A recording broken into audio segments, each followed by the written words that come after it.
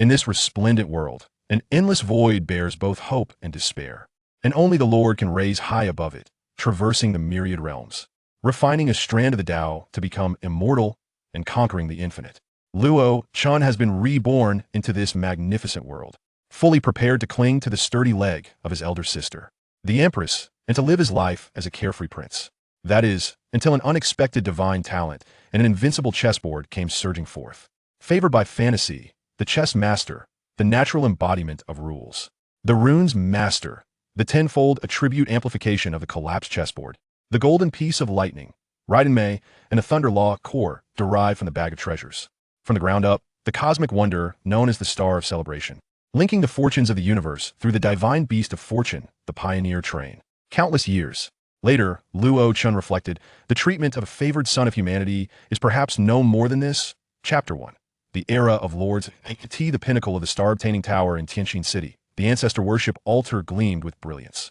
Countless parents, relatives, and onlookers encircled the star-obtaining tower, gazing skyward at the spectacle, eagerly anticipating the birth of the new lord. In the airspace surrounding the ancestor worship altar, layers of mist enveloped the space, adorned with pavilions and lively song and dance. This was the VIP viewing area opened by the Tianqin City Lord's Manor, allowing close observation of the scene at the ancestor worship altar.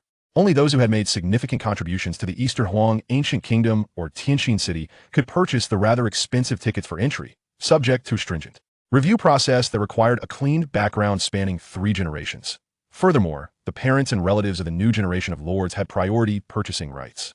Such practices in Tianqin City were quite common across various nations, serving both to generate revenue and to leverage the strength of the dignitaries to protect the new generation of lords. And of course, this was not without its risks. While such incidents were rare within the Eastern Huang Ancient Kingdom, other nations had indeed seen cases where the city lord's manor, through negligence and scrutiny, allowed a multitude of foreign spies to infiltrate, leading to the downfall of promising young lords. Even so, nations continued to construct VIP viewing areas. Faced with the unseen threats of assassins and spies, it was deemed wiser to control the viewing areas close to the ancestor worship altar, placing the parents, relatives, and significant military lords of the new generation in the front rows for increased protection. Incidents where a newly appointed lord was assassinated upon descending the star-obtaining tower had not occurred in the well-ordered Eastern Huang for quite some time. Prominent figures, exuding an air of authority, some proud, others gentle, formed small groups, engaging in conversation. Despite their well-mannered facades, most individuals subconsciously cast envious, admiring, and jealous glances toward a certain area in the front row. In the foremost, thinly veiled box of the VIP viewing area, 2 extraordinary beauties reclined languidly on a jade and glass couch. The woman on the left wore a golden phoenix crown and was draped in a luxurious rainbow phoenix robe, her serene smile failing to conceal an aura of regal majesty that seemed to look down upon the world. The other woman, equally striking, embodied an entirely different style. Dressed in a blue robe, her beauty unaging, she resembled a delicate daffodil, standing aloof from the world, icy yet self-assured. The combination of the Empress and the fairy drew the attention of many, yet they valued not merely beauty, but the strength and potential of these individuals. A dignified middle-aged man remarked to his companion, "Talented individuals emerge in every generation, and each is stronger than the last. If only an alliance could be formed. Who wouldn't wish for that?" Within the small box, the Empress adorned with the phoenix crown turned to her companion with interest. "Fairy Qinglan, I did not expect you to attend the ceremony in Tianqin City. Could it be that this new generation includes your descendant?" Qinglan replied, "Just a descendant from the family lineage." The Empress smiled faintly. "To have drawn you here as a protector, they must be quite exceptional." Qinglan maintained her composure. "Just the last legitimate daughter of the elder brother's line. My mother was reluctant, so I came to provide some protection." The Empress beamed without any pretense. "The direct bloodline of the Qing family? That surely indicates remarkable potential. Allow me to extend my early congratulations to you, Fairy, on acquiring an excellent disciple." Qinglan's expression remained cool. "You overestimate me. I hardly have time to teach a disciple. At most I can provide some life-saving tools." The Empress chuckled. Yes, you are indeed correct." Fairy Qinglan silently regarded her, choosing not to respond further. Upon the star-obtaining tower, a beautiful young girl clad in a blazing sun robe, with a golden ribbon adorning her head, slowly spoke. Her voice, though soft, resonated powerfully like surging waves in the ears of the audience. The first candidate, Luo Chen. As he descended the heavenly staircase, the crowd held their breath, unwilling to utter a word. Those in line looked up expectantly. At the front of the queue, a young man stepped forward, approaching the middle-aged man. Luo Chen possessed an appearance that rivaled anyone, with short hair, calm eyes, and a gentle smile gracing his face. "Thank you for your guidance, teacher." The seemingly 18-year-old beauty glanced at the young man, then at the jade slip in her hand, and inquired, "Tin University, senior year, class 2, 18 years old, Luo Chen. Is that correct?" "Yes," Luo Chen nodded. The beauty stepped aside, gesturing for the young man to proceed. Behind her loomed an ancient bronze altar. This altar, its origins shrouded in mystery, appeared somewhat antiquated, yet every part had been meticulously maintained, exuding an aura of primal antiquity. Perhaps it had once been the treasured protector of a human tribe. Luo Chen took a deep breath and slowly ascended the altar.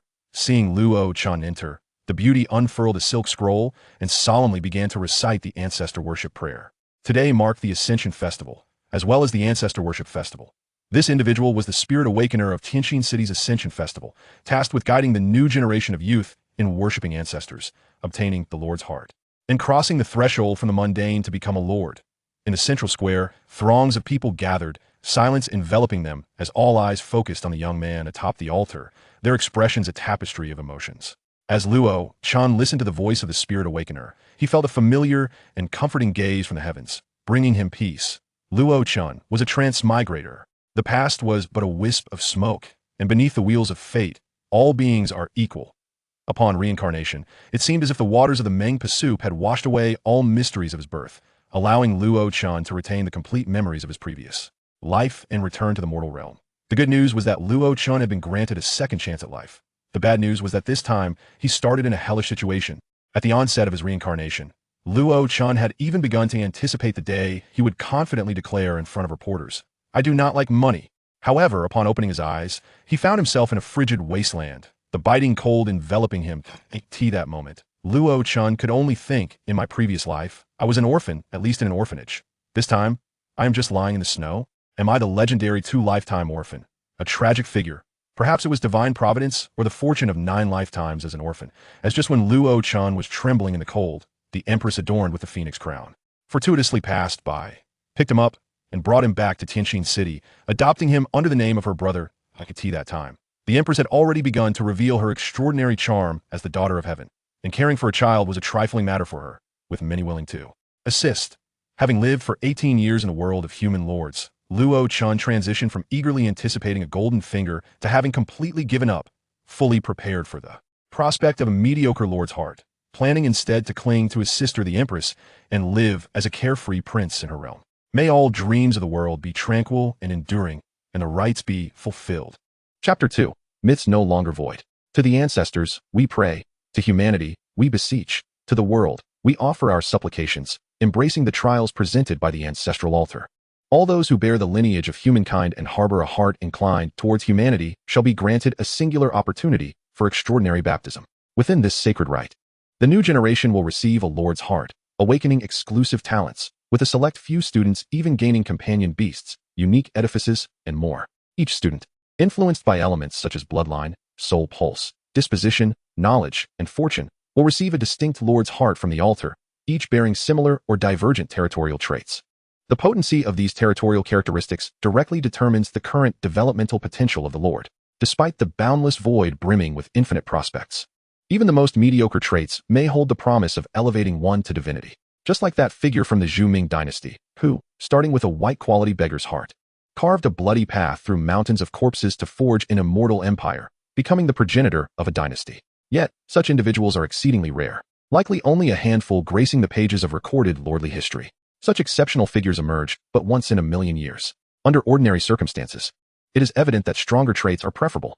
Luo Chen felt a tinge of anxiety. Despite the safety net provided by his royal lineage, the moment had arrived, and unease crept in. He silently prayed, "Esteemed ancestors of humanity, I harbor no greed. A hero-quality lord's heart shall suffice." The color of a lord's heart is one of the most straightforward indicators of territorial rank. Gray lord's heart, of inferior quality. White lord's heart, of ordinary quality. Green lord's heart, of excellent quality. Blue lord's heart, of fine quality. Purple lord's heart, of hero quality. Golden lord's heart, of legendary quality. As the system of lords has evolved, gray inferior quality lords' hearts are now as rare as purple hero quality ones. Unless one's bloodline purity is exceedingly low, awakening a gray lord's heart is nearly impossible. The white ordinary quality lord's heart, as its designation suggests, reflects the reality of the majority. Regrettably, even the most resolute of ordinary lords, lacking immense fortune and serendipity, may spend their lives wandering the endless void, never catching a glimpse of the celestial realm. This category of ordinary lords often resigns from adventure after enduring a period of societal hardships, returning to the human lordly world to become modestly wealthy through their territory's output. Simultaneously, this group constitutes the backbone of the human lordly world's reproduction. A small fraction may attain green excellent quality or blue fine quality lords' hearts. And with fortunate opportunities and adequate aptitude, they may still hold a slight hope of elevating to divine status and achieving longevity. The exceedingly rare purple hero quality lords' hearts present a significant chance for their bearers, provided they do not falter and are favored by fortune, to attain immortality and realize the dreams of countless souls. The elusive golden legendary lords' hearts, however, number only 30 to 50 per generation. In recorded history, only during the Seventh Great Strife did humanity produce 1,000, nearing 5,000 legendary lords. The other 8 instances maintained a scale of 3 to 5,000 legendary lords. Despite the seemingly abundant numbers, one must recognize that the realm of human lords is immensely vast. According to textbook records, humanity has assimilated 34 entire universes. The totality of humanity across this sprawling domain yields but a few legendary lords each year, rendering each one a true national treasure. Unless met with untimely demise, every legendary lord is almost guaranteed to ascend to divinity and possesses a substantial probability of becoming a formidable being among the celestial entities. The textbooks of Tianhe High School are replete with accounts of legendary lords, chronicling extraordinary biographies that are scarcely distinguishable from mythological epics. The supreme deity Zhang Byron, who opened the 33 heavens, proclaimed his dominion over the unparalleled celestial court, drawing countless immortals to his presence.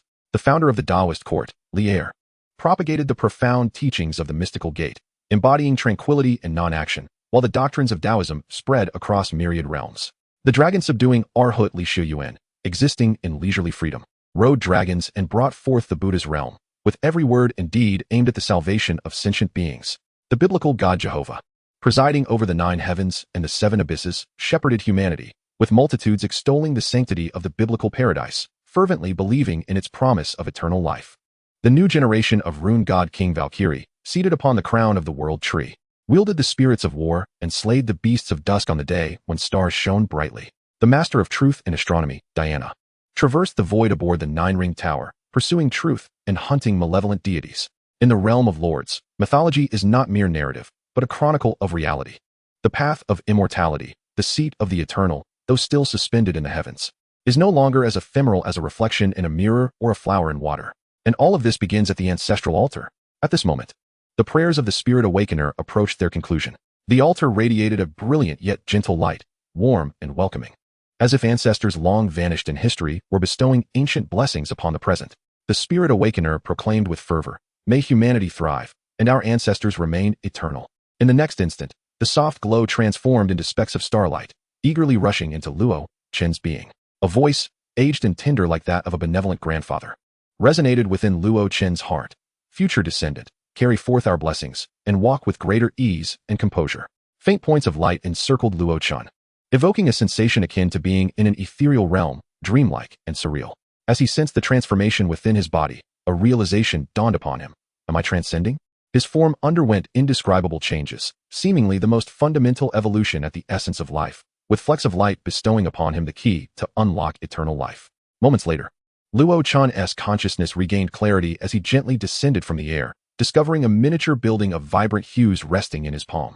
It appeared to be a school structure from the technological age of information. This was his lord's heart. Feeling the feedback from the lord's heart, a subtle smile graced Luo Chen's lips. A lord's heart with a companion building? Fortune smiles upon me. The Spirit Awakener's gaze was sharp as he inquired, "Lord Luo Chen, please disclose the grade of your lord's heart. The grade reported will determine the level of student subsidies you may receive in the future." Luo Chen's expression remained calm. A lord's heart of white quality or higher. The Spirit Awakener glanced at the unresponsive altar and nodded, inscribing the 4 characters white ordinary within the jade slip. Only Luo Chen knew that beneath the dazzling 7-colored brilliance, his lord's heart radiated a resplendent golden glow. The inherent territorial trait of the lord's heart was 9 lives orphan. Luo Chen, 6, so it's not just 2 lives, but rather the misfortune of 9 lives. Chapter 3, A Safety Net. During a certain period of crisis, Dongwang implemented new awakening rules to shield common lords from persecution. Since then, every lord's heart awakened within 3 days would receive a layer of impenetrable 7-colored aura buff. Each student reports the grade of their lord's heart, and the ancestral altar independently verifies the veracity of their claims. Furthermore, students have been instructed by teachers to uniformly respond with grades such as XX quality or higher. This policy, coupled with the arrangement of guest observation seating, effectively mitigated the risk of extraordinary talents being stifled in their early stages. Of course, every policy bears its advantages and disadvantages. The primary drawback of this series of regulations lies in the heightened demands placed upon frontline educators and the students themselves. Teachers cannot intuitively grasp the innate qualities or territorial traits of their students, and if certain students lack self-awareness and pridefully choose to tread solitary paths, they may easily commit grievous errors during their ventures into the void, leading to dire consequences. In this era, the influence of the Eastern Huang Education Division has significantly intensified, and the assessment of teachers at all levels has become far more rigorous than before. The spirit guide nodded calmly. A lord's heart of ordinary quality. Do you think I would believe that? Given this person's background, it is evident that they would disdain such meager resources as student subsidies. Surely they were cautioned by their sister before arriving. Whether or not he truly possesses a white-quality, ordinary lord's heart is of no concern to the spirit guide, who merely desires to finish her shift promptly. Next, Yi Bufan. Luo Chen said nothing further, taking the white lord's heart and descending the heavenly ladder with an expression of indifference. On the 99th tier of the heavenly ladder, a cohort of new students watched Luo Chen depart, their expressions peculiar. It was not mockery or derision. Rather, it was sheer disbelief. The top student in the city possesses only a white-quality lord's heart? Do you believe that? I certainly do not. To trust him would be absurd. This young man is quite cunning. Such sentiments are best left unvoiced, I assure you. Any child of a family with even a modest background would have registered with at least a white ordinary quality. The few noble families known for their significant contributions to humanity could not possibly possess only a white quality based solely on bloodline. Luo Chen did not head home directly. The moment he descended from the star-gathering tower, the familiar flame-laden doors unfurled before him. Behind the door, the phoenix-crowned Empress reclined languidly on a soft couch. Waving at Luo Chen, "Come here quickly, sister has a lovely lady for you to meet." Luo Chen, naturally, would not resist. Hastening through the door and entering the small private room. "Sister." The phoenix-crowned Empress shifted slightly to her left, making ample space on the couch. Patting the spot beside her, "Come, sit here." Luo Chen obediently settled down, the familiar fragrance and gentle warmth flooding his senses. With a casual wave, the phoenix-crowned Empress made an array of fruits appear on the table, accompanied by a solitary cup of tea. Besides the indeterminate tea, Luo Chen recognized all the fruits, which were all of common quality, not exceeding level 3. It was not that he could not afford high-quality spirit fruits, but rather that Luo Chen, having just transitioned to his new role, could not bear them.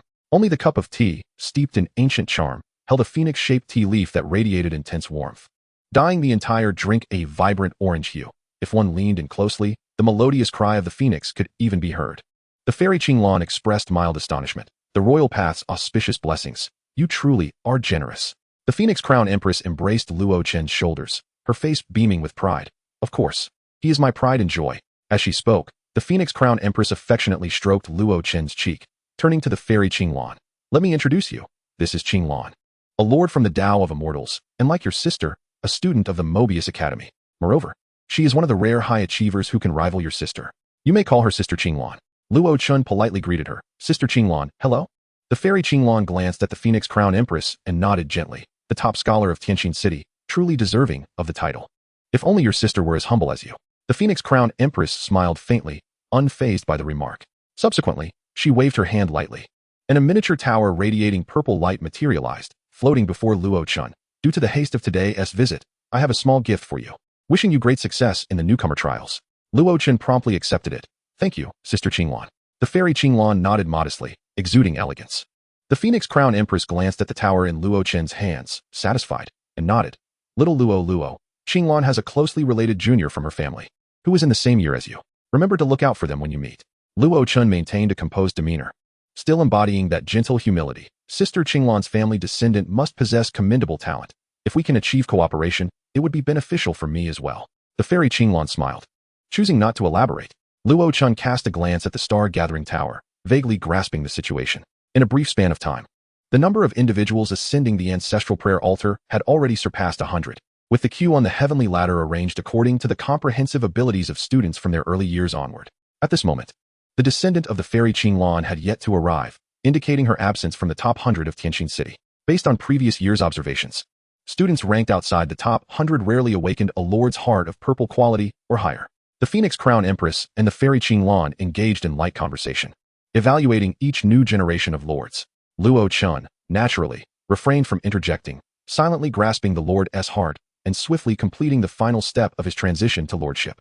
As his thoughts raced, the Academy-style Lord's heart emanated a gentle glow, transforming into a streak of light that penetrated Luo Chen's brow and merged with the essence of his soul. In the next moment, a virtual panel resembling a game attribute screen materialized in his consciousness. Lord, territory, descend. The novice lord possesses only 3 functions. As Luo Chen sipped the phoenix red tea, he clicked on the territory page. Territory, unnamed. Ownership, Luo Chen. Level, 1. Residence, 0. Area, 100 square meters. Basic buildings, cottage, LV1. Fence, LV1. Spirit grids, 015. Extraordinary buildings, none. Special accompanying building, Academy City, inactive. Territory trait, 9 lives orphan. After using the same type of item or skill 90 times, a random enhancement, mutation, or sublimation will occur. Using it 90 times? This number is akin to a guaranteed draw in a lottery.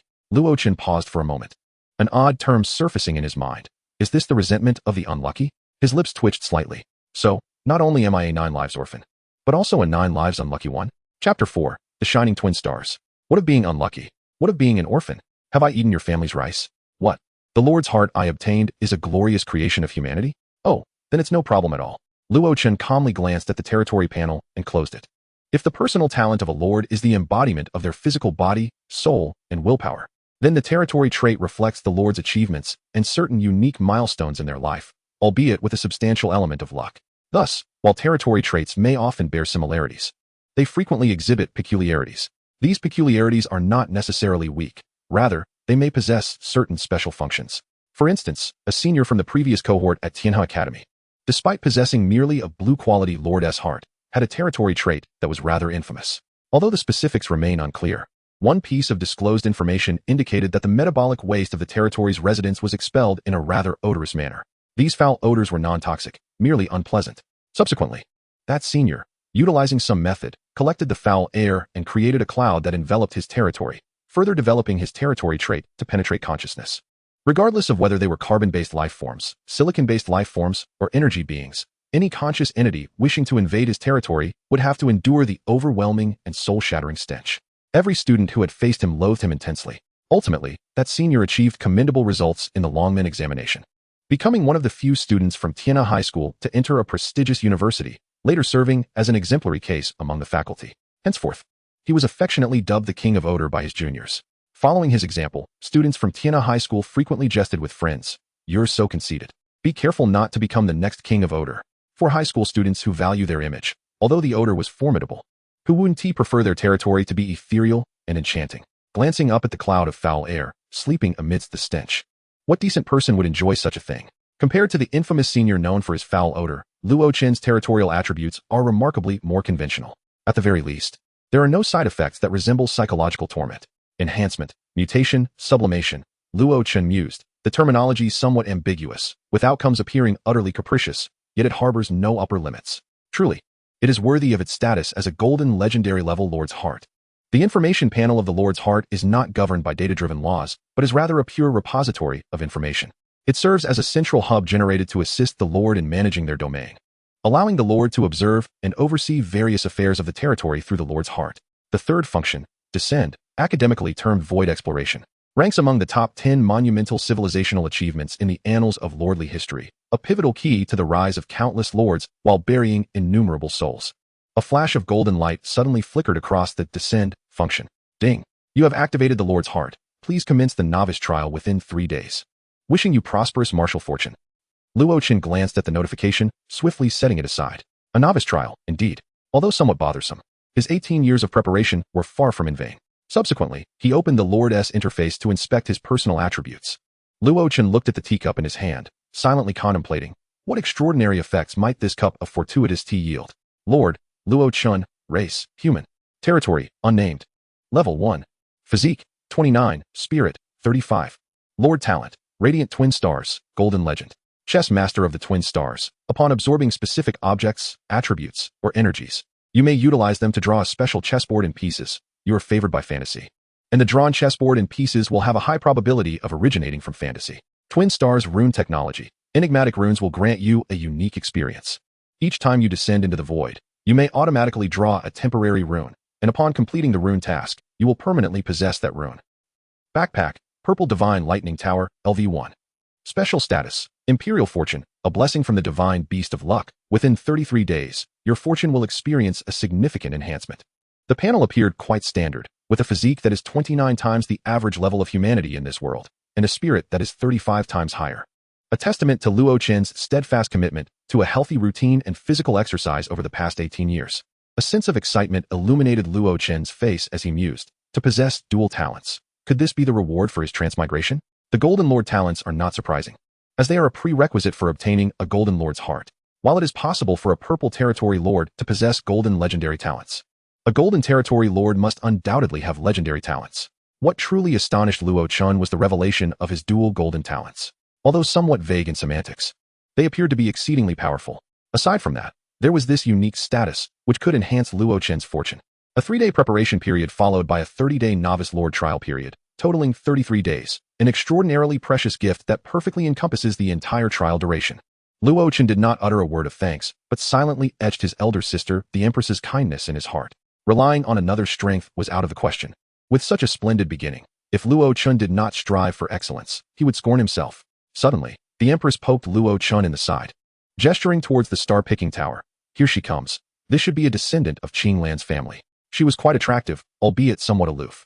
Luo Chen turned at the sound, spotting a tall, cool-looking woman on the ancestor worship altar, clad in the familiar Tianhe school uniform, adorned with a cyan blue butterfly hairpin. Judging solely by her appearance, she was undoubtedly among the finest in the realm of ordinary people, yet to step into the extraordinary. However, considering the timing, a student ascending the ancestor worship altar at this juncture would likely rank around the 250th position, probably a Blue Lord. Should her direct ancestors have made significant contributions to the lordly world with the protection of her forebears, there might be a slim chance for her to awaken a purple heroic quality lord's heart. Once awakened, the cool woman spoke, a lord's heart of purple rank or above. Luo Chen was somewhat taken aback.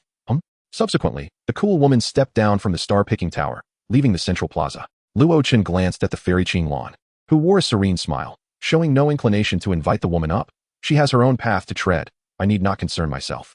High emotional intelligence. She has her own path. Low emotional intelligence. I can't be bothered with her. Luo Chen's expression turned peculiar. If she were an unappreciated marginal scion, would you need to personally attend to witness her? Perhaps fairy Qing Lan simply preferred not to engage with the cool woman in front of him and his sister. This was a familial matter. Luo Chen refrained from inquiring, but made a mental note of the woman's name. After all, having received a purple building from fairy Qing Lan, Luo Chen naturally would not mind extending a helping hand if circumstances allowed. Chapter 5. I also want to rely on others.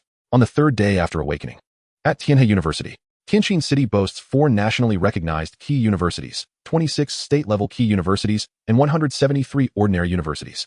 With Tianhe University standing as one of the 4 key institutions, consistently ranked among the top 2, it competes with another university for the 1st and 2nd positions. Thus, Tianhe University holds an exalted status, situated on Xianhua Avenue in the eastern urban area, encompassing over 3 million acres, with formidable infrastructure, teaching facilities, and faculty strength. Even within the entirety of Jiangnan Prefecture, it commands a noteworthy reputation. Luo Chen has just ascended to his 4th year this year, entering this critically important phase that will shape many lives. Riding in the intelligent hovering vehicle allocated to each student at Tianhe University, Luo Chen smoothly passed through the identity verification system at the school gate, piloting the vehicle into Tianhe University. Indeed, vehicles are permitted on the campus of Tianhe University. Otherwise, traversing the 3 million acres of campus, even a newly minted extraordinary lord would be hard-pressed to navigate it on foot. This intelligent hovering vehicle is a welcome gift from Tianhe High School for students. Once accepted into Tianhe University, that very night, the vehicle would deliver the acceptance letter to your doorstep, one for each student. The magnificent world of human lords has previously annexed over 34 universes, with countless lords ceaselessly transporting resources from the boundless void back to the lordly world. When it comes to resource abundance, the human lordly world is undoubtedly second to none. Were it not for the interference of the eternal fate laws and the perils of premature growth, the ancient Dongwon kingdom could even distribute a superlative gift package to every new student each year. At this moment, it is 8 o'clock in the morning. The campus bustles with activity, familiar friends walking side by side, their expressions either animated or excited as they discuss lords, territories, and other matters, dreaming of passing the novice trial to become official lords in their daily lives. The educational system in the lordly world differs from that of the past. There are 2 classes each day, one in the morning focusing on humanities, and one in the afternoon on martial studies, held 3 days a week with 4 days off. Luo Chen encountered a few classmates as they drove together to their class, which is Tianhe University's fourth year, 2, class. A vast expanse of wildstone forest. A towering azure dragon totem, reminiscent of the primeval age, rises prominently atop Tianju Mountain, with other students parking their intelligent hovering vehicles around the mountain, either near or far. As everyone gathered, the azure dragon spiraled upwards, opening its massive jaws, from which the fourth year, 2, class's homeroom teacher, Zhu Ming, emerged. Donning glasses resembling eyewear and dressed in a black teacher's uniform, exuding a formidable aura. This is your final opportunity, before distributing the welfare resources. If anyone wishes to alter the determination of their territory's grade, please step forward and demonstrate it to me individually. Once you confirm receipt of the welfare resources, even if you apply for a territory grade assessment the very next moment, it will be denied. Zhu Ming adjusted his spectacles and spoke earnestly. Now, I shall grant you 1 hour to contemplate. Within this hour, anyone with thoughts to share may approach me. I hope that after gaining a clearer understanding of yourselves and the reality at hand, you will arrive at the most suitable decision. Luo Chen remained seated within the hover vehicle, barely lifting his eyelids. Teacher Zhu Ming's words were commendable, imbued with sincerity, yet he had no need for them. Despite Dong Huang being the most benevolent among nations towards the lower classes, the high-quality resources were perpetually scarce. Even a Golden Legend Lord could merely receive a single piece of golden material, 1 purple building, and 3 blue buildings. Geniuses, after all, are merely geniuses. The truly rare and precious resources are primarily allocated to the strong, with what trickles down being the leftovers for the students. Unless that Golden Legend Lord was willing to sign a contract to directly join a specific department or military district of Donghuang, thereby truly becoming one of their own. What justification would there be for distributing such invaluable resources to him? The initiation trial for lords was exceptionally unique, representing the only opportunity in a student's life to fundamentally alter their fate. This trial was replete with countless opportunities, and every decade, 1 or 2 prodigies would emerge from the initiation trial, elevating their lord's heart to the realm of Golden Legend. Unsurprisingly, the conditions for this initiation trial were exceedingly stringent, greatly restricting the means by which new lords could utilize external forces. Upon entering the trial, each lord was permitted to carry a specific number of external items, contingent on the quality of their lord's heart. Those with gray or white quality were allowed only 1 item, green lords 2, blue 3, purple 4, and golden 5. The definition of external items in the initiation trial was quite broad, even if it was a harmonious fusion with Luo Chen, becoming a state of fortuitous enhancement. It would still be counted as one of those items. Moreover, depending on the strength of the external items each lord brought, the difficulty of the trial would automatically adjust. The more treasures one carried, the more formidable the adversaries would be. If one could not endure for 10 days, the heart of the territory would shatter, and the student would automatically lose their qualification to become a lord. Every sip and morsel was to be judged by the students themselves. Luo Chen glanced at the items he had prepared. Aside from the harmonious blessing and the divine thunder tower, the remaining 3 consisted of a purple altar, a purple barracks, and a piece of golden material. If all went as anticipated, the external items Luo Chen carried would likely be assessed as 2 gold and 3 purple. This was the optimal trial combination derived from countless years of Dong Huang's experience, equivalent to the Lord's innate quality and quantity of non-construction, extraordinary external items, with the remainder filled by buildings of the next tier. Carrying too many items could result in facing overly powerful adversaries, leading to a catastrophic failure before any development could take place. Conversely, carrying too few items would yield insufficient spoils from the fewer attacking creatures, hindering growth and making it difficult to achieve higher evaluations later on. As Luo Chen possessed 2 golden talents, he thus carried 2 pieces of golden items. An hour later, not a single intelligent hover vehicle departed from its position, heading towards Central Pillar Mountain for an in-depth discussion with Zhu Ming. Zhu Ming's expression was grave as he stepped into the void, waving his hand, causing countless luminous orbs to emerge from the mouth of the azure dragon, precisely locating each student's position at the hover vehicle windows. Upon surveying the scene, apart from a few blue-green orbs, the rest were predominantly white, with not a single purple orb in sight. In unison, all eyes turned towards the hover vehicle occupied by Luo Chen. Witnessing his calm demeanor as he collected a white orb into the vehicle, sparking a flurry of discussions. I knew it. Luo Chen definitely reported white. With Luo Chen not standing out, where else can we find a purple lord? Is there a possibility that Luo Chen is actually golden, and even if he reported, he wouldn't receive any purple benefits? What's the connection between golden quality and purple quality? There's no way there wouldn't be a distinction. Regardless, they are all stronger than us. It doesn't affect my desire to cling to their coattails. Add me in, I want to cling too. Chapter 6. Through the years. Buzz. Luo Chen reached out, and the luminous orb dissipated on its own, revealing the items wrapped within, which fell into his palm. 2 miniature building models, each no larger than a finger, represented the altar for summoning hero units and the barracks for preparing military legions. These two structures were standard for lords of Donghuang, significantly enhancing the trial success rate. Luo Chen's expression remained serene as he swept the two items into the storage compartment of the intelligent hover vehicle. He already had better options. These two buildings would likely gather dust in the warehouse indefinitely. Zhu Ming spoke again, his voice robust and resonant. Congratulations on becoming lords.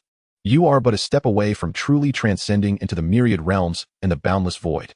As long as you pay attention in class, do not carry items beyond your capabilities and effectively utilize your lordly talents and territorial characteristics during the trial, there is a great hope for success. This was a blessing, alleviating the students' tension as excitement and anticipation illuminated their faces. In the world of lords, only by becoming a formal lord, even the lowest-ranking Grey Lord, could one embrace the infinite possibilities of the future. Suddenly, Zhu Ming elevated his tone, the azure dragon behind him roaring. The accompanying voice imbued with a touch of extraordinary power that resonated deeply. But the precondition for all this is your ability to endure the trial for over 10 days. If you squander the opportunity through carelessness or arrogance, be prepared to return and transcribe the school rules 300 times. A chorus of similar lamentations arose from dozens of intelligent hover vehicles nearby. No, the sorrows of humanity are not universally shared. Luo Chen merely felt that their cries lacked sufficient anguish. Luo Chen casually munched on sunflower seeds and commented nonchalantly, Shaolin's voice is so faint, I nearly missed it. Little Lu is still as dramatic as ever. Tears are already flowing. Is your territorial characteristic theatrical flair? Zhu Ming's voice softened. In the month-long initiation trial, luck is also a significant factor. Danger lurks everywhere. If you find yourselves unable to persevere, immediately abandon your territory and flee. Remember, do not take risks. Surviving is the key to the future. Even if you lose your lord status, you could still become a mercenary or ally with another lord. Zhu Ming discreetly cast a glance at Luo Chen. Of course, if you possess sufficient strength, this month-long trial will present you with an exceptional opportunity to reverse your fate. Akin to a carp leaping over the dragon gate, different students exhibit diverse personalities, and their thoughts and aspirations vary as well. Although Donghuang has conducted extensive research on the initiation trial, and every student can recite the 13 categories of strategies from the textbooks, the gap between reality and theory remains vast. Each year, there are those who perish in the initiation trial, as well as many who lose their lord status. The initiation trial is indeed perilous. The only requirement is to survive for 10 days. Long life passing, the waves of monsters are ceaseless, and it is said that during the final 10 days, the entire territory is almost perpetually besieged by monsters, with no respite granted to the soldiers. Resource allocation is of paramount importance, and the 13 categories of strategies emphasize the importance of preserving living forces. Through combat, one must acquire void source stones, continually utilizing altars and barracks to summon heroes and soldiers, sustaining oneself through warfare. The issue lies in the fact that, aside from the initial summoning, the altar's ability to summon heroes is probabilistic. Then one should summon soldiers, establishing walls and defensive towers as early as possible. There is still considerable advantage in holding a fortified position. However, without heroes, it becomes exceedingly difficult to venture into the secret realms. To pass the initiation trial without harvesting resources from these realms is nearly impossible. Haha, I lack such grand ambitions. Surviving for 10 days is sufficient for me. As long as luck isn't against me, and I'm not greedy, enduring 10 days should be relatively easy. The real challenge lies in clearing the trial and the evaluation that follows. The students engaged in animated discussions, their youthful exuberance betraying their excitement. Some individuals radiated with uncontainable excitement, their ambitions almost etched upon their faces, brimming with fervor for battle. Conversely, others displayed hesitance, their expressions tinged with anxiety, preparing to withdraw at the first sign of good fortune. There were also those who appeared utterly indifferent, leaving one to ponder whether their demeanor stemmed from a zen-like tranquility or an unwavering confidence. Observing the diverse array of emotions among his classmates, Luo Chen offered a friendly smile and softly proclaimed, "May we all achieve our desired results." Zhu Ming sharply interjected, "Silence." His voice concealed a certain enigmatic power, instantly silencing the surroundings of Tian's Hushan. Standing aloft, he silently scrutinized the students, his expression inscrutable. After a prolonged silence, he gestured, "For those with commendable aptitude yet lacking resources, I recommend visiting the Academic Affairs building to explore investment contracts." No sooner had he uttered these words than he transformed into a streak of light, vanishing into the Azure Dragon totem, leaving behind a final admonition. Investments come at a cost. I hope you all contemplate whether you can afford that price. As Zhu Ming departed, the students began to murmur amongst themselves. Their expressions varied, yet it was evident that the majority held little interest in the notion of investment. Do you wish to invest? Of course, but I wouldn't dare. We are but ordinary individuals. Who knows what schemes those age-old consortiums possess? Isn't an investment contract sanctioned by the school? The terms on the contract may be genuine, but what if they employ methods outside the contract? I've heard that a student from Donghua City signed an investment contract a few years ago and subsequently acquired a treasure. That company somehow tracked him via the contract and then vanished without a trace. Isn't that something the higher-ups should manage? Of course, they want to. But they need evidence. When a lord traverses the myriad realms, falling outside their domain makes it nearly impossible to retrieve any information, thus rendering evidence elusive. What if we don't encounter any precious opportunities before the contract concludes? Students huddled together, familiar faces engaged in fervent discussions, while others piloted their intelligent hover vehicles towards the direction of the academic affairs building. Many classmates greeted Luo Chen, exchanging brief pleasantries before parting ways, fully aware that they belonged to two distinct categories of people when compared to the city's top student. Luo Chen quietly observed them disperse in various directions, remaining silent. After a significant pause, he poured himself a cup of red tea and raised it in salute towards the central Tian's Hushan, uttering a heartfelt wish. May we all fulfill our aspirations in the years to come. Although the fourth year had only just commenced, it was likely to be Luo Chen's final class in the fourth year, 2 section. Chapter 7. The Impeccable Original Human Race. After offering 3 cups of tea in reverence to the familiar Tian's Hushan, Luo Chen turned and made his way to the logistics office of Tiana High School, collecting some unranked food items, water, and other essentials. These items were exempt from the restrictions of the novice trials and were provided free of charge by the school's logistics office, allowing students to freely select until their lord's backpack was entirely filled. Though Luo Chen was a golden legendary lord, his backpack capacity was equivalent to that of an ordinary lord, and once filled, the supplies would suffice to sustain 10,000 individuals for 30 days. Naturally, this was measured against the standard of the azure-skinned people, as many summoned soldiers and heroes might possess appetites of extraordinary proportions. Nonetheless, for the vast majority of lords, these provisions would be ample to last until the trials concluded. This exemplifies the advantage of being backed by a formidable world, where the prices of unranked necessities are exceedingly low.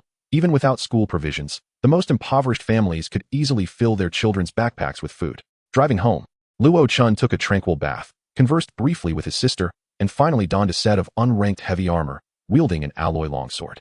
He activated the Lord's Heart and selected the Descend page. Turning to the Phoenix Crown Empress, he offered a slight smile. Sister, I shall return laden with fortune in 30 days. The Phoenix Crown Empress affectionately tousled his helmet, encouraging him. Of course, you are my brother. Nodding, Luo Chen directed his consciousness towards the Descend option and clicked on it. An information prompt appeared. New Lord detected. Would you like to initiate the novice trials? Yes. Luo Chen affirmed, yes. The information flickered, commencing descent. In an instant, darkness enveloped Luo Chen. The endless void, within the myriad tales of various worlds, is both mysterious and perilous. It is referred to by many races and civilizations as the terminus of the universe, the grave of countless realms. Before the universe's lifespan concludes, the void will inevitably find it and bury it completely. Thus, within this infinite void lies boundless potential, yet also unfathomable dread. Descend serves as one of the primary means for lords to enter the endless void, where both the lord and their territory materialize in a certain location. Opportunities may await, yet dangers lurk as well. The determining factor for all this is the enigmatic Pandora principle, also known as the eternal fate principle, which implies that all gifts of fate come with a predetermined price.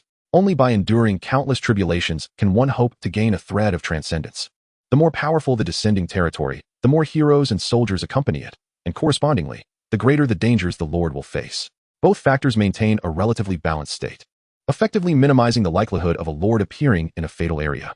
Simultaneously, this indicates that Lords will often encounter equally matched opponents, where a single misstep could result in severe injuries or even total annihilation. Cold and trembling, Luo Chen jolted awake, realizing he stood atop an unstable pile of rubble. With a swift leap, despite being clad in full armor, he landed gracefully on solid ground, surveying his surroundings.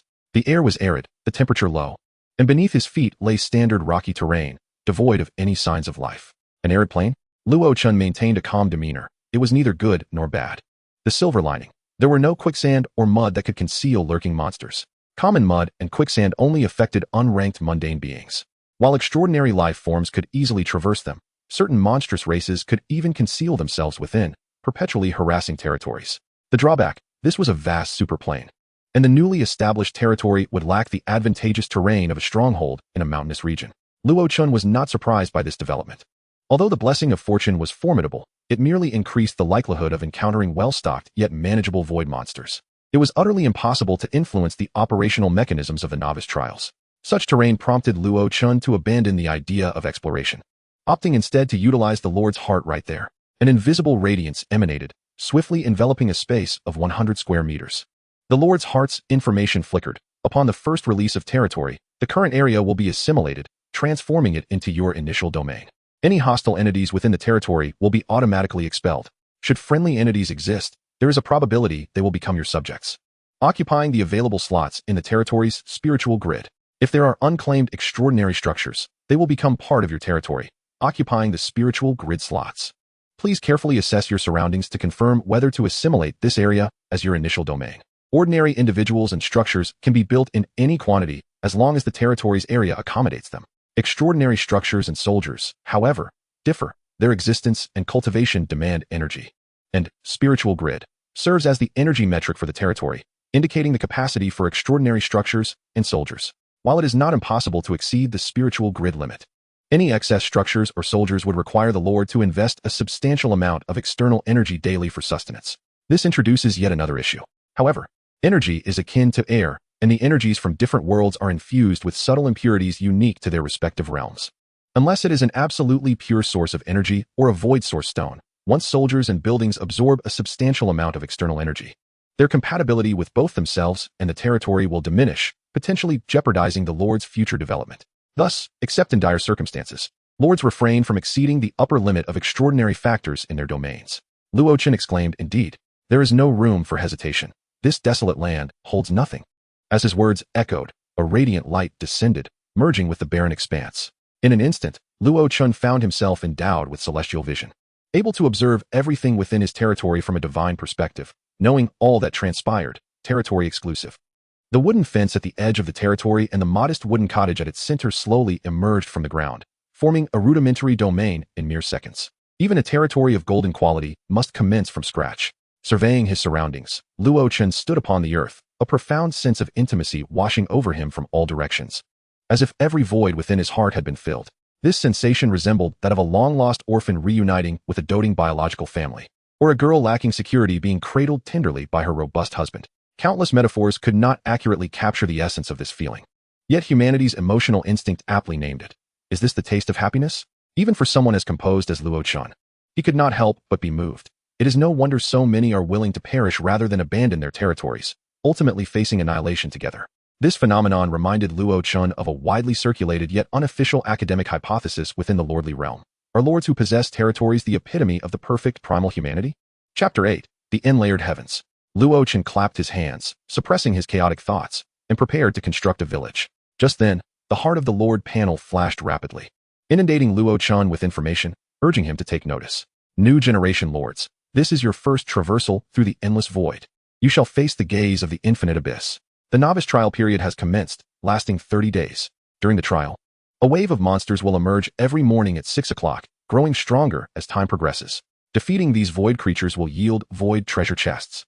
Once the monster horde is completely cleared, a passage to the monster's lair will open at the edge of your territory, allowing you to explore freely.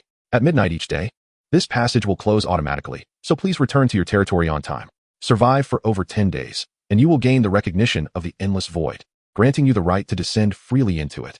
Survive for 30 days, and your name shall be recorded in the annals of the human lordly world, which will bestow rich rewards upon you based on your achievements.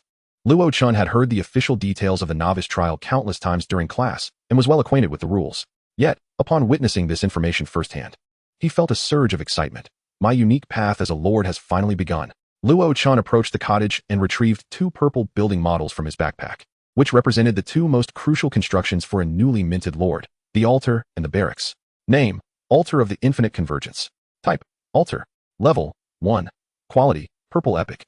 Function: 1. Summon 10 purple source stones. 2. Advanced summon 100 purple source stones. 3. Infinite Convergence. When it stands atop your territory, your lordly talents receive a 50 increase. Hero none. Consumption: 4 spirit levels. Description: a rare and special altar, even among purple epics, capable of amplifying the territory. Special: detects that you are in the novice trial phase. The altar receives novice protection. Your first summon is free, and you are guaranteed to obtain a hero unit. The Empress of the Phoenix Crown did not inquire about the specific characteristics of Luo Chen's territory or his lordly talents, for these were the greatest secrets of a lord, often unknown even to kin. She simply provided Luo Chen with a list of resources prepared for him, allowing him to select at will. Ultimately, what fell into Luo Chen's hands were the most suitable buildings and materials for his needs. He gently tossed the altar model, which soared through the air, rapidly expanding at a visible pace, transforming into an ancient altar radiating a purple glow, landing securely behind the cottage. Luo Chen was in no rush to utilize the altar. Instead, he retrieved his second golden item from his backpack. Name, Void Source Core. Type, Material. Level, 50. Quality, Golden. Function, contains a vast and pure source of void energy. Usable for forging and other purposes, or as an energy source. Description, a hapless void worm met its demise shortly after hatching from its egg. Despite its high quality and level, the material type golden item did not directly enhance Luo Chen's combat capabilities, thus holding little weight in the trial mechanism's evaluation. However, Luo Chen could swiftly convert it into combat power through his talent. Grasping the size of a ping-pong ball, he activated his innate ability. The pure energy was absorbed at an astonishing rate, and a conspicuous new resource bar appeared on his panel. Battle Chess Gold, 233. Function, consume 100 gold to activate your talent and perform a battle chess draw. Taking several deep breaths, Luo Chen stepped onto the infinite convergence altar, channeling the energy referred to as gold, and activated his talent. Time and space warped, and a swirling void of chaotic colors materialized before him, twisting and spinning. 2.5 seconds later, a deep purple light surged forth from the void, landing in his palm, revealing a miniature map model of a city. Towering skyscrapers, interwoven transportation routes, and somewhat disordered vehicles and resources depicted a bustling metropolis reminiscent of an era of technological information. If one overlooked the faintly discernible deep purple energy patterns within it. The collapsed chessboard of Chongqing City. Your territory is permeated with highly corrosive collapse energy. Derivative effects. 1. Source and terminus. Female citizens automatically gain collapse adaptation, with a small chance of awakening a holy mark. Attribute 1. Blessing of the source. Territory spirit level 5. Area 100. Increasing with the territory's level. Attribute 2. Embrace of the terminus. Your citizens receive protection from collapse energy, with all attributes gaining a collapse adaptation level of 10. Attribute 3. Corrosive invasion. Hostile life forms invading your territory will suffer erosion from collapse energy, losing 1 health per second per territory level. Luo Chen's expression grew nuanced. Chongqing City. Collapse? It seems the lordly world has not discovered trees or seas before. From where does this collapse energy originate? His gaze fell upon the term fantasy in the talent description, and he sensed a deeper understanding. Is this the manifestation of dreams? Luo Chen knew better than anyone the nature of collapse energy. Once he set down the collapsed chessboard, his territory would essentially possess a natural barrier. Given the strength of monsters in the first 10 days, even if Luo Chen were to stall, he could easily defeat them. With the treasure in hand, Luo Chen naturally hesitated not. He applied gentle pressure, merging the chessboard with himself, and a phantom of Chongqing City enveloped the territory, obscuring the space. Thanks to the unique state of harmony between the lord and the territory, Luo Chen quickly grasped the essence of the chessboard, a fantastical illusory dimension. Much like Zhang Baiyan's supreme immortal court, surrounded by 33 layers of heaven, Luo Chen's current territory was akin to adding an additional layer of heavens named Chongqing City. The difference was that the 33 layers of the immortal court genuinely existed, while Chongqing City was merely a phantasmal realm of illusion. Yet as the territory developed, its potential for manifestation into reality was not entirely out of the question. In summary, a chessboard representing an abundance of resources, a new layer of heaven. As Luo Chen gazed upon his own innate talents, he found himself exceedingly pleased. At this rate, in the future, I may possess a number of planes far surpassing that of the celestial court. From the very spot where Luo Chen stood, an ethereal purple energy began to diffuse rapidly, confined within a spatial territory of 200 square units due to the constraints of the rules. Thus, the essence of collapse was thoroughly assimilated into Luo Chen's dominion, becoming an integral part of it. He could distinctly sense the enhancement of his territory's strength and potential. Was this the result of the fortunate blessing, the myriad altar, and the Lord's innate gifts working in concert?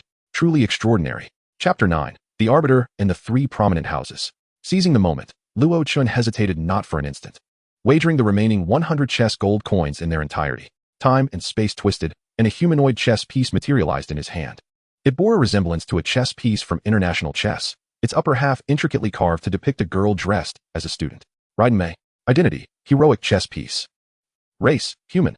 Quality, golden legend. Level, 1. Bloodline, Raiden Saint's mark. Talent, collapse adaptation, LV 100. Bond, 3 Prominent Houses, 3 Arbiter. Physique, 220. Base attribute 20. Collapse chessboard bonus 1000. Spirit, 121. Base attribute 11. Collapse chessboard bonus 1000. Skill, Blue North Star Sword Style, LV 3. Consumption, 5 spirit grids. Description, under the machinations of those with ulterior motives, she has suffered malice due to her family's decline, yearning to find a new sense of belonging here. A golden hero? Hiss. His talents were indeed formidable. The auspicious blessing was remarkably powerful. Luo Chen could hardly contain his excitement as he summoned the chess piece. A flash of lightning illuminated the space, and Raiden Mei, clad in the uniform of Chiyu Academy, appeared 2 meters in front of him. She wore a standard Chiyu Academy student uniform, featuring a bow adorned with purple spots, a black sailor suit, and knee-high socks, with a black inner lining. Her long, silky purple hair was tied up with a bow, cascading down her back in a lengthy ponytail, and her pair of light purple eyes shimmered with a hint of tears. A delicate and exquisite visage bore a trace of melancholy, her lively gaze fixed upon Luo Chen. Her lips parting slightly, her voice melodious like pearls falling from a jade plate, crisp and enchanting.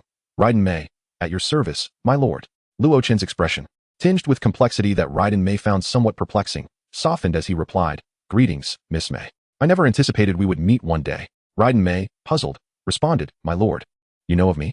Luo Chen wore a nostalgic smile. Indeed, I know a bit. It was truly arduous for you to survive in such a world.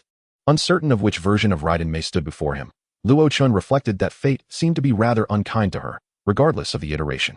The best outcome still entailed a tumultuous journey, culminating in a separation from her friends across 2 stars, necessitating a lengthy wait for reunion. From the information displayed on Raiden Mei's panel, it appeared she had yet to encounter Kiana at this point in time. The bond with the 3 prominent houses seemed somewhat misrepresented. Raiden Mei blinked in confusion. She had assumed that Luo Chen was aware of her family's circumstances. Yet his words felt oddly dissonant. Surviving was tough? She mused. Well, enduring school amidst bullying was indeed quite challenging. However, having escaped that suffocating environment and ventured into a new realm, where she could feel an almost 10-fold increase in her strength, Raiden Mei's mindset had transformed entirely. Her purple eyes glistened with gratitude as she remarked, Thank you for your concern, my lord. After leaving Chiyu Academy, I have come to realize how vast the world truly is. Beyond it lie infinite realms, rendering my prior tribulations utterly trivial. Luo Chen smiled. Refraining from divulging her original fate, in the next 30 days, there will be fierce battles each day. I hope we can join forces and overcome the challenges ahead. Raiden Mei's demeanor shifted to one of seriousness as she slightly bowed. It is my honor to alleviate your worries. Although the Lord could not perceive the loyalty of his subjects, it did not significantly impact him. As previously mentioned, the territory was an extension of the Lord himself, and those summoned for various reasons were automatically regarded as part of the dominion. Consequently, all subjects would instinctively feel a proximity and reliance upon their Lord. And as long as the Lord did not engage in self-destructive actions, the loyalty of his subjects would rapidly reach its zenith. In the absence of extraordinary external forces, betrayal among subjects was nearly impossible. And if such forces did intervene, why would they not simply eliminate you and seize everything you possessed? Raiden Mei surveyed her surroundings. The sky was devoid of familiar celestial bodies, the light in the vast desolation emanating from an unknown source. And not a trace of life could be discerned within her line of sight. Within the territory, there existed only rudimentary wooden huts and fences. Such constructions were scarcely found even in Longkong City. Luo Chen reassured her, the territory is still in its nascent stages, and the environment is rather rudimentary. I apologize for any inconvenience this may cause. Once we acquire the architectural blueprints, it won't be a problem for you to reside in the Lord's manor. Raiden Mei smiled politely. Rest assured, it is merely a matter of external circumstances. I do not mind. Luo Chen shook his head. This is not simply a matter of indifference. The treatment you deserve will undoubtedly be afforded to you. Otherwise, I would feel remiss commanding you in a battle. Raiden Mei smiled gently. This is what I ought to do. Luo Chen opened the door to the modest wooden hut, revealing only a simple wooden bed and a few tables and chairs. Please, have a seat for a moment while I attend to some matters concerning the territory. Raiden Mei's gaze flickered. Wait a moment, my lord. May I accompany you? Luo Chen chuckled, if you do not mind. Raiden Mei followed closely behind Luo Chen, her face alight with curiosity. What shall we do next? Await the appearance of monsters? Luo Chen replied, no need to rush. The wave of monsters will appear punctually at dawn. For now, I am going to summon the second hero, who will become your future comrade. Raiden Mei expressed her anticipation. I am looking forward to it. Luo Chen smiled. Yes, she may not be as formidable as you, but she should provide you with considerable assistance. The purple quality altar could summon heroes of only purple quality at most, making it nearly impossible to match Raiden Mei, who was supported by the collapsed chessboard. Yet, the heroes summoned from the altar were primarily souls of the departed, most of whom had been seasoned warriors in their lifetimes. Having a battle-hardened hero to guide her would effectively compensate for Raiden Mei's lack of battlefield experience. As they proceeded, Luo Chen casually opened Raiden Mei's attribute panel to review the details of her talents, bloodline, and bonds. Bloodline, Raiden Saint's Mark. Quality, Golden Legend. Attribute, bestows the user with exceptional control over lightning, concealing a faint authority over it. Description, this heralds the onset of conquest, and is the beginning of the apostle.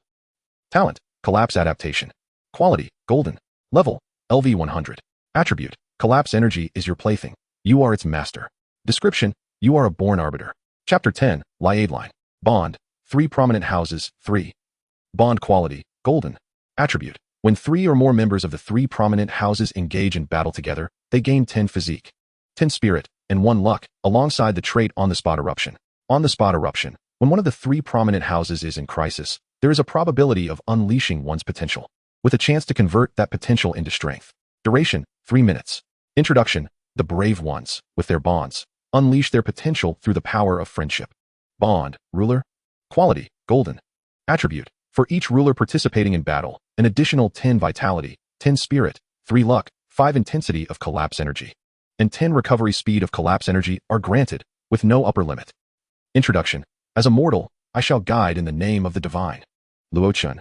His mind is presently filled with a plethora of questions. The sudden outburst of the 3 prominent families, the unadorned yet formidable numerical rulers, and the noble percentage bonuses of bonds. So it turns out that bonds are indeed the correct approach to tactical warfare. Luo Chen rubbed his temples, gazing at Raiden Mei's already extravagant attribute panel, envisioning how her values would soar even higher once she entered combat, and inhaled sharply. With such a bond, even a mere paramecium could transform into a Valkyrie of Kaslana, could it not? With territorial enhancements, the power of collapse, and the boon of bonds, combined with Raiden Mei's inherently formidable personal attributes, Luo Chen inadvertently conjured a monstrosity. However, Luo Chen, did I forget something? Oh, I possess an even more formidable talent. Raiden Mei's pale purple eyes flickered, and she smiled as she inquired, My lord, is there something amiss? No issues at all. Luo Chen cleared his throat and explained, It is my honor to summon you. At this juncture, Raiden Mei had been enveloped in an atmosphere of cold bullying in a school setting prior to her arrival in the territory, and it had been a long time since she had heard such words. Most importantly, she sensed that Luo Chen's words were spoken from the heart. Raiden Mei's face radiated an elegant and reserved smile as she gently replied, This is not solely my achievement. Without the Lord's protection, I would find it difficult to possess such capabilities. Standing upon the altar, Luo Chen activated the altar's attribute page with the heart of the territory. Now, let us welcome the second hero of our domain. Altar, summon. Countless ethereal rays converged, continuously morphing into an array of diverse patterns. Perhaps a giant howling at the heavens, or a beast soaring through the starry seas, or a knight charging onto the battlefield, or perhaps a sage wielding a staff. The resplendent scene bore no reference. Only those individuals recognized by the Lord's world as heroes possessed accomplishments that surpassed those of their kin. Yet, distinctions exist among heroes, with the color of the pattern's frame signifying their rank. White, green, blue, purple, 4 colors that continuously shifted. After 2.5 seconds, the ever-changing pattern finally stabilized upon a golden sprite, wielding a sword in its left hand and a shield in its right, clad in form-fitting dark silver armor, with silver eyes that conveyed a semblance of cold detachment honed by the trials of battle. Liadeline.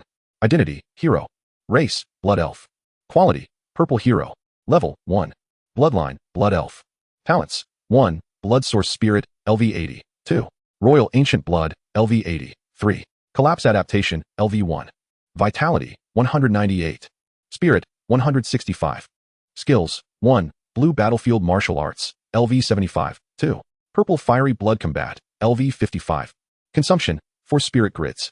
Introduction. Her life has been tumultuous, having severed ties with the blood source spirit, yet in times of peril, she reclaimed its power, becoming its master. Blood source spirit. Quality, purple. Function, the circulation of your vitality within you is ceaseless. You can even absorb the power of vitality to swiftly restore your physical strength. Introduction. In ancient times, a faction of night elves was exiled from their homeland. In pursuit of magical power, they established the Well of Blood, harnessing the forces of the sun and blood to create the primordial blood source spirit. Royal ancient blood. Quality, purple. Function, within you lies the essence of the primordial royal bloodline, endowing you with immense strength, rivaling that of dragons. Introduction. The fervent power of the sun scorches the blood, granting you the strength to move mountains. The summoning target has been confirmed. Shall we proceed with the summoning? The number of spirit grids occupied by heroes within the territory is generally tenfold that of units of the same quality. Therefore, a final confirmation step is included in the altar summoning. Should the Lord refuse, the hero discovered in this summoning will be sent back, and the resources expended will not be returned. In this critical trial of newcomers, Luo Chen naturally would not refuse such a precious combat asset. Raiden Mei very well seize the opportunity presented by the newcomer trial to ascend from purple to golden legend. Luo Chen, summon. The pattern solidified. and the golden-haired sprite emerged from the altar, her indifferent gaze revealing a hint of confusion.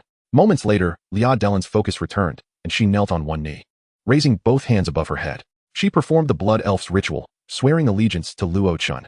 Thank you for granting me life. I shall remain forever loyal to you. Unto death. Luo Chen accepted her pledge, assisting her to her feet. The development of our territory has only just begun. We need both Luo and Mei to work together. Luo Chen straightened, her expression solemn. It is my honor. As residents of the territory, the two heroes of different races and ages, influenced by their shared lord, found themselves in harmonious coexistence rather than estrangement. With the initial summoning concluded, Luo Chen departed from the altar. For the time being, he would not require its services again. Observing the harmonious interaction between the two, he pondered, a golden territory, 2 golden talents, and a unique chessboard collectively provide 20 spirit grids. The myriad altar occupies 4 grids. Raiden Mei occupies 5 grids, Luo Chen occupies 4 grids, totaling 13 grids. I still have 7 spirit grids available for use. Luo Chen scrutinized the information panel of the Lord's heart and swiftly made a decision. The barracks will not be established for now. If the purple barracks were to occupy another 4 spirit grids, the remaining capacity would hardly allow for the summoning of many soldiers, rendering it pointless. The defensive range of the Thunder Tower is too limited. Without certainty regarding the direction of enemy attacks, I can postpone its placement. Ideally, it is best not to resort to the Thunder Tower. After a considerable pause, Luo Chen approached the two. Since you have arrived in the territory, some information should have already been imparted to your minds, correct? Luo Chen, my lord, are you referring to the impending monster tide? Chapter 11, Temporary Rune, Bag of Holding. Indeed. Luo Chen nodded and reassured them. The first day of the trial should pose minimal danger. With your support, I am fully confident in achieving a commendable result. However, Luo Chen glanced at Raiden Mei with concern and inquired, Mei, the battlefield will undoubtedly witness bloodshed and be quite brutal. You must prepare yourself mentally. At this moment, Raiden Mei, though easily persuaded and already of age, was effectively experiencing a form of graduation. Yet, having grown up in a peaceful society, would she possess the courage to face blood? Luo Chen expressed his apprehension. Raiden Mei's pale purple eyes slightly lifted as she spoke softly. Though I have never witnessed blood, I will not stand idly by as my home shatters once more. I have come to this new world with the resolve to embrace death. These mere monsters will find eternal rest at my hands, empowered by the strength bestowed upon me by my lord. A hint of sorrow, determination, and unyielding spirit graced her exquisite face, mingled with a smile that seemed to mask her true emotions. Such an almost otherworldly beauty, had it been in Luo Chen's past life, would undoubtedly have made her a dream goddess for countless souls. Yet, in the present moment, Luo Chen could only remark, not bad. Pull up your pants, JPG. No other reason. Simply having lived too long in the human lord's world has led to aesthetic fatigue. Luo Chen smiled politely, his voice gentle. There are still several hours before the first wave of monsters arrives. Allow me to elucidate some key points regarding the defense against these creatures. Luo Chen responded solemnly. Thank you, my lord.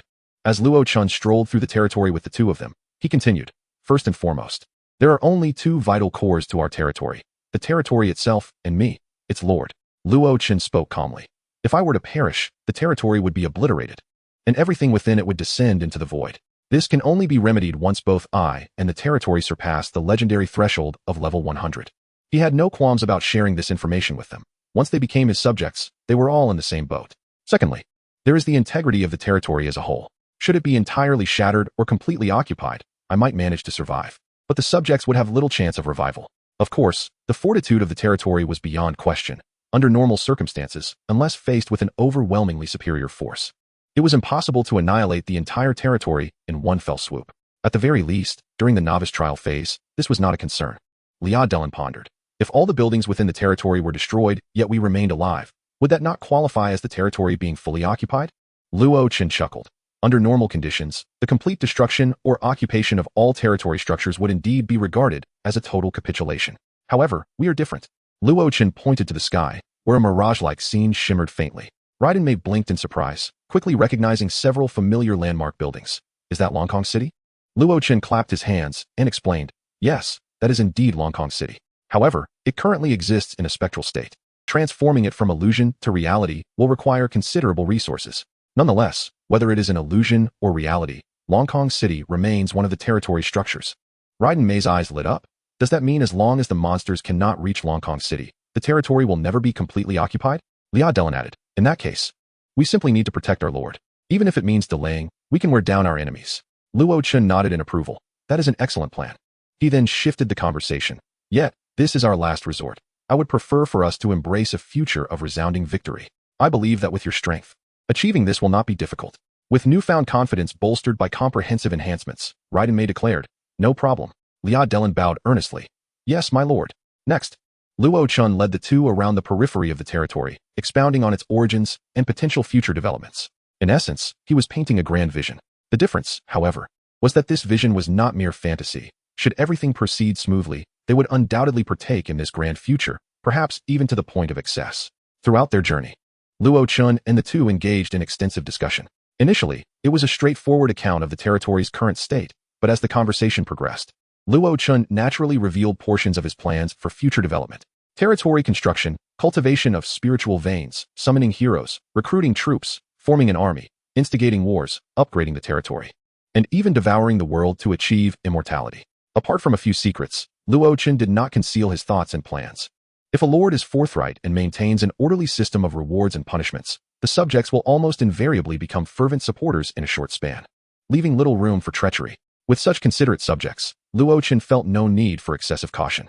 As long as one offers sincerity, they shall surely reap sincerity in return. Is there anything more beautiful than this? Observing Luo Chen, who gestured animatedly towards the desolate territory, Raiden Mei could not help but smile. Conversely, Liao Delan seemed to recall certain past events, a fleeting shadow of melancholy crossing her face, though she soon regained her enthusiasm. The prospect of cultivating a territory from nothing, extending the hope of her kind, was not entirely foreign to her. The conditions were far superior to those she had previously encountered. With that in mind, what could she possibly have to worry about? As a knight, her duty was to follow this master who had granted her a new lease on life, wielding her blade to carve out the future. Inside a modest wooden cabin with open doors and windows, Luo Chen, Liao Delan, and Raiden Mei sat across from one another. After a casual exchange, Luo Chen once again opened the panel of the Heart of the Lord, reminding himself that he had a talent awaiting activation. From the literal information, the limitations of the Rune Master surpassed those of the Chessmaster, requiring the completion of specific tasks to permanently acquire the rune. Since both were twin talents, they must be equivalent. Could Luo Chen thus conclude that the rune possessed greater potential and strength than chess? With a thought, the dormant talent within Luo Chen began to stir, harmonizing with the unique cadence of the endless void, transforming into a peculiar rune that descended before him. You have acquired the silver rune, Bag of Holding. Bag of Holding, temporary. Opening the bag grants you a random precious piece of equipment, temporary, which you can permanently possess only after successfully completing 30 days of the novice trial. Equipment granted, yet it was temporary. It felt somewhat incongruous with the prestige of a golden talent. Luo Chen mused as he opened the rune. You have obtained a special equipment, Core of the Thunder Ruler, temporary. Luo Chen exclaimed. Woohoo, let's take off. Chapter 12, Monster Invasion. Luo Chen flicked his right hand, producing the core of the Thunder Ruler that had materialized from the rune's bag, and turned to Raiden Mei. Upon seeing the purple gem in Luo Chen's hand, Raiden Mei's expression shifted. This is... Luo Chen did not directly hand over the Thunder Ruler core to Raiden Mei, but instead inquired, what do you feel upon seeing this core? Raiden Mei hesitated for a moment, her lips pursed. I want it. Luo Chen shook his head. No, what I mean is, do you not feel as though your mind is being disturbed, as if an unknown voice is whispering in your ear? While Luo Chen did not believe that the whispers from the cocoon of the end could bypass the dual-layered protective rules of the Lord's world and the endless void, he felt it necessary to confirm.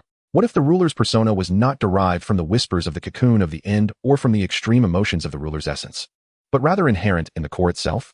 It was entirely normal for some discrepancies to arise when fantasy materializes into reality. Raiden Mei looked bewildered. Not at all. I feel as though it is capable of completing something wrong. It should elevate the power you have bestowed upon me once more.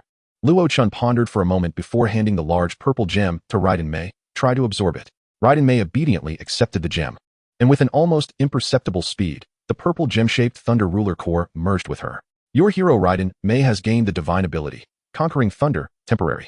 Conquering Thunder, temporary. Quality, golden, to be developed. Level, LV1. Attributes, 1. Conquest. Your every attack will carry an almost unstoppable penetrating power, ignoring the vast majority of armor. 2. Thunder. You possess absolute dominion over lightning, becoming its master.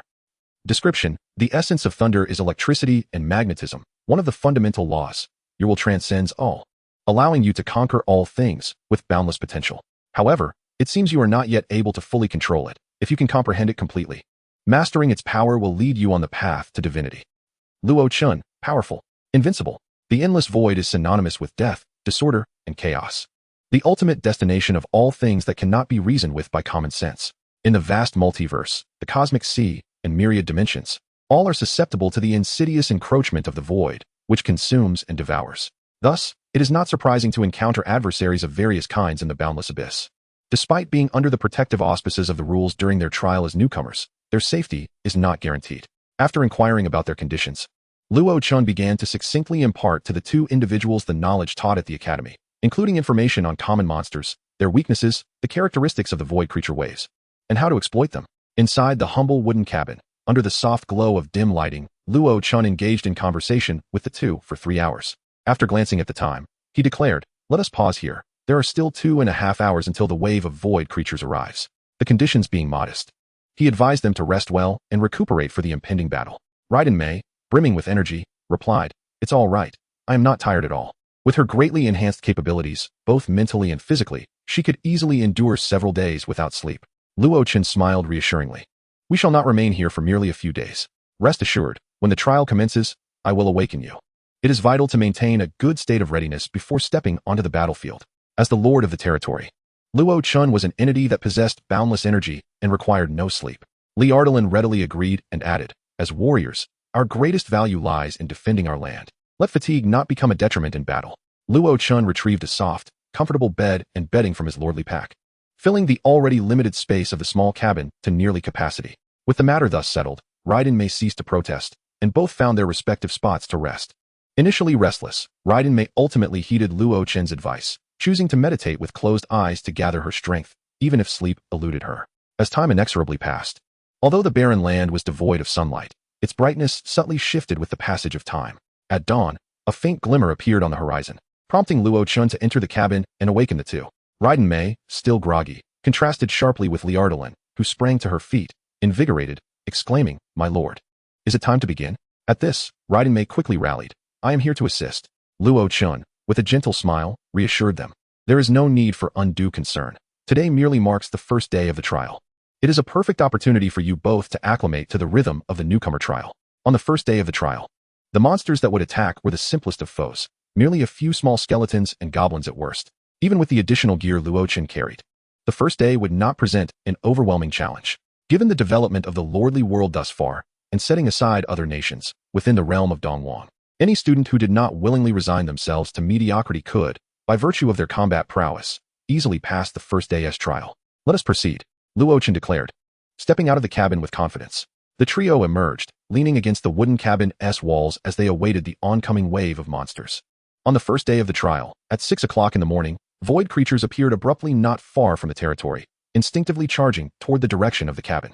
In a matter of mere hundreds of meters, with the physical prowess of a human lord, Luo Chen swiftly discerned the form and number of the approaching enemies.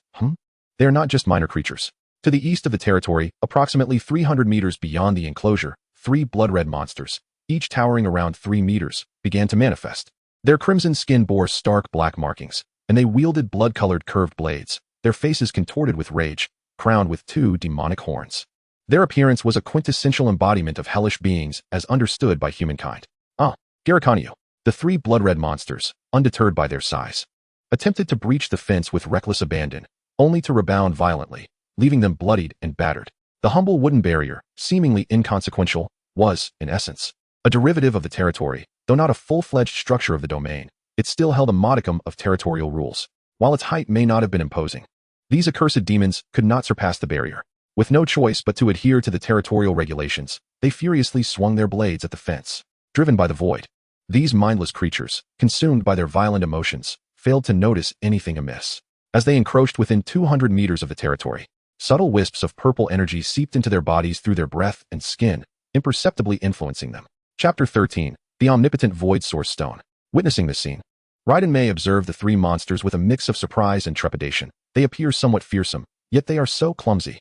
Liardalin, armed with the ungraded alloy longsword and shield prepared by Luo Chen, wore a look of disgust. "I sense the stench of corruption and malevolence. My lord, allow me to obliterate them."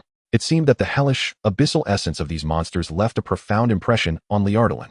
The accursed demon, a low-tier creature of the Dark Hell series, possessed 3 hearts, with its sole weakness being its brain. Luo Chen offered a brief yet informative explanation, noting that these 3 were likely elite members among their kind and advised caution. The 3 accursed demons soon noticed the trio, their crimson eyes filled with savagery and cruelty. As they bellowed Garikaniu, slashing and biting at the fence with reckless abandon, With a resounding crash, splinters flew from the barrier as the information on the Lord's interface fluctuated, indicating a gradual decline in the fence's durability. Fence. Quality none. Level 1. Attribute. All-around protection. Durability 81,100. Description. The ideal companion for a nascent territory. A guiding father to countless fledgling lords. Upon completing his observations, Luo Chen stepped aside. Liardalin was the first to charge forward, her blade slicing through the air with the poise of a seasoned veteran. However, it was Raiden Mei, with a somewhat unrefined stance, who surpassed her, piercing the brain of an accursed demon with ease and claiming a kill with graceful ease. Perhaps this was the hallmark of a born Valkyrie. She effortlessly overcame her psychological unease and identified the creature's vulnerabilities. What appeared to be a formidable demon displayed erratic footwork and wielded its blade with little finesse. Beyond its brute strength, it was hardly noteworthy. Yet, empowered by the blessing of collapse, she amplified her attributes tenfold, completely overpowering the elite accursed demon. One fell, and though the remaining two were momentarily startled, their savage instincts drove them to attack without hesitation. Raiden Mei deftly sidestepped the dual curved blades, her alloy longsword thrusting forward with precision. The blade pierced the demon's eye, delving deep into its brain, a foul, black-red ichor gushing forth. The elite accursed demon collapsed as if struck by lightning, its lifeless body twitching briefly, a testament to its former existence. Is it over? So easily?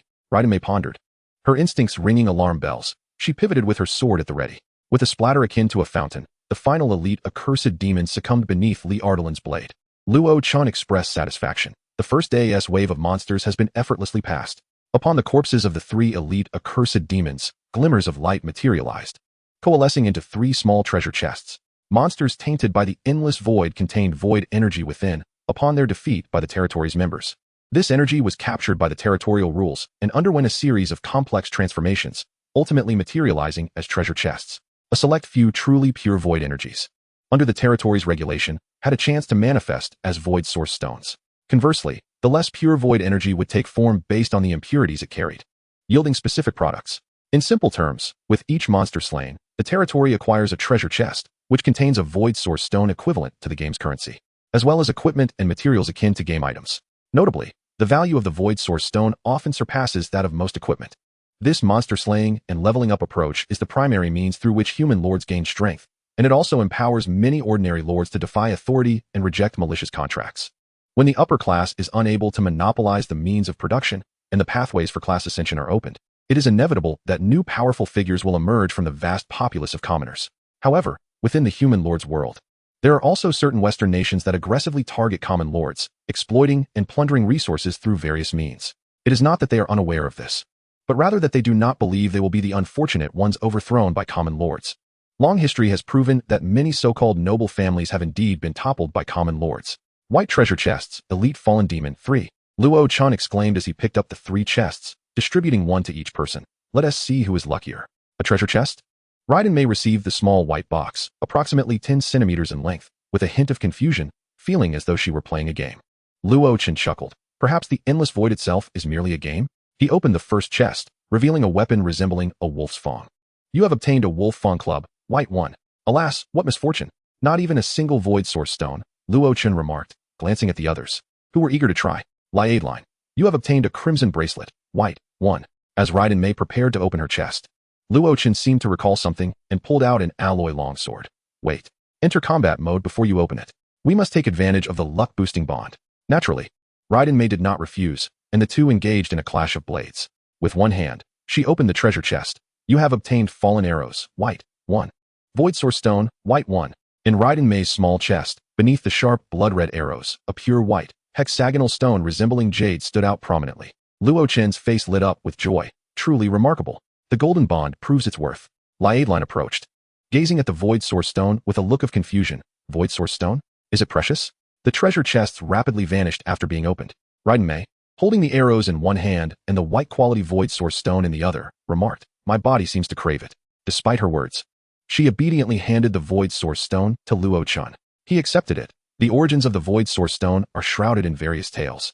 Some say it is the primal force scattered after the world's destruction, while others claim it is a sliver of life birthed from the end of infinite annihilation.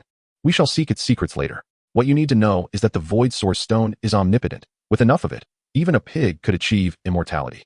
It can elevate your life level, refine your bloodline, enhance your talents, assist in skill training, and aid in comprehending the laws. However, it possesses a certain uniqueness, rarely circulating in the market, and can only be acquired through slaying monsters. Luo Chen looked at Raiden with a slight smile. Given the current circumstances, the Void Source Stone's greatest utility is enhancing the adaptability to collapse energy. He handed the Void Source Stone to Raiden. Shall we give it a try? Chapter 14, Blood Plane of the Secret Realm. Raiden took the Void Source Stone, applying a slight force, causing it to shatter into specks of white light that merged into her body. A mysterious sensation surged within her, and as she concentrated on her adaptability to collapse energy, an intangible energy coalesced, leading to a rapid sense of enhancement. Collapse energy adaptability, LV1 to LV2. With each level increase in collapse adaptability, the citizens would receive a boost of 10, with the effects being particularly pronounced. Raiden, filled with delight, exclaimed, "My lord, it worked." Luo Chen blurted out, "Oh, it actually succeeded?" Raiden, is there something wrong? As you can see, there are distinctions in the quality of the Void Source Stone, Luo Chen clarified. Using a white quality Void Source Stone on purple or golden heroes will significantly diminish its effectiveness. Raiden appeared perplexed. That seems illogical. Higher quality heroes possess superior understanding and aptitude. Why must they utilize a Void Source Stone of the same quality or higher to advance? Luo Chen chuckled. The reason is simple. You are no longer the same as before. When you accepted the invitation and became official citizens of the territory, the territorial rules would reconstruct your life essence, placing you on a level comparable to the inherently nurtured void beings. The lower quality Void Source Stone pales in comparison to your quality in magnitude. Raiden pondered. Does that mean my success holds special significance? Luo Chen nodded with enthusiasm. Indeed. This proves your body and soul are exceptionally attuned to the talent of collapse energy adaptability, allowing even a limited quantity to propel your talent's advancement. Even if this attempt had failed, continued absorption of Void Source Stones could still lead to progress. Even white-quality Void Source Stones, when gathered in sufficient quantity, can facilitate the upgrading of citizens. The Void Source Stone itself is already the purest form of void energy. The disparity in quality merely reflects quantity, not essence. This was indeed good news. Raiden beamed. It seems I won't fall too far behind Mei. Raiden Mei appeared a bit shy. Thanks to my lord's gracious bestowal. I merely happened to be fortuitous. Do not worry. Even without collapse, there will be other enhancements, Luo Chen replied confidently, believing that the territory would not abandon any citizen. After all, recruitment within the territory is voluntary, and Luo Chen could easily choose not to recruit citizens who did not meet the criteria for enhancement. He is the master of the territory and possesses absolute autonomy within it. Luo Chen instructed the two to divide the spoils. Raiden Mei only claimed a bracelet that slightly enhanced strength, leaving the Wolf Fang Club and arrows for Raiden. Raiden Mei was neither skilled nor fond of using the Wolf Fang Club or bow and arrows. As the three elite monsters perished and the wave of monsters came to an end, a scarlet door materialized 10 meters beyond the fence. The door slightly ajar seemed to beckon Luo Chen to push it open. The Secret Realm's entrance, an advanced mode of trial for newcomers, could also be considered a form of reward. The distinction lay in the fact that not everyone could partake in this reward. Behind the door lay the source of the day's monster wave, often comprising fragmented worlds, struggling to survive in the void. Raiden Mei and Raiden had heard Luo Chen speak of such matters before, and emboldened by their initial victory, they were eager to proceed. My lord, I'm in excellent condition. Let us set off immediately. Luo Chen nodded. Since you are prepared, let us depart. The three pushed open the wooden door, with Raiden Mei at the forefront, wielding an alloy shield, gently nudging the secret realm door with her longsword. Creak! A harsh, grating sound echoed as the decayed door was forcibly opened, causing the trio to regard the secret realm's entrance with caution. No sudden assault ensued. Only a faintly foul gas wafted out, revealing a dim, crimson-hued world before them. The blood plane of the secret realm. As Raiden Mei touched the door, a sudden surge of information flooded her mind, which she promptly relayed to Luo Chen and Raiden. A flicker of realization crossed Luo Chen's eyes as he explained, what I am about to share can serve as a reference, but do not take it entirely at face value. As far as I am aware, the blood planes are the result of a hellish invasion by demons into the realm of mortals, where a brutal war unfolded, staining the land with blood. New blades of grass have since sprouted from the soil soaked in crimson, ultimately giving rise to the present scene. Among the myriad of creatures inhabiting this plane, the most frequently encountered are the abyssal demons, abyssal demon sorcerers, thorn mice, and zombies. Of particular concern is the abyssal demon sorcerer, endowed with the ability to resurrect its kind. Originally, abyssal demons were timid and cunning, fleeing at the first sign of incomprehensible danger, much like goblins.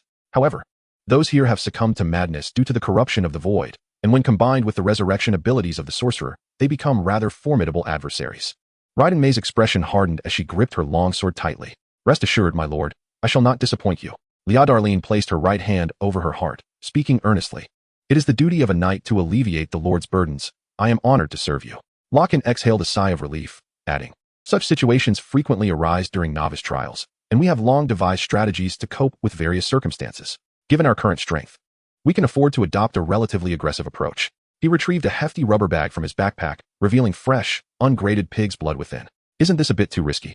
My lord, Lia Darlene inquired. Loken smiled confidently. Fear not. This is precisely measured, specially formulated pig's blood, its effective range confined to 100 meters. Beyond that distance, even the most acute-sensed demons, provided they do not exceed level 20, would be utterly oblivious. Under the constraints of the novice trial rules, the creatures emerging from the endless void would certainly not surpass level 20. Lia Darlene sighed in admiration. How awe-inspiring.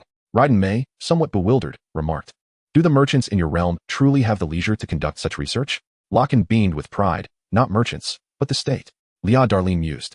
It is difficult to fathom the enormity of the manpower and resources that a nation must possess to apply intricate technologies to something as mundane as pig's blood. Upon Lia Darlene's revelation, Raiden Mei experienced a moment of clarity, instinctively feeling a flicker of yearning. Loken waved dismissively. None of this is of consequence. Let us commence the monster luring. The scarlet pig's blood was poured out, and the trio entered a state of heightened vigilance. Suddenly, with a resounding boom, a scorching presence surged forth. Chapter 15, The Cleansing of the Secret Realm. The scent of blood permeated the air, and amidst the grim surroundings, a rapidly spinning fireball hurtled toward them. Lia Darlene sprang forward, raising her shield to intercept the fireball aimed at Loken. The grass blades of the plain were a vivid crimson, and the sky was shrouded in a dreary hue, heavy clouds casting the world in an atmosphere of desolation. Even with Raiden Mei's resilience, she could only discern a mere 10 meters ahead. Beyond that, enveloped in the oppressive silence, it was impossible to ascertain whether any monsters lurked. It was precisely for this reason that Loken and Raiden Mei failed to detect the sudden fireball. In the blood plains, the sole creatures capable of casting fireballs were the abyssal demon sorcerers, who only appeared amidst throngs of abyssal demons. By sheer fortune, a cluster of abyssal demons was situated within 100 meters. Clang!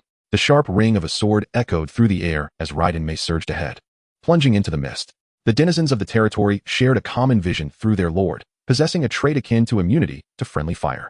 Thus, despite the veil of fog, Loken could still observe every occurrence on the battlefield.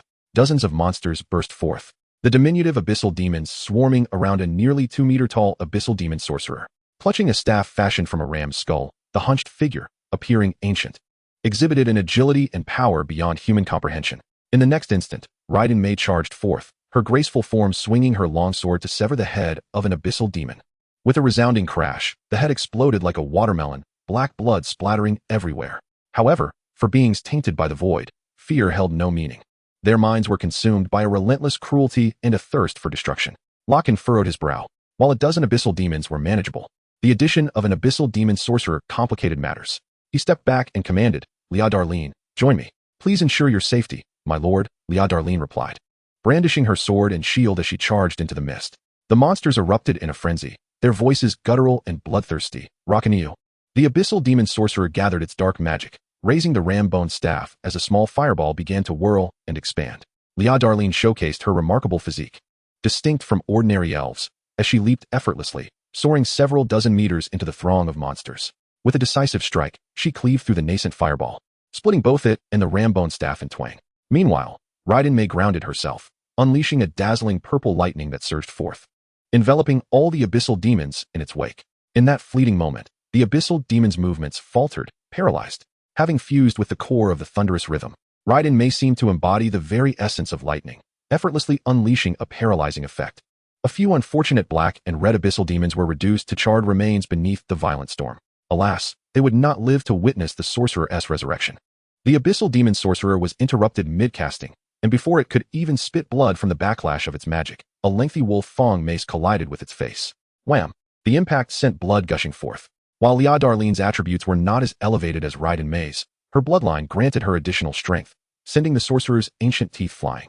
Raiden Mei, recalling Loken's teachings, advanced after briefly paralyzing the horde of abyssal demons, mimicking Lia Darlene's technique as she leapt forward, her long sword striking horizontally. Boom! Another watermelon burst open. With the abyssal demon sorcerer dispatched, the remaining foes posed little challenge. The two heroes tore through the throngs with ease.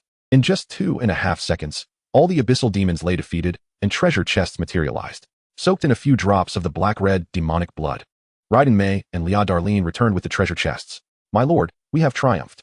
The difficulty assessment of the novice trial mechanism is determined by three factors: the quality of the territory and its structures, the quantity of external items carried, and the previous day's performance.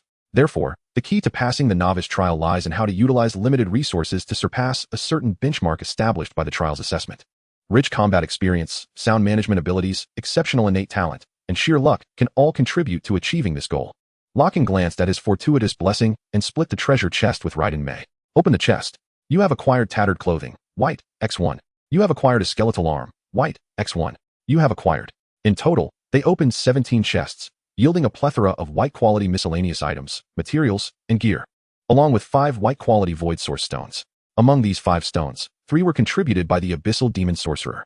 Locke shook his head, noting that the drop rate for void source stones was indeed quite low. After some discussion, the 5 void source stones were allocated to Lia Darlene, as enhancing her adaptation to ruinous energy was currently the most cost-effective choice. Regrettably, this time Lia Darlene was not as fortunate.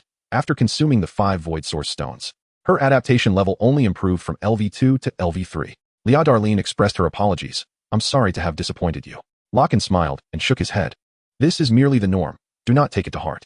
He turned to Raiden Mei and Lia Darlene, smiling as he asked, how do you feel? Raiden Mei brandished her long sword, exuding confidence. It was hardly taxing. Let us proceed. Liedren nodded in agreement. The two heroes donned several pieces of their white gear, their pockets brimming with items, as they carried dozens of specially crafted bags filled with pig's blood, treading upon the crimson grass as they ventured deeper into the gray mist. With the unconventional enhancement of the broken chessboard, they engaged in ambushes and preemptive strikes, transforming the expedition through the Blood Plains secret realm into a remarkably straightforward slaughterhouse assembly line. The pig's blood drew monsters, allowing them to lie in wait and swiftly eliminate the commanders and elites, engaging in a wolf in sheep's clothing style massacre before opening treasure chests on the spot, only returning to rest once their spoils could no longer be accommodated. These monsters, tainted by the powers of the void, were devoid of reason and incapable of discerning strategies. Not all creatures of the endless void were irrational. However, beings of such caliber would not manifest in the novice trials. The swift, assembly line-like operations ushered countless fallen demons into a state of eternal slumber akin to that of an infant. This expedition persisted for over 12 hours, during which, apart from occasional breaks and meals, the two heroes tirelessly eradicated monsters. Finally, around 6:30 in the evening, yet another enclave of fallen demons was cleared, causing the secret realm's gate, standing resolute in the desolate land, to tremble gently, its black-red patterns fading, leaving only a scant residue behind. With a mere sweep of his mind, the Lord discerned that the remaining patterns amounted to only 1/10 of their former glory. This phenomenon signified that 90% of the void creatures within the Blood Plains secret realm had been eradicated. It also indicated that Locke could confidently initiate the devouring program targeting this secret realm. Chapter 16, Wealth Beyond Measure, so simple. Within the territory, at 8 in the evening, the heroes' extraordinary physiques endowed them with remarkable recuperative abilities, allowing Raiden Mei and Liedren to restore themselves to peak condition in just about an hour. Liedren remarked, with Miss Mei around, cleansing the fallen demons does not take much effort. An hour's rest suffices. Raiden Mei, feeling restless, replied, I'm not tired at all. I feel as though I could fight for 3 days and nights. The 12-hour cleanup, excluding a heap of white spoils, yielded a total of 83 white-quality void source stones, elevating Liedren's adaptability to the broken energy to level 8 in one fell swoop. Locke smiled and nodded, stepping back behind the two. In that case, let us commence. Locke focused his thoughts on the secret realm gate. Information flickered within the Lord's heart. Unclaimed secret realm detected. Initiate devour? Consuming the fragmented continents, islands, and spaces floating in the endless void was one of the primary methods for expanding territory. Depending on the quality of the territory's spirit, the area and energy concentration of the devoured region would ultimately be condensed and transformed into part of the territory. As long as the void's secret realm remained ownerless, the territory could proceed with the devouring. However, when the devouring program was initiated, all monsters within the secret realm would cease their struggles and launch a formidable assault on the territory akin to a tsunami. Therefore, the textbooks of Dong Wang advised new lords, if a lord could eliminate over 90% of monsters within a day, they might judiciously initiate the devouring program. This was a lesson learned through countless years in the ancient kingdom of Dong Wang. On the first day of the novice trials, Locke, being new to this world, felt compelled to heed the advice of his predecessors. Yes, the territory manifested chains of rules, resembling claws that reached into the secret realm gate, anchoring it to the blood earth. The transformation of the territory commenced, with an estimated duration of 2 hours and 30 minutes. A great wave of monsters was about to converge. Preparations for battle were essential. The tiny fragments of the void within the secret realm sensed the impending devouring from the territory and instinctively summoned all monsters within to launch a lethal strike against the enemy. In the mist, Lochran counted the fallen demons and zombies. 46. The two heroes charged forward, dispatching them with ease in just 2.5 minutes. Lochran observed the pool of black-red blood flowing on the ground and nodded. Indeed, quite perilous. We nearly soiled the territory. As he surveyed the battlefield, Lochran pondered. The situation was more favorable than anticipated. If tomorrow's monster horde averages low in strength, perhaps we could try placing a defensive tower at the secret realm gate, and then, holding back at 80 or 85% progress, initiate the devouring program early. Were it not for the random appearances of the secret realm gates each day and the daily expansion of his territory, Lochran would certainly devise a way to encircle potential secret realm gate locations with walls and defensive towers. Each day's wave of void monsters merely represented the passing grade. The secret realm gates were bonus points. On the first day, Lochran's performance was commendable. He watched as the last remnants of black-red patterns at the secret realm gate faded, a smile gracing his lips. Full marks. At 10:30 that night, the secret realm gate trembled and dissipated into pure particles. The edges of the territory expanded outward, as circles of land materialized from thin air. The first day's battle concluded, and results were being tallied.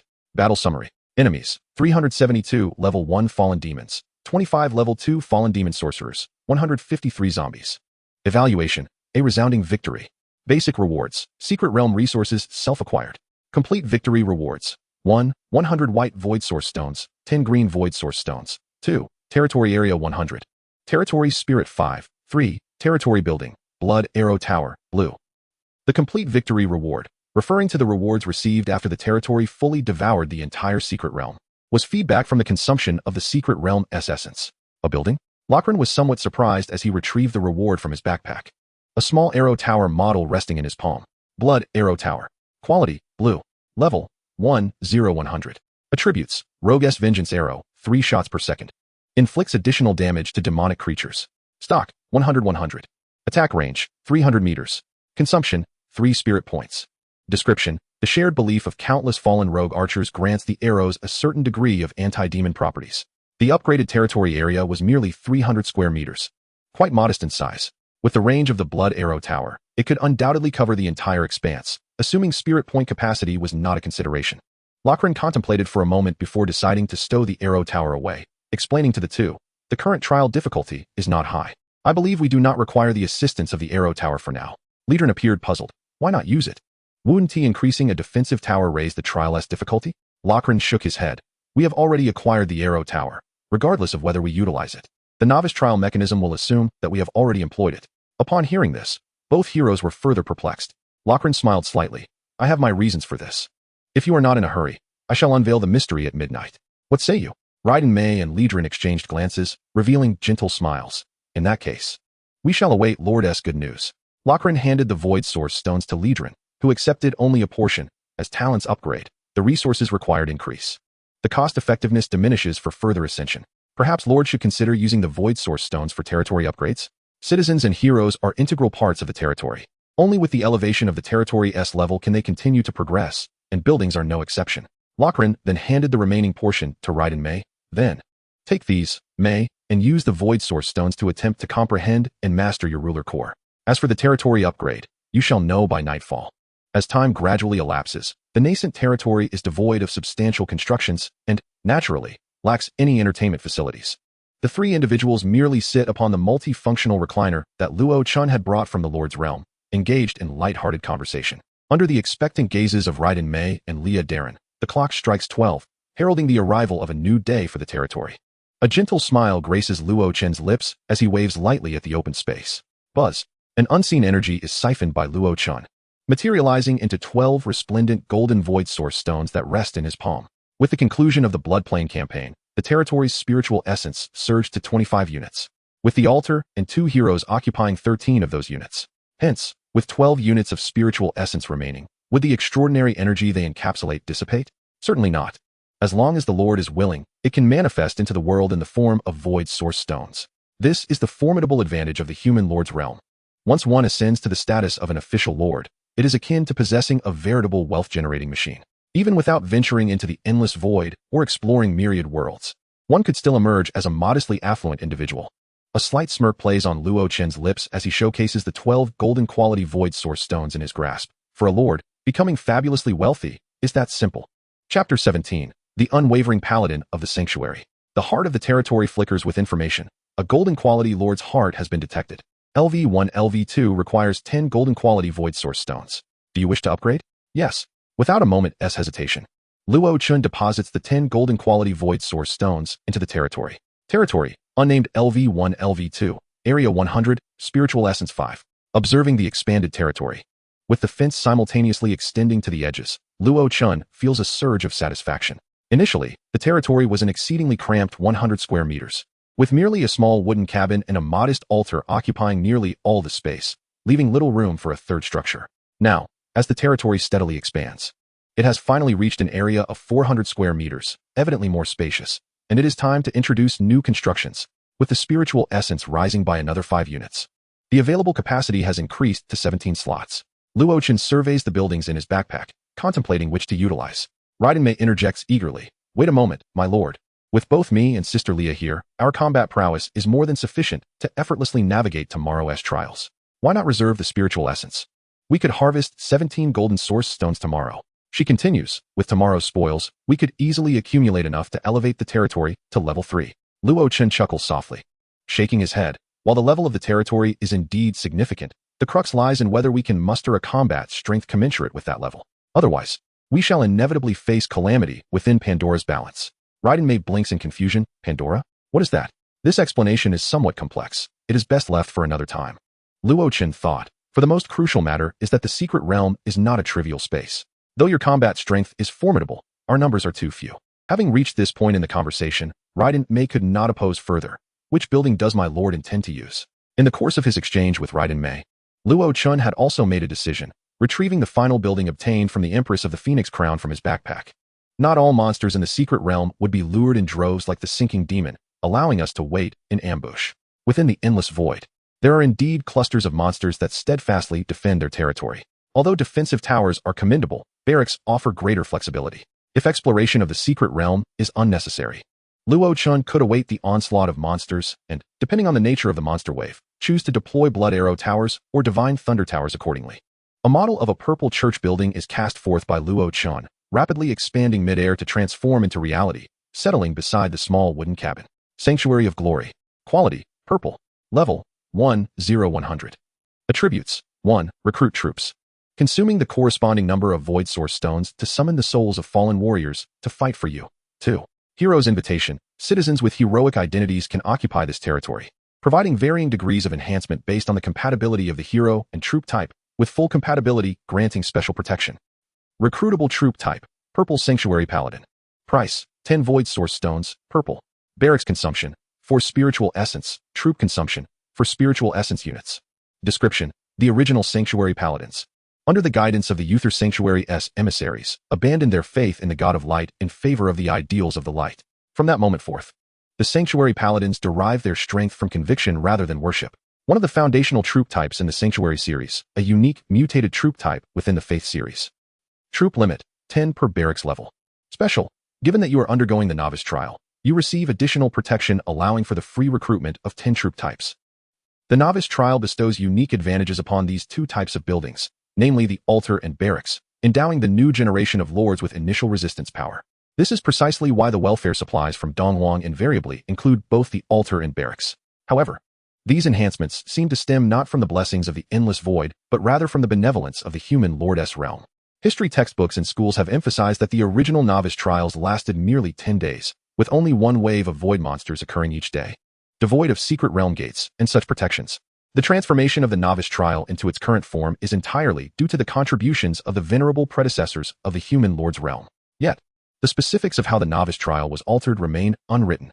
Luo Chen approaches the barracks, mentally assuming control of its operations, dismissing any soldiers that do not meet his criteria until he assembles 10 female sanctuary paladins. Soon, 10 tall and resolute warrior maidens, clad in lightweight silver armor, emerge from the barracks, forming a line before Luo Chen. Sanctuary Paladin. Identity, battlefield troop. Race, human. Quality, purple. Level, 1. Physique, 44. Spirit, 44. Bloodline, blood of glory. Talent, 1. Heart of the Sanctuary, LV 6575, 2. Corruption Energy Adaptability, LV1. Skills, 1. Purple Combat Instinct, LV 5568, 2. Purple Sanctuary Healing, LV 5162, 3. Purple Sanctuary Pact, non-upgradable. Description, an exceptional battlefield all-rounder, possessing outstanding healing abilities and teamwork skills, adept at prolonged engagements. Bloodline, Blood of Glory, conviction equals glory. Attributes, the firmer the conviction, the stronger the battle will of the Sanctuary Paladins, and the faster their training speed. Talent, Heart of the Sanctuary, LV 6575. Attributes, engraving the creed in the heart, reciting it constantly to fortify conviction. Description, the Sanctuary Paladins summoned by the territory express their gratitude for your revival. Automatically replacing the primary creed of the heart of the Sanctuary. Offer your heart to the Lord. Talent, Corruption Energy Adaptability. Skills, Purple Combat Instinct. Skills, Purple Sanctuary Healing. An excellent healing skill. Skills, Purple Sanctuary Pact, allowing Sanctuary Paladins to work in unison, sharing the damage endured collectively among all participating paladins. In the Novice Lord trial, which troop types are most coveted? Undoubtedly, amidst the relentless waves of void monsters, sustainability stands out as the most critical attribute. And the Sanctuary series troops are among the finest, even surpassing their kin, the Paladin series. Almost all Novice Lords beneath the Golden Tier ardently desire to acquire the Sanctuary Barracks during the Novice trial.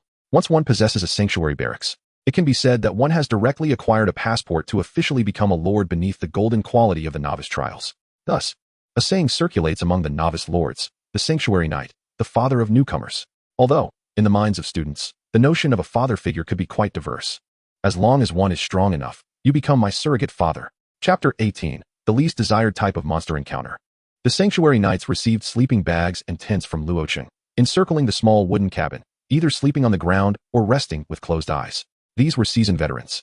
Having faced numerous battles, they had encountered every conceivable environment, and possessing a sleeping bag was already a considerable boon for them. Were it not for the absence of logistical troops in the territory and the impending 29 days of monster waves, Luo Chen worried that the ungraded wooden cabin would be easily toppled, consuming both time and effort. Otherwise, he would have certainly allowed his soldiers to rest within the cabin.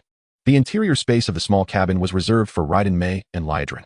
During the arduous early stages of development, it is a basic principle of a lord to ensure that the true contributors have a conducive environment for rest. Luo Chen himself felt no inclination for sleep, nor did he require it, so he strolled to the altar, contemplating the ancient patterns. Using the territory's traits 90 times, the altar should be the easiest building to trigger. No, wait, I just acquired the Blood Arrow Tower today. It should be easier. With the attack speed of the Blood Arrow Tower, provided there is sufficient Source Stone reserve, it would be no issue to shoot arrows 900 times, let alone 90. Unfortunately, the reserve of Void Source Stones remained insufficient. Moreover, the Blood Arrow Tower was only of blue quality, leading Luo Chen to hesitate in investing his precious Void Source Stones into it. In the desolate, dark wasteland, a faint sound of footsteps suddenly emerged, prompting Luo Chen to turn. Raiden Mei approached, clad in lightweight ranger-style combat armor. Her gentle voice resonated in the darkness. My lord. Luo Chen smiled warmly. Mei, aren't you going to sleep? Raiden Mei pursed her lips, the reflection of Luo Chen's figure shimmering in her eyes. A sense of inexplicable joy reverberating in her heart, causing her lips to involuntarily curve upwards. I'm not tired. I wanted to see my lord. Luo Chen replied. In that case, shall we engage in conversation? Although how to win the loyalty of subjects was merely an elective course at Donghuang High School, Luo Chen happened to have studied it. In the dead of night, aided by the faint light of the altar, Luo Chen and Raiden Mei sat on the ground. The barren earth was devoid of any breeze, and the moon and stars were absent from the sky, yet an unexpected chill permeated the air. Even though the territory's regulations adjusted the environment to a level acceptable for the residents, one still felt a slight coldness physiologically. Amidst the desolation of the land, the rudimentary territory, and the primitive living facilities, inexplicably, Raiden Mei felt little unease or aversion deep within her heart, as if her innermost being had been filled, flooding her with a sense of security unimaginable in her previous life. Despite the bleakness, Raiden Mei felt that this place was indeed her home. On the eve of the monster wave the following day, Raiden Mei stood guard over Luo Chen in front of the small cabin, while Liadrin led 10 Sanctuary Knights. Arrayed in the center of the territory, though Raiden Mei possessed high individual attributes and potential, it seemed that her uniquely distinct ruler attributes rendered her completely incompatible with the Sanctuary Knights. Conversely, Liadrin exhibited a compatibility rate of 63 with the Sanctuary Knights. Thus, Luo Chen assigned the 10 Sanctuary Knights under Liadrin's command. This union allowed Liadrin, as a hero, to gain the passive benefit of the Sanctuary Covenant, while the 10 Sanctuary Knights received the enhancement of Ancient Royal Blood, corresponding to a 63 boost in Constitution from Liadrin. The auxiliary means of hero units represented one of the most mainstream and adaptable warfare modes in the Lord's world. However, only barracks of purple quality or above could accommodate heroes with a secondary attribute. Consequently, in the common perception of the Lord's world, the first line of demarcation between an ordinary lord and a genius lay in the presence of purple quality barracks and heroes. Lacking these two elements relegated one to the realm of the ordinary, leading to a life devoid of opportunity for ascendance. The expansive, barren plains, devoid of topographical advantages, also bore no disadvantages. When the monsters descended, the vigilant heroes and soldiers quickly detected the enemy's presence. To the northwest, a sanctuary knight shouted, indicating a swarm of over 30 insectoid creatures. Insectoids?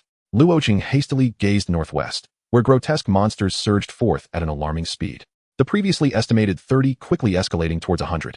In mere moments, the lead few void creatures had approached the barricade. Luo Chen's expression shifted, as the foremost in the city. His prowess was undeniable, and he recognized the creatures before him with gritted teeth. What bad luck, it's a swarm. These fearsome beings, wielding scythe-like claws and sharp teeth, were ravenously tearing at the barricade. Swift insect. Quality, green. Level, LV1. Talent, simplified gene. Bloodline, spiked tail, resilient skin, adrenaline system. Description, one of the basic units of the Siege Swarm, a cheap and frenzied instrument of war, moving swiftly, often appearing in groups on the battlefield.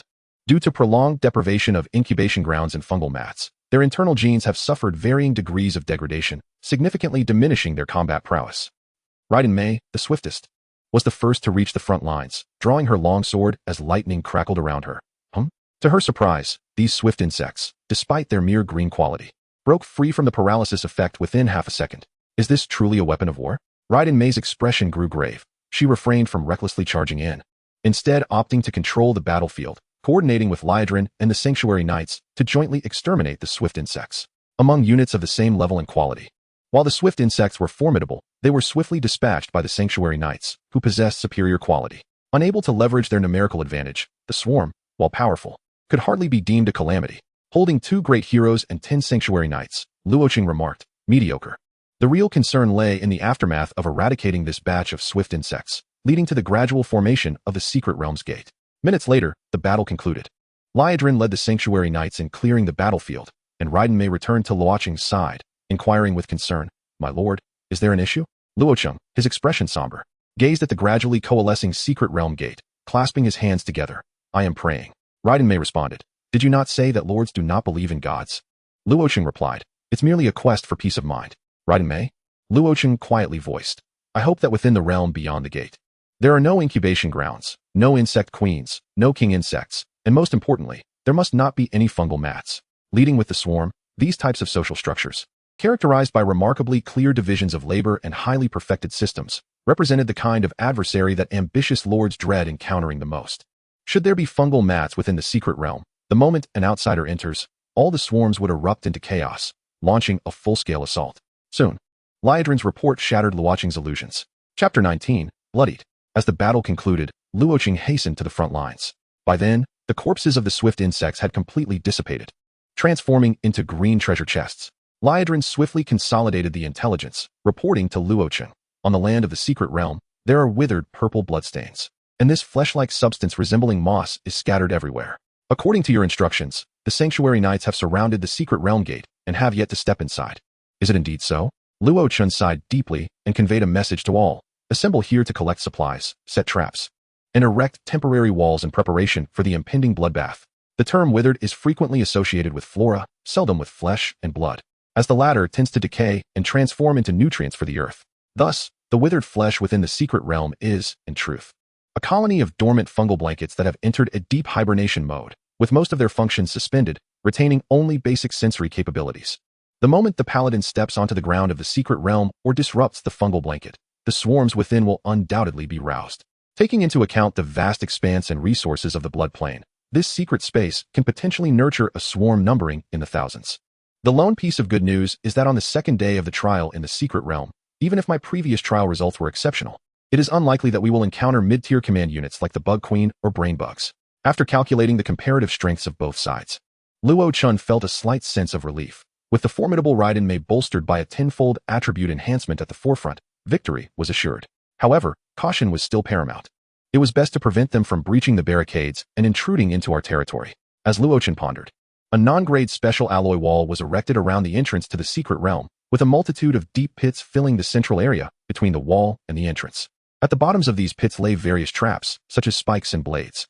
Non-grade supplies would not exacerbate the difficulty of the trial. Over the years, many strategies for utilizing logistical resources had been formulated. By employing advanced manufacturing techniques, traps and wall modules were rapidly constructed to create an artificial geographical advantage. Regrettably, these were all non-grade materials, which would only prove useful in the early stages. In the final step, bags of fresh blood and flesh were poured into the traps, releasing a pungent odor that served as bait. Taking a deep breath, Luo Chen leapt down from the wall, retreated several hundred meters, and communicated with everyone through the territory. Let the battle commence. Fight with abandon. When necessary, I shall deploy defensive towers, and victory is ours. It was merely the second day of the trial in the secret realm. Defeat was out of the question. The only difference lay in the intensity of combat against the swarms compared to other races. Raiden Mei nodded, inhaled deeply, lowered her visor, and stepped through the entrance of the secret realm. Lightning surged forth, and the withered flesh was swiftly charred to ash by the electric current. Suddenly, the ground trembled ominously, as if countless monsters were awakening from their slumber. Within the dispersed charges of Raiden Mei's electricity, the distant, familiar sound of insect chirps became audible. Just minutes ago, she had heard that sound on the battlefield. A chill ran down Raiden Mei's spine, and she promptly turned to leave. Though her desire to slay all the swarms and alleviate Luo Chen's concerns was strong, reason reminded her that her origins from the Eastern Huang ancient kingdom afforded her a greater familiarity with the boundless void. On the grim, silent earth, the swarm approached from afar, their cacophony only becoming apparent within 100 meters of the secret realm's entrance. The swift bugs, renowned for their speed and sheer numbers among the basic combat units, could easily bypass defenses if one were not vigilant, exploiting any weaknesses to launch a direct attack on the supply lines. This was precisely why the alloy walls had been established. Open field and urban combat favored the enemy. Bang! The first swift bug burst forth from the secret realm's entrance, its sharp mandibles parting, wings thrumming the air in a silent shriek. Utilizing the divine perspective afforded by the territory, Luo Chen assessed the attributes of the swift bugs and exhaled in relief. The good news, these were long-separated green quality level 1 bugs. The bad news, their numbers were staggering. Raiden Mei seized a nearby white spear, its lightning crackling, and hurled it with precision. The thunderous spear pierced the air, striking deeply into the swift bug's body, skewering several in a single thrust. However, the white spear, pushed to its limits by the dual pressures of lightning and the swift bugs, began to warp and crack, releasing one final burst of lightning. Boom! The earth shook slightly as thunder roared, and dozens of swift bugs met their demise in the tempest. Yet, whether before or after being tainted by the void, fear was a foreign concept in the lexicon of the swarms. The secret realm's entrance trembled slightly, and from within the small door, dozens of swift bugs surged forth in an abrupt wave. Although the entrance appeared as a mere door, it essentially served as a temporary spatial nexus of the endless void. Not only dozens, but even thousands of swift bugs could emerge simultaneously if they were organized. This was also the reason Luo Chen chose not to barricade the entrance and engage in slaughter one by one. The dozens of swift bugs, caught off guard, fell directly into the traps, but this terrain was akin to home for the insect race, offering no impediment whatsoever. To prevent them from climbing back up, a little assistance was required. Lia Delin, release. 12 white weapons, gleaming with various hues, were launched, piercing the traps and subsequently detonating. Under normal circumstances, white weapons would struggle against the green-shelled swift bugs, but treating them as disposable explosives altered the equation entirely. A continuous cacophony echoed as the relentless tide of swift bugs surged forth, and the weaponry atop the alloy walls diminished at a visible rate. Yesterday, after slaying the fallen demon race, over 400 white items had been harvested. If each could eliminate dozens of swift bugs, they could theoretically navigate the danger with ease. Alas, the swift bugs quickly demonstrated their adaptability and combat prowess, surging up the alloy walls with astonishing ease, engaging in a frenzied melee with Raiden Mei and her allies. The battlefield was awash with lightning. The light of the holy hall flickered intermittently, and fists filled with vitality shattered one swift bug after another. The battle escalated to a fever pitch, with individual swift bugs proving no match for the paladins. Yet, their sheer numbers were overwhelming, and their combat zeal was nothing short of frenzied, as long as they were capable of movement. Even the sharpest mandibles would continue to struggle toward the paladins for a bite. Had it not been for the valiant Raiden Mei frequently unleashing widespread lightning to eliminate large groups of swift bugs, it was likely that some would have breached their lines and surged toward the territory's barricades. For a time, the battlefield settled into a stalemate. Chapter 20, Racial Oddities. This impasse favored the defenders. Within the endless void, resources in the secret realm were limited. The insect swarms could not endlessly spawn troops. The swarms, tainted by the void's energy and governed by its rules, transformed into void treasure chests upon death, rendering their biological mass unrecoverable. Thus, for the defenders, as long as they could withstand the fiercest assaults, victory was within reach, provided that the heroes and soldiers did not succumb. Such numbers are simply overwhelming. Luo Chen frowned, hesitating for a moment before raising his hand. A blood arrow tower, glowing with blue light, materialized abruptly within the inner side of the barricade behind the alloy wall. Infused with void source stones, Luo Chen directly upgraded it to level 2, taking control of the blood arrow tower to target the encroaching swift bugs near the heroes and soldiers. Whoosh, whoosh, whoosh. The void source stones ignited, continuously replenishing the tower's stock. The arrows flew with frenzied precision, striking the vulnerable spots of each swift bug. The battlefield was drenched in blood. In the general consensus of the human lord's world, several categories of items have been ranked, with the commonly accepted hierarchy being oddities, territorial buildings, heroes, troop types. Of course, this is merely a generalized standard. Specific assessments would depend on the individual lord's circumstances. However, from this hierarchy, the significance of territorial buildings becomes evident. In a certain sense, the crumbling chessboard could also be regarded as a unique type of structure. The blue-quality arrow tower, once deployed, exhibited an almost flawless precision in targeting weaknesses, delivering a steady stream of 3 arrows per second, greatly alleviating the tense atmosphere on the battlefield. Luo Chen let out a sigh of relief, grateful that there was no swarm commander present. Otherwise, they would undoubtedly have tunneled through the ground and besieged the territory along the fences. The battlefield was drenched in blood, and under Luo Chen's control, the swift insects attempting to ambush the heroes and soldiers were frequently struck down by the sudden appearance of arrows. Buzz, buzz, buzz. The blood arrow tower activated the territory's special traits, acquiring an additional attribute of sharpness 1, 24 hours. The blood arrow tower triggered the territory's special traits, gaining an additional attribute of penetration 1, 24 hours. The blood arrow tower activated the territory's special traits. Every 90 shots, a similar notification would resound. Luo Chen felt a sense of frustration. He understood that unlimited permanent enhancements were surely rare, but the chances seemed exceedingly slim. Was it really necessary to trigger 90 times before obtaining a single permanent enhancement? How absurd. Luo Chen could only console himself. It's fine, even if permanent enhancements are rare. At least they will strengthen us in prolonged battles. As time passed, with the assistance of the arrow tower and the relentless clearing by Raiden Mei, the once dense swarm of swift insects began to thin out for the first time. Luo Chen sighed in relief. Finally, it seems to be coming to an end. The blood arrow tower triggered the territory's special traits, acquiring an additional attribute of lifesteal 1, permanent. Luo Chen. What use does a tower have for a lifesteal attribute? Half an hour later, the last swift insect fell beneath the blood arrow tower, and all the intricate patterns on the secret realm's gate faded, leaving only a pristine white. The paladins relaxed, supporting each other as they slowly sat on the ground, gasping for breath.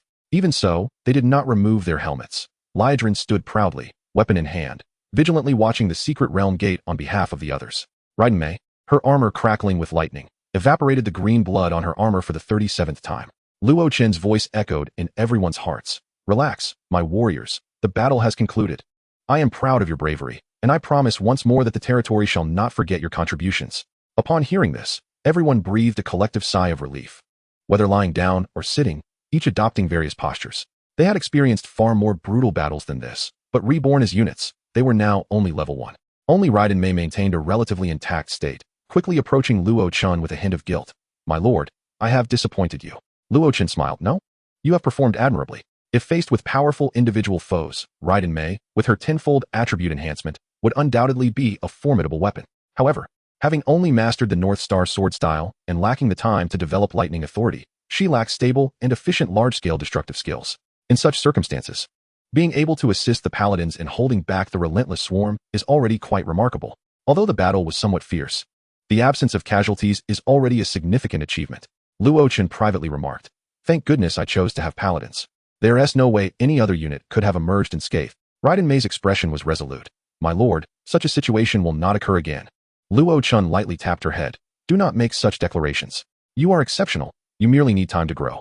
Raiden Mei smiled shyly. 2 hours later, the territory successfully devoured the secret realm of the swarm, expanding once more. The next day, the battle concluded, and the results were being tallied. Battle summary. Enemies, 4. 399 swift insects. Evaluation, a magnificent victory. Base reward, secret realm resources to be collected independently. Complete victory rewards. 1. 20 void source stones, white. 2. Territory area increased by 150, territory spirit level 8. 3. Racial artifact, biological carapace, white. Territory building. Gene meat field, purple. Luo Chen grimaced at the 20 white quality void source stones, his expression one of disdain. The detestable aspect of the disaster race lies here, in draining all usable resources from the land. Even if we defeat them, the yield of void source stones is minimal. Regardless of the era, disaster races and civilizations are seldom well regarded. Engaging with disaster races yields most resources from monster chests and special rewards. Luo Chen held a brownish-red scale in his hand, feeling quite pleased. If every encounter yielded an artifact, it wouldn't be unacceptable. Biological carapace. Type, racial artifact. Quality, white. Attribute, all flesh-based life forms, buildings, and items within the territory gain Constitution 1. Effect activates upon placement. Description, the swarm is a civilization racing down the genetic path, and this is a fragment that dropped when the swarm paused. Luo Chen released the blood arrow tower, rubbing his brow tiredly. You all go rest. I will open a treasure chest first. Although the defensive tower has a free attack mode, manual control is undoubtedly more effective given the previous circumstances, which also resulted in significant mental fatigue for Luo Chen. Raiden Mei blinked. My lord, I actually know a little about massage. Would you like some help? Seeing the eager expression on Raiden Mei's face, Luo Chen readily agreed. Sure, I would appreciate it. Come, follow me inside. Chapter 21, The Gathering of Disasters? A few hours later, Luo Chen lay on the bed, pondering the origins of the universe, the emergence of life, and where he was destined to go. Raiden Mei, on the other hand, wore a blissful and languid expression, exuding an extraordinary charm. After some time, Luo Chen snapped back to reality, forming a fist with his left hand and gently tapping his right palm. I should have realized this sooner. How could Raiden Mei, a daughter of nobility, have any experience with massage? No, they are indeed massaging. Feeling fatigued from the massage, lying down to rest for a bit is quite normal, isn't it? Raiden Mei helped Luo Chen out of the little wooden house, her spirit radiant. Luo Chen, supporting his waist, appeared slightly pale. After surpassing the initial phase of territory construction, the Lord would quickly adapt to the territory's power, becoming the undisputed strongest within the territory. However, in this stage, he still fell short in physical prowess compared to Raiden Mei by a considerable margin. Once he passed the novice phase, he would make sure Raiden Mei understood what true lordly authority meant. Liadrin clearly did not grasp the situation. Mei, did you not give the Lord a massage? Why does he seem even more fatigued? Raiden Mei's cheeks flushed as she awkwardly shifted the topic. Ahem, perhaps I accidentally applied too much pressure. This was a special mental massage technique, focusing on relieving stress and alleviating pressure, hence the physical toll. Luo Chen solemnly explained, quickly redirecting the conversation. All right, you all must be tired. Go rest. Mei and I will handle the chest opening. Liadrin's gaze lingered on Raiden Mei's face for a moment, and she suddenly understood. A slight smile gracing her lips as she offered a simple bow. Of course, my lord. Though she had never experienced such a thing, having lived long enough, she surely knew some related information. One may not have seen a pig run, but that doesn't mean one has never eaten pork, right? Perhaps the intensity of today's battle had put considerable pressure on Raiden Mei, who was originally just a student, leading her to choose a very fitting way to vent. Not only did it allow her to relieve her stress, but it also served to gain the Lord's closeness and trust. Liadrin couldn't help but exclaim inwardly, what a clever choice. Although, it was Luo Chen who bore the brunt of it. The intensity of the battle against the swarm was high, and the duration was relatively short, even with some time spent on mental massage. It was barely 6 o'clock in the afternoon. A myriad of treasure chests were transported by the Templar Knights into the territory, forming small mountains, awaiting the arrival of Luo Chen and Raiden Mei. Luo Chen gazed at the mountainous piles of chests, his face twitching slightly. Thankfully, the Lord could effortlessly manifest his will within the territory. Otherwise, even opening a treasure chest would be a Herculean task. With a gentle wave of his hand, hundreds of chests sprang open simultaneously. You have obtained 1 piece of insect armor, white, 2 void source stones, white. You have acquired 1 vial of Zerg nutrient solution, green. 1 void source stone, green. You have received 1 unit of lost mycelium sample, white. You have obtained the territory structure infested insect tower, purple, along with 3 void source stones, purple. You have acquired 1 incomplete larval gene fragment, blue, 1 void source stone, blue. In mere minutes, all the chests were opened, revealing that the quality of this batch far surpassed that of the abyssal fiends. Among the distinct notifications, Luo Chen, with keen attention, swiftly gathered several precious items and a plethora of void source stones. He decided to hold on to the void source stones for the time being, planning to elevate everyone's and the building's levels to 2 once they all awakened the next day. The most pressing concern now was these items and structures. Gene flesh field, quality, purple, level, 1/0/100. Attributes, 1. Using flesh as seeds, the flesh field can completely transform active blood flesh into seeds, depending on the quality of the seeds. The time taken for growth within the flesh field varies, yielding a bountiful harvest of fresh spirit flesh. The quality of blood flesh seeds cannot exceed purple, with a growth speed of 50. 2. Gene mutation. There is a 15 chance for the spirit flesh grown in the flesh field to undergo beneficial genetic mutation, resulting in new blood flesh seeds. 3. Cultivation foundation. For every 100,000 purple quality spirit flesh cultivated, the flesh field consumes 1 spirit unit, with a maximum reduction of 3 times. Area, 100 units. Can plant 100 blood flesh seeds at once. Consumption, 4 spirit units. Description: the flesh field is not such an inconvenient item. What a splendid item. A tri-attribute purple quality flesh field, though it is not immediately usable. Luo Chen tucked the gene flesh field into his backpack, eagerly anticipating that the numerous boss encounters in the newcomer trials would yield some blood flesh materials. Surely that is not too much to hope for? With a challenging start of 2 gold and 3 purple, the first boss level unit would likely appear no later than the 5th day of the trials, and the frequency of boss appearances would only increase thereafter. Next, aside from the gene flesh field, he encountered the second purple structure, a defense tower resembling an olive. Infested insect tower. Quality, purple. Level, 1/100. Attributes, 1. Neural parasitism. The infested insect tower emits invisible infected insects, with a probability of controlling target units.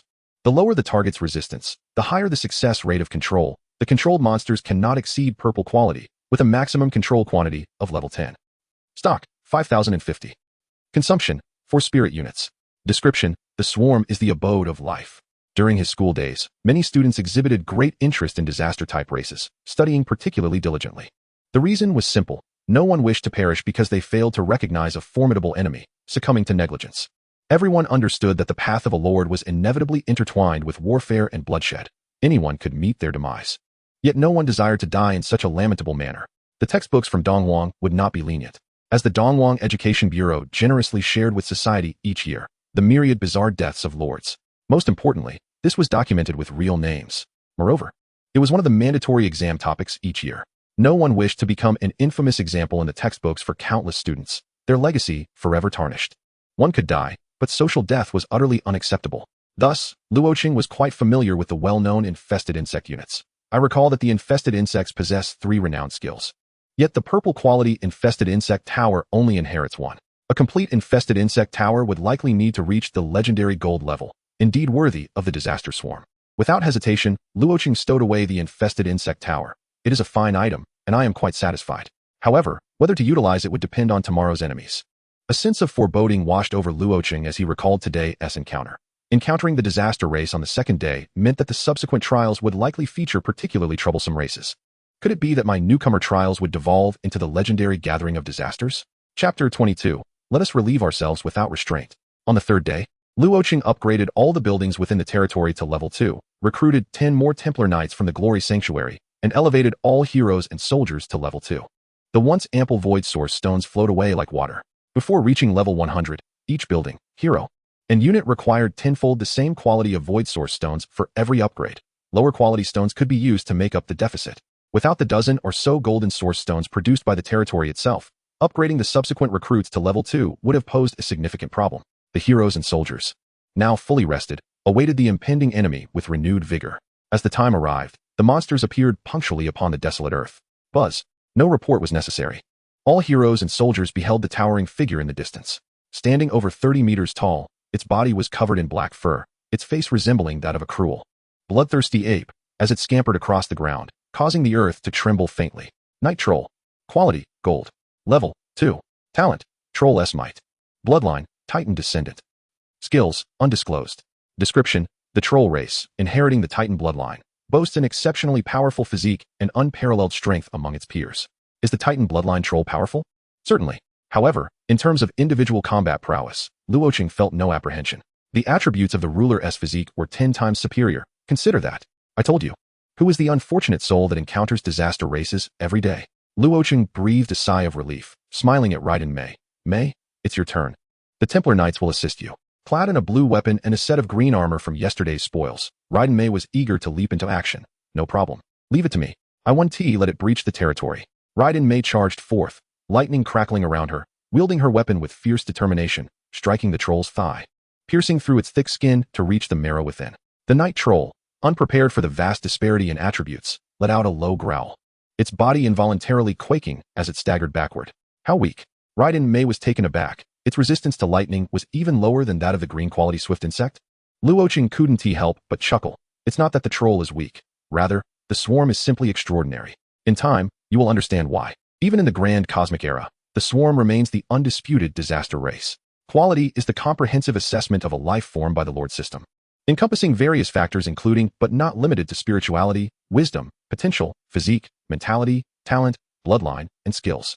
The swift insects may have received lower scores in spirituality and wisdom, but that does not imply their combat prowess as biological weapons is diminished.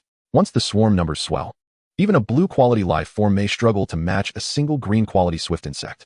Otherwise, Luo Chen have exclaimed his misfortune upon witnessing the swarm yesterday. Raiden Mei remained puzzled, yet this did not hinder her and the Templar Knights from effortlessly dispatching and dismembering the Night Troll. Thunder enveloped the surface of the weapon, piercing fiercely into the eye socket of the Night Troll, unleashing a tremendous surge of lightning that reduced its brain to a pulpy mass. Night Troll, slain successfully. A golden treasure chest fell to the ground. Luo Chen, brimming with anticipation, opened the chest. You have acquired the Ember Fire Armor, gold, and 2 Void Source Stones, gold. Now, this is truly the correct way to embark on a novice trial. With resolve, Luo Chen allocated the armor to Raiden Mei, imparting pre-battle advice and elucidating the troll's talents, bloodline, common skills, lifestyle habits, and primary weaknesses. Subsequently, the soldiers and heroes infiltrated the secret realm, swiftly eliminating lone trolls before they could react. And within a mere 2.5 hours, they had annihilated all 33 night trolls within the realm. Compared to the previous day, the process was astonishingly effortless. The only regret was that among the 33 night trolls, only 4 possessed golden quality, while the rest were purple. Raiden Mei emerged from the secret realm, invigorated, and joyfully exclaimed to Luo Chen, "My lord, we have succeeded." Luo Chen smiled. "Well done." The 3-day campaign came to an end, and the results were being tallied. Campaign settlement. Enemies, 34 night trolls. Evaluation, a resounding victory. Base reward. Resources from the secret realm are to be collected independently. Complete victory reward, 1. 200 Void Source Stones, purple, 20 Void Source Stones, gold. 2. Territory Area 250, Territory Spirit, Grid 13. 3. Territory Building, Moonwell, gold. Moonwell. Quality, gold. Level, 1/0-100. Attributes, 1. As the moonlight rises, the Moonwell absorbs the omnipresent lunar energy, condensing it into high-quality Moonwell water that restores both magical and life energy. Inventory, 100-100. Consumption, 5 Spirit Grid. Description, blessed by a Luon. It seemed that all of Luo Chen's fortune had been spent on the Moonwell, as the remaining 3 golden treasure chests yielded 2 identical golden materials, Titan Blood Flesh. Quality, gold. Attributes, containing the secrets of the Titan bloodline. The consumer may gain a constitution bonus of 30 to 50 points, with a slight probability of comprehending Titan secrets. The more consumed, the higher the resistance. Luo Chen glanced at the Titan bloodline in his left hand and the genetic flesh field in his right. Feeling somewhat exasperated, damn, of all things, it had to be golden materials. If it were purple, I would have planted it on the spot. A batch of golden spirit flesh would be sufficient to elevate the attributes of the heroes and soldiers in the territory. In addition to these 2 identical Titan blood flesh, there was another piece of loot that left Luo Chen both amused and perplexed, boasting a legendary golden quality and being a territory building. Yet its type was rather comical to Luo Chen. Garden toilet. Quality, gold. Level, 1/0-100. Attributes, 1. When you attend to physiological necessities here, there is a 10 chance of entering a state of enlightenment. Consumption, 5 Spirit Grid. Description, let's have a good time in the restroom. The effect was potent, but who would practice while using the toilet? In the realm of human lords, it is often said that the vastness of the void is full of wonders, yet why would such attributes and quality manifest in a toilet? What the hell is a joyous restroom experience? Are you a 500-year-old little lowly? If only it were a more conventional residential building. Luo Chen would have moved his bed in without a moment's hesitation. Suddenly, Luo Chen realized a blind spot, articulating each word: physiological, necessity, matter. He turned to Raiden Mei. "Mei, does a mental massage count as a physiological necessity?" Raiden Mei paused slightly. Feeling somewhat shy, a massage to relax the mind and relieve stress should count, right?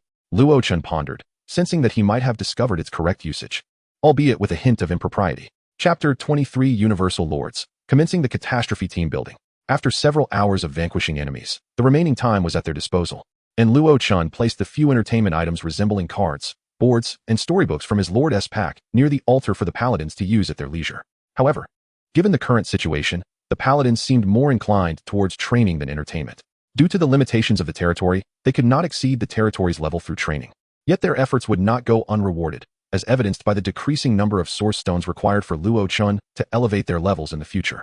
The Lord's heart manifested the territory, buildings, heroes, and troop types in a data-driven form solely to provide the Lord with a more intuitive understanding of the territory's development, rather than being entirely game-like in data representation. At noon, Luo Chen sat among the crowd of paladins, sharing a meal identical to theirs while engaging in conversation.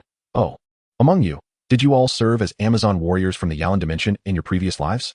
The paladins were souls adrift in the endless void, hailing from countless eras and innumerable worlds, and Luo Chen was surprised to learn that among these 20 paladins, 3 originated from the same dimension. Dressed in loose casual attire and having shed their armor, the mature beauty and striking figures of the paladins were on full display. To describe them in a single word, football, Luo Chen felt a twinge of regret. What a pity. The comprehensive history of all realms. Basic edition I studied did not mention the Yalan dimension or the Amazon Empire known for producing paladins.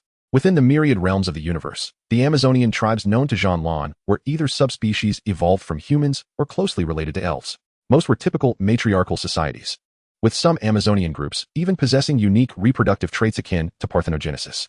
However, Luo Chen felt perplexed. I recall that the Amazon tribe's talents primarily lie in archery and polearms. Do you still possess the legacy of the paladins? Their appearances, reconstructed by the life essence of the territory, had returned to their youthful peak. Yet their varying temperaments allowed for a rough discernment of the paladins. One notably elegant and mature woman, with a gentle demeanor, spoke. The Yalan dimension once suffered an invasion from hell and was fortunate to receive support from the paladin order, leaving behind the seeds of the paladins in our dimension. Luo Chen reflected. The realms truly are fraught with calamity. He then smiled and said, rest assured, as long as we progress methodically, one day we shall encounter the Yalan dimension. Once we meet, our approach will depend on the attitude of the indigenous people of the Yalan dimension and the benefits they can offer. As for a few troops actively assisting, don't be absurd.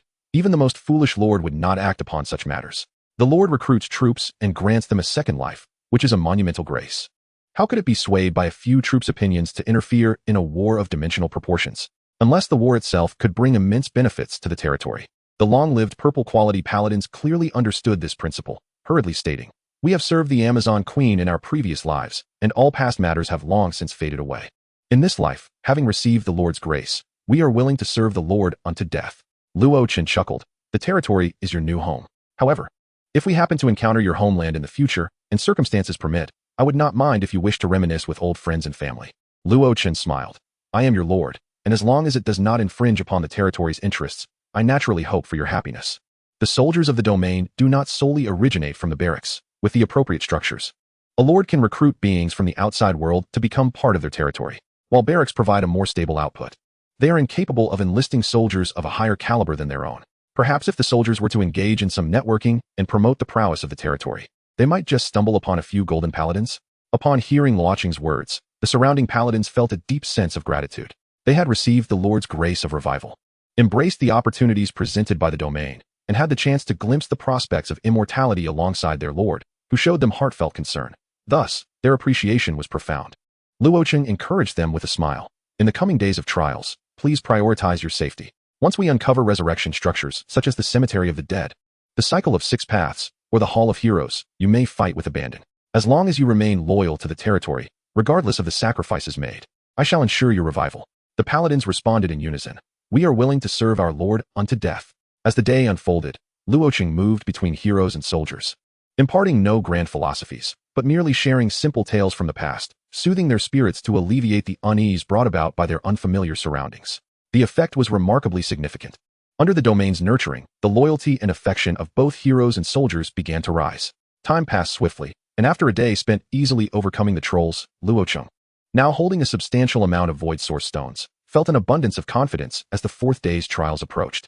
As the time for the trials drew near, Liadarin expressed her confusion. Where is Ye Miko? What is she up to? Luo Chen's expression shifted slightly as he scanned the entire territory with his mind, quickly locating Raiden Mei. She was still in the garden restroom? Liadarin paused slightly. It seems Ye Miko has been delayed. Should we send someone to notify her? Luo Chen narrowed his eyes and waved his hand. No need. She will be here shortly. Suddenly, a heavy shroud of black clouds descended upon the desolate plains outside the territory. The fourth day's monster invasion had commenced. Luo Chen gasped. The dark canopy. It's the undead. Alas, yet another calamity. The definition of calamity varies across different levels and types of civilizations. While the undead are often regarded as a calamity in many worlds, for the myriad of races and civilizations, the vast majority of undead can barely qualify as a true calamity, far surpassed by several other genuine disaster races. After all, Not all life possesses a soul and flesh. Only a select few who have mastered critical technologies, capable of cultivating soul fire from non-biological resources like metals and minerals, can truly reign unchallenged as calamity races. Of course, the situation is similar for other calamity races as well. Among insects and machines, the disparities in technology and genetic makeup lead to significant variations in combat prowess. Nevertheless, it is undeniable that the undead are indeed one of the calamity-type races. Luo Chen covered his face. My talent seems to be that my words manifest reality.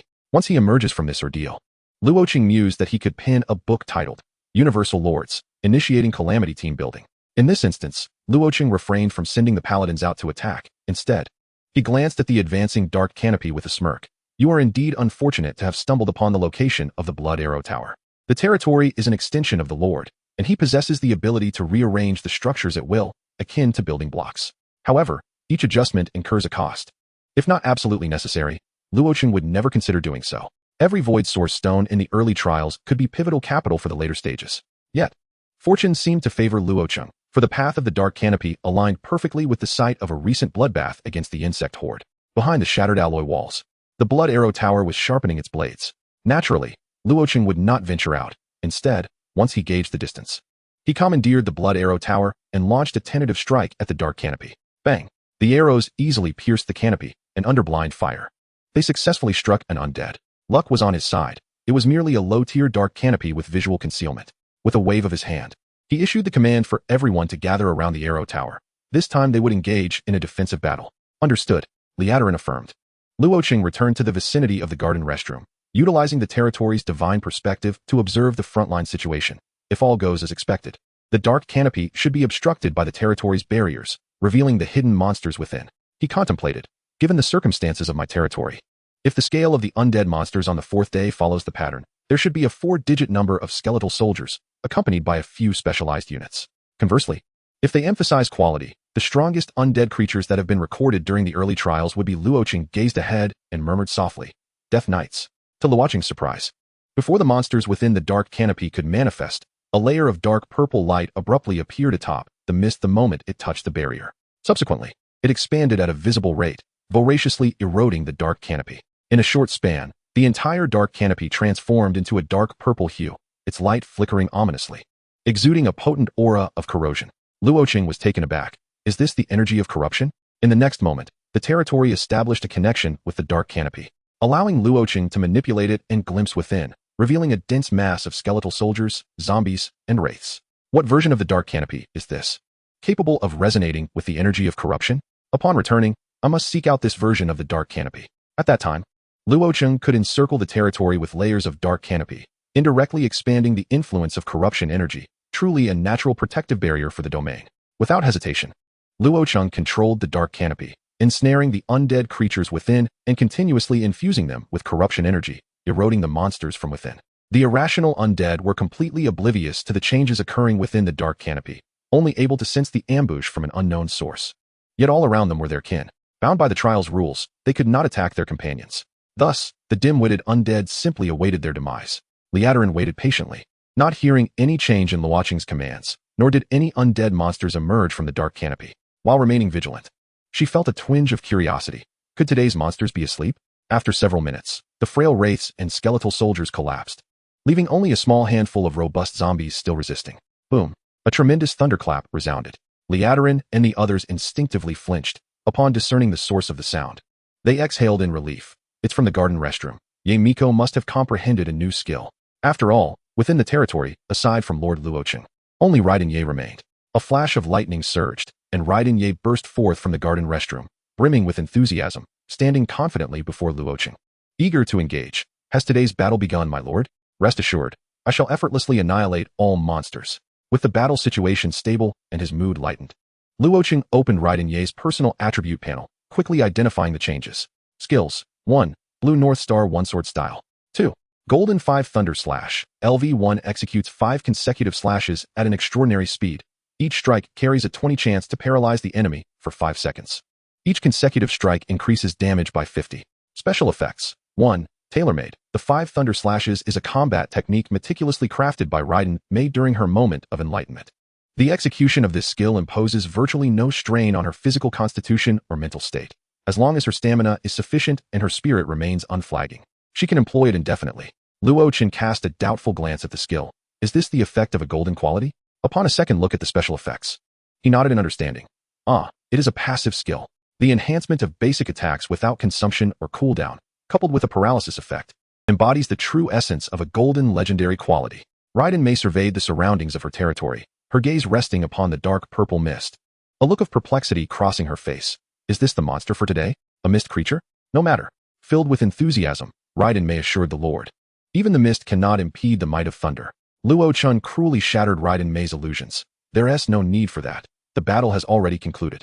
Raiden Mei's mouth fell slightly agape.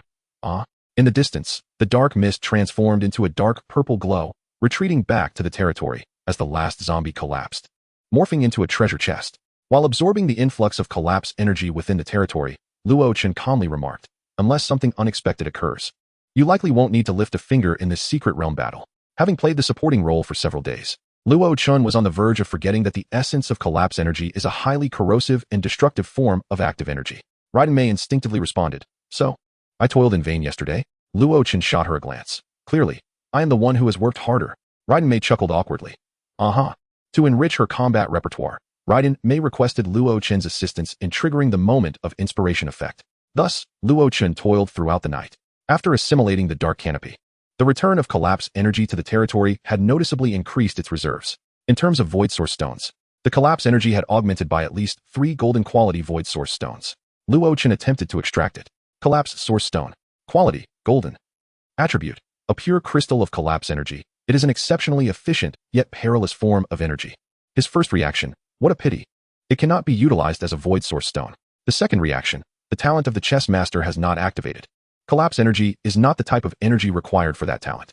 The third reaction, the territory is in dire need of collapse energy, and it seems there is only one place to obtain it. Luo Chen raised his head, a faint smile gracing his lips as he regarded the phantasmal collapse chessboard. Longkong City. To bring Longkong City into existence, I have declared war on you, spirits. Chapter 25, Facing the Boss. The 4-day battle concluded, and the results were being tallied. Battle settlement. Enemies, 5,527 skeleton soldiers, 1,327 zombies, 520 wraiths. Evaluation, a magnificent victory. Base reward, secret realm resources to be collected independently. Complete victory reward, 1. 2,000 blue void source stones, 500 purple void source stones, 8 golden collapse source stones, 2. Territory area of 350, territory spirit level of 17, 3. Evolvable equipment, true amulet, gold, territory specialty, autumn mountain wasabi, blue. No new buildings, only a growth type equipment? Luo Chen's expression shifted as the equipment in his backpack instantly transferred to his hand, an ancient amulet adorned with 9 suns. True amulet. Quality, gold. Level, level 1. Attributes, 1. True damage. Each of your attacks will inflict 10 penetration damage, ignoring all resistances below the divine level to deal 1 point of true damage. 2. World SBUG. For every legendary creature slain, it will increase penetration damage by 10 and true damage by 1. After slaying 9 legendary creatures, an evolution blueprint for the true amulet can be obtained.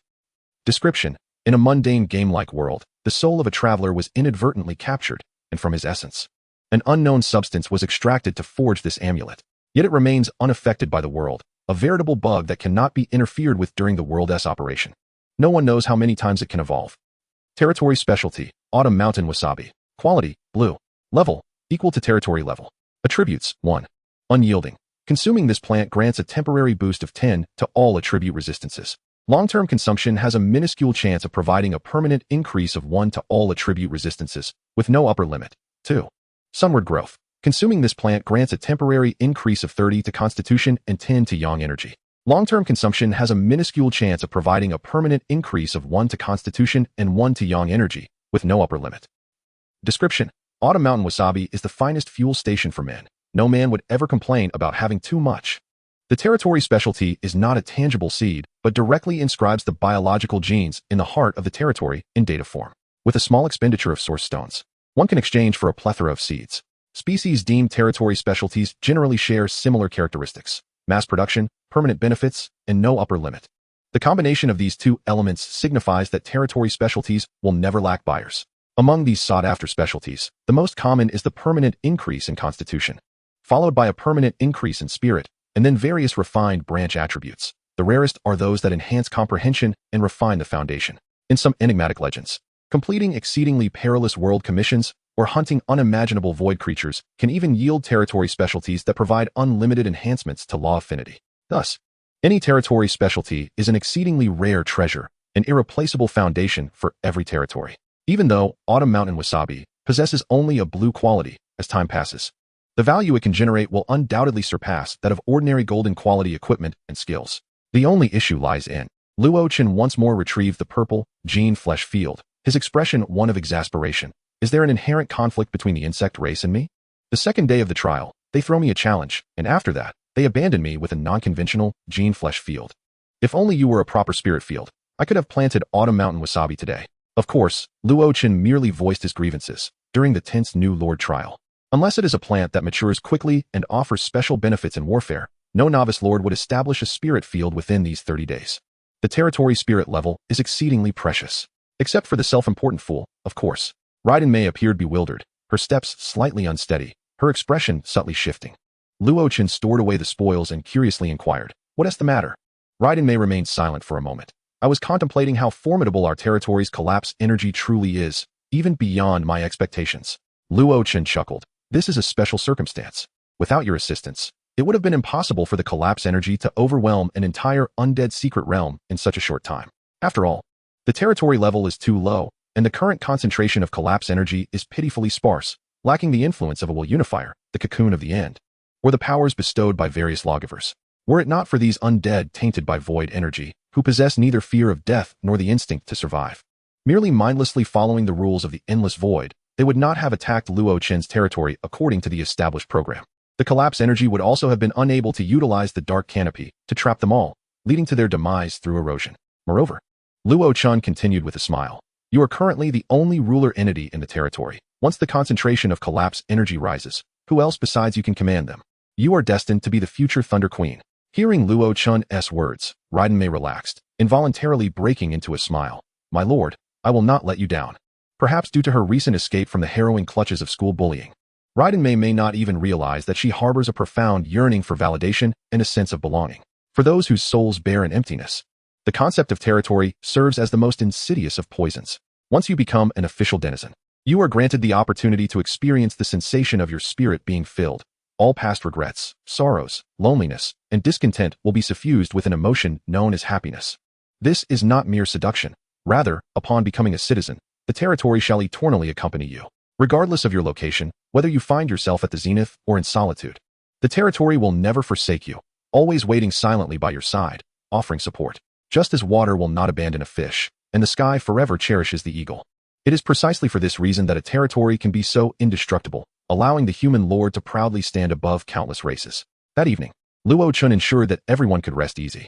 As the clock struck midnight, he collected all the void source stones of the day and placed yet another golden structure near the small cabin, the moon well, with a flash of brilliance. A simple 5-meter diameter well was completed.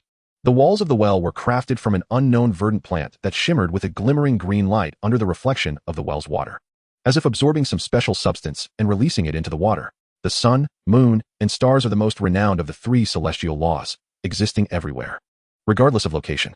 Thus, even though the desolate plains of the novice trial lacked the moon's visibility, it did not hinder the moon well from absorbing the lunar essence and refining its waters. Luo Chen glanced at his reserve of void source stones, then at his remaining spirit points, and without further hesitation, he upgraded both the territory and barracks to level 3. 3 level heroes, 30 level 3 paladins. Alongside the ever-ready Thunder Tower. What could the 5th day's trial boss possibly do to me? The Dragon Knights shall not falter. Chapter 26. Beasts and Hunters. Luo Chen gazed contentedly at his somewhat empty territory. In just a few short days, it had expanded to such an extent that even a textbook case would pale in comparison to my accomplishments. Luo Chen inspected his attribute panel. The collapsed chessboard had also risen to level 3 alongside the territory, while he himself remained at level 1 for the time being. There was no choice. Investing the precious early void source stones into the Lord was simply too unwise. Even if the Lord possesses formidable combat prowess, they typically do not venture onto the front lines lightly. The void is vast and teeming with monsters. Should misfortune strike and an enemy unit specifically designed to counter him appear, it would not be out of the realm of possibility for the Lord to meet his end. The textbooks of Dongwang recount more than a dozen cautionary tales, just like the undead legion on the 4th day, encountering the collapse energy that counters them. They were swiftly vanquished without even a shred of resistance. The vastness of the void is filled with wonders. Only by maintaining a reverence for this boundless world can a lord hope to endure for long. Thus, the territory's two primary attributes now stood as follows. Area, 1250. Spirit points, 4,078. With a substantial reserve of 38 spirit points, even as upcoming battles would require the Blood Arrow Tower and Thunder Tower. It signifies that Luo Chen's daily minimum income would exceed 30 golden quality void source stones. A smile crept onto Luo Chen's lips. His mood buoyant. The snowball has begun to roll. He now looked forward to the 5th day's boss potentially yielding a new Barak or defense tower. The higher the quality, the better. We lack neither spirit points nor gold. After several days of combat, Raiden Mei lived up to her title of Valkyrie, rapidly adapting to the rhythm of battle. She would rest when necessary and strike when needed, balancing combat and respite seamlessly. Each day before the monster's arrival, everyone appeared spiritedly throughout the territory, preparing to face formidable foes.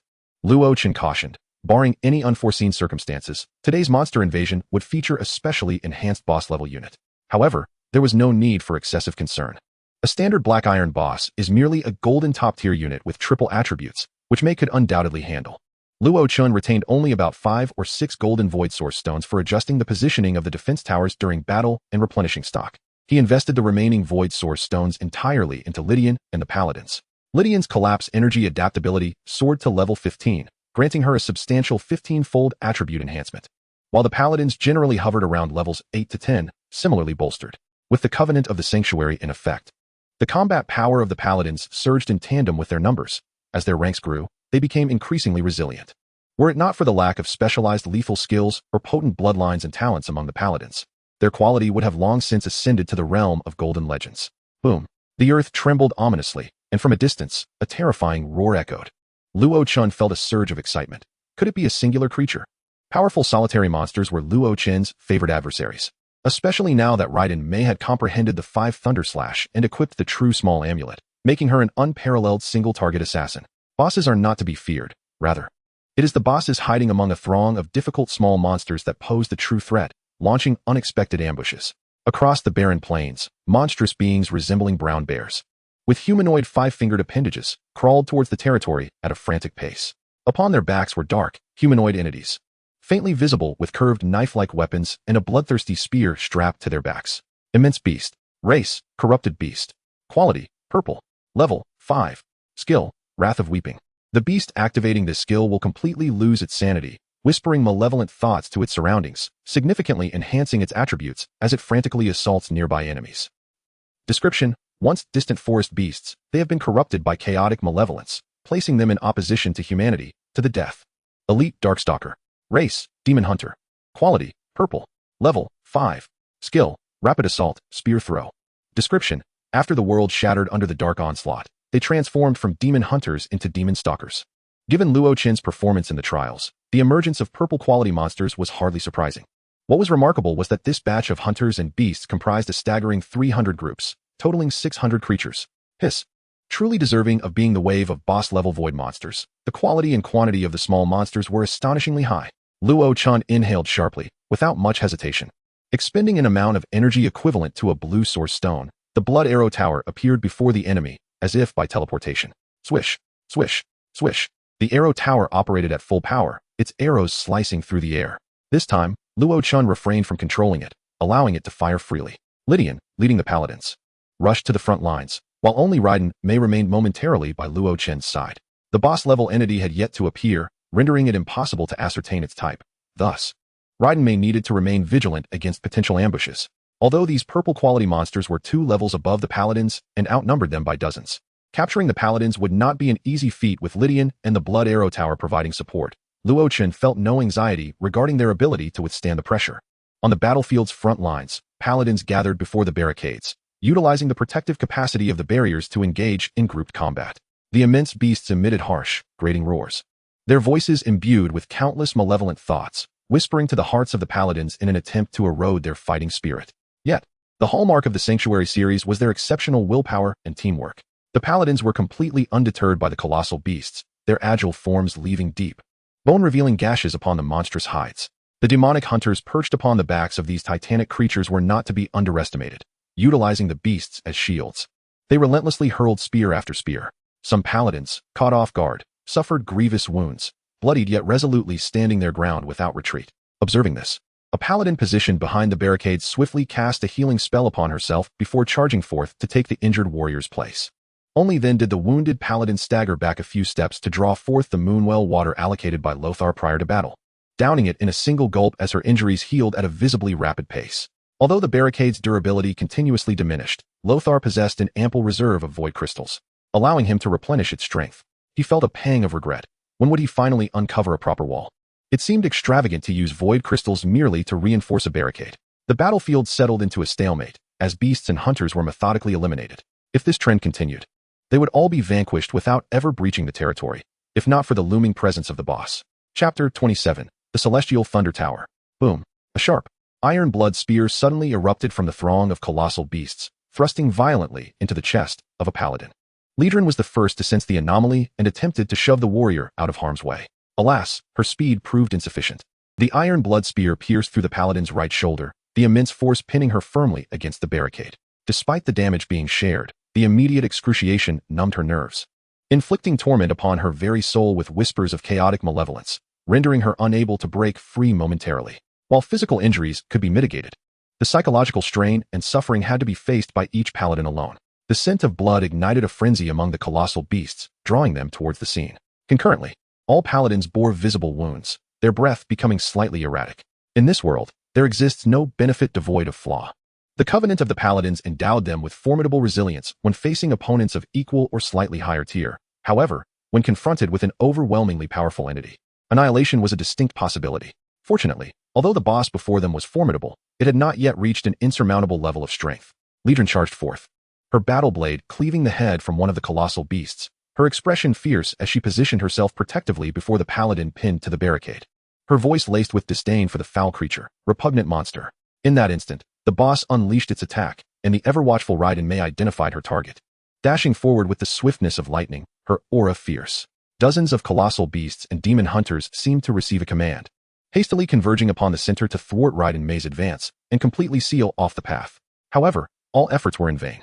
Lightning surged across the battlefield, its penetrating force inducing a paralyzing effect that momentarily halted the beasts, who could only watch as Raiden Mei plunged into their ranks. At the center of the monstrous horde, a diminutive figure, incongruous among the colossal beasts and demon hunters, revealed itself.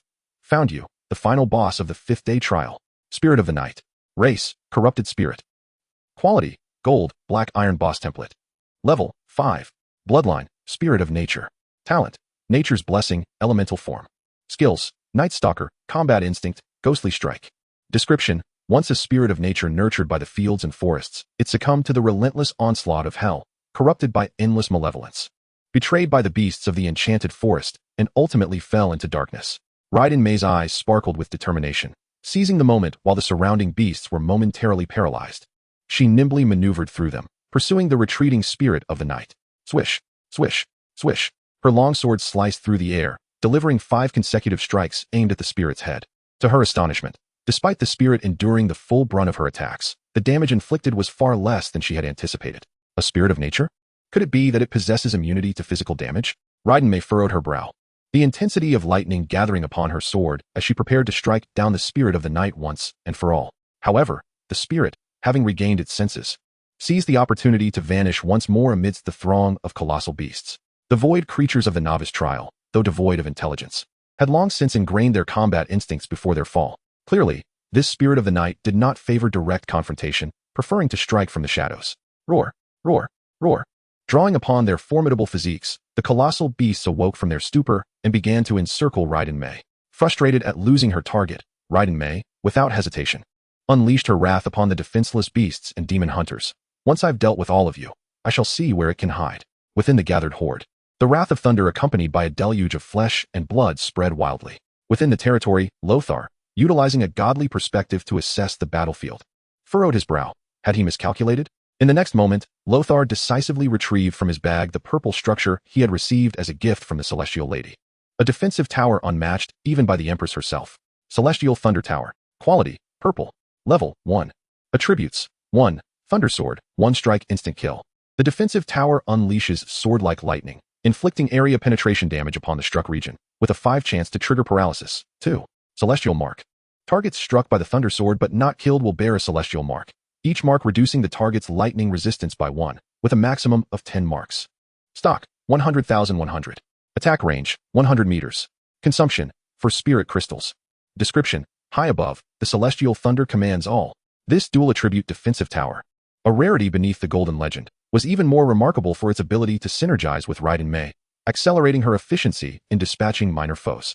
Without hesitation, Lothar utilized the remaining void crystals in his possession to upgrade the Celestial Thunder Tower to level 3. While the rate of fire remained unchanged, its damage significantly increased. Lightning transformed into a sword, plummeting from the heavens, crashing down and erupting into a myriad of radiant lightning, enveloping the horde of beasts surrounding Raiden Mei. With the aid of the Celestial Thunder Tower, Raiden Mei's efficiency in eliminating foes surged, shifting from dispatching 2 with each strike to taking down 3. The brilliance of thunder was unstoppable. Faced with Raiden Mei's sudden onslaught, the lurking spirit of the night grew increasingly anxious, unleashing iron blood spears in a desperate attempt to ambush her. Yet, Raiden Mei's attributes overwhelmingly surpassed those of the spirit, her keen perception easily allowing her to evade the trajectories of the spears. The surrounding colossal beasts and demon hunters posed no hindrance, even sacrificing their lives in a futile effort to impede her advance. Her figure remained relentless, repeatedly cornering the spirit of the night, forcing it to retreat in fear and no longer daring to approach. With its ambush discovered, the spirit's allies were wholly incapable of restraining Raiden Mei's movements, inadvertently obstructing its own spear-throwing line of attack. Had it possessed any intelligence, it might have already vocally cursed its incompetent allies. Because it lacks wisdom and rationality, it attacks mechanically and numbly under the influence of brutal emotions, adhering to its innate combat instincts without altering its strategy until the battle's conclusion. 600 purple-tier monsters were brutally slain by the godly Thunder Tower, leaving the Dark Knight spirit with no place to hide, forced to flee while hurling spears. Ultimately, it was easily caught by Raiden Mei, who struck it down with over 100 blows from her thunder-infused sword. The portal to the secret realm, adorned with crimson-black patterns, gradually took shape. Chapter 28. The Favor of the Void and the Steel of the Heart. Luo Chen paid no heed to the forming portal. Instead, he eagerly rubbed his hands together as he accepted the black iron treasure chest offered by Raiden Mei. The chest, a pure black, bore a twinkling star on its surface, within which the likeness of the Dark Knight spirit was intricately engraved. This treasure chest, dropped from a boss template, held a value that far surpassed that of ordinary chests, making it far more likely to yield extraordinary treasures. Furthermore, their rarity was profound, blessed by the boundless void, allowing them to grow at an accelerated pace. By the time lords encountered them, they had already reached their fully evolved state, surpassing level 100. The higher the level, the more pronounced the combat power increase provided by the boss template's multiple attributes, to the extent that they could potentially overturn even the mightiest foes. Once they awakened their intelligence, even with ample preparation, one might exhaust immense energy only to find their opponent has evaded capture. During the initial trials for newcomers, the boundless void could summon various low-level bosses from the vast sea of emptiness. Had it not been for the void's desire for the hearts of lords, the novice trial mechanism would never have emerged, nor would the descend function have been granted to the lords. Since the second day of the trials, Luo Chen had ceased to open chests manually, opting instead to utilize the abilities of his territory for bulk openings. There was no other choice. The sheer number of chests after the second day was overwhelming.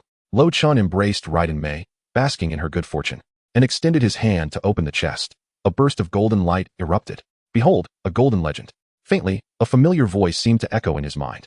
Regaining his composure, Luo Chen redirected his gaze into the chest. Within lay 3 items, 2 building models radiating golden and purple light, and a golden sphere. He first grasped the golden material, a flicker of realization flashing in his eyes. A rare and invaluable treasure that every boss must drop, a miraculous artifact. Favor of the Void. Type, artifact. Quality, golden. Attributes, 1. Innate chi, capable of elevating any purple building to the legendary golden level. Description, the final blessing of the death world, a rare mercy from the boundless void, manifesting as a miracle. Buzz. A wave of longing surged within Luo Chen's being, clearly indicating that this favor of the void was one of the special energies required by his talent. However, Luo Chen swiftly suppressed his body's instinctual craving. Such a precious artifact, capable of significantly enhancing combat power in a short time, could not be squandered during the critical early stages of the trials for mere luck and strategic draws. Since first encountering the Black Iron boss, Luo Chen had already formulated a plan for its use. Regrettably, the connection between the altar and the hero was tenuous at best. If upgrading the altar could elevate Liadolin, this favor would undoubtedly belong to the altar. Luo Chen did not dwell on it. Not all favors of the void could be utilized for buildings. Some were solely for enhancing hero qualities, entirely reliant on luck. His gaze fell upon the orderly ranks of the Holy Knights. A smile tugging at the corners of his mouth, It seemed there was but one choice to make. A golden quality Holy Knight. I look forward to it. Due to the exploration mechanism of the secret realm during the novice trial phase, the ability to consistently produce formidable troops from the barracks far outweighed the importance of defensive towers and altars. Yet, as Luo Chen picked up the remaining items, a golden and a purple building model, an exasperated expression crossed his face. Am I at odds with the defensive tower? The remaining 2 building models were, astonishingly, both defensive towers. Steel of the Heart Tower. Quality, golden. Level, 1. Attributes, 1, iron gate, 1 stock. The defensive tower will automatically generate an iron domain within its range. Any monster entering this range will be obstructed by the iron gate, which, upon breaking, will inflict damage equivalent to 5 of its health and apply a 10 slow status. 2. Heart Steel. Upon the demise of a monster obstructed by the iron gate, the gate will absorb the monster's will, returning to the tower's essence. This will accumulate within the tower, transforming into a treasure chest of the heart. The higher the layers of will, the more precious the items within the treasure chest. Stock, 100,100. Attack range, 5,000 meters. Consumption, 5 spirit essence. Description, all in the world is but illusion. Only the steel of the heart is the ultimate destination. Steel gate, hands clasped together. Landmine tower. Quality, purple. Level, 1. Attributes, 1, hidden lightning, 1 stock. The defensive tower will randomly deploy or be actively controlled by the Lord, spider mines within its range. These mines are difficult to detect and will automatically seek out passing monsters, inflicting fire and mechanical area damage. Stock, 100,100. Attack range, 3,000 meters. Consumption, for spirit essence. Description, once, a dragon-slaying warrior passed through this land, only to find his knee struck by lightning. Defensive towers of the enemy obstruction and assassination types. Luo Chen pondered for a moment, tossing the landmine tower into his backpack to accompany the infection bug tower, leaving only the steel of the heart tower. This one is quite good. Currently, the territory is not vast. Defensive towers can generally cover the entire area. And since he had yet to construct a city wall, this tower could partially fulfill that role. In the early stages, Lord's territories are typically small, allowing most mid to high-quality defensive towers to provide comprehensive coverage. However, to engage monsters descending from outside the territory promptly, the Lord must manually adjust the defensive tower's positions. Luo Chen scrutinized the defensive tower in his hand and gently tossed it. The model swelled in the wind, transforming into a majestic steel tower, positioned before the Godly Thunder Tower and Blood Arrow Tower, resembling a stalwart guardian. Such a defensive tower, endowed with treasure-seeking properties, should ideally be placed as early as possible. Raiden Mei smiled softly. My lord, it seems this bounty has greatly pleased you. Indeed, I am quite satisfied. Luo Chen weighed the golden sphere in his hand, his spirits soaring. This is merely the beginning, for we still have a grand treasure yet to unveil. The two approached the barracks, and without hesitation, Luo Chen pressed the favor of the void against the barracks' grand entrance, consumed the favor of the void to elevate the purple glory holy hall to the golden radiant holy hall. Would you like to proceed? Luo Chen, yes. The golden sphere sank into the barracks. A dazzling golden light radiated from the entire structure, while its footprint remained unchanged. Its appearance continuously transformed within the golden brilliance, growing ever more majestic.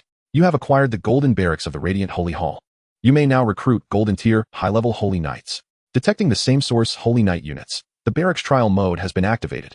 Each consumption of 0.1 units of golden void essence allows one same source holy knight unit to undergo trials. Successful trial participants may ascend to high-level holy knights, while failed trials will not refund the void essence. You have created a new radiant holy hall, strengthening the power of the holy hall faction. With the initial affinity of holy knight units increasing, the sanctuary conveys a virtual coordinate to you, accompanied by a greeting. May the holy light safeguard you. Chapter 29, The Enigmatic 100 Armies. The trial advancement mode for homogeneous troops is a concealed feature of the golden barracks.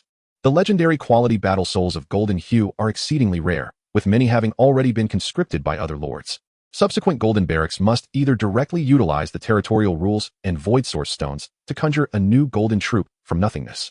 The advantage of this approach lies in the avoidance of waiting for the barracks to gather deceased battle souls. However, the newly birthed troops lack the memories of past lives, the hard-earned combat experience, and the skill levels averaging 50 to 60. They must cultivate their talents, skills, and bloodlines from the ground up. The trial advancement mode was introduced to address this issue. Homogeneous troops can ascend to golden legendary status simply by passing the trial while retaining an average skill level of 50 to 60, thereby swiftly developing combat prowess. The disparity in combat capabilities between the two is vastly greater than that between fresh recruits and seasoned veterans. This is also why many lords do not hesitate to recruit suitable indigenous beings and transform them into troops, saving a significant sum of void source stones. Of course, failure in advancement renders all investments futile. However, Luo Chen chuckled softly. I possess the ruinous chessboard, even if talents and skills are somewhat lacking. As long as attributes are sufficiently stacked, what is there to fear in overcoming the trials? Glorious Sanctuary. Quality, Golden. Level, 3. Recruitable Troop, High-Level Sanctuary Warrior. Others, omitted. High-Level Sanctuary Warrior. Quality, Golden. Bloodline, partial details omitted, ascended to Golden Legendary level. New Edition, Holy Light. Upon disengagement from combat, in a state of physical and mental tranquility, recover 1 health point per second. Talent, partial details omitted, ascended to Golden Legendary level. New Edition, Worthy Adversary, LV1. The Holy Light follows you, forming a hammer of holy light that encircles you, inflicting light and physical damage upon surrounding foes. The number of hammers is contingent upon the talent level. Skill, partial details omitted, ascended to Golden Legendary level. New Edition, Divine Storm, LV1. Summon a multitude of holy light hammers to create a fierce whirlwind, unleashing extensive area damage of light and physical attributes in the target region, and leaving a holy light mark on surviving units for a duration of 72 hours. The holy light mark deals no damage but can be sensed by all sanctuary-type troops, allowing them to detect enemy activity near the mark. New Edition, Send Feedback, LV1. Release this skill on a designated individual to eliminate their extraordinary energy, with the scale of the effect determined by multiple factors, including both parties' energy levels, quality, skill levels, and injected energy. The greater the sins of the target, the stronger the skill's effect. Description: the ultimate sanctuary troop, crafted by the Etherean Sanctuary Envoy, was once ranked 36th among the top 100 indomitable troops by certain disaster races during a specific period. A lord who possesses the glorious sanctuary can, as long as they are not foolish, be effortlessly elevated to the legendary realm by the high-level sanctuary warriors. Singular kills, area damage, sustainability, healing, formidable will, abundant combat experience, and harmonious teamwork. Luo Chen silently counted the advantages of the high-level sanctuary warriors, and the more he counted, the harder it became to suppress the smile at the corners of his mouth, complemented by excellent equipment to bolster resistances and armor. A fully formed legion of high-level sanctuary warriors truly deserves the title of an all-encompassing formidable army.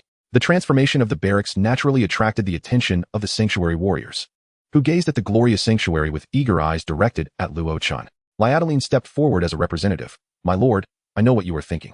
With a wave of his hand, Luo Chen unleashed a cascade of void source stones, prompting everyone to claim their share, depleting all the stones to maximize the ruinous energy adaptability skills before challenging the trials. The sanctuary warriors expressed their gratitude in unison. Thank you for your generosity, my lord. The Gate of Secrets lay beyond the territory, and Luo Chen paid it no heed, as long as he did not actively open the gate. The monsters within could not escape. Sharpening the axe does not delay the work of chopping wood. Once this group of sanctuary warriors successfully advances, conquering the secret realm will be considerably easier. Luo Chen observed Liadaline, the blood elf standing near the barracks, her expression a mixture of complexity and sorrow. He gently reassured her. Do not worry. There will not be just one boss during the trial. Perhaps one day, a heroic item will drop. I will not forget the merits you have earned during these days. Should any heroic grade enhancement item appear, you will undoubtedly be the first choice. Liadaline snapped back to reality, her delicate, pale, elongated ears twitching slightly. You worry too much. I am merely feeling a bit nostalgic. Luo Chen. Liadaline glanced around the surroundings, a hint of envy and yearning in her demeanor. Had we possessed such conditions back then, the blood elf lineage would not have faced near extinction on multiple occasions.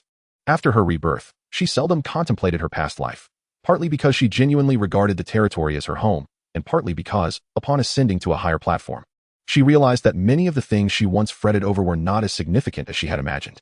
Only on rare occasions did Liadaline experience such reflections. Luo Chen smiled gently. I do not wish to boast, but finding a colossal entity akin to the human lord's world amidst the endless void, the myriad realms, and the cosmic sea is certainly no simple task. Among the known 3 realms, few can rival the human lord's world. Liadaline beamed, placing her right hand over her heart. I do not know how powerful the human lord's world is, but I know it is my honor to serve under you. She is not foolish. No matter how strong the human lord's world may be, the lords within have their distinctions, and the one standing before her is undoubtedly among the most exceptional. Raiden Mei wore a proud expression, as if the praise directed at Liadaline was meant for her. Luo Chen nodded with a smile. This is our destiny. The barracks trials will not last long. You should take the opportunity to rest. This next secret realm will undoubtedly be more challenging than the previous days. Raiden Mei confidently patted the genuine little talisman beneath her chest lining. It's all right. No matter how many enemies there are, I will eliminate them all. Luo Chen offered a few brief safety reminders, urging them not to be careless, and refrained from saying more. At this stage, even if surrounded, Raiden Mei could easily carve a bloody path. with the tenfold enhancement of the ruinous chessboard. Her unrestrained control over lightning from the Raiden core, and the comprehensive physical resilience afforded by ruinous energy adaptability, coupled with the recently comprehended golden skills. Her genuine little talisman was indeed a true bug in the world, supported by powerful sanctuary warriors and the slightly weaker blood elf hero. While it could be argued that she alone might struggle to fend off thousands of monsters in a grand battlefield to protect the entire territory from invasion, in scenarios of infiltration, ambushes, or small-scale skirmishes, Luo Chen could not fathom how Raiden Mei might falter. Chapter 30, Sniper Cannon. One by one, the sanctuary warriors, emanating a golden radiance, emerged from the barracks, and with each appearance, the smile on Luo Chen's face blossomed even brighter. Ultimately, all 30 sanctuary warriors successfully ascended to the golden quality high-level sanctuary warriors. They stood in meticulous formation, the residual golden light from their advancement gradually dissipating. Yet they remained perfectly synchronized, exuding an uncanny sense of unity, as if even their breaths were in harmony. Conversely, Liadaline and the high-level sanctuary warriors team appeared somewhat out of place. This is an inevitable occurrence. As the barracks evolve, the nature of the troops undergoes transformation, resulting in a natural decline in compatibility between the two sides. Presently, the compatibility level between both parties remains at a mere 49, falling short of even half. This issue, I fear, can only be resolved after the trials conclude, upon reaching the virtual sanctum. With arms outstretched and a spirit brimming with vigor, Luo Chen proclaimed, "Esteemed comrades, the territory stands with you. Your contributions will ultimately be rewarded handsomely, as they are today. Let us unite our efforts and navigate this adversity together." The high-tier sanctum warriors responded, "We pledge our lives to the Lord."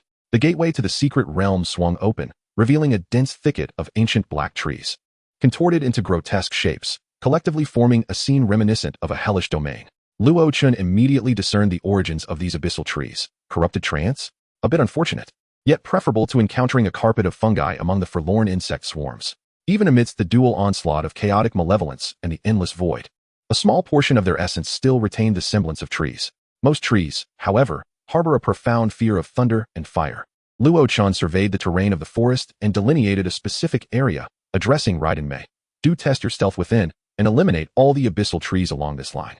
If you act swiftly enough to isolate the area, they should be unable to relay messages to their counterparts."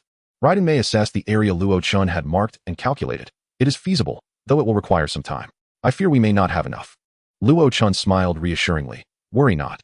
Their reactions are notoriously sluggish, bound by the internal life structure of flora, save for a few peculiar entities. Plants possess a relatively slow response rate compared to other life forms of the same level before breaking past the 100th rank. Their advantages lie in their massive size and formidable regenerative capabilities. The tree spirits that accompany ancient trees are an entirely different matter. The abyssal trees, tainted by chaotic malevolence, had their already limited sentience thrown into disarray, further diminishing their response speed. Provided the methods employed are suitable, Luo Chen's plan is entirely achievable. Raiden Mei, brandishing a newly equipped purple-quality longsword, declared with confidence, "Then it shall be no issue." Luo Chen smiled and cautioned, "Do exercise caution. Retreat if the situation turns unfavorable. Even if word spreads and they initiate a full-on assault, it will merely pose a slight challenge. With you and the numerous defensive towers present, we shall not falter." Raiden Mei grinned confidently. "I am capable of anything now." In the next moment, she stepped into the secret realm. 2.5 minutes later, a violent thunderclap reverberated through the ominous gloom, akin to the wrathful judgment of a celestial deity. The chaotic abyssal trees had yet to react before losing contact with their rear. Liadaline and 30 high-tier sanctum warriors rushed to the battlefield, flanking Raiden Mei, swiftly clearing the abyssal trees and the monsters concealed amongst them. The resplendent hammers of holy light and the frigid bolts of divine retribution flashed repeatedly in the dark secret realm, hastily dispatching the monsters. They all understood that it was only a matter of time before the creatures within the secret realm sensed the commotion and began to swarm toward their location. Alas, their efforts were destined to be in vain. Liadaline, standing atop the remnants of the inky tree trunks, pointed toward the distant horde of monsters and commanded in a hushed tone, "Release." The numerous high-tier sanctum warriors collectively hurled the energy hammers forged from holy light, merging them into a sacred whirlwind that recklessly traversed through the ranks of monsters, tearing them asunder. Witnessing this spectacle, Luo Chen felt a wave of emotion. It is no small feat to finally witness a proper area attack. The Divine Thunder Tower? It is indeed impressive. Yet the defensive towers cannot reach within the secret realm. Luo Chen surveyed the surroundings of his territory. What is most needed now is a formidable wall, followed by various traps. Ideally, another barracks or a hero recruitment token would be splendid. Unfortunately, such treasures are likely to appear only after the next boss wave. The 5-day battle concluded, and the spoils were being tallied. Battle settlement. Enemies. 3, 577 colossal beasts. 1, 855 night prowlers. 623 abyssal trees. 1 night spirit. Evaluation. A resounding victory. Base rewards. Resources from the secret realm to be acquired autonomously. Complete victory rewards. 1, 3, 000 void source stones, blue, 1. 200 void source stones, purple, 80 void source stones, gold. 2. Territory area increased by 750, territory spirit score 50. 3. Electromagnetic sniper rifle, gold. Territory structure, red dust forging workshop, gold. An electromagnetic sniper rifle? Luo Chen held a technology-based device resembling an oversized rocket launcher. His expression one of bewilderment. From which race does this equipment originate? Luo Chen glanced down the barrel of the rocket launcher.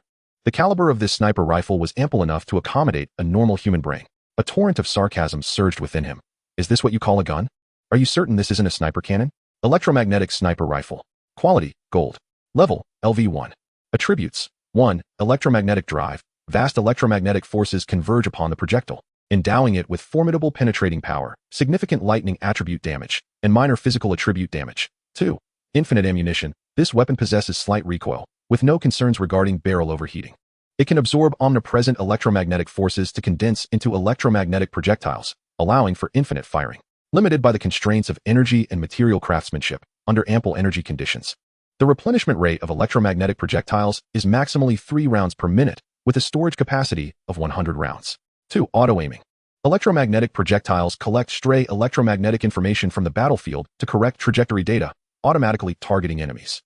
Description. With long-range, targeting capabilities, and the ability to zoom in. It is undoubtedly a sniper rifle. Certainty, JPG.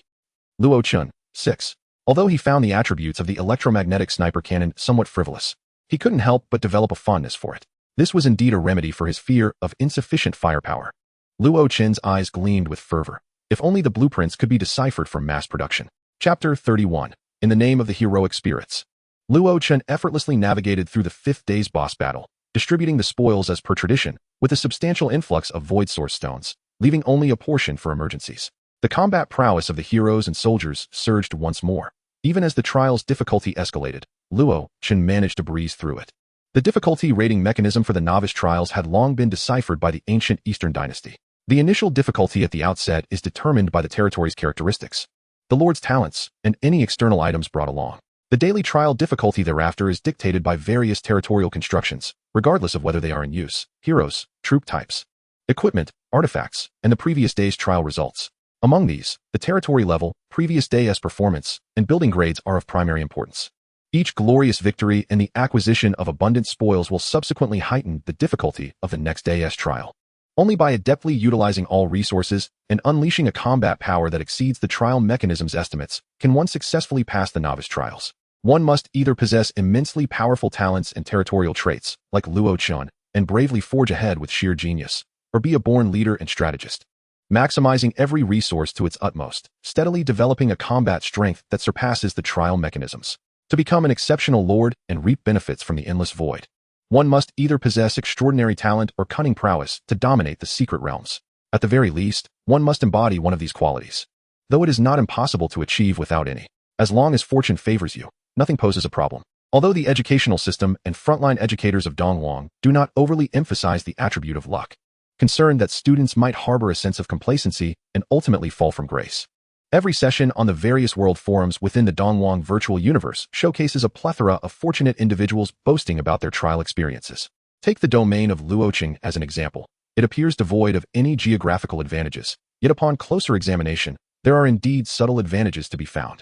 For instance, if one were to encounter deep-sea mermen or the colossal deep-sea whale sharks, whose talents are fully invested in the water element, or perhaps the luminous spirits born from light, thriving in perpetual radiance, their combat effectiveness would plummet significantly due to environmental constraints if they were to appear near Luo Chen's territory.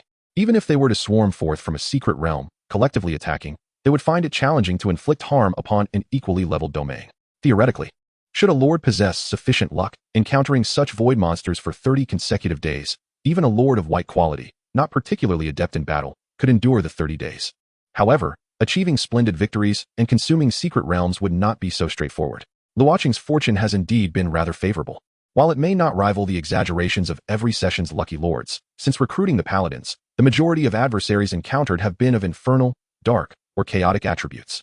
Although light and dark attributes are mutually restraining, the paladins are elite units of purple quality, endowed with the attributes of the ruined chessboard, making them formidable against these void creatures. Light decisively counters darkness.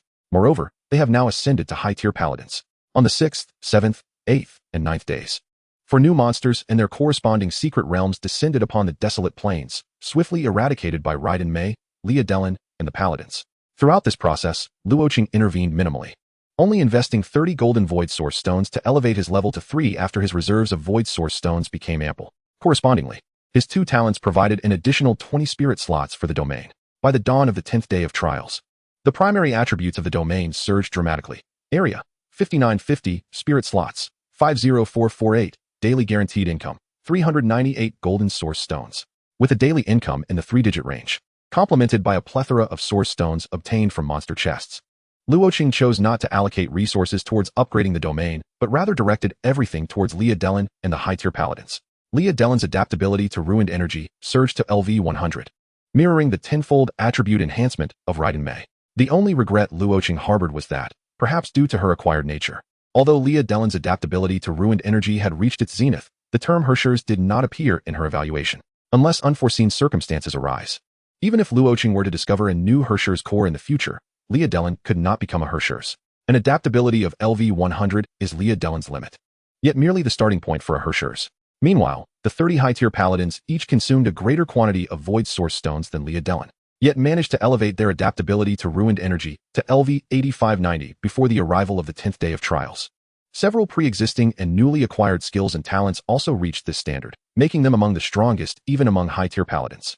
The overall level increase of the domain, its various structures, heroes, and units would directly escalate the difficulty of the trials. However, if resources were funneled into the development of adaptability to ruined energy, bloodlines, and skills, the trial difficulty would not rise as steeply. Luo Chen remarked, if it weren't for the trials of the first 10 days, where the utmost would be a single boss appearing on the 5th and 10th days, I would be quite eager to raise the difficulty and see if more bosses could emerge. But for now, it seems prudent to wait until after the 10th day of trials to gradually ramp up our efforts. With the new influx of 398 golden quality void source stones, the sleepless Luo Chen prepared the strategic arrangements for the 10th day overnight. He retrieved a resplendent, castle-like domain structure from his backpack, the base of which was adorned with a heavy layer of clouds, harmonizing with the castle's overall aesthetic, evoking a sense of otherworldliness. However, this otherworldly essence did not imply a celestial origin. Rather, it bore a closer affinity to the underworld. Upon sighting this structure, Raiden Mei smiled subtly, my lord. It seems the boss of the 10th day has placed considerable pressure upon you. Although I believe that even without the Hall of Heroes, I could lead them through unscathed. Luo Chen replied with a smile, I certainly have faith in your capabilities, yet it is wise to have the necessary safeguards in place. Over these 4 days of trials, while an abundance of high-quality equipment and skills had been amassed, the domain structures were predominantly defensive towers, leading him to nearly believe he was engaged in a tower defense game. He weighed the structure in his hand, a smirk curling at the corners of his mouth. Had he not acquired this exceptional building, he would undoubtedly have been exasperated. Hall of Heroes. Type, semi-wondrous structure. Quality, golden, under development. Level, 1. Attributes, 1. Heroic immortality. Heroes within the domain can resurrect once at their original location after a 3-minute countdown upon death, fully restoring their state and removing all negative buffs. Each hero may trigger this effect only once every 72 hours. 2. Soul Mirror. The true spirits of deceased formal citizens will return to the Hall of Heroes. Stored within the mirror, traversing through all mirrors within the domain, the Lord may consume varying amounts of void source stones to resurrect them. Formal citizens resurrected within the Hall of Heroes will drop to level 15, depending on the extent of their true spirit's fragmentation. 3. Legendary immortality. Upon the second death of a formal citizen, the Hall of Heroes will extract that citizen's life experiences, inscribing them within the soul mirror. Sufficiently legendary life experiences will be permanently retained, coalescing into a unique legendary artifact. Even if a citizen inscribed in the Hall of Heroes suffers erasure at the conceptual level, they may consume a segment of their legend and the corresponding legendary artifact to return from history. Description: from this day forth, your domain shall never require coffins again. With a twinkle of amusement in his eyes, Luo Chen remarked, following the ruin core, the second item marked as under development is indeed as formidable as ever. Chapter 32. Our walls are defensive towers. The Hall of Heroes loomed over the small wooden cabin, resembling a divine sanctuary surveying all beings, providing protection to the entire domain. As Luo Chen wandered throughout the territory, contemplating the forthcoming strategies, judging by the events of the 9th day. The number of invading monsters on the 10th day would inevitably surge into the 5-digit range. Moreover, with the expansion of the domain, the area susceptible to attack increased, making it challenging for the 32 combatants to fully safeguard the territory. Yet curiously, luck seemed to have run dry for Luo Chen in the latter 4 days of trials, yielding a plethora of defensive towers while not a single barracks was sighted, and the shadow of a city wall remained elusive. Raiden Mei suggested, "What if we upgrade the domain and barracks to level 4? We could have Sister Leo assist, and with 10 high-tier paladins supporting the defensive towers, it should be manageable to hold off a tidal wave of monsters." The domain is square-shaped, covering nearly 6,000 square meters, with an average side length of approximately 77 meters. The good news is that as long as the placement is appropriate, even the shortest range blood arrow tower could cover the entire domain, alleviating concerns that the high-tier paladins would lack support. The bad news is that if the defensive towers are placed within the domain and allowed to fire freely, there is a significant likelihood of firepower dispersal. Taking the Heart of Steel Tower as an example, at level 3, it can unleash 300 steel gates each time. But when dispersed in all directions, it is highly likely that around 160 to 70 gates will appear to the east, while the other 3 sides remain sparse, significantly increasing the defensive pressure on the high-tier Holy Knights. Most importantly, once the firepower is dispersed, the effectiveness of the defensive tower will be considerably diminished. With 75 gates in each direction, they can only temporarily halt 75 monsters. What use is that? Luo Chen glanced at the remaining spirit grid and resolutely decided, if not now, then when? Mei, summon Liadolin. Let us deliberate on which defensive towers to deploy and how to position them. Lightning Mei revealed a gentle smile. All right. Although Luo Chen did not adopt her strategy, she took no offense, clearly understanding her role. Sending her to the battlefield to engage in combat was a matter of mere moments. However, when it came to troop deployment, she would dutifully remain a spectator. Liadolin quickly arrived, and upon grasping Luo Chen's intent, promptly offered her suggestion. I propose that I lead 18 high-tier Holy Knights to secure one direction, allocating the Heart of Steel Tower to that position to swiftly eliminate the monster's vital forces. The remaining 3 directions can have 4 high-tier Holy Knights coordinating with numerous defensive towers as a defensive force. Merely delaying them will suffice. Liadolin's gaze was fervent. Have you not always deemed most blue and purple defensive towers to be of little use? Why not seize this opportunity to construct advantageous terrain with the unranked alloy walls, trading space for time? Once those defensive towers are damaged, there will be no need to worry about them occupying the spirit grid. Luo Chen's expression twitched slightly. You possess an innate understanding. The spirit grid constrains the development of the territory, simultaneously narrowing the gap between the commoner's prodigies and the noble science. The former, with but a single golden barracks, can convert their entire territorial army into golden units. Albeit somewhat singular in unit type, this can be rectified through equipment, formations, defensive towers, and the Lord's own cunning. For instance, the vine soldiers of Shu country fear fire, but which vine soldier would foolishly charge into flames? Deficiencies are not to be feared. With an excellent strategist, one can leverage strengths while avoiding weaknesses. Even if they cannot win, many commoner prodigies can still retreat unscathed, as long as they cannot be eradicated. The normal noble heirs would not deliberately make enemies of promising commoners. Thus, the greatest advantage of the noble offspring lies in their abundant resources, engaging in attrition warfare through financial might. Just as Luo Chen now employs the defensive towers as walls. Is the effect good? Undoubtedly, it is exceedingly beneficial. These resources are indeed tangible gold and silver. After a moment's contemplation, Luo Chen readily agreed. No problem. This is a perfect opportunity to enhance the territorial characteristics of the defensive towers. Over the course of 9 days of territorial construction and development, Luo Chen had come to understand that the defensive towers were the most likely to trigger territorial characteristics. Regrettably, in the determination of territorial characteristics, heroes and units do not count as items. Otherwise, the high-tier Holy Knights would likely battle until dawn. Unless Luo Chen issued orders, they would not cease. Except for eating and sleeping. As long as the fighting continues, they can grow stronger endlessly. Even if with low efficiency, they remain fervent. Acutely aware of the importance of power after being reborn, Luo Chen placed the models of the defensive towers on the ground and sent the relevant data to the 2. Discussing the arrangement, the 16 and used defensive towers can be broadly categorized into 2 types. The most common are various damage-dealing towers, totaling 11, 1 golden, 8 purple, and 2 blue.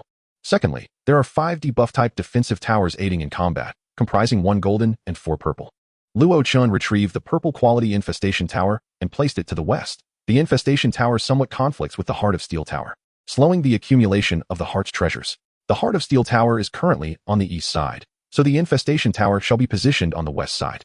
Liadolin spoke seriously. The west side is the farthest from the Heart of Steel Tower. Once combat commences, it will be challenging to receive assistance from the steel gates. She picked up the 2 golden defensive towers. Why not place these 2 defensive towers in the northwest and southwest corners? Cursed Puppet Tower. Quality, golden. Level, 1. Attributes, 1. Witchcraft, 1 shot per second. Inflicts a small area damage to the target zone. Applies random curses including, but not limited to slowing, blindness, weakness, poisoning, bleeding, and increased damage. 2. Upon the death of a monster bearing a curse, there is a certain probability it will transform into a vengeful spirit, compelled by the defensive tower to fight for the territory. The maximum number of controlled vengeful spirits is limited to 10 per tower level. Attack range, 2,000 meters. Cursed duration, 60 seconds. Stock, 100,100. Description, revive my enemies. Heavenly Crossbow Penetration Tower. Quality, golden. Level, 1. Attributes, 1. Penetrating crossbow bolts, 1 shot per minute. Sharp bolts can easily pierce through all obstacles, inflicting massive armor-piercing damage. 2. Armor-piercing Heavenly Thunder. Falling crossbow bolts will detonate, transforming into 30-50 Heavenly Thunder, creating a vortex of thunder with a certain attraction, causing significant explosive damage to surrounding enemies. Attack range, 5,000 meters. Stock, 100,100. Description, the nightmare of all armor, except for wonders. Luo Chen fully supported her proposal, swiftly picking up the remaining defensive towers and arranging them according to quality from low to high, interspersing damage and support in a systematic manner.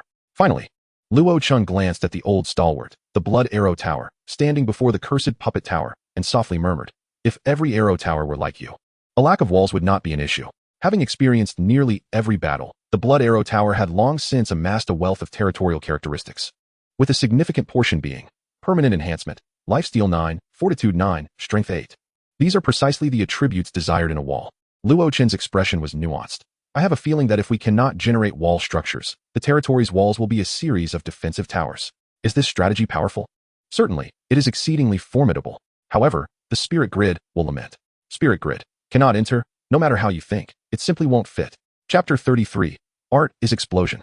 Having seen that the two had arranged everything, Lightning Mei raised her hand quietly. "What about me? What is my role?" Luo Chen and Li Yadolin exchanged smiles. "Of course, as always, the boss of the 10th day of the trial is entrusted to you." Lightning Mei's face bore an expression of as expected, yet she still murmured softly, "I have ample stamina to handle the entire field. If the boss appears at the end, wouldn't that be a waste?" Luo Chen shook his head. "This is not a waste. It is a necessary measure to prevent greater losses. Even the lowest tier Black Iron boss template, if unimpeded, can inflict substantial damage in a very short time. It is similar to 2 armies clashing. As long as the lines are not breached, casualties in a stalemate are far fewer than if the lines are torn apart." Luo Chen smiled reassuringly. "Of course, this is not absolute. The battlefield is ever-changing. Even without a boss, if any weak point faces multiple elite monsters, your timely intervention will be required." Lightning Mei smiled gently. "In that case, I would prefer to remain beside Lord until the boss appears." Her contentment in standing here indicated that the trial of the 10th day was firmly under Luo Chen's control, although most low-grade defensive towers were treated as expendable assets. Luo Chen, after casting a glance at his reserve of Void Source stones, decisively upgraded 16 defensive towers to their maximum level. The low-quality towers required minimal Void Source stones. Thus, enhancing them further would yield dividends by prolonging their defensive capabilities. Time trickled away, and the tide of void monsters was imminent. 2 Valkyries stood beside Luo Chen, flanked by high-ranking Holy Hall warriors, their delicate faces slightly tightened, exuding an air of solemnity. The incessant battles over the past 9 days, marked by resounding victories, had forged deep bonds of camaraderie among the troops from various realms, allowing them to trustingly guard each other's backs. Raiden Mei glanced at the unranked watch on her wrist and proclaimed in a grave tone, "The time has come." In the next instant, as if in response to Raiden Mei's declaration, a horde of bloodthirsty crimson monsters emerged in waves from the distant eastern horizon. Luo Chen felt a surge of exhilaration. The signs were auspicious. The eastern front was the strongest point of defense, bolstered by the Heart of Steel Tower, which had been enhanced with 12 layers of territorial traits. These enhancements would synergistically benefit the Iron Gate as well. Heart of Steel Tower, Fortitude 3, Lifesteal 3, Strength 5, Regeneration 1. The situation of the Blood Arrow Tower was not unique, whether by fortune or some other factor. The various defensive towers were predominantly equipped with the attributes urgently needed by the walls. Similar enhancements on the Blood Arrow Tower were only marginally beneficial. However, when it came to the enemy-repelling Heart of Steel Tower, the benefits were staggering. Of course, the Lifesteal 3 enhancement was a useless attribute for the Iron Gate, which possessed no offensive capabilities. In such moments, Luo Chen would sincerely wish for a golden finger that could refresh attributes, making everything perfect. Li Yadolin rushed forward. "First Division. Follow me." 18 high-ranking Holy Hall warriors swiftly trailed Liao, heading straight for the eastern barricade. The remaining 12 bowed respectfully to Luo Chen before dispersing to the other 3 directions as planned. Luo Chen and Raiden Mei ascended an unranked alloy tower. Gazing at the monstrous horde, he retrieved an electromagnetic sniper rifle from the Lord's backpack, a fervent smile creeping onto his face. Come forth. My sniper rifle is eager for action. Since acquiring the electromagnetic sniper rifle, Luo Chen was no longer a hindrance as a lord, even standing behind heroes and troops. He could still wield considerable combat prowess. No matter how terrifying the Void Monster Tide on the 10th day might be, Luo Chen was fully prepared. Aside from a small reserve for emergencies, the Void Source Stones had been utilized to bolster the defensive towers and enhance the barricade's durability, pushing the territory to its utmost limits. The only regret was that the heroes and troops lacked cohesive equipment. If it weren't for the absence of suitable materials and a lack of resource recovery or mining buildings, he would have long since deployed the Golden Red Dust Forging Workshop to provide everyone with unified gear. Raiden Mei donned a golden amulet and wielded a golden longsword, while Liao carried a golden round shield, and the high-ranking Holy Hall warriors were each equipped with an average of 3 purple-grade items. Every soldier was armed to the teeth, carrying numerous items for support. Their mismatched equipment rendered them somewhat incongruous, even resembling a motley crew. Yet their combat effectiveness was undeniably formidable. Suddenly, a rootless gale swept in from the east, as the dense throng of monsters howled silently, charging towards the territory. As the saying goes, when 10,000 approach, the vastness is boundless. These creatures, larger than ordinary humans, truly made Luo Chen and his companions atop the height experience the very essence of a monster tide. Each stood approximately 2.5 meters tall. Their blood-red skin grotesquely twisted, their cruel and savage grins reminiscent of a fiendish visage. Their overall form bore some resemblance to that of a gorilla, yet they possessed 6 arms and 8 octopus-like tentacles sprouting from their backs, weaponry adorning every inch of their bodies. It was evident that they were unequivocally weapons of war that had crawled forth from the depths of hell. Abyssal Gorilla Beast. Quality: blue-purple. Level: 10. Skills: Gorilla Roar. Abyssal Breath, Warm Magic Sound. Description: captured by the abyss. A fragment of a digitized world birthed the monster known as the Gorilla Beast from mountains of corpses and seas of blood, evolving into a native species of the abyss. Until during a certain invasion of another realm, it was dragged into the endless void. In an instant, thousands of gorilla beasts surged forth, entering the firing range of the defenses. Boom, whir, clang. The defensive towers opened fire, relentlessly repelling the enemy. The iron gate unfurled, lightning-shaped, swords struck the ground. Heavenly crossbow bolts pierced through the mass of monsters, and multiple curses rained down. With the increasing number of defensive towers, allowing them to unleash their full potential was the optimal choice. The Lord merely needed to ensure the towers were stocked. The towers themselves had myriad considerations. Luo Chen's gaze sharpened as he raised the electromagnetic sniper rifle, targeting a purple-quality individual among the gorilla beasts, and pulled the trigger, releasing a projectile the size of a human head. In the next moment, the electromagnetic light soared skyward, a searing white beam tearing through the air, subtly carrying the scent of charred flesh. The trigger was pulled repeatedly as sniper rounds flew forth, igniting a series of explosions amidst the monstrous tide. Boom, boom, boom. The electromagnetic barrage resonated, the towers ringing in unison, as countless gorilla beasts fell in their advance. Luo Chen's lips curled into a slight smile, exhilaration flooding his heart. Abyssal monsters, behold the artistry of modern warfare. The monsters at the forefront would perish first. Art is the explosion of JPG. Chapter 34. Who says the sheep clan lacks a great emperor? Within every life lies an inherent reverence for violence. This is an inevitability of biological evolution, a fundamental necessity for survival. Just as the strongest lions often claimed the most lionesses, the primordial power of the tribal era stemmed from indisputable violence. On the dark, desolate plains, the void monsters surged forth like an endless tide, seeking to completely engulf the diminutive territory and drag it into the infinite void. The nearly 6,000 square meter territory appeared as a solitary vessel upon the ocean, poised to be obliterated by the waves at any moment. However, its essence was not that of a helpless boat, but rather a steadfast reef. Liao stepped beyond the barricade, sword in one hand, shield in the other, confronting the vast multitude of gorilla beasts with a stoic expression. A halo unfolded beneath her feet. Come forth. Newly added blood healing halo, LV99, absorbs stray, unclaimed vitality, purifying it before infusing it into allied bodies, healing wounds. Although the existence of the garden toilet might seem peculiar, its effects were remarkably potent, second only to 2 yet-to-be-developed golden legends. With Luo Chen's assistance and through relentless efforts, Liao and many high-ranking Holy Hall warriors had harnessed their powers, developing new skills. The monsters, with their savage and cruel visages, charged at Liao and her companions, their 6 muscular arms thrusting forward. only to be halted by a suddenly materialized golden steel gate. Duong, duong, duong. The iron gate quaked, its force sufficient to easily create craters, yet it was firmly intercepted. Liao Delin's expression turned serious as she advanced. The attributes of heroes are tenfold compared to those of troops of the same quality and level, with the additional tenfold boost from the ruined chessboard. The vast disparity in attributes allowed her to effortlessly experience the exhilaration of Raiden Mei during the initial days of her trials. On the battlefield, she darted in and out, light and unburdened, untouched by any bloodshed, save for the occasional severed gorilla heads that departed from their necks with a whispering breeze. The blood on her was merely a result of the multitude of monsters she had slain, staining her clothes as it trickled down her sword and shield. While the high-ranking Holy Hall warriors were formidable in their own right, they paled in comparison to the hero unit Liao Delin. A barrage of holy light hammers soared forth, ruthlessly harvesting the lives of the monstrous horde. Yet, they could not impede the overwhelming tide of gorilla beasts that spread from the east, gradually encircling the entire territory. Luo Chen was multitasking, constantly monitoring the stock of the defensive towers and the durability of the barriers, while simultaneously pulling the trigger to eliminate purple-tier elite gorilla beasts whenever possible, all the while searching for traces of the elusive boss. The territorial battle had erupted in full force. Thunder and Lightning Mei's expression remained composed, her gaze intense. However, the gorilla beasts seemed inexhaustible, relentlessly depleting the territory's source stone reserves and the troops' stamina. Yet, the anticipated boss remained conspicuously absent. Luo Chen felt a wave of frustration. What the hell? Are the bosses nowadays all just survivalists in their previous lives? After hundreds of generations of this atmosphere, where the strong fight for their fate, why am I only encountering survivalists?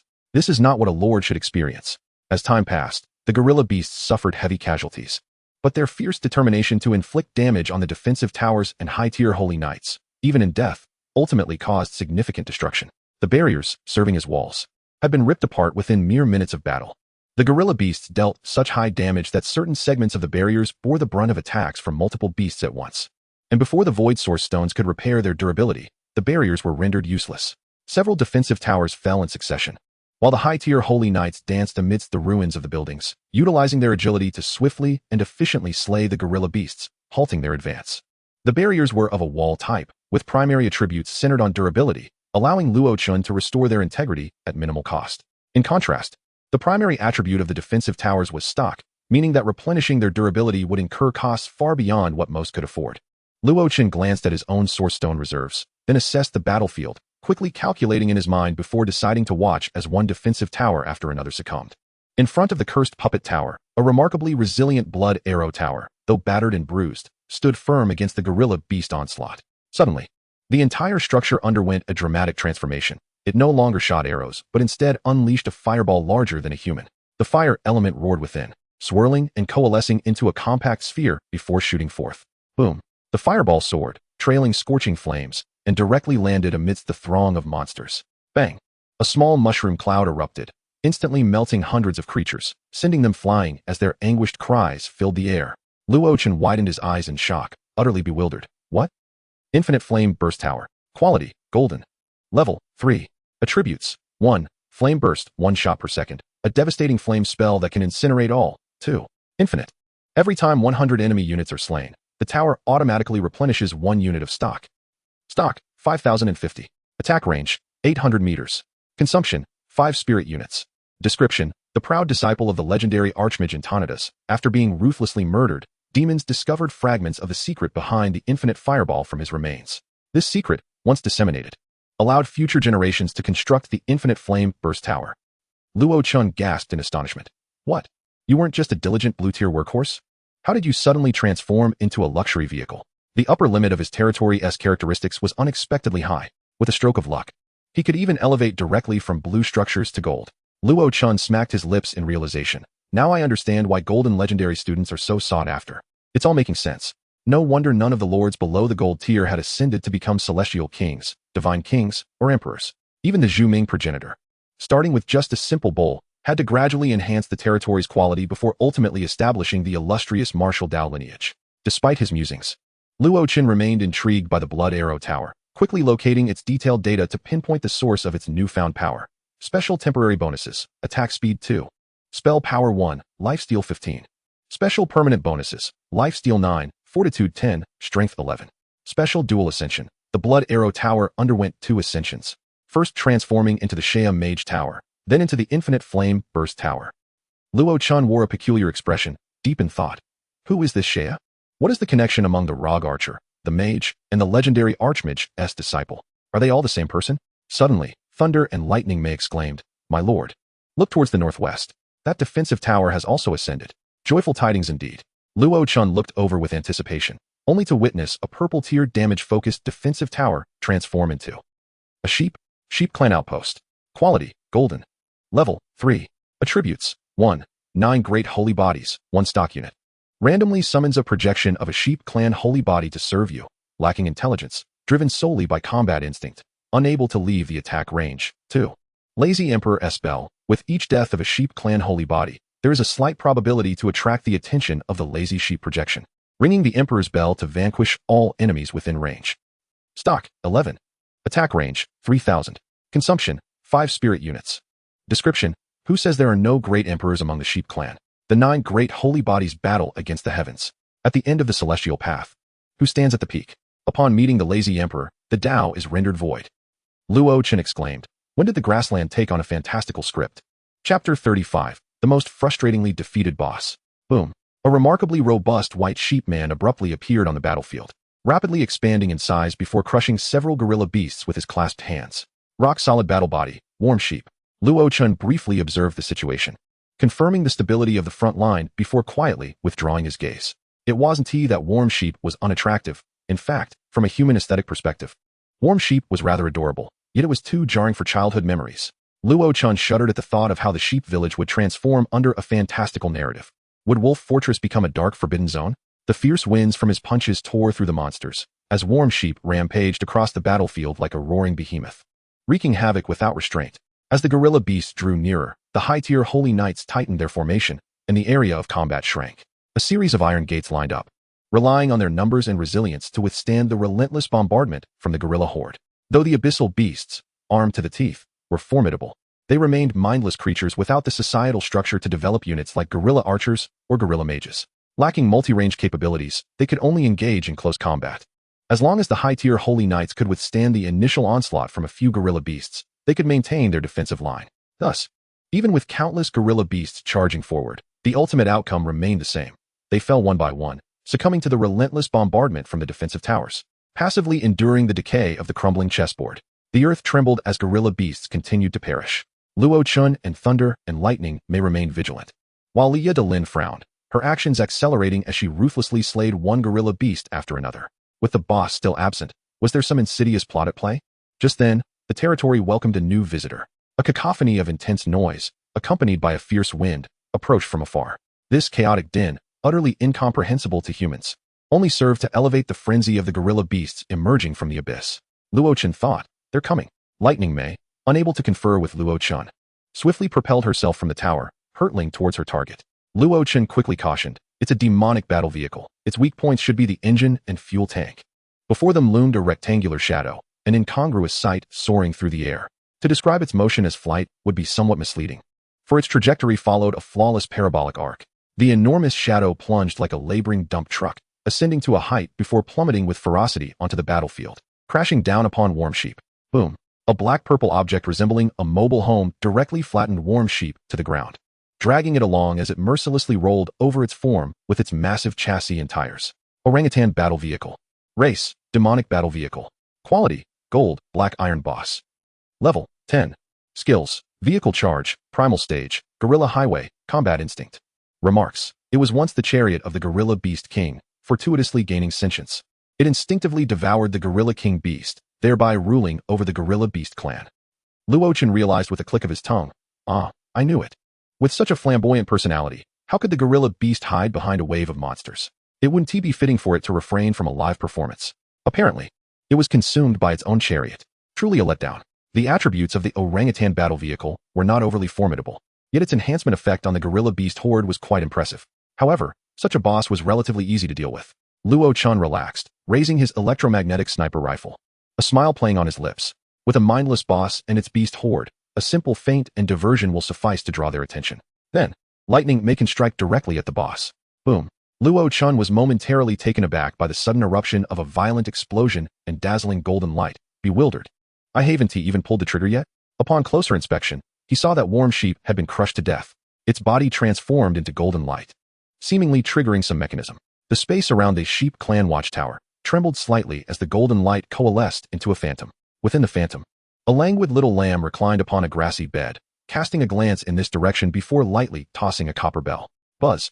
The enormous copper bell solidified midair, crashing down forcefully onto the earth. Boom! All the gorilla beasts within the attack range were obliterated, their bodies reduced to nothing. The black-purple battle vehicle collapsed, sluggish and weakened. Yet not dead, struggling to rise. The sword, entwined with lightning, sliced through the air at incredible speed, targeting the engine cover of the black-purple vehicle, striking down fiercely. Again and again. The vehicle, still dazed from its near-fatal injuries, was met with a relentless barrage from Lightning Mei. As the gorilla beasts were cleared by the copper bell, Lightning Mei seized the opportunity to unleash her fury. With the combined effects of True Small Amulet, Conquest Authority of Thunder Law, and 5 lightning slashes, her piercing attacks rendered the demonic battle vehicle's armor utterly ineffectual. Boom! Plumes of black smoke billowed from the engine cover, and the entire vehicle was rendered immobile, its components scattering, signaling its demise. Luo Chen, witnessing the rapid downfall of the demonic battle vehicle that had appeared for a mere 2.5 seconds without showcasing its capabilities, exclaimed with a mix of incredulity and amusement, "What a stroke of bad luck." His face filled with sentiment. He mused, had your vehicle charge been more potent, warm sheep wouldn't have perished, nor would the copper bell have cleared the field, allowing Mei to output freely without interference. If you lacked the vehicle charge skill and relied solely on support skills, you would have adhered to your combat instincts and remained behind, buffing the gorilla beasts instead of recklessly charging in. Luo Chen couldn't help but chuckle at the irony. I have a premonition that you shall be the most pitifully defeated boss in this entire trial. I've risen, only to be instantly vanquished. With the demise of the demonic battle vehicle, the combat strength of the gorilla beast horde plummeted by nearly a third, rendering them incapable of inflicting any damage upon the high-tier holy knights. Following the boss's defeat, Lightning Mei, now unleashed, swiftly plunged into the horde, reaping gorilla beasts with the swiftness of the wind. However, the sheer number of gorilla beasts exceeded Luo Chen's expectations. This battle, while not particularly dangerous, proved to be exceedingly taxing, stretching on for a full 2.5 hours. It wasn't until noon that Lightning Mei delivered a decisive blow, bisecting the final gorilla beast and bringing an end to the 10th day of the void monster onslaught. Luo Chen handed her a towel, softly saying, "You've worked hard." Lightning Mei replied, "It is my honor to serve you." An alert flashed in the Lord's heart. You have officially become the Lord. You may awaken your exclusive Lord skills. Please choose a major category: oddities, buildings, heroes, troops, armaments, logistics, or population. Luo Chen promptly selected buildings. Please choose a specific subcategory within buildings: residential, altar, barracks, defense tower, city wall, tavern, orchard, farmland, or well. Without hesitation, Luo Chen declared, defense tower. You have acquired the random exclusive skill old but not dead is a thief. Luo Chen's expression turned peculiar. Is this really a specialization in buildings?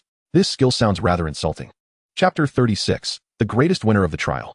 Exclusive skill, old but not dead is a thief. LV1 for every 100 days a defense tower exists. Its durability cap will automatically increase by 1, raising the skill level cap by 100. Covering his face, Luo Chen groaned in exasperation. What on earth do I need such high durability for in a defense tower? Is the will of humanity in the cosmos determined to make me treat the defense tower like a city wall? Impossible, absolutely impossible. I swear. Even if I were to leap from the 13th floor rooftop, I would never use the defense tower as a city wall. Meanwhile, the high-tier holy knights, diligently cleaning the battlefield, swiftly delivered the precious treasure chest from the black iron boss before Luo Chen. Lord, this is the treasure chest of the demonic battle vehicle. Luo Chen received it with a smile. Thank you. You've all truly worked hard today.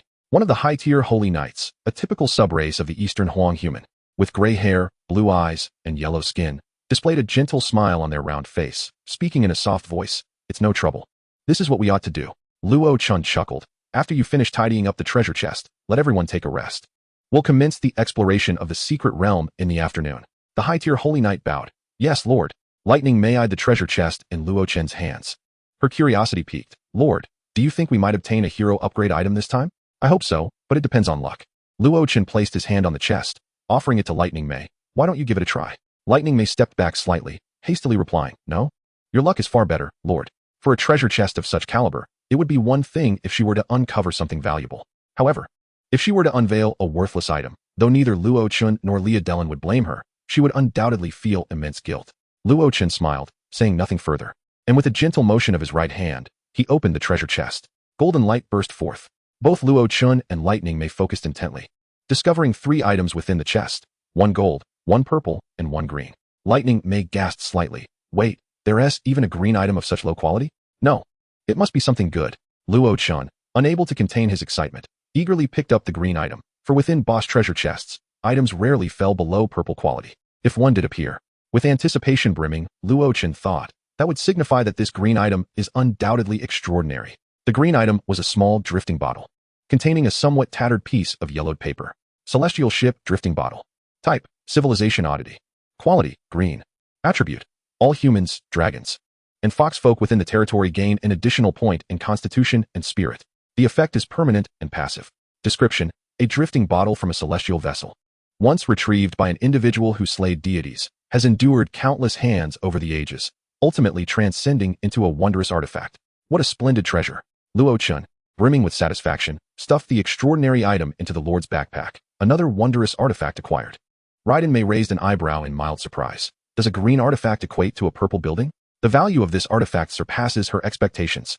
Luo Chen elucidated. Do not be deceived by its seemingly modest augmentation. It disregards all limits and provides a permanent boost for all subjects.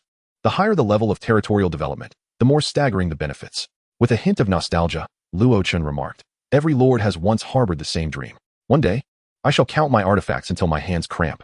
Raiden Mei stifled a soft giggle. We shall endeavor to assist you, dear lord, in realizing this dream. Luo Chen smiled. If that day truly arrives, I can hardly fathom how powerful the territory will become. Though as levels rise, the importance of attributes will gradually be overshadowed by divine powers and laws. Beings with higher attributes will also find it easier to comprehend these laws. Artifacts will never become obsolete. They remain an invaluable currency, forever in demand. Luo Chen extracted the remaining 2 items from the treasure chest, his expression turning peculiar. A purple quality tavern? Juxiao building. Quality, purple. Level, 1. Attributes, 1. Glowing cuisine, with a chance of producing special dishes from the input materials, providing temporary enhancement effects when consumed. 2.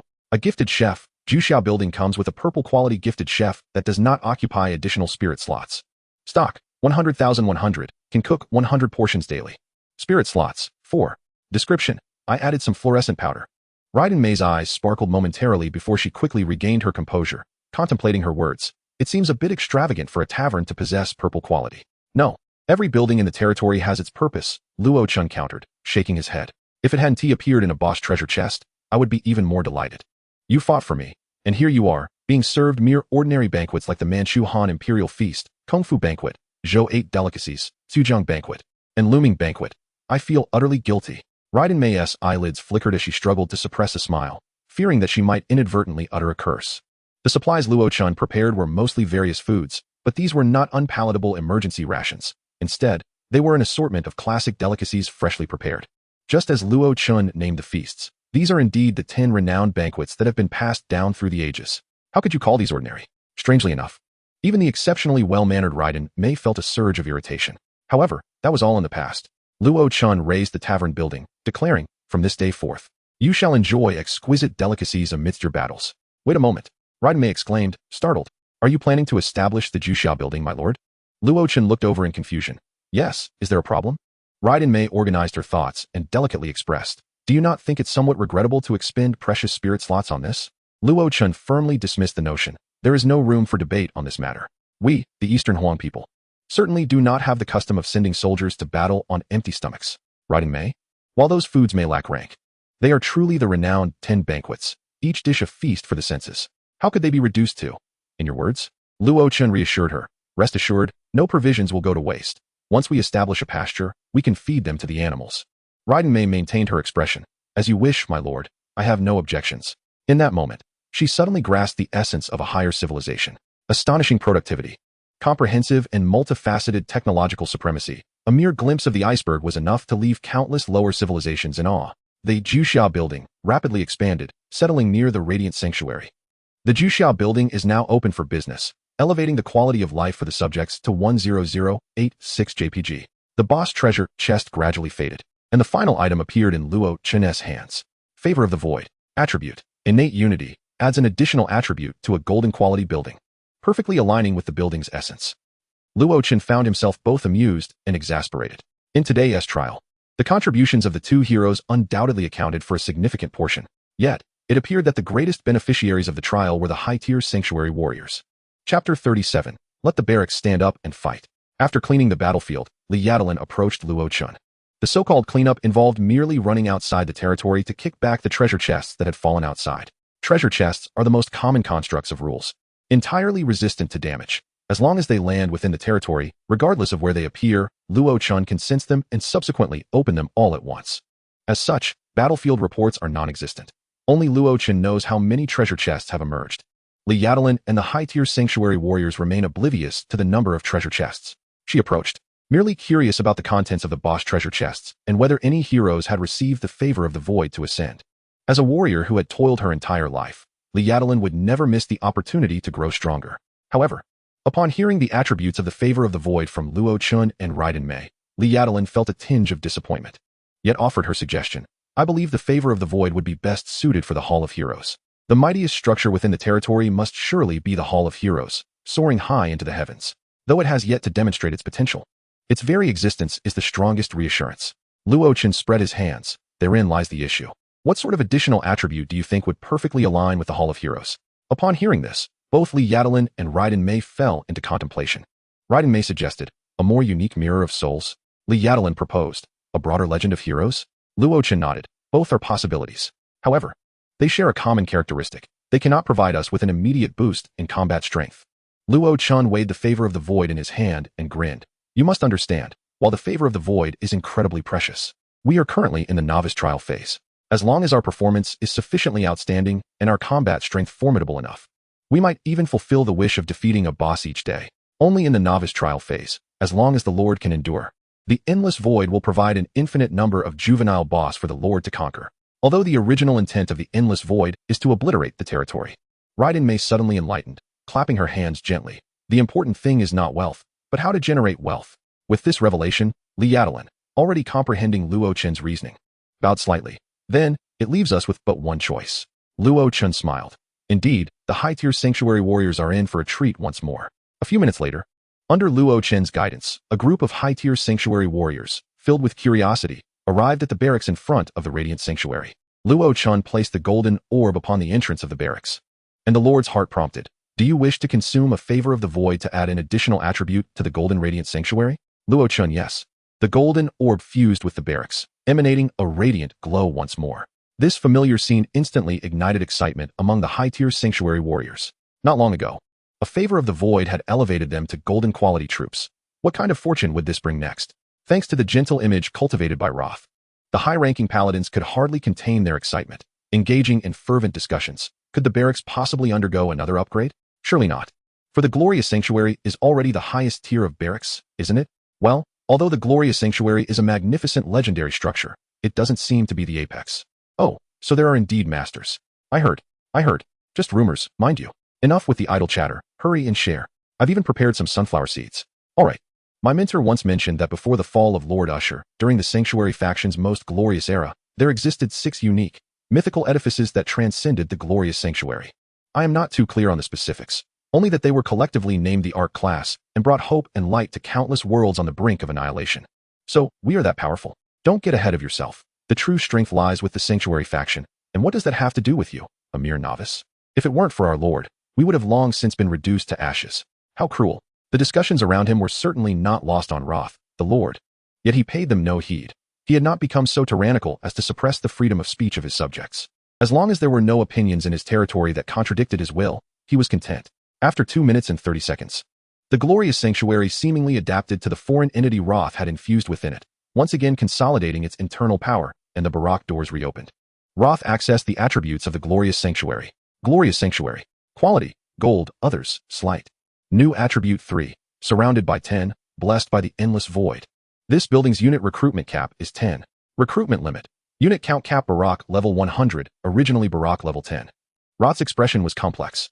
Raiden Mei could not help but inquire, my lord, is the new attribute unsuitable for the current environment? The newly added attribute perfectly aligns with the Glorious Sanctuary. Yet that does not imply it will activate swiftly. It is akin to the third attribute of the Heroic Spirit Hall's heroic artifacts. Is that attribute powerful? Undoubtedly. It possesses formidable dual effects of conceptual resurrection and legendary artifacts, transforming death itself into a boon. But one must wonder, How does that attribute benefit a novice trial stage territory? Regrettably, not at all. They are still in the novice trial stage. What talk of legendary achievements can there be? Roth hesitated. No, this attribute is indeed strong and remarkably suitable for the novice trial, compensating for one of the territory's greatest flaws. Although it differs from my initial expectations, it truly lives up to the dual enhancement of being a golden edifice blessed by the void. As he spoke, he made the attributes public for all to see. The subjects gasped in astonishment. If it were obscure terminology exclusive to the territory, they might not comprehend. However, the straightforward and impactful notion of tenfold troops quickly formed in their minds. 10 troops, 10 combat power. The paladin lineage has always been a quintessential representation of increasing numbers equating to rising combat effectiveness. This attribute is tantamount to utilizing one golden barak as if it were 10. Its significance is on par with the glorious sanctuary's elevation to golden legend just 5 days prior. Raiden took several deep breaths, murmuring, I now somewhat understand why you are so fervent about the boss units. Raiden Mei looked puzzled. With such an attribute, are you still not satisfied? Roth maintained a stoic expression. No, I am quite satisfied. It is merely a pity that it is not what I most desired. Raiden Mei asked, then what do you wish for? Roth glanced at the glorious sanctuary, in comparison to tenfold troop strength. I would prefer to see the glorious sanctuary rise and strike. Roth understood the distinction between a satisfying meal and mere sustenance. Chapter 38, quite simple. Although Roth did not summon the attribute he most desired, he decisively upgraded both the territory and the barracks to level 4. He tossed another large quantity of void source stones into the barracks and, in one breath, recruited 370 high-ranking paladins. Ultimately, Roth depleted all his source stone reserves, elevating the levels of both heroes and 400 high-ranking paladins to level 4. When the 402 warriors assembled, their imposing presence surpassed any moment prior. Despite the newly recruited high-ranking paladins having low adaptability to the corruption, Roth knew that the trial secret realm in the coming days would pose no challenges to him. Indeed, as Roth had anticipated, merely 2.5 hours later, the secret realm was entirely consumed by the territory, merging as one. The 10-day battle concluded, and the results were tallied. Battle summary. Enemies, 86 gorilla beasts, 1 gorilla war chariot. Evaluation, a magnificent victory. Base reward, resources from the secret realm obtained independently. Complete victory reward, 1, 30,000 void source stones, purple. 2, 500 void source stones, gold. 2, territory area 1500. Territory spirit level 100. 3, territory building frost star tower, gold. Territory building doomsday fire rain tower, gold. Roth. His hand trembled, nearly dropping the 2 golden quality structures. While he was elated about acquiring 2 golden buildings, he was deeply disappointed that both were defensive towers. Raiden Mei and Raiden exchanged glances, ultimately remaining silent, too apprehensive to speak. In each other's eyes, they perceived a shared sentiment. This must be fate. Roth took a deep breath, reassuring himself. No need to panic. I still have over 100,000 monster chests. His consciousness connected to the territory, commanding batch after batch of chests to be opened. Though blue and purple quality monsters rarely yielded golden quality items, the sheer number of chests made it plausible. With over 100,000 monster chests, as long as he wasn't truly cursed, the chances of retrieving a few golden quality items, even golden buildings, were promising. You have obtained Gorilla Fangs, blue, X1. You have obtained Tentacle Dendrobium, purple, X11. You have obtained Gorilla Lantern, gold, X13. You have obtained Berserk Rolling Log Tower, purple, X12. You have obtained Iron Gathering Tower, gold, X11. Roth, 6. Gazing at the freshly minted 3 purple defensive towers and 1 golden defensive tower, Roth relinquished his struggle. Summary. After a rather challenging yet enjoyable war, he had vanquished a black iron boss and 10,000 monsters, resulting in 6 territorial buildings beyond the boss chest. Good news. The 6 buildings were of exceptionally high quality, 3 gold and 3 purple. Bad news. They were all defensive towers. He desired barracks, walls, residences, training grounds, and spirit fields. Roth looked at the 2 women, feeling a mix of amusement and despair. Now I finally understand what is meant by fate being predetermined. Raiden Mei smiled gently, standing by Roth's side, softly grasping his hand, and comforted him. It's all right. We now have 400 high-ranking paladin sisters. Although the defensive towers cannot enter the secret realm, they will still provide significant assistance during defensive battles. Roth felt somewhat helpless, yet he managed to maintain his composure, quickly gathering his thoughts and reassuring himself. On the bright side, defensive towers are the easiest buildings to trigger the territory's characteristics. While they may not be as nimble as troops in the novice trial environment, once we surpass the novice trial, they will still play a vital role. This time, Roth did not deliberately accumulate spirit-level reserves and released the 6 newly acquired defensive towers one by one. The pre-existing dozen defensive towers were meticulously repositioned by Luo Chen to their most optimal locations. After enduring the ravages of the gorilla beasts, The territory still boasts nearly 20 defensive towers, a small fraction of which are of golden legendary caliber. Majestic towers stand tall at the borders of the domain, instilling a profound sense of protection among the inhabitants, akin to being sheltered by towering mountains. Luo Chen nodded in satisfaction. Although the desired structures had not manifested, the sense of security they provided was undeniably substantial. The trials of the day had concluded. Stretching languidly, Luo Chen remarked, "Let us proceed to the Chrysanthemum Tower to savor the chef's culinary artistry." Naturally, Raiden Mei and Leah Dellen did not hesitate to agree. Certainly, the barracks were not merely a base for troop production, despite the absence of mention in the attributes. They were equipped with minor functionalities such as miniature battle arenas and training grounds. However, the scale was insufficient to meet the soldiers' needs. Nonetheless, during peaceful times, the high-ranking paladins often meandered near the barracks. After all, while Luo Chen was amiable, she remained their lord, and they often felt somewhat restrained in her presence. Consequently, Luo Chen deliberately positioned the Chrysanthemum Tower near the Radiant Sanctum to facilitate the high-ranking paladins' access to delectable cuisine. From the perspective of the Eastern Huang people within the Lord's domain, lacking provisions was one matter, but allowing soldiers to suffer hunger and subsist on rations when capable was an unforgivable sin. The purple-quality Chrysanthemum Tower, with its appearance reminiscent of a grand Eastern Huang-style tavern, rises over 10 meters high, comprising 3 stories. Each level features 15 food outlets, each representing a different Eastern Huang culinary tradition. The inhabitants may freely collect their desired sustenance from their preferred outlets, with the sole stipulation against excessive waste. As one of the territory's edifices, the delicacies at the Chrysanthemum Tower are not crafted by chefs, but rather replicated by the structure itself based on the chef's finest dishes. Its advantage lies in its ability to preserve the perfect masterpieces achieved by chefs at their peak, while its disadvantage is a lack of innovative capacity. The boundless imagination and its materialization into innovation are the most precious treasures of sentient beings. Therefore, from a purely attribute perspective, while the Chrysanthemum Tower may only possess purple quality, it is undoubtedly among the finest within that classification. Upon entering, Luo Chen was warmly greeted by Master Abe. "The chef of the Chrysanthemum Tower. My lord, I have prepared some new dishes for you to sample. Would you care to try?" "Absolutely," Luo Chen readily replied. "I have long wished to experience Master Abe's culinary skills." Master Abe smiled gently. "That is splendid news. If I can earn your approval, I will find the confidence to include these dishes in the Chrysanthemum Tower's menu." Luo Chen smiled slightly. "Master Abe, you are too humble. I have faith in your abilities." In the following days, Luo Chen diligently visited the Chrysanthemum Tower to indulge in various delicacies, observing the relentless waves of monsters through the windows, swiftly succumbing under the strain of multiple assaults. After savoring a osmanthus-filled glutinous rice ball, Luo Chen felt elated. Delightful. Here, delightful referred not only to Master Abe's skill, but also to the soldiers battling for the territory and the defensive towers. As for the void creatures, Luo Chen's assessment was quite simple. Chapter 39, The Infernal Dog-Headed Man. On the 11th day of trials, they encountered the Void Monster, the centipedal lizard beast, slaying over 130,000 and acquiring 2 purple defensive towers. On the 12th day, they faced the Void Monster, the 100 demonized humans, defeating over 150,000 and obtaining 1 golden defensive tower and 2 purple defensive towers.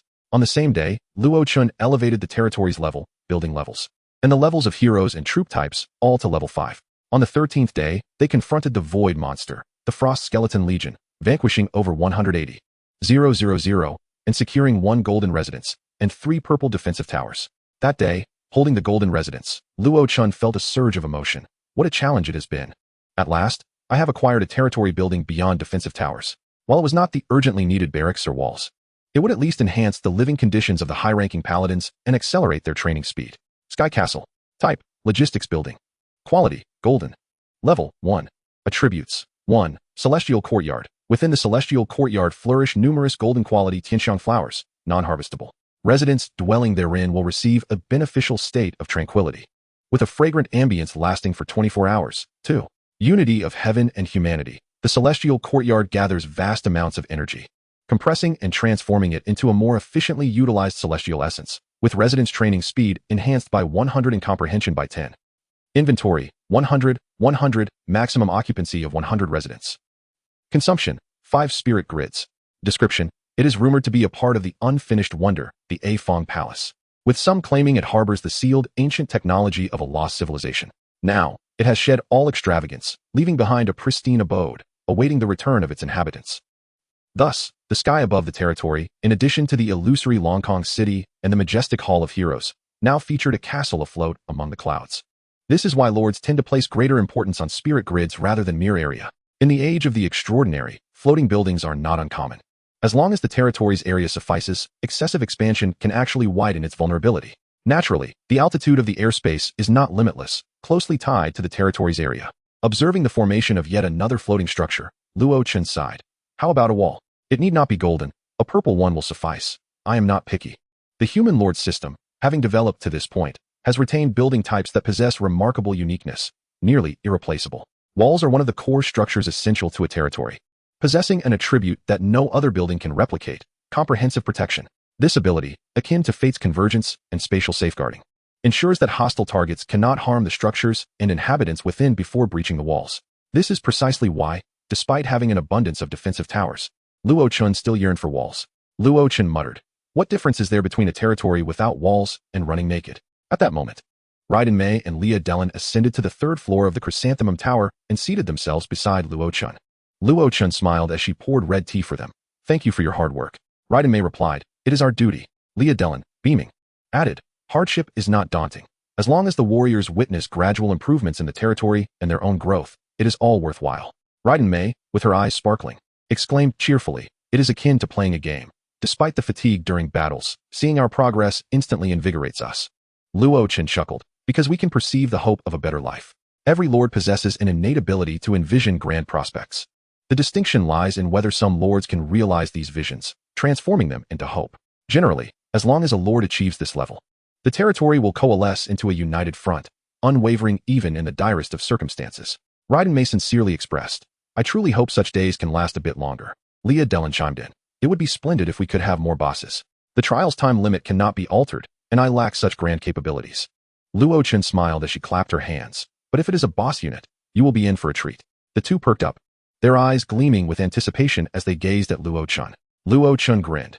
"Yesterday's battle data, including the mysterious realm monsters, reveals we eliminated over 180,000, with monster levels uniformly at level 10 and average quality between blue and purple. If all goes as expected, tomorrow's monster count will surpass 200,000. Raiden Mei, lost in contemplation, mused, "Is it true that a boss appears every 100,000? Not just one?" Luo Chen shook his head. "Based on past experiences, with 200,000 blue and purple monsters surging, at least 2 black iron bosses would emerge." Raiden Mei's excitement was palpable. "This is indeed splendid news. With 2 bosses, I will certainly assist Sister Leah in acquiring the premium upgrade items." In contrast, Leah Dellen maintained a demeanor of calm indifference. "To gain is my fortune. To lose is my fate. To be granted another chance at life is already the greatest of blessings. The favor of the void is but a few in number. As long as there are more bosses, we will eventually encounter them." Luo Chen subtly suggested that the current combat strength of the territory was quite sufficient. If we could continue to efficiently and swiftly eliminate all monsters as we had done in the past few days, we would undoubtedly never lack for bosses to battle in the future. Raiden Mei declared confidently, "No problem. We are indeed quite formidable now." Luo Chen smiled slightly. "Tomorrow, I will deploy the newly constructed defense towers. I hope they perform admirably." On the 14th day of the trials, new monsters descended, surging towards the territory like a tide. The void creatures were numerous, resembling humanoid, dark-headed canines. These dog-headed creatures were clad in dark golden armor, with 2 sharp fangs protruding from their mouths, the tips ablaze with dark flames. Clearly, these were no ordinary dog-headed beings. Underworld dog-headed creature, race, dog-headed orc, quality, purple, level, 10, skills, underworld bone armor. Cerberus Fong, description, long accustomed to residing near the gates of the underworld, they have been imbued with a faint Cerberus bloodline by the aura of Cerberus. At the forefront of the legion of tens of thousands of underworld dog-headed creatures stood 2 that bore a striking resemblance to the reapers of the desert, brandishing massive axes, leading their kin aggressively towards the territory. Upon witnessing the legion of purple-quality underworld dog-headed creatures, Luo Chen felt no fear. Rather, he was somewhat elated. At last, we encounter a boss unit that fits the normal narrative. After 2 consecutive encounters with the old 6-route bosses, it has been quite the ordeal. In words, what a challenge. In reality, eliminated within seconds. Chapter 40. Eat, Sleep, Conquer Bosses. Underworld Reaper, race, dog-headed Cerberus, quality, gold, black iron boss, level, 10 skills, underworld bone armor, Cerberus flame, combat instinct. Description, the blood of Cerberus has assimilated with the thin dragon blood deep within the dog-headed lineage, leading it to inherit the profession of Reaper in the underworld, marking it as a rising star of the nether realm, though, at present, it is merely a fallen star. Another new monster had appeared, evidently stronger than those encountered in the previous days. Cerberus, the mythical guardian of the underworld, is also known as the Hellhound. The purebred Cerberus boasts 100 heads, making it a quintessential boss template among its kind. One need not worry over the title of Reaper. Throughout the myriad realms, countless professions bear that name. Luo Chen succinctly introduced their lineage and profession, expressing a hint of regret. Underworld dog-headed creatures are rather rare. The textbooks do not document their weaknesses. Despite the tinge of regret in his voice, Luo Chen exhibited no fear. The territory had long surpassed its former weakness, after a continuous series of battles. Even the novice Raiden Mei had learned how to collaborate with her comrades. Although, most of the time, it was her comrades who were assisting her. The underworld dog-headed creatures, with their fearsome visages, charged into the range of the defense towers. As the saying goes, one step in heaven, another in hell. Once a certain boundary is crossed, it becomes an entirely different world, witnessing a hellish slaughterhouse. Boom. In the next instant, the defense towers unleashed their onslaught, raining fire upon the void monsters. Flames, frost, lightning, curses, bolts, and fists. Boom. The flame explosion spell shattered the plane, obliterating dozens of underworld dog-headed creatures into fragments. Each underworld dog-headed creature became fodder for the infinite flame towers, empowering them once more. Buzz. The exceedingly rare instant death curse enveloped a dozen underworld dog-headed creatures, causing them to collapse, their bodies trampled into pulp by their kin. A throng of specters erupted from the remains, frantically attacking the surrounding foes. Creak. Frost crystallized the ground, encasing a dozen underworld dog-headed creatures in ice sculptures. The Frost Star Tower showcased unparalleled crowd controllability. The ice sculptures had no chance to thaw before being toppled and crushed by their own kind. The numerous defense towers, unleashing their ferocious firepower, created gaping voids within the onslaught of monsters. In mere seconds, they inflicted 4-digit casualties among the monsters. However, this did not impede the advance of the underworld dog-headed creatures. The sheer overwhelming numbers provided them with a significant advantage, especially in the absence of a crushing disparity in combat strength. Otherwise, races such as swarms, higher-dimensional demons, and extermination machines would not have been branded as disasters. The underworld dog-headed creatures stubbornly withstood the firepower of the defense towers, trampling over the corpses of their brethren, their eyes burning red, charging towards the feeble barricades. The small, pitiful barricade, lacking comprehensive protective attributes, would be easily surmountable by any single monster. The stark contrast in size evoked a tragic image of a delicate little white rabbit about to be ravaged by a colossal, malevolent orc. In a territory where purple was scarce and gold was abundant, the diminutive barricade could only be described as both weak and pitiable. Luo Chen raised his hands in resignation. I wish it were otherwise. But alas, the monsters of the endless void simply refused to breach the walls. Meanwhile, approximately 180 high-ranking holy knights shielded Raiden Mei and Leah Dellen, battling against the tide of monsters as they surged towards the two underworld reapers. Divine Tempest. The suddenly erupting hammer of holy light coalesced into a whirlwind, sweeping through, annihilating the surrounding underworld dog-headed creatures. Luo Chen's expression shifted as he took control of the Doomsday Fire Rain Tower, targeting the positions of the two Black Iron bosses, and unleashed its power. In the next moment, crimson rain gathered above the territory, scorching flames cascading from the heavens. Within mere seconds, countless droplets of light fell, each a potent enhanced fireball. The densely packed raindrops plunged into the throng of monsters, exhibiting the extreme violence of flames. Crack, crack, boom, boom. The earth trembled as the fire rain decimated a swath, obliterating hundreds of underworld dog-headed creatures, their black blood spraying forth. In an instant, the blood was eroded by the terrifying heat, transforming into scalding steam that spread outwards. The high-temperature steam inflicted chain damage upon the surrounding creatures, further incapacitating a significant number of underworld dog-headed beings. In such a vast wave of monsters, it was not merely injury that awaited. Any momentary halt could lead to being trampled by their kin, ground into meat paste. The fate of these maimed underworld dog-headed creatures was all too clear. Luo Chen expressed slight surprise. The Doomsday Fire Rain Tower truly lives up to its name. Even amongst the Golden Defense Towers, it is undoubtedly a top-tier existence. Seizing the brief opportunity, the two heroes and the high-ranking Holy Knights swiftly maneuvered into the tide of monsters. The 180 high-ranking Holy Knights formed a protective circle, steadfast like Mount Tai, obstructing the relentless advance of countless underworld dog-headed creatures. Luo Chen commanded several nearby defense towers, bombarding the monsters near the combat circle, alleviating the pressure on the Holy Knights' defense. In the heart of the combat circle, Raiden Mei and Leah Dellen drew their swords, charging towards the two Black Iron bosses. Without hesitation, they unleashed their ultimate abilities, transforming into Valkyries, relentlessly driving the two Black Iron bosses back, each strike lethal. The sacred projection of the Sheep Clan Sentinel, under the deft control of Luo Chen, leapt gracefully through the air, soaring over countless monsters to descend upon the battlefield, colliding forcefully with the back of a Black Iron boss. Caught off guard, the Underworld Reaper stumbled, exposing a significant vulnerability. Seizing this opportune moment, Raiden Mei, with her overwhelming attributes, struck decisively, her sword slicing through the air to behead the foe. Mere seconds later, amidst the relentless assault from Raiden Mei, the Sheep Clan's sacred projection, and Liadeline, the second boss crashed to the ground with a resounding thud.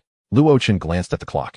The total time from the appearance to the demise of the two bosses was precisely 2 minutes and 30 seconds, with 2 minutes expended merely for their approach. Observing the situation at the border of his territory, he noted hundreds of high-tier, holy knights standing resolutely like ancient rocks, shattering the waves of monsters time and again. The tide diminished to mere froth, and the froth dissipated into vapor across the barren land, inflicting not a scratch upon the high-tier holy knights. A smile crept across Luo Chen's face, filled with anticipation. Truly, the high-tier holy knights, after fully utilizing their skills, performed even more impressively than I had imagined.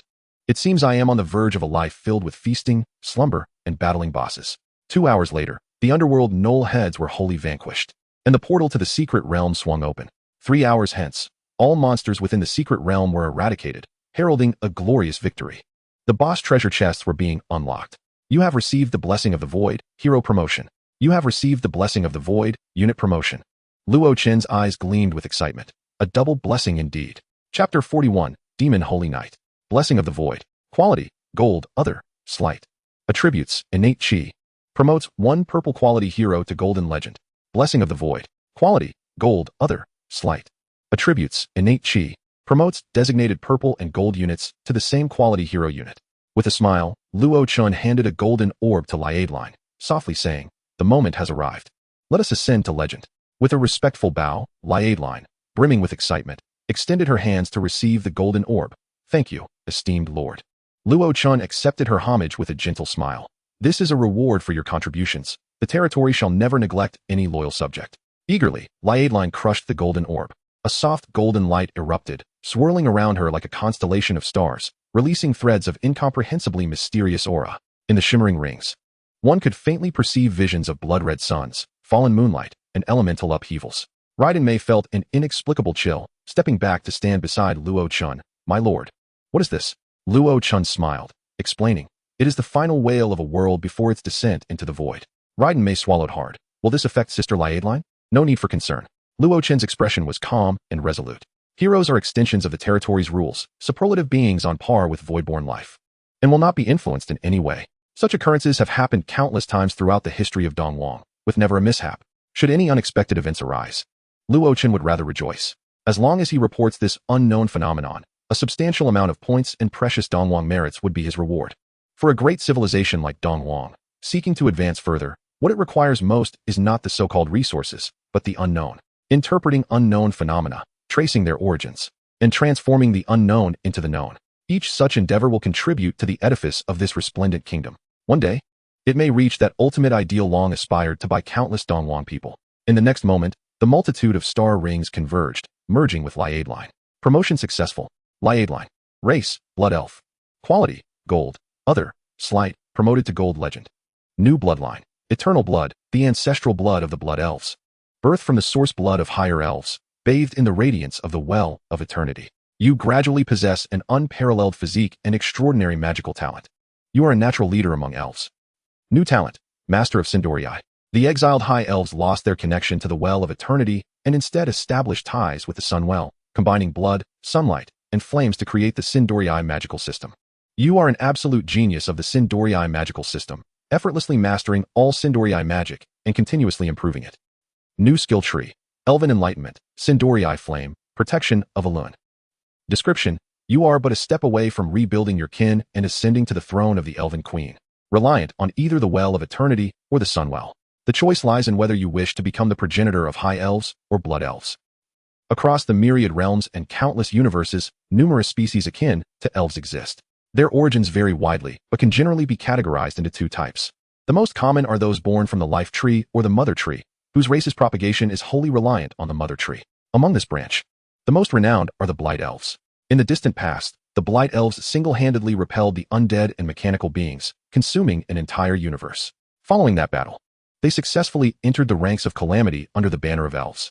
The second major category of elves is born similarly to elemental elves. Arising from the rich essence of heaven and earth, they possess unique talents in designated fields and are the scholars among elves. In contrast, the lineage to which Liadeline belongs is rather rare. Luo Chen mused. The Well of Eternity? The Sunwell? That name seems familiar. Raiden opened her eyes, vibrant and invigorated.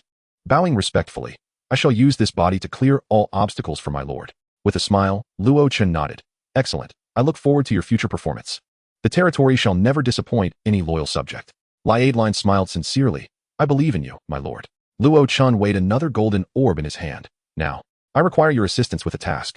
Raiden, sensing the shift, inquired. Do you need an exceptional high-tier holy knight? Luo Chen nodded. While the path of the holy knights is not limited by race, the demands of their ideology are particularly stringent. It is evident that your compatibility with the high-tier holy knights is not particularly high. Raiden acknowledged this with a nod. Indeed. Then, my lord, what type of talent do you require? Raiden's expression faltered slightly. In just over a dozen days, the high-tier holy knights number over 500. It is challenging for me to fully understand each one's abilities. With trials occurring day after day, whether in battle or en route to it, where would I find the time to comprehend every subordinate's talents? My suggestion is to conduct a live selection. Let the victors prevail. Luo Chen's expression became somewhat nuanced. Your suggestion is commendable, but have you considered? He surveyed the vigorous high-tier holy knights scattered throughout the territory. Allowing them to compete may result in a contest lasting 3 days and nights without resolution. Raiden fell silent for half a minute before clasping her hands. All shall be at your discretion, my lord. We shall have no objections. Luo Chen toyed with the golden orb, contemplating. If it is for the future, a commander-type hero should indeed be the optimal choice. With a tenfold recruitment limit for the Radiant Sanctuary, the high-tier holy knights will undoubtedly become the mainstay of the territory. Raiden Mei blinked, awaiting further exposition. Typically, those who speak in such a tone tend to follow with a but. However, Luo Chen tossed the golden orb lightly. A smile gracing his lips. I shall go all in. While commander-type heroes are splendid and possess extraordinary potential, I choose to further bolster our immediate combat power. Luo Chen declared. Announced to the entire army. I seek warriors most adept at large-scale crowd control and area attacks. Moments later, a dozen high-ranking paladins gathered before Loken. As she perused their attributes, her attention was swiftly drawn to a round-faced paladin who appeared to be merely 16 or 17 years old, yet was, in truth, over a millennium old. Loken's expression twitched slightly. While I was aware that the paladin faction had abandoned their worship of the god of light and had forsaken racial prejudice, I never anticipated that I would have such an adept in my ranks. Unlike her fellow high-ranking paladins, the round-faced warrior possessed 2 bloodline abilities, one of which was titled Pure Blood Succubus. Chapter 42, An Uncertain Twilight. The round-faced succubus paladin, with a resolute demeanor and unwavering voice, declared, since Sir Uther established the paladin faction, the path of the Holy Light has taken on a new interpretation. The Holy Light is no longer the exclusive domain of faith. Those with unclouded hearts and clear wills may receive the favor of the Holy Light. We, who follow Queen Lyeth, have long cast aside the feudal superstitions of succubi, aspiring to become independent, self-restrained, and virtuous modern succubi. Loken silently gave her a thumbs up. Excellent. Very excellent. The world is indeed mad, with mice serving as bridesmaids to cats. This succubus Queen Lyeth is truly a remarkable talent. In the myriad realms, wonders abound. Whether succubi or humans, those who can transcend the primal instincts of life are rarely simple beings. Even succubi deserve respect. However, Loken was quite curious about what the 5 virtues of the 5 virtuous succubi entailed. Subsequently, she compared the attributes of several high-ranking paladins and decided to retain the round-faced warrior. You shall be the one. Although the others felt a pang of disappointment, they bowed slightly before departing, each employing a different ceremonial gesture, creating an oddly awkward atmosphere. Loken handed the golden orb to the round-faced succubus paladin. This is entrusted to you. Do not let my expectations go unfulfilled. The round-faced succubus paladin knelt on one knee. Accepting the golden orb with both hands, I shall offer my heart to the Lord. As the golden orb shattered, the golden light did not transform into a starry halo, but instead materialized into the ethereal figure of an exquisite woman. Adorned with a magnificent phoenix crown and flowing robes, she was clad in radiant scarlet armor. Her delicate and beautiful visage captivating with her phoenix-like eyes and slightly parted ruby lips, singing an unknown melody, like a soft whisper. It was as if she were an ethereal being. Narusawa Maria. Identity, hero. Race, succubus. Quality, golden. Level, 5. Bloodline, 1. Radiant blood, effect slight, 2. Holy light, effect slight, 3. Pure blood succubus, significantly enhances physical and mental attributes, greatly accelerates mental recovery speed. New spirit dreaming, mental skill cooldown 30, cost 50. Introduction. You are the last holy maiden of the spirit realm, and the dreams of the shattered realm shall accompany you for eternity. Talent, 1. Heart of the Paladin. Effect slight, 2. That enemy is worth fighting, effect slight. New moonlit treasure, The Moonlight's charm grants you the ability to discern weaknesses, significantly increasing damage when attacking vulnerabilities. With a certain penetrating effect. Introduction, you shall not overlook any weakness within your sight. Skills, sleight. Consumption, 5 spirit grids. Introduction, any secret shall not escape detection. Pure blood succubus, holy maiden of the spirit realm, paladin. Locken's expression was nuanced. How do these terms intertwine? Nerusawa Maria regained her consciousness, feeling the surge of power within her and the enhanced bloodline strength, her heart swelling with excitement. Thank you for your grace. Maria is willing to offer everything to you. Though somewhat bewildered by Maria's complex bloodline, Locken did not dwell on it. After all, bloodlines are merely special talents. Are they not? In our Eastern Huang nation, we do not emphasize lineage. Strength is what matters. Locken assisted Nerusawa Maria to her feet and guided her towards the center of the territory, conversing as they walked. Serving me well is the best form of gratitude. Nerusawa Maria nodded repeatedly. Yes, my lord. Where are we headed now? Locken casually replied. Come, let us enter the house. Nerusawa Maria was momentarily taken aback. Though she harbored fond feelings for the lord, was this pace too swift? Before she could voice her thoughts, Locken led her into the Sky City. Entering a particular room. Here, all of this is yours. Nerusawa Maria's expression shifted from nervousness, anticipation, and shyness to one of confusion. Locken patted the bookshelf beside her, which was brimming with books, and smiled broadly. These are treasures I relocated from the Lord's world. Comprehensive and of the highest quality. In this extraordinary age, knowledge equates to power. To ensure our territory has a strong foundation, transferring the free books from the Eastern Huang National Library to educate the populace is a task every lord undertakes. Naturally, new lords in the trial phase usually only transport a small portion of knowledge that can be rapidly converted into combat power, focusing on relatively fundamental information. Among these, many are simple yet effective self-destructive techniques, such as the blood ignition technique and the heavenly demon disintegration technique. Locken's territory had already utilized such knowledge, albeit applied to low-quality weapons rather than the paladins. Locken looked at the succubus paladin with eager anticipation. I appoint you as the librarian and hope you can swiftly peruse these books to compile a skill-learning guide suitable for the high-ranking paladins of our territory. Times are changing. While the high-ranking paladins have once dominated the 100 invincible troop types, that was in the past. They are still formidable now, but postnatal learning is indispensable. Such matters are always better addressed sooner rather than later. Nerusawa Maria was somewhat bewildered. My lord, there are more than a dozen bookshelves here. Who said that? Locken turned in surprise. Those shelves merely held the catalog, while the true volumes resided in another room. Nerusawa Maria's expression turned fearful, and she stumbled back 2 steps. My lord, may I return the void blessing to you? Is this a task fit for mortals? Locken chuckled cheerfully. Mortals may not manage it, but you are a succubus. Nerusawa Maria was filled with confusion. Locken reassured her. I have heard of the succubus clan's remarkable mental prowess. Fear not, I am not some fiend. I will grant you time. Take your time to organize. Having reached this point, what more could Nerusawa Maria say but to forgive her lord? She pondered for a moment before raising her hand to propose. May I seek assistance? Locken readily acquiesced. Absolutely. Nerusawa Maria sighed in relief. Shortly thereafter, under Locken's name, Nerusawa Maria began recruiting high-ranking paladins for assistance. Each paladin who was caught, upon witnessing the daunting array of bookshelves, felt an overwhelming urge to flee. In no time, tales began circulating among the high-ranking paladins of the territory, proclaiming the void blessing to be exceedingly precious, that sisters should use it first, that the void blessing transformed individuals into fiends, and that it would lead to an uncertain twilight in old age. To this, Locken could only shake her head in exasperation, bemused yet slightly amused. Liadarin, my lord, do you require my intervention to halt this? Locken shook her head. No need. Isn't this rather splendid? Liadarin looked puzzled. Locken smiled. This demonstrates that our soldiers have great confidence in the forthcoming war. Those warriors who are filled with dread would not possess such leisure. Chapter 43, Eternal Vigil.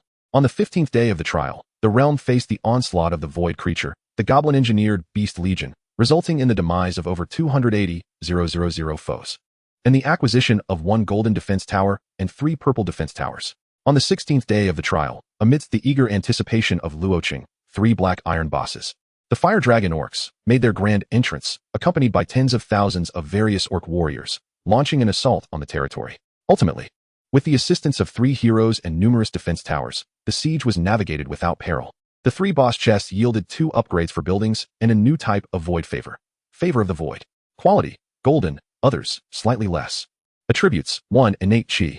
Will designate a specific troop type, combining with territorial characteristics, to automatically generate a set of exclusive, upgradable, equipment blueprints.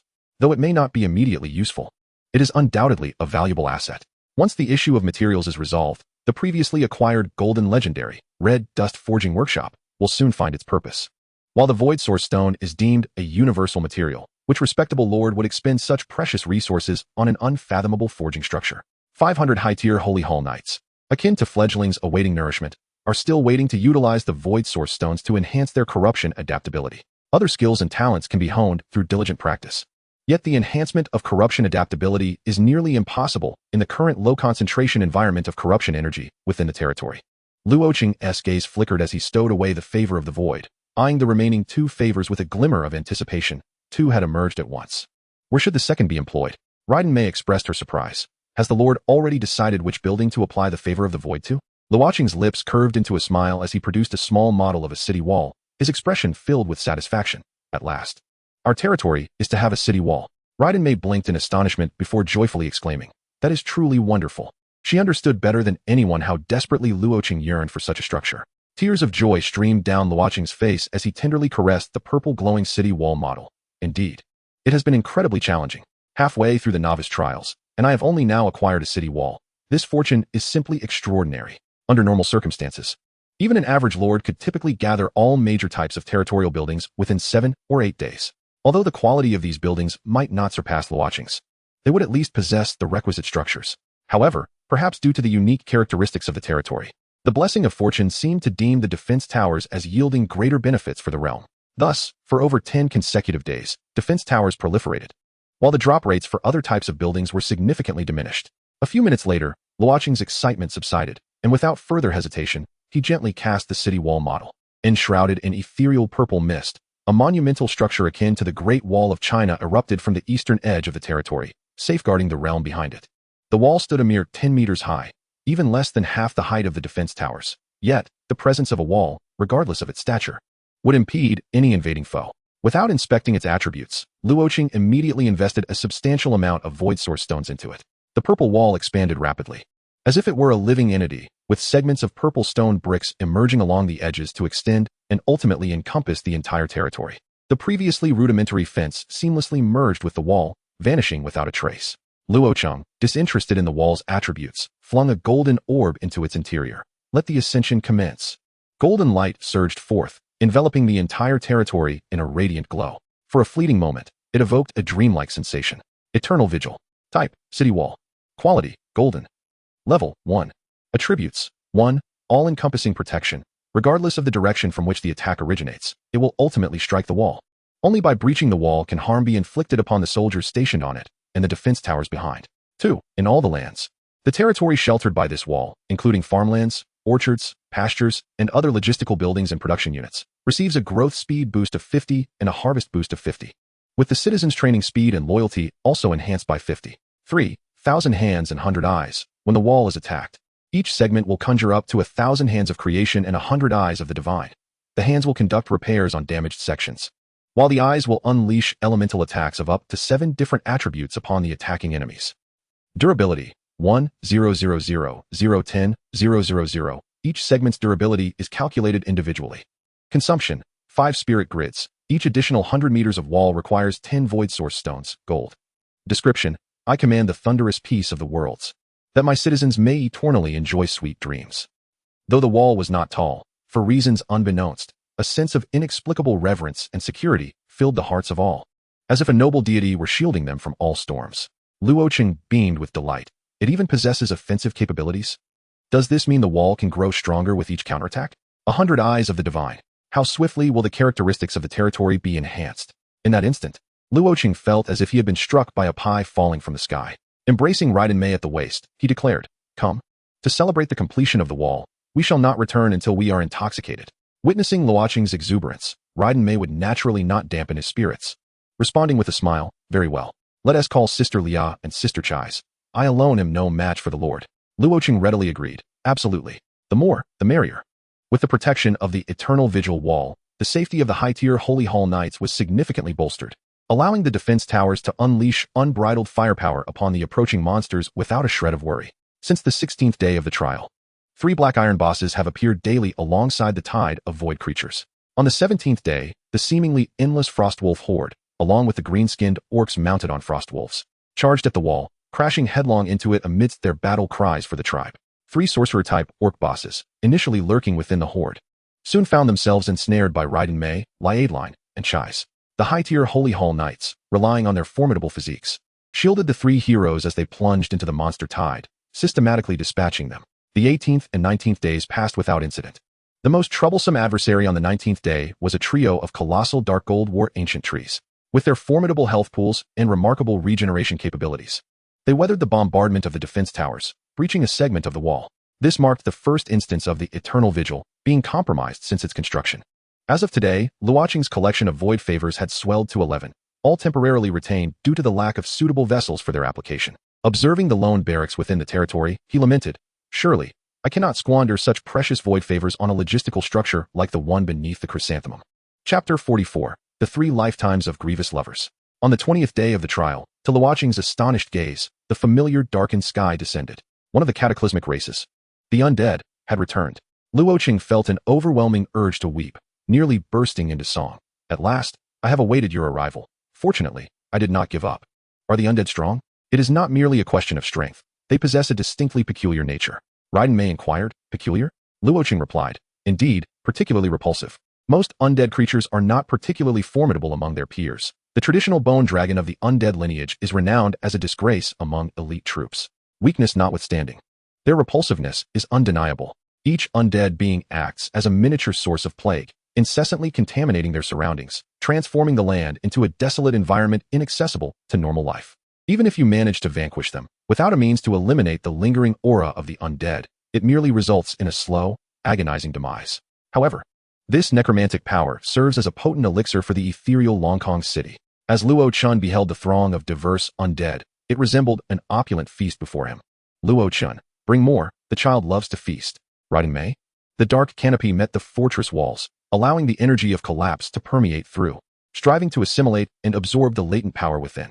Regrettably, the energy of collapse produced by the Longkong city chessboard possesses an inexplicable natural restraint against the undead lineage. Yet, the current concentration of collapse energy within the territory is insufficient to seize control of the dark canopy in a short span of time. From the shrouded mists emerged a multitude of pallid skeletons. Their entire forms were skeletal, devoid of flesh and blood, with 2 azure flames flickering brightly in their eye sockets, exuding vitality. At the forefront of the void monstrosities stood warriors wielding bone shields and bone swords, while behind them, skeletal mages gathered elemental forces in their hands. Skeleton shield, sword, warrior. Race, undead. Quality, purple. Level, 12. Skills, shield, sword, battle array, bone shield, sword, form. Description, loyal warriors of the Demacia Empire. They became the minions of the undead after death, retaining most of their combat skills, no longer fearing pain. Their combat prowess far exceeds that of their living selves. Skeleton mage. Race, undead. Quality, purple. Level, 12. Skills, fireball, iceball, rockball, thunderball, undead resurrection. Description, it uses personal experience to warn you. Do not play with fire. Luo Chen furrowed his brow. They actually have formations. His excellent academic performance allowed him to immediately deduce. A bronze boss has emerged.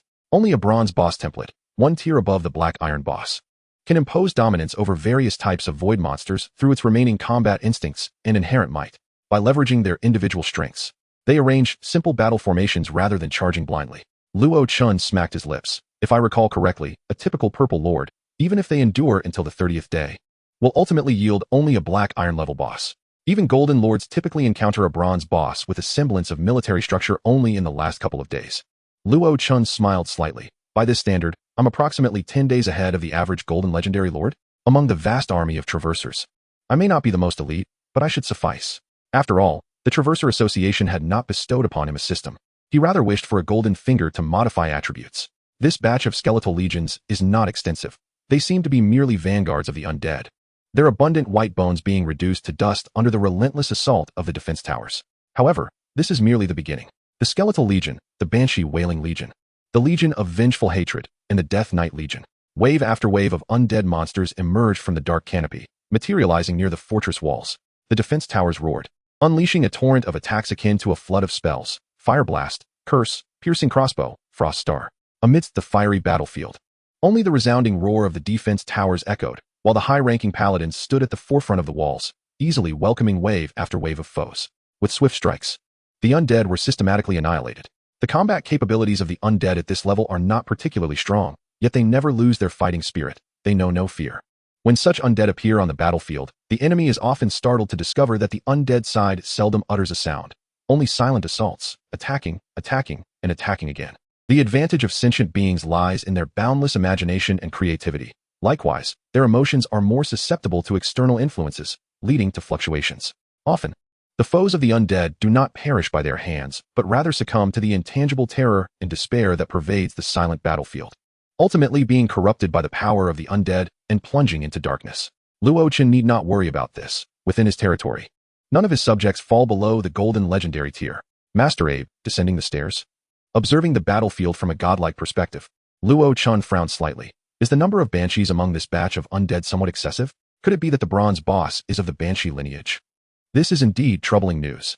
An incorporeal banshee boss is nearly as challenging to slay as the undead knights or the rare frostbone dragons. Boom.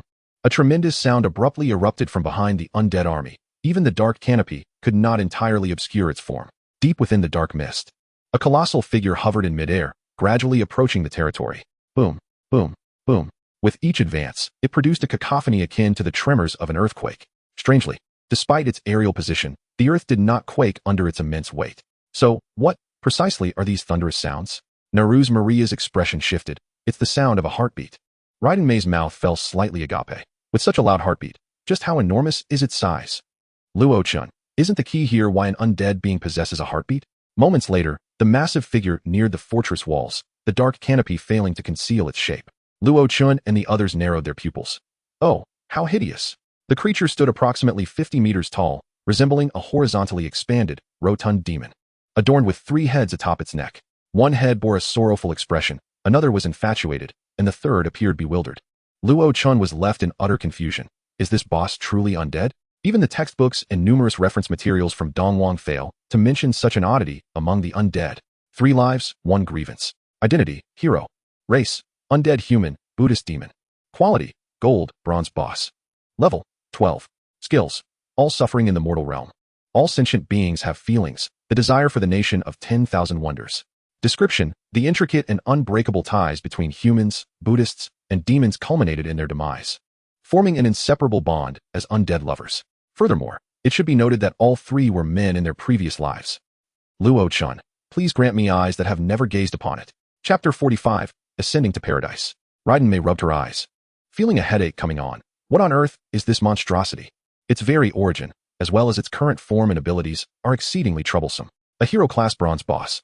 Luo Chen nodded, confirming their suspicions. Indeed, high-level boss templates are typically only borne by hero-class units. Moreover, a bronze boss template often bestows the unit with over 5 times the attributes. Judging solely from attributes, the level 12, 3 lives, 1 grievance already surpasses the currently level 5 Raiden Mei and the others, but Luo Chen quickly ignited a void source stone in his hand. Territory upgrade, LV5 to LV6. In the next moment, an intangible force coursed into the 3 heroes, synchronously elevating their levels to LV6. If there is surplus power, why allow 1S heroes to fight at a disadvantage? 3 figures stood upon the city wall, exchanging glances, as Naru's Maria silently took a step back. I shall remain to guard the city. You two must exercise caution. With her exceptional prowess in spirit magic, she deftly handled a variety of large-scale spells, proving far more adept at confronting the numerous legions of the undead than at contending with formidable individual foes. Raiden Mei and Liadrin nodded in agreement, swiftly leaping forth towards the tragic lovers. 1 purple, 1 red, 2 beams of light sliced through the heavens. Electric currents crackled, and blood surged. The tragic lovers, though massive in size, were by no means slow. With a slight tremor, it evaded the 2 beams of light with a terrifying speed that belied its bulk, charging towards the territory. The colossal beast, towering dozens of meters high, traversed 100 meters in the blink of an eye, its enormous form looming near the city wall, reminiscent of a giant peering down hungrily at its prey within the city. The Eye of God atop the wall and numerous defensive towers unleashed a frenzied barrage of attacks, elemental spells, divine arrows, and lightning swords, leaving deep gashes upon the creature's hide. Yet, the tragic lovers exhibited remarkable regenerative capabilities, as wounds appeared and vanished in rapid succession. The relentless onslaught failed to impede its advance. With 3 gaping maws, it unleashed a roar that reverberated throughout the battlefield, stirring the winds and clouds. The sonic assault was so intense that it forced the high-ranking paladins stationed on the wall to involuntarily stagger back a few steps. Instinctively aware of danger, the tragic lovers made a decisive choice, crashing its 3 heads against the wall. With a resounding crack, a section of the wall crumbled without the slightest resistance. Luo Chen maintained his composure, a flicker of surprise crossing his eyes as he quickly ignited several void source stones, swiftly replenishing the wall's durability. Simultaneously, from the battered wall, a multitude of purple, mechanical hands emerged, seizing the tragic lovers. Unwilling to remain passive, the tragic lovers struggled fiercely against its restraints. The mechanical hands rapidly crumbled under its might, yet Luo Chen continued to feed void source stones from behind. In a remarkable display of synergy, the mechanical hands and the ever-growing stones of the wall managed to ensnare the tragic lovers. The paladins surrounding them seized the opportunity, focusing their fire upon the beast. Elevated half a meter above the ground, Neru's Maria's spellbook fluttered rapidly in her palm. Weakness identified. In the next moment, numerous tiny points of light appeared upon the tragic lover's form. Concentrate fire on the weak points. The seasoned paladins wasted no time. While Luo Chen took control of several nearby defensive towers, aiming at the illuminated spots to unleash a barrage of attacks. The demon's body erupted with wounds, revealing its ink-black skeletal structure beneath. Yet, these gruesome injuries did not elicit any sign of pain from it. It even ceased its struggles, remaining still, its three enormous mouths opening and closing. A cacophony of chaotic, alluring, and desire-laden voices filled the air, strangely warm and inviting. As the soothing verses of a Buddhist scripture echoed, all beings bear suffering, the mortal realm a bitter sea, life is but a transient journey. Only by taking refuge in the Buddha can one ascend to the ultimate paradise. Amidst this seemingly glorious exhortation, two conflicting melodies intermingled. Come now, revel in joy. For time is abundant. With the might of a tiger, we shall shatter mountains and rivers, heedless of home. Such chaotic malevolence and whispers from the abyss had been encountered by many seasoned paladins in the early days of their trials. The sole distinction was that the tragic lover's lament was exceptionally potent, capable of eroding the mental resilience of even some golden legendary warriors. However, the paladins were warriors of conviction. From the very onset of their training, each paladin was instilled with a singular truth. One must steadfastly uphold their beliefs. Should their faith falter significantly, their powers would wane until they were reconstructed anew. According to a certain extramural text from Dong Wang, during the chaotic era of the rise of the paladin faction, there was a divine-level paladin who uncovered the secret of the god of holy light, ultimately succumbing to madness. This collapse of faith shattered not only his beliefs, but also the heart of the sanctuary, leaving it irreparable. His power plummeted from divine to legendary, culminating in his demise at the hands of an 80-level lord of Dongwon. This encapsulates the essence of the paladin's path. One can rise or fall by it. A mere 12-level bronze boss could not sway the high-ranking paladins of golden legendary status. Clearly, its allure had failed against such seasoned warriors. Yet, the battlefield was not solely occupied by the defenders. Join us, ascend to paradise together. A legion of undead creatures opened their mouths in silent unison, inexorably merging with the demonic form of the tragic lovers. The hum of energy surged, visibly enhancing its regenerative abilities, as it erupted with newfound power, shattering bricks from the wall and threatening to break free from its restraints. Meanwhile, Raiden Mei and Liadrin, having evaded the creature's assault, swiftly returned and exchanged knowing glances. Twin beams of purple and crimson light soared skyward, targeting the heart of the demonic form with lethal precision. The massive tragic lovers, having long succumbed to the void's influence, had lost its former wisdom and sentience, dismissing the two diminutive figures entirely. With a brief respite from its bindings, it reached out with its enormous hands to block Raiden Mei and Liadrin's attacks. With a resounding crash, its colossal form was sent careening back, flattening a path across the battlefield. Good news, it had escaped the constraints of the wall. Bad news, it had been forcefully propelled out. Chapter 46. Is it serious? The bronze boss template received a 5-fold enhancement, and the broken chessboard granted a 10-fold attribute boost, creating a disparity of 5 times between them. Thus, the newly leveled Raiden Mei and her companions found themselves on par with the 12-level tragic lovers in terms of individual attributes. Luo Chen smirked slightly. In battle, it is certainly more engaging when the odds are evenly matched. The tragic lovers, in bewilderment, seemed to question, do you truly believe what you are saying? Whose notion of balance involves one fighting two opponents of equal standing? This is clearly a breach of martial ethics. Alas, the tragic lovers possessed no intellect to voice such grievances. It merely adhered to its primal instincts of brutality and cruelty, launching a furious counterattack against the two who dared to harm it, Raiden Mei and Liadrin. Undead creatures were caught in the crossfire, transforming into pure energy that fused with the tragic lover's form. With countless undead swarming the battlefield, the creature's regenerative capacity appeared nearly infinite, allowing it to withstand the relentless bombardment from the two heroes. Perhaps believing it had faltered previously, Raiden Mei and Liadrin did not draw the tragic lovers closer to the focus of the defensive towers. Instead, they repeatedly repelled the creature, preventing it from encroaching on their territory. Though Raiden Mei excelled at inflicting penetrating damage, she lacked any skills or weapons capable of delivering instant death. and her attributes could not overpower the tragic lovers. Thus, despite their relentless efforts, they found themselves unable to prevent the creature from continually devouring the undead and returning to its peak form. Luo Chen frowned slightly. Had their recent streak of good fortune run its course? The first bronze boss they encountered was precisely this type of adversary, possessing near limitless endurance in such a specific environment. Truly unfortunate. It appeared that without clearing the undead from the battlefield, vanquishing the tragic lovers would prove exceedingly difficult. The instructor's words rang true. When faced with a rare species not documented in textbooks, the odds of encountering a peculiar specimen were minimal, while the likelihood of confronting a formidable opponent was significantly higher. Because most of those who have seen them do not survive, relevant information is naturally exceedingly rare and precious. Luo Chen took a deep breath, manipulating some idle creation hands to transport one treasure chest after another into the territory. The soldiers on the front lines were valiantly battling, while dazzling beams of light flashed from the rear, with Luo Chen diligently opening the chests. The number of void source stones in the Lord's backpack surged upwards before swiftly declining. The surface of the radiant sanctuary shimmered with gold, leveling up to LV6.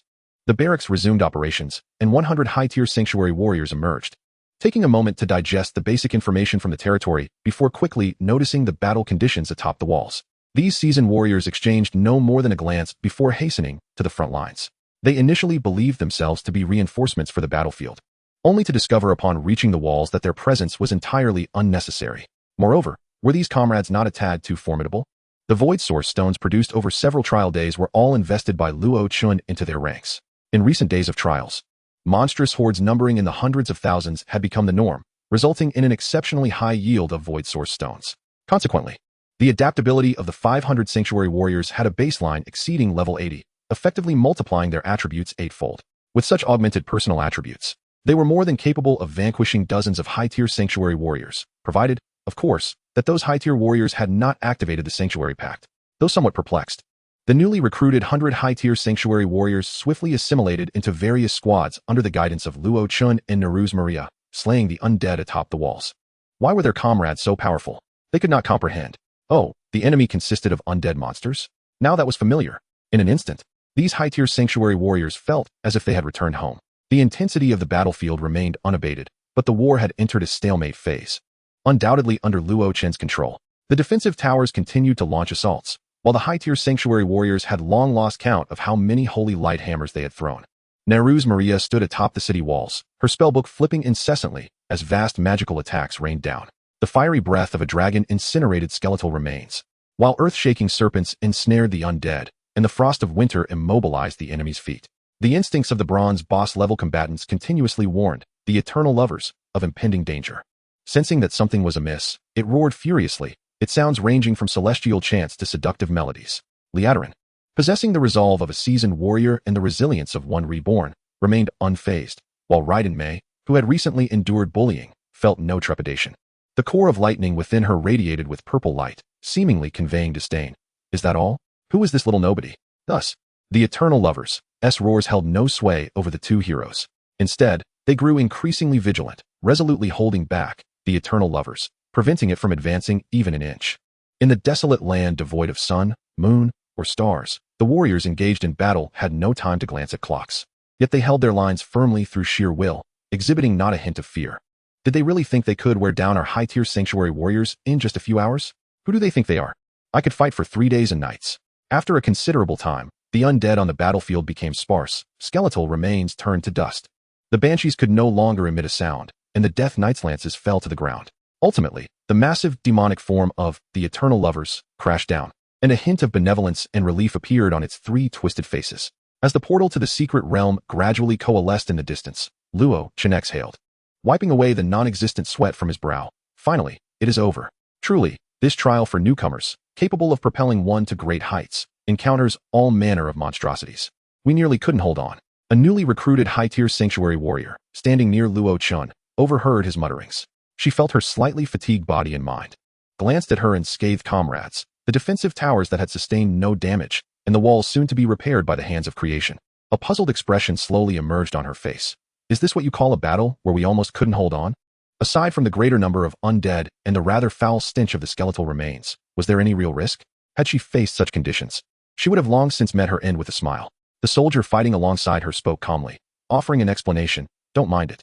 Lord Luo is excellent in every regard. except for perhaps a slight case of, fear of inadequate firepower? Luo Chen nodded. We must strengthen, absolutely strengthen. The new high-tier sanctuary warrior replied. As the trials progress, the exploration of the secret realm becomes simpler. For typically, while the number of monsters in the secret realm may increase, a second boss does not usually appear. Such swarms of void monsters are, without a doubt, akin to a scattered pile of sand for high-tier sanctuary warriors. Before dinner, the high-tier sanctuary warriors successfully conquered the secret realm. Battle conclusion. You have obtained the permanent job certificate of Eternal Affection, Gold, and the special building of Enigmatic Desire, Gold. Luo Chen wore a subtle expression. He had not forgotten the introduction of the Eternal Lovers. It was a profession that emerged from the Eternal Lovers. Was it legitimate? Raiden Mei inquired. Isn't it strong? Luo Chen replied honestly. It should be quite powerful, but I dare not use it. Chapter 47. Terrifying indeed. Liadarin and Neruz Maria approached. Their curiosity piqued by the hefty tome radiating golden light. A job certificate? Can it change our professions? Luo Chen shook his head, gesturing with the book. You cannot. It is not meant for combat units. It is intended for eligible citizens. The sources of citizens are not limited to barracks and various buildings. In fact, in the eyes of most low-tier lords, recruiting indigenous beings from countless worlds is the primary source of soldiers. This is because ordinary lords often struggle to obtain high-quality barracks. Instead, within the vast multiverse, there are many exceptionally gifted high-quality citizens. Limited by their origins, indigenous beings generally possess a far narrower perspective than the ancient war souls reincarnated from their barracks, making them susceptible to being deceived by lords from ultra-high civilizations and being recruited into territories. The recruitment of the territory fundamentally involves reconstructing living beings and integrating them into the territory. Once they become official citizens, unless the lord willingly relinquishes them, they will have no opportunity to leave the territory for the rest of their lives. Luo Chen concluded, such job certificates, particularly permanent job certificates, are prepared for those indigenous lives hailing from myriad worlds. Eternal Affection. Type. Job certificate. Attributes. 1. Job certification. Allows eligible beings to inherit the profession recorded in the certificate. Consumption. 10 void source stones, gold, per person. Description. 3 lifetimes of love and 10 miles of peach blossoms. A single glance at the Buddha's child leads to a lifetime of regret. Neruz Maria displayed a hint of confusion. Eternal Affection? An unfamiliar profession? Luo Chen explained. The job certificate is merely a general term. Simply put, this book contains all the skills of the Eternal Lovers, and each job changer can acquire different levels of inherited knowledge based on compatibility. Liadarin's expression changed. Does that mean job changers will be influenced by the Eternal Lovers? Luo Chen nodded expressionlessly. That's correct. Otherwise, I wouldn't be so averse to this job certificate. A gold-quality permanent job certificate, if used properly, could indeed unleash the potential of a gold barack. Raiden Mei recalled the bizarre appearance and seductive sounds of the Eternal Lovers, and couldn't help but shiver. Is this meant to be disgusting? After speaking, she gazed at Luo Chen with a face full of hope and earnestness. My lord, you wouldn't use it, would you? Luo Chen replied with unwavering certainty, absolutely not. Each human, apart from the responsibilities of a lord, can inherit 1 main profession and 3 secondary professions. Although I have yet to fully plan my main and secondary professions, I am resolute in avoiding 3 lifetimes of love. It would be disastrous if such a thing altered my sexual orientation. I have already been a solitary orphan for 9 lifetimes. Must I not enjoy this life? Luo Chen cast a glance at the mysterious desire demon statue that had erupted alongside 3 lifetimes of love. Mysterious desire demon statue. Type. Training building. Quality. Golden attributes. 3 lifetimes of mysterious desire. Assist practitioners of 3 lifetimes of love in their cultivation. Cultivation speed 100. Breakthrough probability 10. Description. Even if shattered to pieces, the true spirit remains unrepentant. Luo Chen thought, is it still a match set? A golden structure. Forsaking all possibilities, leaving only a singular attribute, solely to aid 3 lifetimes of love in regaining its former glory. Setting aside gender and race, is this the essence of love? He felt a surge of respect within, decisively stowing the 2 items into his lord's backpack. Upon my return, I shall find a worthy buyer for you. As for personal use, impossible. That shall never happen. A group of high-ranking Holy Hall warriors approached, the leader, a red-haired woman, respectfully presenting a bronze boss treasure chest to Luo Chen. My lord, this is the boss treasure chest you requested. Luo Chen received it with a smile. Thank you for your hard work today. If you are tired, please return early to rest. Alternatively, you may visit the lower floors. I have instructed Master Abe to host a banquet in the territory tonight. The high-ranking Holy Hall warrior placed her right hand over her chest. Her expression solemn. We are grateful for your generosity. If it pleases you, we would like to stay and witness the opening of the treasure chest. Despite many high-ranking warriors expressing trepidation at the workload of Chunglo Wanlia, their bodies were irresistibly drawn to the treasure chest. Who would refuse the chance to become a hero? Luo Chen readily agreed, of course. In the next moment, He lifted the bronze boss treasure chest with one hand, and a more intense golden light erupted from within, illuminating a 3-meter radius around him. Inside the chest lay 5 items, all gleaming with golden radiance. Gold, gold, gold, golden legends. As the golden light subsided, Luo Chen's expression turned dark upon seeing the items. One was the unwavering void blessing, a skill book resembling a scroll, while the remaining 3 items were, astonishingly, 3 defensive towers.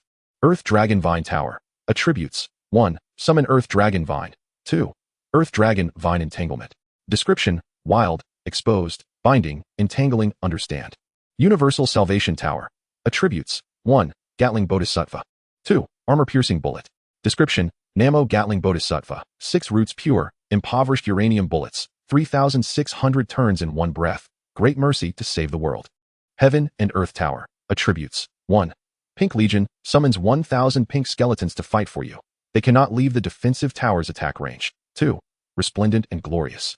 Each pink skeleton's death causes their bones to automatically disintegrate, turning into the poison of worldly desires. Description. Pink charm captivates souls. Resplendent glory entices hearts. Oh. Defensive towers. How you inspire both love and hate within me. Luo Chen sighed, opting to temporarily stow them away for use the following day. The golden defensive towers were indeed powerful, but he truly had no need for them. Upon examining the scroll-like item, Luo Chen gasped in astonishment. Such horror. Wisdom Root. Type. Skill book. Passive. One-time use. Quality. Golden. To be developed. Attributes. 1. Heart like Bodhi. Traversing countless worlds. Witnessing all things. When the heart is moved, it automatically gains insight. 1. 2. Body like a clear mirror. All illusions flee from you. Killing without entangling in karma. Description. Observing the truth is called wisdom. Attaining the path through it is thus termed wisdom root. A slender scroll trembled slightly in Luo Chen's hands, as if burdened by immense pressure. Killing without entangling in karma, with limitless insight enhancement? Is this the power of a golden item awaiting development? If it were to fall into the hands of an enemy, Luo Chen would undoubtedly declare, this child must not be spared. At this moment, Luo Chen could only think, more, please. The child is nearly in tears from desire. Chapter 48. The Radiant Holy Hall of the Chessboard. The attributes of Wisdom Root caused everyone to gasp in astonishment. It is well known that talent determines the lower limits, while effort ensures the potential can be realized. However, breaking through life's upper limits is exceedingly difficult. The common methods are few: will, opportunity, and insight. Those possessing the Wisdom Root skill, provided they live long enough and experience a multitude of worlds and stories, theoretically, can attain limitless insight.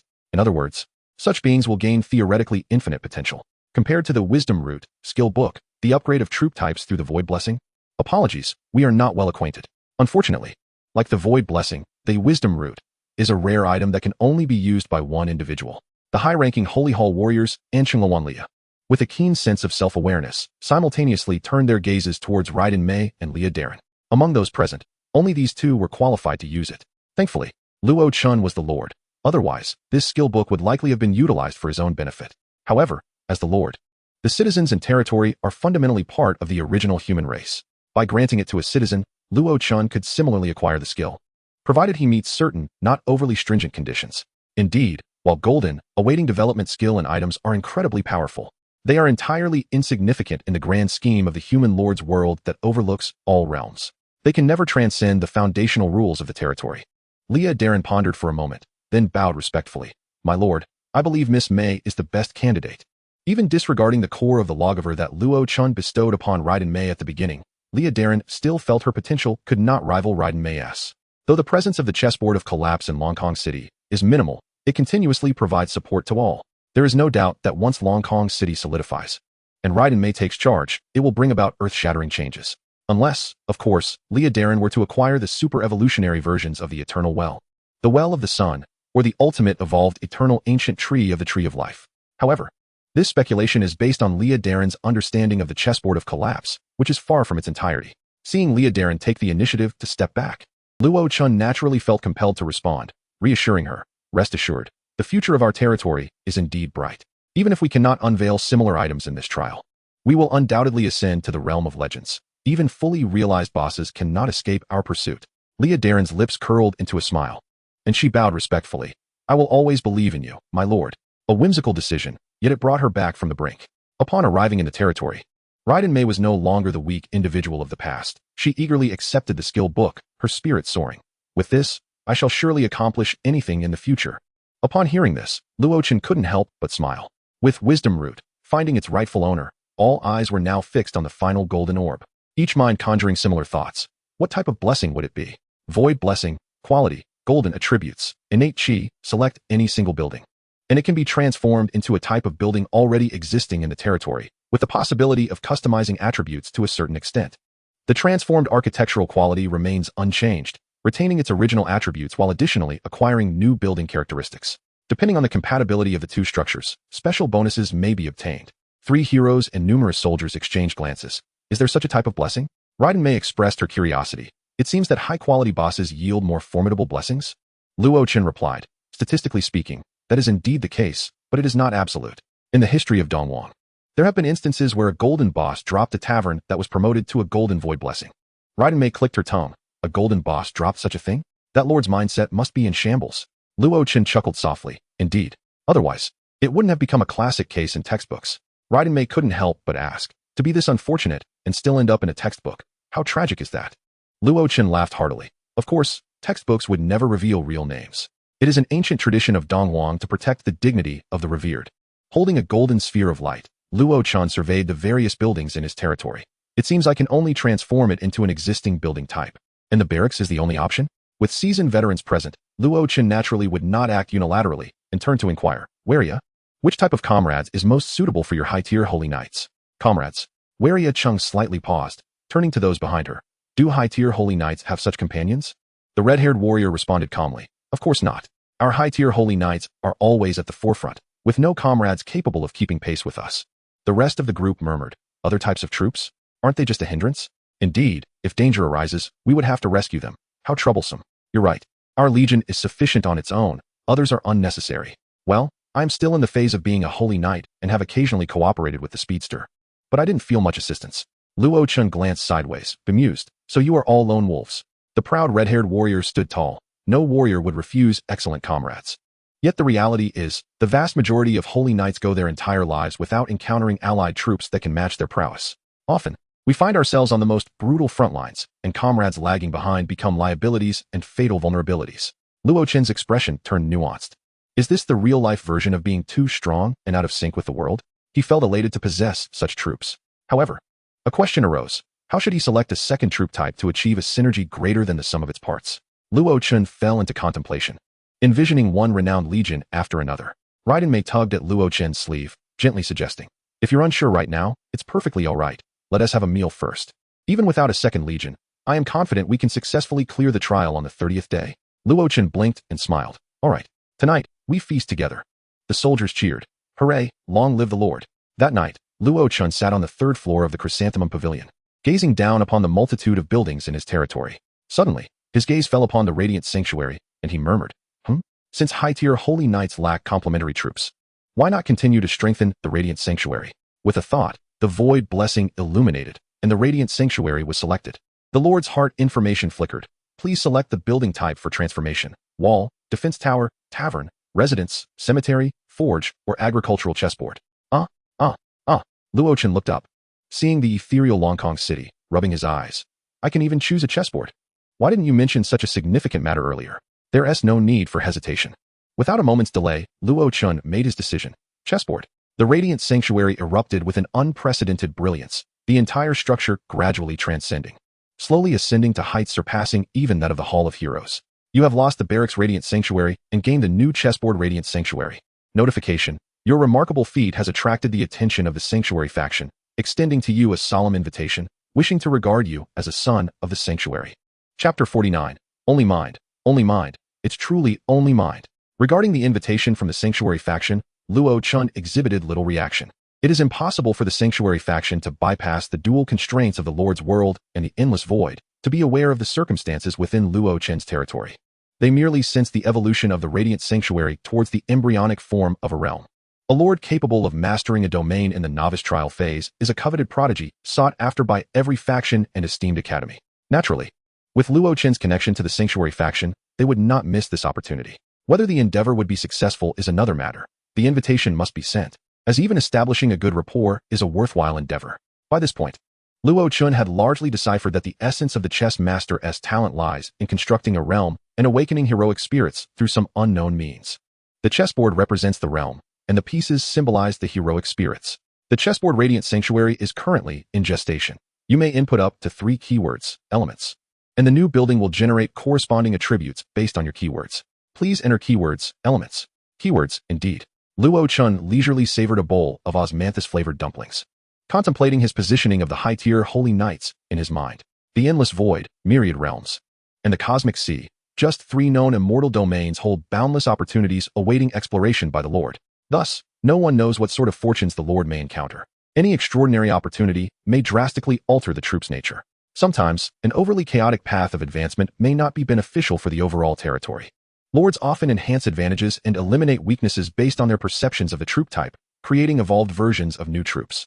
So, the question arises, what should the next tier of high-tier holy knights resemble? In the quiet of the night, Luo Chen pondered, unhurried to make a decision.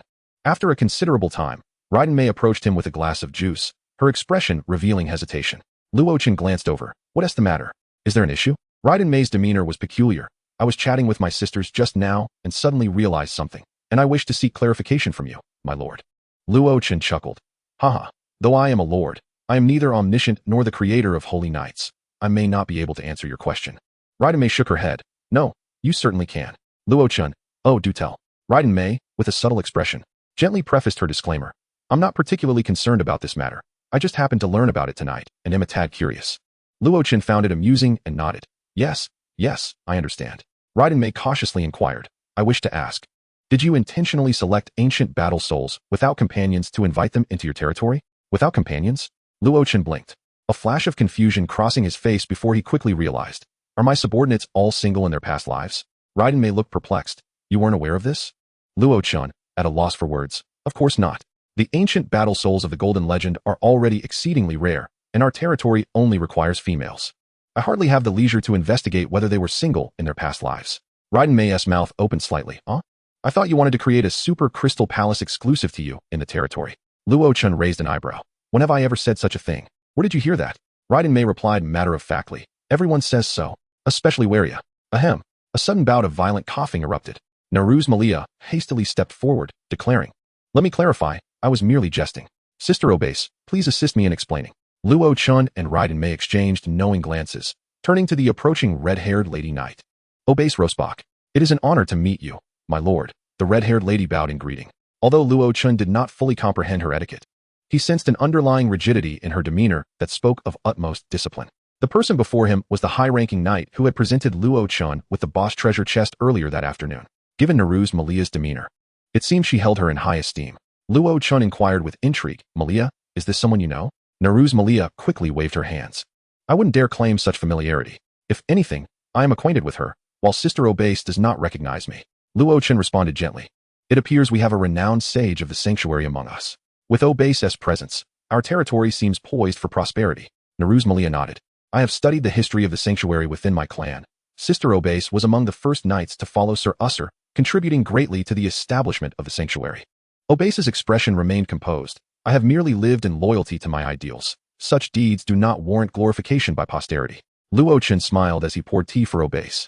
In this vast world, few are those who do not follow the tide, who do not succumb to the fear of death, nor distort their principles for riches. The achievements of Lady Obase deserve such acknowledgement. Amid Raiden Mei's puzzled expression, Luo Chen adeptly employed the art of mutual admiration in commerce, forging a connection with Obase. Only Raiden Mei appeared bewildered. Are you two straying from the topic? Noticing her confusion, Obase softly elucidated. The path of the sanctuary is rooted in the steadfastness of belief. However, interpretations of belief vary among individuals. Knights influenced by the sanctuary's ethos commonly uphold tenets of benevolence, camaraderie, and loyalty. Among these, loyalty is paramount, complementing the steadfastness of belief. Loyalty to the holy light, loyalty to the goodness of humanity. This is a requisite for every knight of the sanctuary. Obase's serious demeanor resembled that of a stringent instructor. Moreover, loyalty to one's partner is equally essential. Thus, high-ranking knights who have known companionship in life will not heed the call of their lord. Raiden Mei seemed to grasp something, but remained somewhat perplexed. Is it merely about becoming a subject? There seems no need to escalate the matter. Obase's expression remained grave. It is indeed of utmost necessity. Any compromise on belief can lead to the downfall of a knight. Raiden Mei found it hard to comprehend, but still expressed her respect. As long as it was not a deliberate act by Luo Chen. Surely, Not every military branch in the future would adopt similar customs, she mused. Unbeknownst to her at that moment, certain occurrences were not mere coincidences, but rather the threads of fate. Listening intently to the discourse, Luo Chen pondered, loyalty? Later that night, amidst revelry, Raiden Mei, Li Yadarin, and Naruz Malia accompanied Luo Chen. He cast a glance at the celestial sanctuary chessboard above, opening the interface of the Lord's heart and inputting keywords, ideation, or rather, TM ideation. After all, the favor of the void did not mandate that he select 3 distinct elements. In an instant, the chessboard shimmered into the form of the sanctuary of radiance. Luo Chen opened the attributes interface, his breath catching. Military Soul. Chapter 50, The Imperial Military Soul. Sanctuary of Radiance. Quality, Golden, under development. Level, 6. Attributes. 1. Recruit high-ranking knights of the sanctuary. 2. Call of Heroes. New attribute. 3. Imperial Military Soul, allowing you to form a formal legion centered around heroes. With 10 captains, 100 commanders, 1,000 generals, and the supreme commander of 3 armies as the structure, based on high-ranking knights. Different numbers of legions will trigger various effects of the military soul. Basic effect, eternal resilience. As long as your fighting spirit remains unquenched, you will automatically be immune to fatal blows from beings beneath the immortal realm, even if your physical and mental strength have been exhausted. You can receive continual replenishment through your fighting spirit. 1. 10 captains. All attributes increase by 10. If the captain is a hero unit, soldiers receive an additional 10 enhancement from the captain's attributes. 2. 100 commanders. All attributes increase by 20. If the commander is a hero unit, the captain gains an additional 20 enhancement from the commander's attributes, and soldiers gain 2 from the commander's attributes. 3. 1,000 generals. All attributes increase by 30. Commanders gain 30 enhancement from the general's attributes, and captains gain 3, with soldiers receiving 0.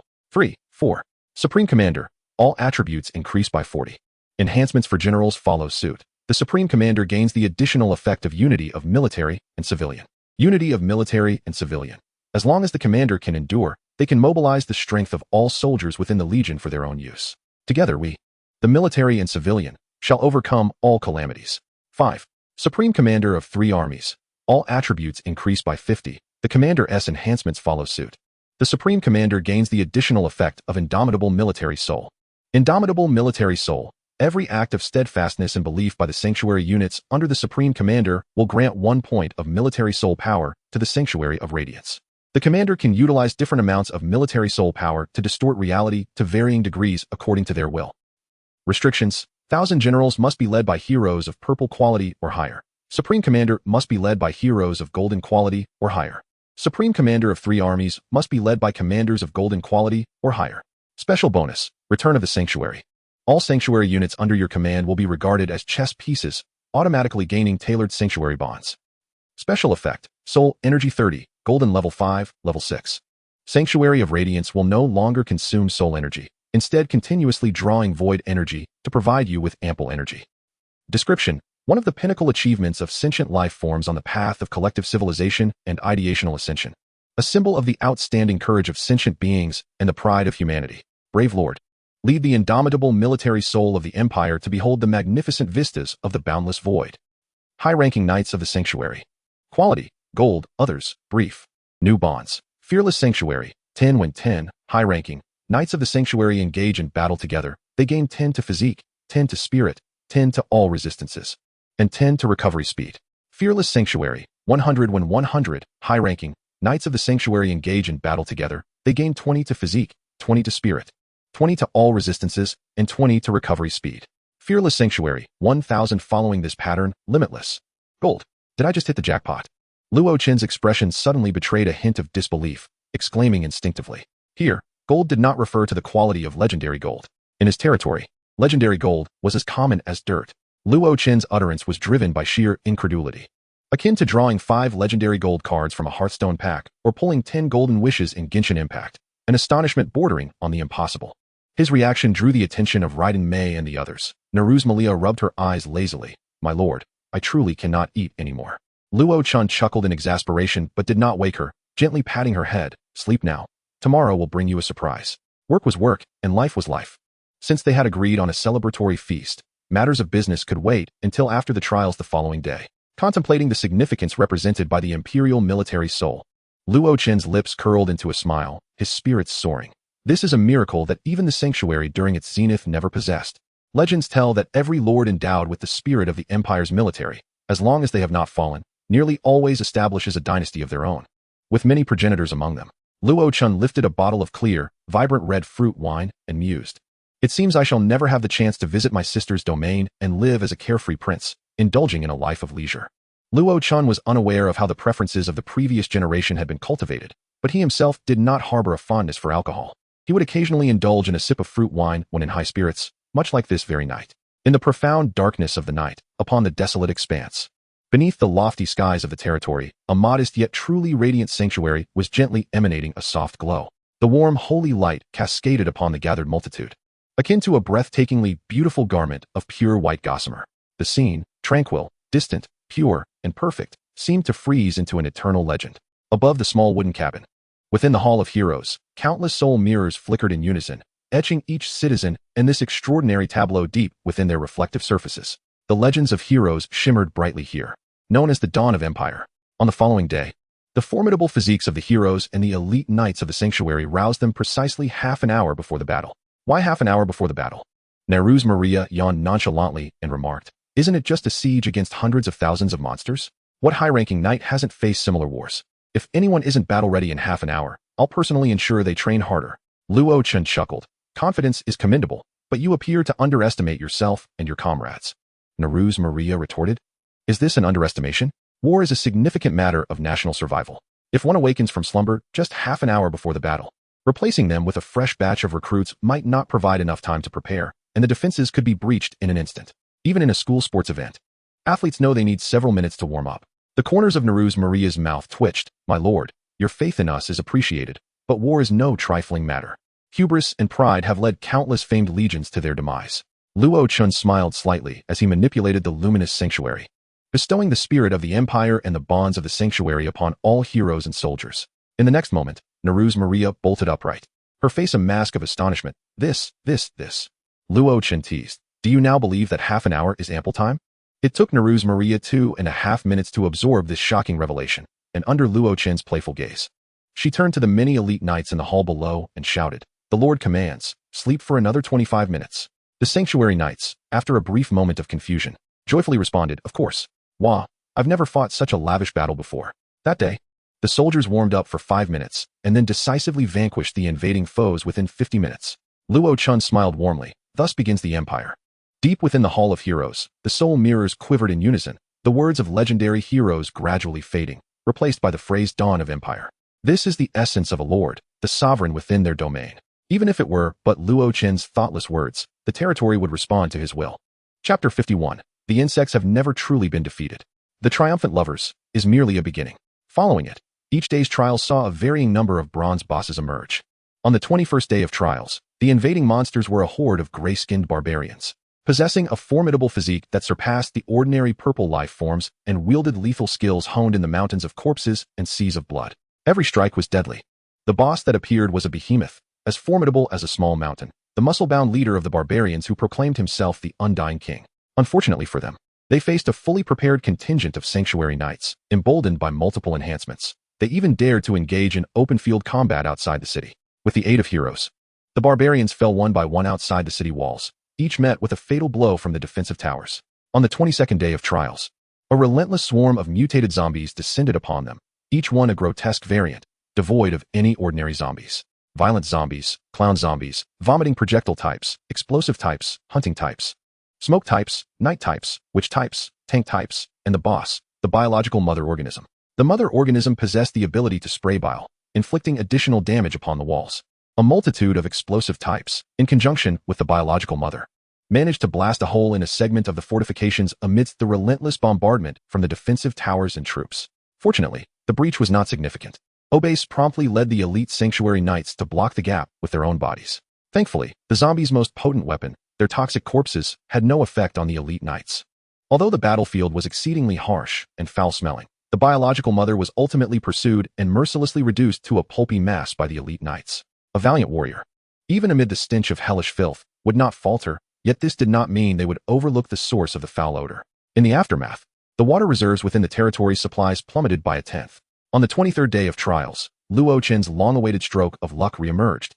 As the invading void monsters were a tribe of deep-sea whale sharks, endowed with talents in aquatic warfare. The colossal whale sharks, with their fearsome teeth and superb hydrodynamic skin structure, undeniably ruled the depths of the ocean. Regrettably, this was a desolate plain devoid of any trace of water. The elite sanctuary knights, laughing and chatting, swiftly dispatched them all. In the aftermath, Luo Chen remarked, "Isn't this akin to fishing?" However, following the 23rd day, it seemed as though his luck had run dry, as he encountered no more easily dispatched monsters. From the 24th trial through to the 29th, various calamity races appeared in succession. They were the Mechanical Legion commandeering several colossal fortresses, the Iron Heart Exterminators, harboring a deep-seated hatred for all organic life, born from chaos. Even the taint of void energy could not prevent their self-destructive tendencies, akin to abyssal demons. The relatively rare pure energy entities, each exhibiting a near-blood rebirth characteristic, stood out even among the golden monsters as high-dimensional demons. On that same day, a silver boss made its debut, striking down a segment of the city wall with its first blow. Had it not been for the recent promotion of troops facilitated by the favor of the void, Obase, upon the collective recommendation of the others, earned Luo Chen's recognition and ascended to the rank of a golden legendary quality commander hero. Otherwise, victory in war would surely be secured, though time might be insufficient for an assault on the secret realm. However, the most troublesome adversaries remained the non-mainstream insectoid forces that emerged on the 29th day. The trials on the 29th day bore witness to a new surge in the tide of void monsters, to the point where their numbers became utterly uncountable. The elite sanctuary knights stood upon the city walls, gazing out at the territory beyond. The sky and ground were completely obscured, teeming with insects. Giant creatures resembling worms crawled forward. A multitude of flying insectoids, reminiscent of dragonflies yet exuding an aura of draconic majesty, with sharp scythes, descended upon them.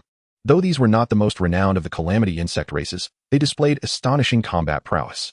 Each colossal worm seemed to be a massive nest, their gory maws opening and closing incessantly, while a steady stream of dragonfly scythe flyers emerged from the gaping mouths of the worms. Luo Chen furrowed his brow. The non-mainstream insectoid variant likely had the giant worms as their mother nest, while the dragonfly flyers served as their soldiers. The good news: the biological technology and gene pool of non-mainstream insectoids are generally subpar. The bad news: Luo Chen had little recollection of these insectoids, with no intelligence available. One by one, the dragonfly scythe flyers flitted through the air, their nearly transparent wings gliding gracefully, heading straight for the city walls of the territory. They possessed only purple quality, their physiques somewhat slender, appearing as though they could be felled with a single punch, and indeed, that was precisely the case. Emerald-green dragon-like vines burst forth from the earth, spanning across the Yangtze River, striking down dragonfly scythe bugs with relentless precision. Thunderous Mei and her companions were momentarily taken aback. Were they truly this feeble? After several days of combat, Luo Chen and his allies had come to a clear understanding of the efficacy of the various defensive towers. The Earth Dragon Vine, among the golden defensive towers, was considered rather mediocre, its only commendable attributes being the durability of its vines and its binding techniques. Yet, its method of entrapment was somewhat disconcerting. After all, even when the void creatures assumed humanoid forms, they were grotesque in appearance, lacking any semblance of aesthetic appeal once ensnared. However, it was this very defensive tower, proficient in binding, that had effortlessly annihilated dozens of dragonfly scythe bugs. Rather than feeling elated, Luo Chen was instead filled with trepidation. The trial mechanisms of the endless void had never aired before. How could such a seemingly weak creature possess such low defense, yet serve as a combat unit for the calamity insect race, attaining a purple quality rating? There could be only one explanation. It must excel in other, unfathomable aspects. Luo Chen spoke solemnly. Everyone, cast your healing spells. Following orders was paramount for the soldiers. And almost simultaneously, both the high-ranking temple knights within the city and those outside executed a healing spell in unison. A hum resonated as a multitude of vanguard dragonfly scythe bugs approached the city walls. Upon reaching a certain distance, they vibrated the air and darted through it, leaving behind a flurry of afterimages. Bang, bang, bang. As Luo Chen had anticipated, their attack power and burst speed were nearly maximized. With an unstoppable momentum, accompanied by terrifying velocity, the bugs struck fiercely, breaching the defenses of the high-ranking temple knights and inflicting a small, yet significant wound. Such injuries could be healed by the knights in mere moments. However, those fleeting moments were sufficient for several bugs to collide with the knights. Chung Walia felt a shiver run down her spine. How many of these insects are there? Luo Chen nodded, maintaining his composure. This is quite normal. In the early civilization of Dongwang, there have always been tales of insects that were never truly defeated. They are simultaneously weak and immensely strong. Their unparalleled adaptability and astonishing reproductive capabilities have ensured that their title of calamity has never been stripped away. Chung Walia blinked, inexplicably reassured. Although Luo Chen verbally affirmed that the insects had never been truly vanquished, his tone remained calm. there is no need for concern. The insect race has its innate talents, and humanity possesses its own strengths. Chapter 52. The Insect Heart Manipulator. With frail physiques, rapid explosive power, razor-sharp scythes capable of penetrating armor, and a willingness to self-destruct without hesitation once they breach defenses, these insects resembled nothing less than suicidal combatants.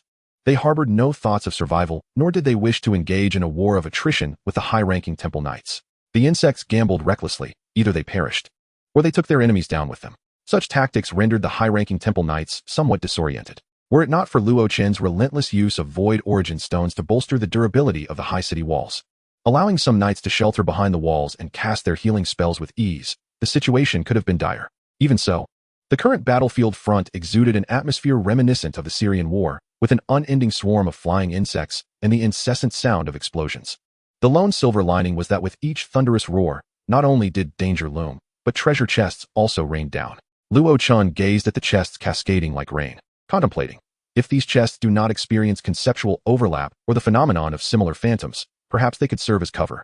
Under the arrangements of Ubis, the high-ranking temple knights took turns venturing outside the city to unleash protective skills, safeguarding themselves beneath heavy shields.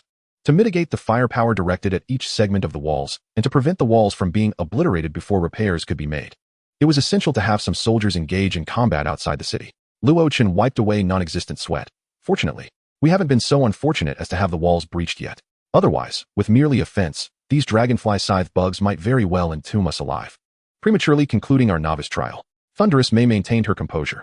This cannot continue. I will act alongside Sister Leah, accompanied by a contingent of high-ranking temple knights. We shall eradicate those massive worms. Luo Chen pondered for a moment. Bring more individuals. I sense that matters are not as simple as they seem.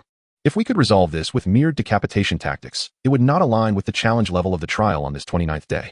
Furthermore, the silver boss has yet to make an appearance. Ubi stepped forward. I shall join as well. With Walia directing the defense, that will suffice. Ubi's Roshback. Identity, hero. Quality, golden. Level, 10. Bloodline, human white goose subspecies. Talents, 1. Natural leader, passive, 2. Sanctum armor, LV 100, 3. Adaptability to ruinous energy, LV 100. Other skills on par with high-ranking temple knights. Skills, 1. Blessing of holy light, 2. Radiant shield, 3. Luminous reflection. Talent, 1. Natural leader. Your soldiers are more likely to trust you and are willing to risk everything for you. 2. Sanctum armor. The soldiers you lead will share your defensive capabilities, with shared values equal to skill level 1. After each bloody battle, your soldiers have a 0.5 chance of gaining 1 point of defense, which is capped based on each soldier's physical adaptability.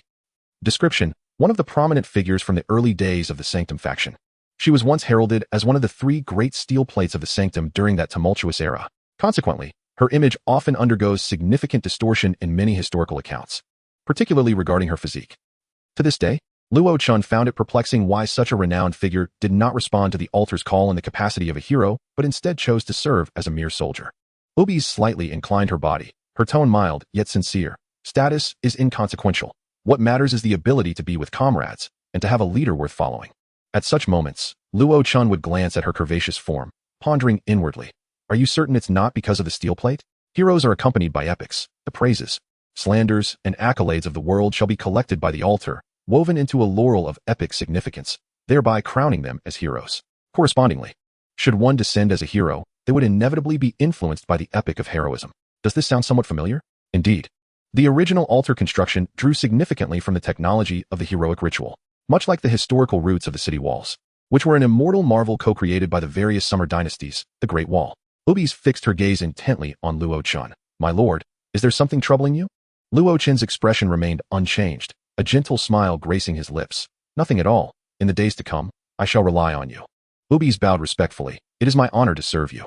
Returning to the present, atop the city walls, Luo Chen granted Ubis' request to engage in battle. He then retrieved a dozen items from his backpack, handing them to the 3. The silver boss is yet to appear, likely hiding near those massive worms. Take these. They may prove useful. Luo Chen cautioned. Though we possess the Hall of Heroes, I hope you all prioritize your safety. Ubis responded with a solemn bow. Yes, my lord. Thunderous Mei declared with confidence. I will surely behead the silver boss. Luo Chen stood atop the city walls, watching them depart. After the departure of the 3 heroes and hundreds of high-ranking Templar knights, Luo Chen heeded the advice of Chung Lei Wanya and descended from the city wall, making his way to the top floor of the Chrysanthemum Pavilion to survey the battlefield. On the field, A legion composed of hundreds of warriors resembled a flickering firefly in the dark night, emitting a faint yet resolute glow. They charged fearlessly into the heart of the relentless swarm of insects. In the distance, where the insect horde descended, colossal, worm-like beings, measuring over 100 meters in length, continuously spewed forth scythe-winged insects. The golden-hued worms, corpulent and immense, exuded an inexplicable sense of greasiness, to the astonishment of Raiden Mei and her companions. Despite facing a plethora of flying insects, they encountered neither formidable elite insect guardians nor silver-tier bosses to impede their advance. The lightning surged through them like a hot knife slicing through butter. Li Yadalin expressed disbelief. Is this it? Raiden Mei furrowed her brow slightly. Something amiss. It hasn't he died? Li Yadalin gazed at the dissipating corpse. This isn't dead. Abase provided irrefutable evidence. No loot dropped. What could this mean? Li Yadalin furrowed her brow in concern, raising her shield as she inquired of Raiden Mei. What did you feel when you struck it? Raiden Mei blinked. Smooth? Li Yadalin interjected. That doesn't need saying. It's evident. A high-ranking Templar knight exclaimed. Sisters, look to the northeast. There's a flying insect expanding. It seems to be transforming into a worm. The three turned their gazes in unison. Li Yadalin nodded, reflecting. It truly resembles the one we just dispatched. Raiden Mei displayed a hint of exasperation. Resemble? It is the very one we just slaughtered. What kind of principle is at play here? A soul transference. Raiden Mei grumbled. I've never heard of a technique that can transport all biological matter away. Isn't this ability somewhat overpowered? Just then, Luo Chen's voice rang out, calmly issuing orders. This is the insect heart manipulator and the psychic network of the swarm. Abase, prepare for full force. Abase responded, yes, my lord. Chapter 53. This is the foundation and perseverance of humanity. The bizarre phenomenon of the gigantic worms quickly led Luo Chen to associate it with a well-known special unit, the insect heart manipulator. It is said that its original version emerged from the Sarnaca, a civilization renowned for its creators, stemming from the culmination of a peak powerhouse. Others claim that one of the apex insect races, the Zerg swarm, produced an ascended Blade Empress. The original version of the insect heart manipulator was created by the Blade Empress after dissecting countless pureblood demons. Many civilizations believe that the insect heart manipulator is a derivative of the long-lost, immortal wonder known as the heart of the swarm. Numerous legends abound regarding it, and Luo Chen could recite a dozen even with his eyes closed. One undeniable fact is that the older the insect heart manipulator, the more powerful it becomes. It cannot be birthed through conventional hatching methods. It only emerges from mutations within vast swarms. Over time, the insect heart manipulators that are closer to the present exhibit far less miraculous properties, falling short of their predecessors. Regardless of the version, the insect heart manipulator is undoubtedly a super strategic unit of the insect race. It possesses biological technology on par with several elite insect races and harbors immensely powerful psychic technology, capable of autonomously constructing a psychic network connecting the swarm. Its diminutive form resembles a golden beetle, allowing it to seamlessly transform into an ethereal entity, effortlessly navigating the psychic network while carrying vast amounts of biological material. The insect heart manipulator can freely parasitize any insect unit within the swarm's network, subsequently transforming them into units it recognizes. Most importantly, while in a state of will manifestation, theoretically every thought it harbors is a manifestation of itself. Luo Chen covered his face with his right hand, cursing. Is this a joke? This is the insect heart manipulator. Given some time to develop, it could even independently create new branches of insect civilization. Such a monstrosity appearing on the 29th day instead of the final day. For the first time, Luo Chen felt, endless void, you overestimate me. In summary, unless Luo Chen can eliminate all manifestations of the insect heart manipulator while severing the psychic network, he is left with no choice but to eradicate all insect kind. Either he must outpace the production of the giant worms or endure until they drain every resource from the land, fighting an eternal battle. In specific environments, the near-infinite endurance of the Triad's vengeful companions pales in comparison to the insect heart manipulator capable of traversing the psychic network. The original insect heart manipulator is undoubtedly one of the ultimate embodiments of the catastrophic insect race in the realms of biological and psychic technology. Frankly, if it weren't for the fact that this is the endless void, and the adversary is compelled by the will of the void to attack, Luo Chen would likely choose to flee upon encountering such a creature, for it is virtually impossible to kill. However, this is the newcomer trial. The unique mechanisms and environment prevent the opponent from escaping. Following Luo Chen's commands, Raiden Mei and her companions once again navigated through the swarm, arriving before yet another worm producer. Abase raised a spear high and hurled it forward. Simultaneously, the radiant Templar pulsed with golden light, the echoes of countless war drums faintly resonating. One of the ultimate manifestations of the will of the heart, distorted reality. More precisely, it is a distortion of reality achieved solely through the power of the mind, without reliance on any laws. Obeys proclaimed with a booming voice, by the Lord's command. Sever the mind, manifest the will. In an instant, the massive worm perished on the spot, and a golden beetle, no larger than a pinky, appeared abruptly in midair. In a flash, the spear struck, crushing the beetle. The first manifestation of the insect heart manipulator was slain. Luo Chen's lips curled into a smile as he shook his cup of tea, feeling elated, truly the soul of the empire. The insect race and other calamity civilizations extol the instinct of life, believing that life is inextricable from the shackles of instinct. Just as humanity's foremost instinct is survival. In the face of crisis, they unleash their potential and struggle for existence by any means necessary. Consequently, these civilizations replace the primary instinct of survival with loyalty, and amplify it with bloodlust and brutality. Conversely, many civilizations, led by the ancient Eastern Huang, embark on a different path. They regard the body as merely a part of humanity, firmly believing that will shall ultimately triumph over instinct, and that the human spirit and intellect will prevail against the chaotic void. The future of the individual should be independently chosen by them, rather than dictated by predetermined genetic instincts. Different ideologies and environments have shaped a flourishing tapestry of civilizations, rendering these three immortal realms particularly vibrant. As colossal worms were felled and manifestations of the insect heart manipulator eradicated, despite sensing the looming threat, they remained powerless. The will of the void compelled it to cultivate gigantic worms, and with the eradication of all the giant worms, the last manifestation of the insect heart manipulator was slain. A silver and white boss treasure chest fell, gleaming brilliantly upon the dark earth. On the vast battlefield of myriad realms, countless civilizations waged wars over resources, ideologies, and opportunities. In this desolate corner of the endless void, Luo Chen cast his small weight into the balance of destiny, gazing into the distance, where the swarm still appeared endless. He chuckled. We firmly believe that the will of the mind shall ultimately conquer genetic instinct. This is the foundation and perseverance of humanity. From above the radiant Templar, the sounds of cheers and applause echoed faintly, seemingly heralding the impending victory, not merely of this battle, but of countless future ones. Even in the absence of the production unit of the worm mother nest, the self-destructive assaults of the flying insects on the battlefield persisted for 2.5 hours before finally ceasing. Luo Chen descended the stairs to welcome Raiden Mei and the others back at the city gate, expressing his gratitude. You have worked hard. Raiden Mei, cradling a treasure chest, handed it to Luo Chen. This time seemed rather straightforward. Luo Chen replied, is there a possibility that, had we not possessed the military spirit capable of distorting reality, we might have been embroiled in battle with the swarm until dawn, only to face the dual onslaught of the final day's void monsters? Obeez's expression turned grave. My lord, the military spirit energy accumulated over these days has been severely depleted. Tomorrow marks the final day of the trial. We must not be careless. Luo Chen nodded. I am pleased with your achievements, but I have never forgotten. Today is merely the 29th day. Tomorrow is the final confrontation with the great boss. Although this worm heart manipulator is not particularly formidable, it still harbors remnants of ultimate technology from a peak civilization. Remarkably, such a worm heart manipulator is merely a silver boss in the endless void. Luo Chen found it hard to imagine who among the silver boss and purple units could dominate such a combination. Thus, only one answer remained. Tomorrow, on the last day of the trial, the terrifying lineup of a golden boss and all members being golden legends would emerge. Chapter 54, An Incompatibility with the Insectoid Race. As the trial progressed, countless void monsters perished before the city walls, and one exceedingly troublesome boss unit after another fell.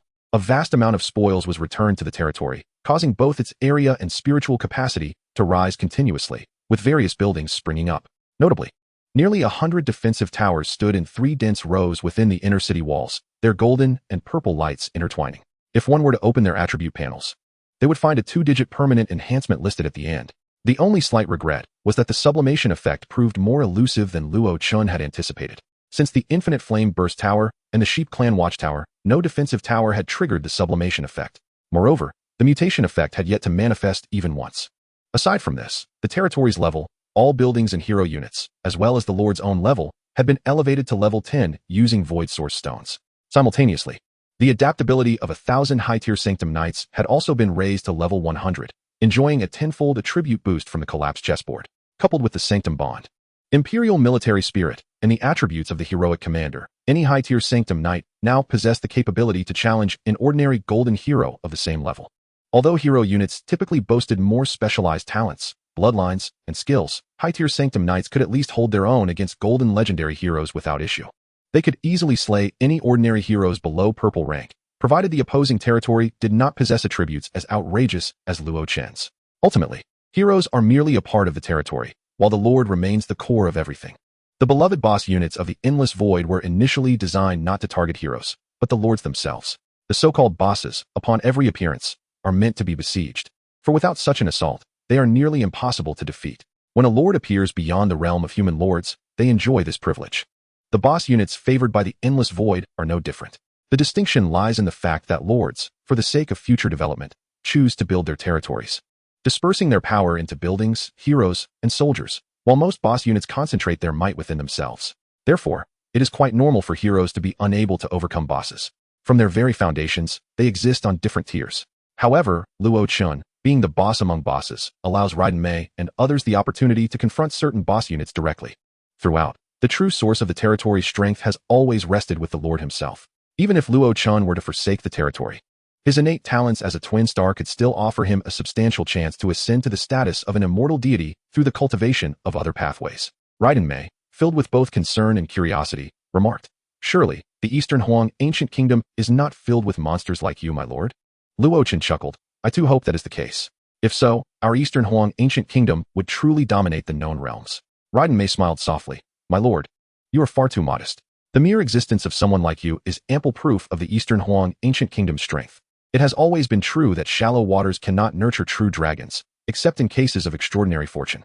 The trials of recent days have also yielded numerous new types of buildings, including a lord's manor to replace the small wooden houses, as well as a clinic near the Chrysanthemum Tower, among others. Unfortunately, several buildings have yet to materialize, such as the recycling structures that complement the Red Dust Forging Workshop, resource buildings, and those of the Academy series. Luo Chen was quite eager to see what the activated accompanying building, the Academy City, would resemble.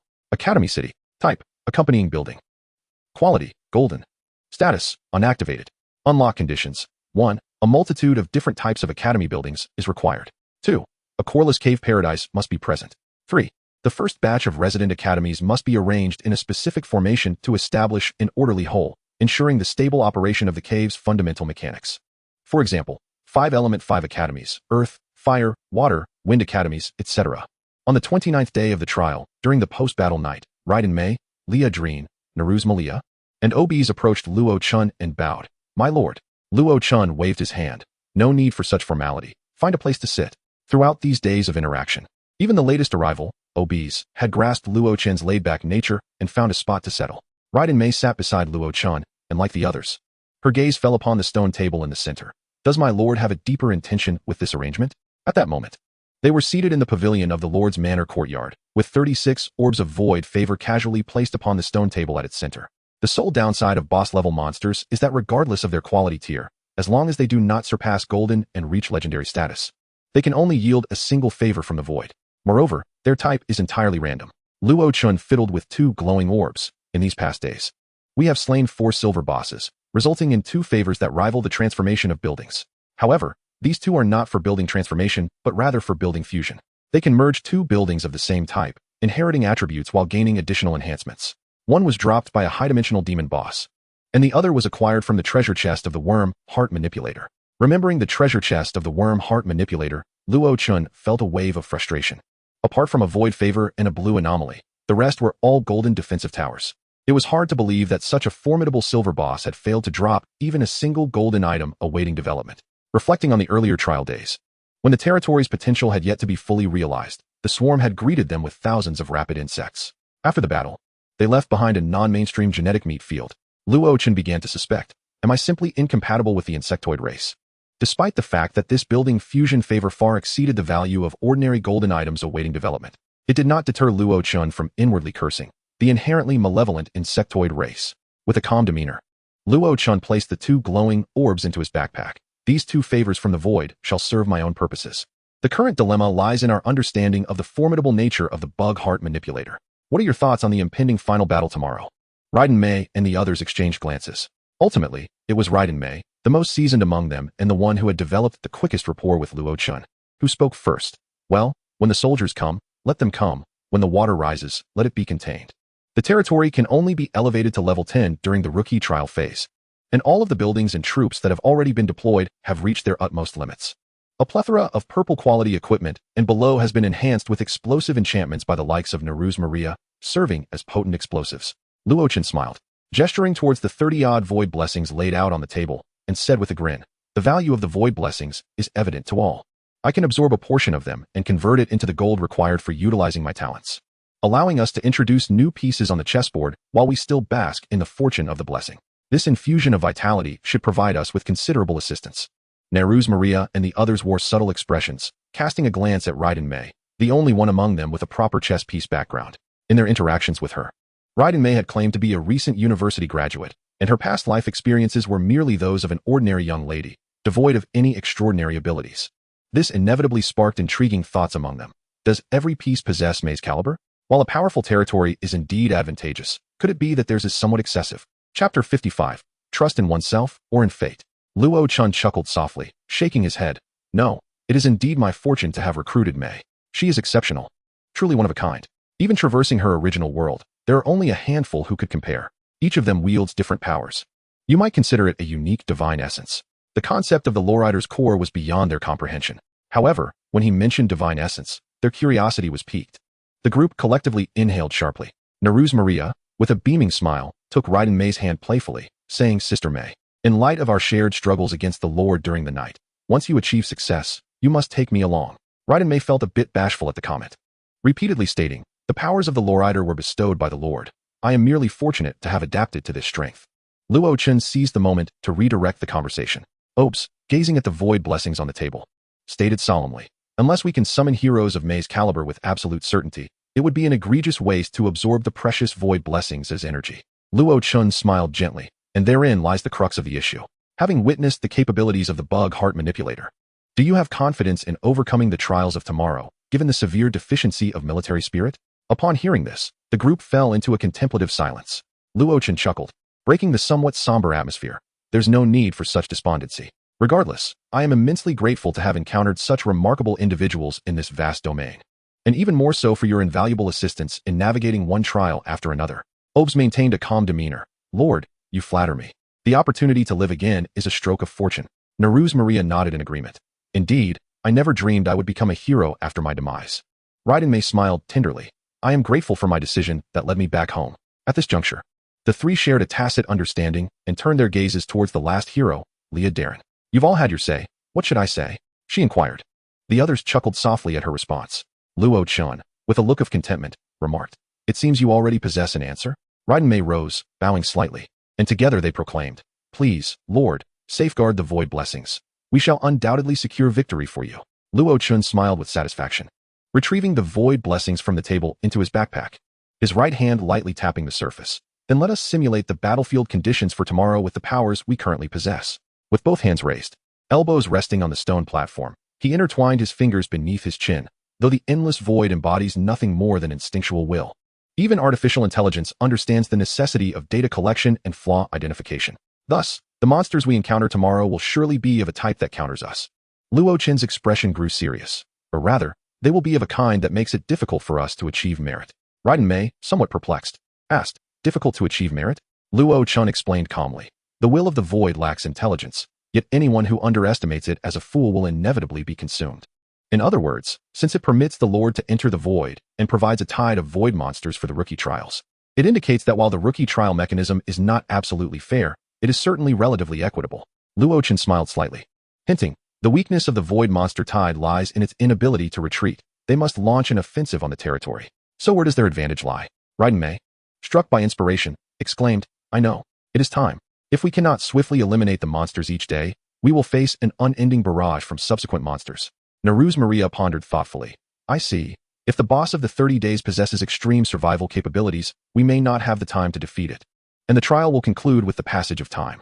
Luo Chen nodded. Precisely. An army of golden legendary units, a boss-level monster of the golden template, will inherently counter high-tier sanctum knights, possessing survival abilities surpassing that of the bug heart manipulator, alongside formidable combat prowess.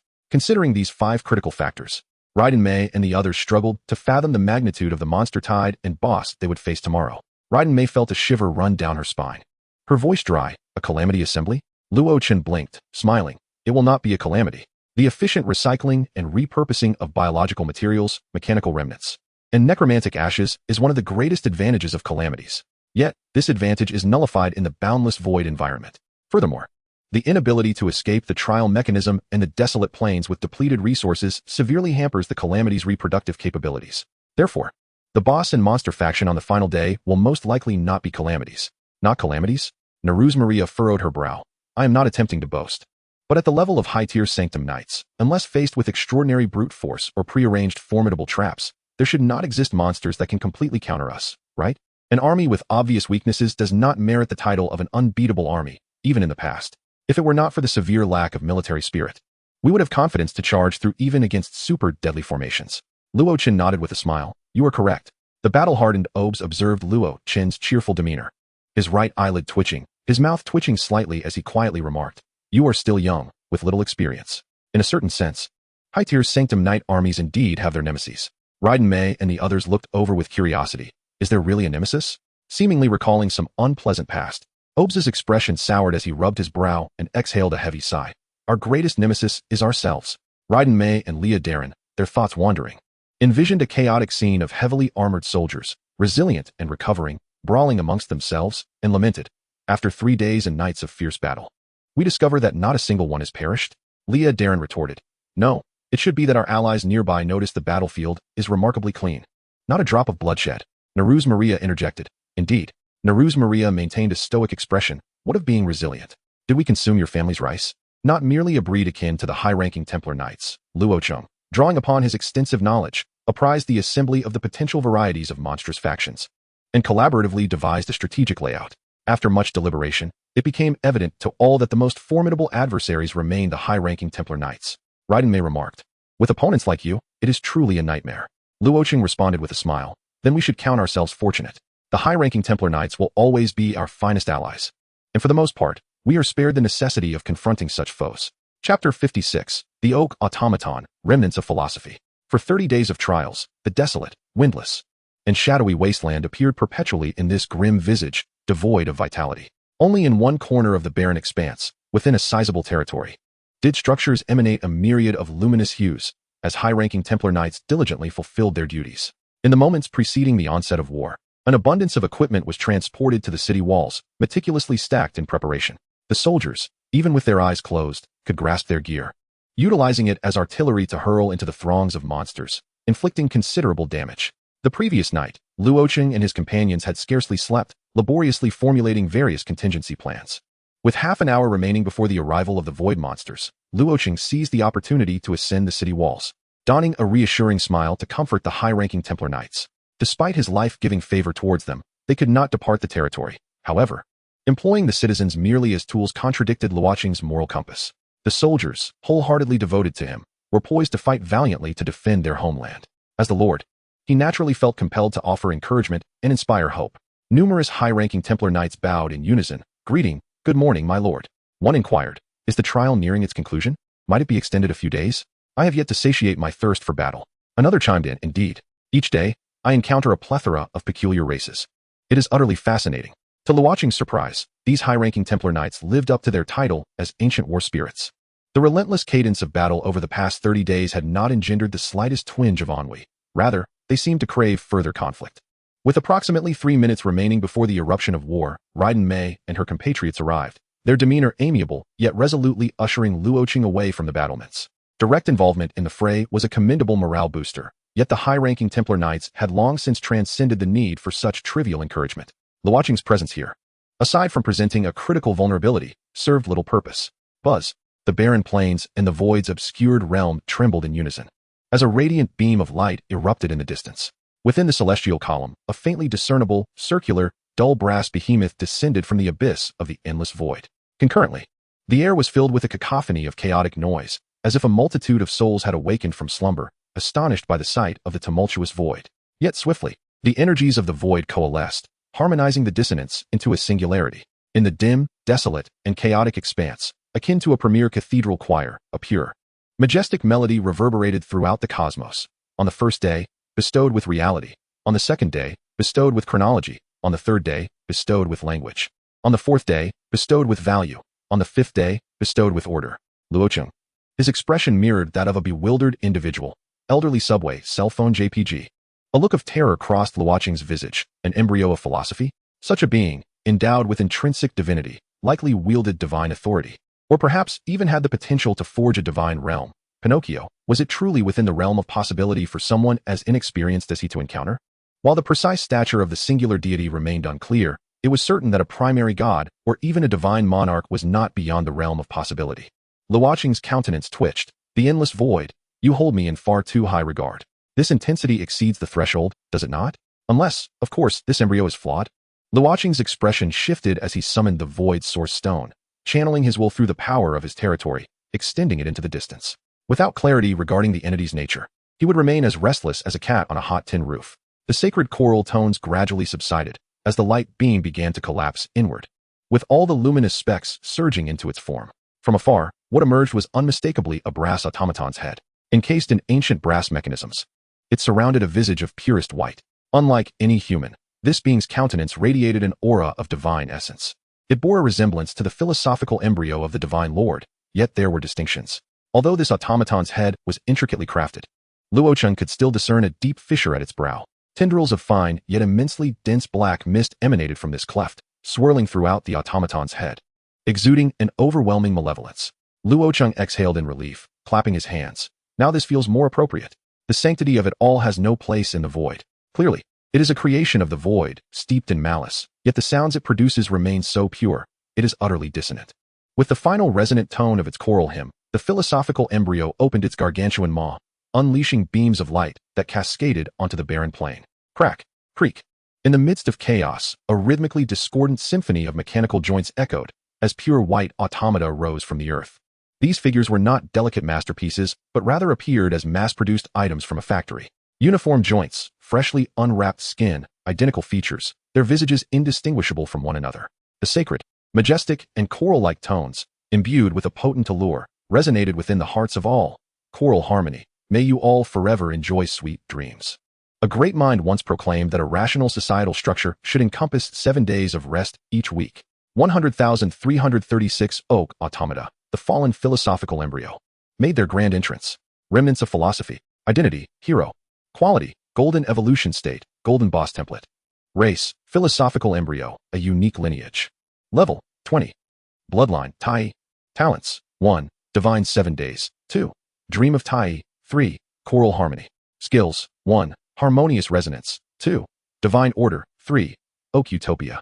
Description: the philosophical embryo fell into the void, birthing new life upon its remnants, inheriting the dual powers of the void and philosophy, with but a brief passage of time. It shall stride into the realm of myth. Encountering its nascent form is both your fortune and misfortune. Oak automata. Quality, golden. Race, descendants of philosophy. Level, 20. Skills, 1. Dream Master incarnation, 2. Harmonious unity, 3. Philosophical obsession. Description: 100,336 Oak automata, united in purpose, harmoniously intertwined. Their lives are interconnected, their wills safeguarded by philosophy. They shall be the inaugural residents of the divine realm, as well as its eternal guardians. Connected in life? An ability to share damage akin to that of the high-ranking Templar Knights. Luo Chen's face appeared to twitch, and he sighed softly. What ill fortune, drawing the short straw. A genuine quasi-mythical golden boss, coupled with 100,000 fearless Oak automata. Luo Chen grinned. At last, I comprehend why no one has ever been reported to have slain a golden boss during the novice trial phase. In less than a day, over 100,000 golden monsters imbued with philosophical enhancement and life-sharing. This assembly would undoubtedly overwhelm any concurrent golden lord by a wide margin. The remnants of philosophy require but a minute to dispatch them 9 times over. Luo Chen made a comment reminiscent of Versailles. To be too far ahead, perhaps, is not such a blessing after all. Chapter 57. You treat me as a national hero. The remnants of philosophy linger like a colossal sky city, suspended in the air without any inclination to advance. Instead, an army of over 100,000 wooden puppets, each wielding an array of musical instruments, summoned forth bizarre ape-like monstrosities and 4-legged beasts, surging toward their territory. Each wooden puppet advanced with a steady gait, their pristine bodies traversing the desolate plains. A battleground that had claimed countless monstrous lives, leaving not a speck of dust upon them.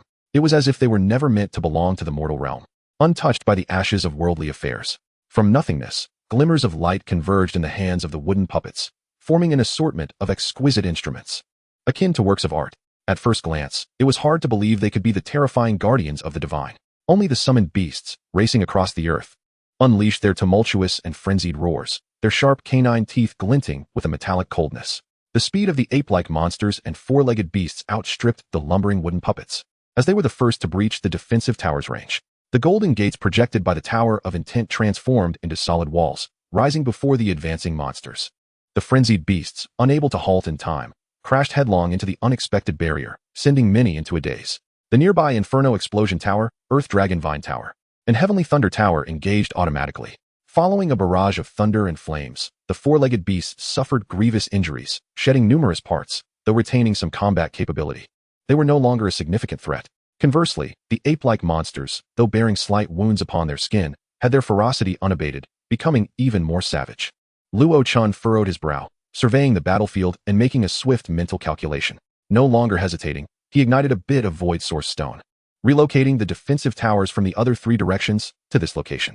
With over 100,000 golden beasts cooperating with the defensive towers, there was a real opportunity to thwart the assault.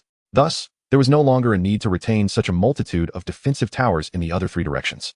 Concentrating their firepower would maximize the assault on the wooden puppets. Boom, crack, whoosh. A crescendo of attacks erupted from the towers.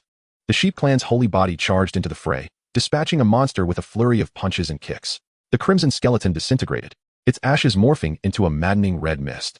On the pedestal of the Gatling Bodhisattva, the machine gun whirred furiously, its muzzle flickering with blue flames, unleashing armor-piercing rounds into the monsters' bodies. This sudden surge of firepower caught the ape-like beasts off guard, causing them to collapse in droves. Behind them, Luo Chen, and in front, Raiden Mei and others, wore no expressions of triumph, their gazes solemnly fixed on the unhurried advance of the wooden puppet phalanx into the defensive tower's range. The fierce bombardment resumed, and the wooden puppets nonchalantly drew their strings, emitting a melodious tune laced with chaotic malice that resonated through the air. Buzz. The relentless barrage and diverse attack methods created numerous indentations across the surface of the wooden puppets. Soon, the formation of the wooden puppets shifted slightly. A batch of puppets took position at the forefront, while another group altered their melody, akin to the soft strains of a wine hall echoing across the battlefield.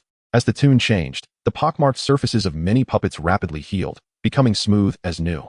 Some soldiers held the front line, while the remainder cast healing spells from the rear. This was a hallmark of the high-level Holy Knights combat strategy. Obase took a deep breath and said coldly, Manhwa will remain. Mei and Leah, along with the first 5 companies, follow me out of the city. I wish to see whose might prevails, the enhancement of the remnants of philosophy or the forces of destruction. Like a horn being sounded, numerous elite knights surged onto the battlefield, attacking the wooden puppets like tigers among sheep. Blades struck their shells, leaving behind numerous wounds. The wooden puppets' reactions were slower than anticipated. The high-level Holy Knight struck several times before the puppets slowly retracted their instruments and replaced them with weapons resembling lampstands, attempting to parry the Knight's onslaught. However, the power of the high-level Holy Knights was woefully insufficient. Although they inflicted considerable damage, when distributed among the 100,000, it was hardly significant. Under the healing melodies, the wounds rapidly mended. Raiden Mei, with crackling lightning in her hands, turned to Obase, somewhat vexed, and said, I now understand how frustrating it is to be your enemy. Obase sighed deeply, displaying a look of resignation. We have no choice but to harness the power of the military spirit. Raiden Mei was surprised. Isn't the consumption of military spirit power severe? Obase smiled wryly. Protecting one's homeland is also a way for high-level Holy Knights to uphold their beliefs. Though the accumulation was not substantial, it should suffice to sever the life-sharing abilities of individual wooden puppets. The only uncertainty remained. If a wooden puppet were slain, would the remnant of philosophy, stationed in the rear, erupt in chaos? According to the information Luo Chen had just imparted, the number 336 held special significance to the remnants of philosophy. Each wooden puppet's current evolutionary state bore profound implications for the remnants of philosophy. Perhaps it was precisely because the remnants of philosophy were in a state of ascension that they had been dispatched from the endless void. Otherwise, this intensity was truly excessive. Raiden Mei declared, then let it come. It is far better than waiting for time to run out.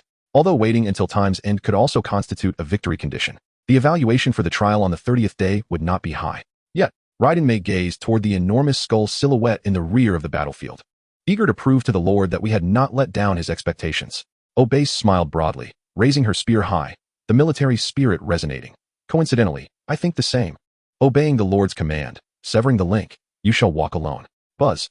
The intangible link was severed by the blazing military spirit, and the following spear plunged fiercely into the wooden puppet's body. Clang. A diminutive, even somewhat indistinct, ethereal skull silhouette materialized, intercepting the strike. It was the embodiment of the remnants of philosophy.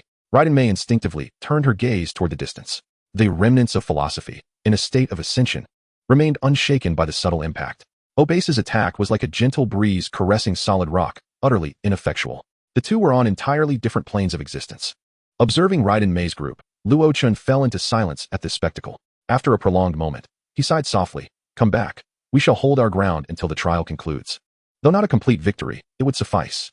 Obase, Raiden Mei, Leah Dellen, and the others displayed no disappointment. Rather, they appeared elated. My lord, please take your seat in the Hall of Heroes and prepare the Void Source Stones. We shall seize the crown of victory for you. Luo Chen raised an eyebrow. The Hall of Heroes? You wish to? Raiden Mei replied solemnly. Indeed, this is our voluntary choice. The group swiftly retreated to the city walls. And under their deliberate leniency, a wooden puppet crossed through the city gates into the territory. Many high-level holy knights, including Manhwa, held mirrors, placing them near the city gates. Obase raised her spear high, the military spirit resonating. I once read a saying in the library, you treat me as a national hero, I shall repay you as one. The military spirit surged, momentarily severing the life-sharing of the wooden puppet. A small head silhouette appeared, and without a moment's hesitation, Obase and her companions surged with vitality, employing the techniques of the celestial demon disintegration learned from the library. Holy knights bleed, let the self commence. In the library, the predominant technique is self-detonation. This is merely the beginning. The true spirits of heroes and soldiers traverse through the mirror, as a multitude of void source stones ignite. Without hesitation, they surge forth from the mirror, charging towards the phantoms of heads, once again sacrificing themselves in explosive fervor. For 30 days of trials, the territory of Luo Chen has been scarcely breached, and large-scale bombardments have not occurred. Yet now, for the first time, the territory has been subjected to extensive bombardment, executed by none other than its own denizens. On the desolate plains of the void, the most resplendent light of humanity shines forth.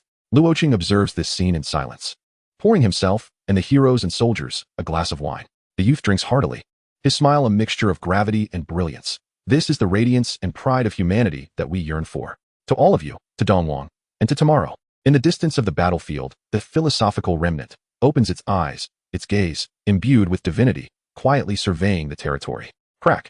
A series of fissures emerge from its brow, penetrating its entire head. Chapter 58. Where's the promised Dominicus? Minute cracks expand at a visible pace, like a web of spider silk. They rapidly spread across the entire head within mere seconds. From behind the cracks, an increasingly dense black mist pours forth, staining fragments of brass that resonate with a holy aura with a sense of fall and disorder. If the earlier, philosophical remnant was a being birthed from the remnants of a philosophical fetus, still retaining the brilliance of philosophy, then now it has wholly succumbed to the void. Luo Chen clearly sees that the attribute bar of the philosophical remnant has transformed from bloodline, philosophical fetus, to bloodline, philosophical remnant. Luo Chen muses for a moment. Have I successfully interrupted its evolutionary ritual? Over 100,000 pristine puppets, faintly adorned with extremely subtle black patterns, are gradually solidifying. The ascension ritual of mythical quality is extraordinarily meticulous. Each step is indispensable, and the oak puppets within the ritual possess their own predetermined fate. Like a delicately perfect instrument, any minor error in a small cog could incapacitate the entire machine, resulting in a failed ascension. Luo Chen's understanding of the philosophical fetus is limited. He has only encountered similar life forms in extracurricular books and posts from prominent figures and forums. At that time, he was merely a casual observer. Yet, who could have known that on the final day of trials, he would encounter a philosophical remnant of slightly lesser status than the sun? Although, this was just a remnant sprouted from a fetus. In a world of the extraordinary, knowledge is both power and weight. Hence, that prominent figure in the forum did not elaborate extensively on the structure, might, and authority of the philosophical fetus, merely sharing observations.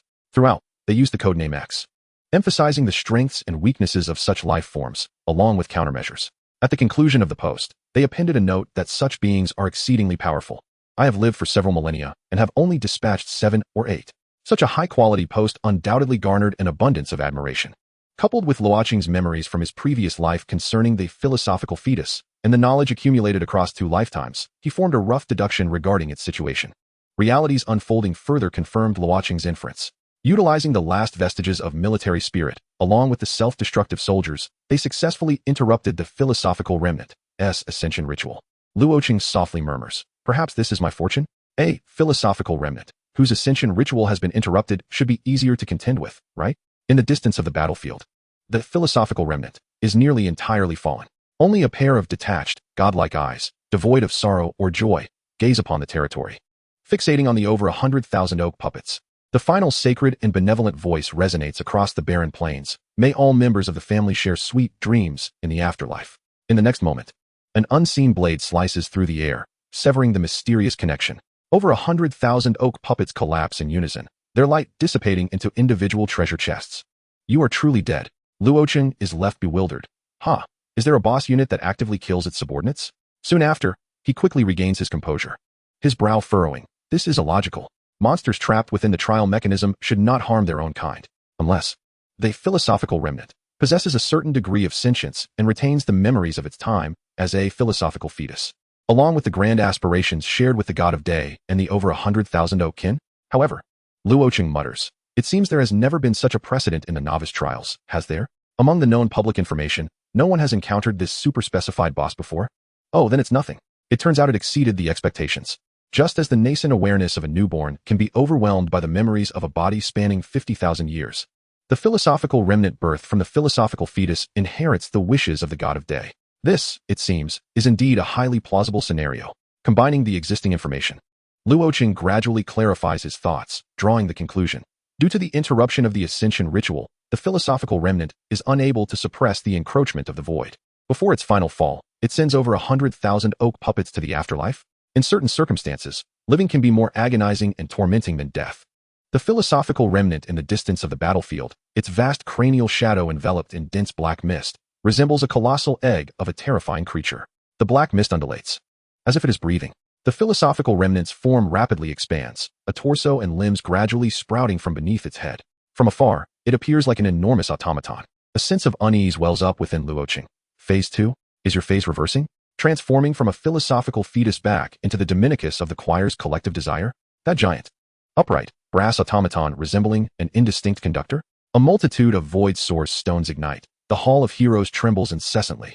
As heroes and soldiers emerge from the mirror near the city gate, their faces slightly pale, they grip their weapons tightly and hastily ascend the city walls.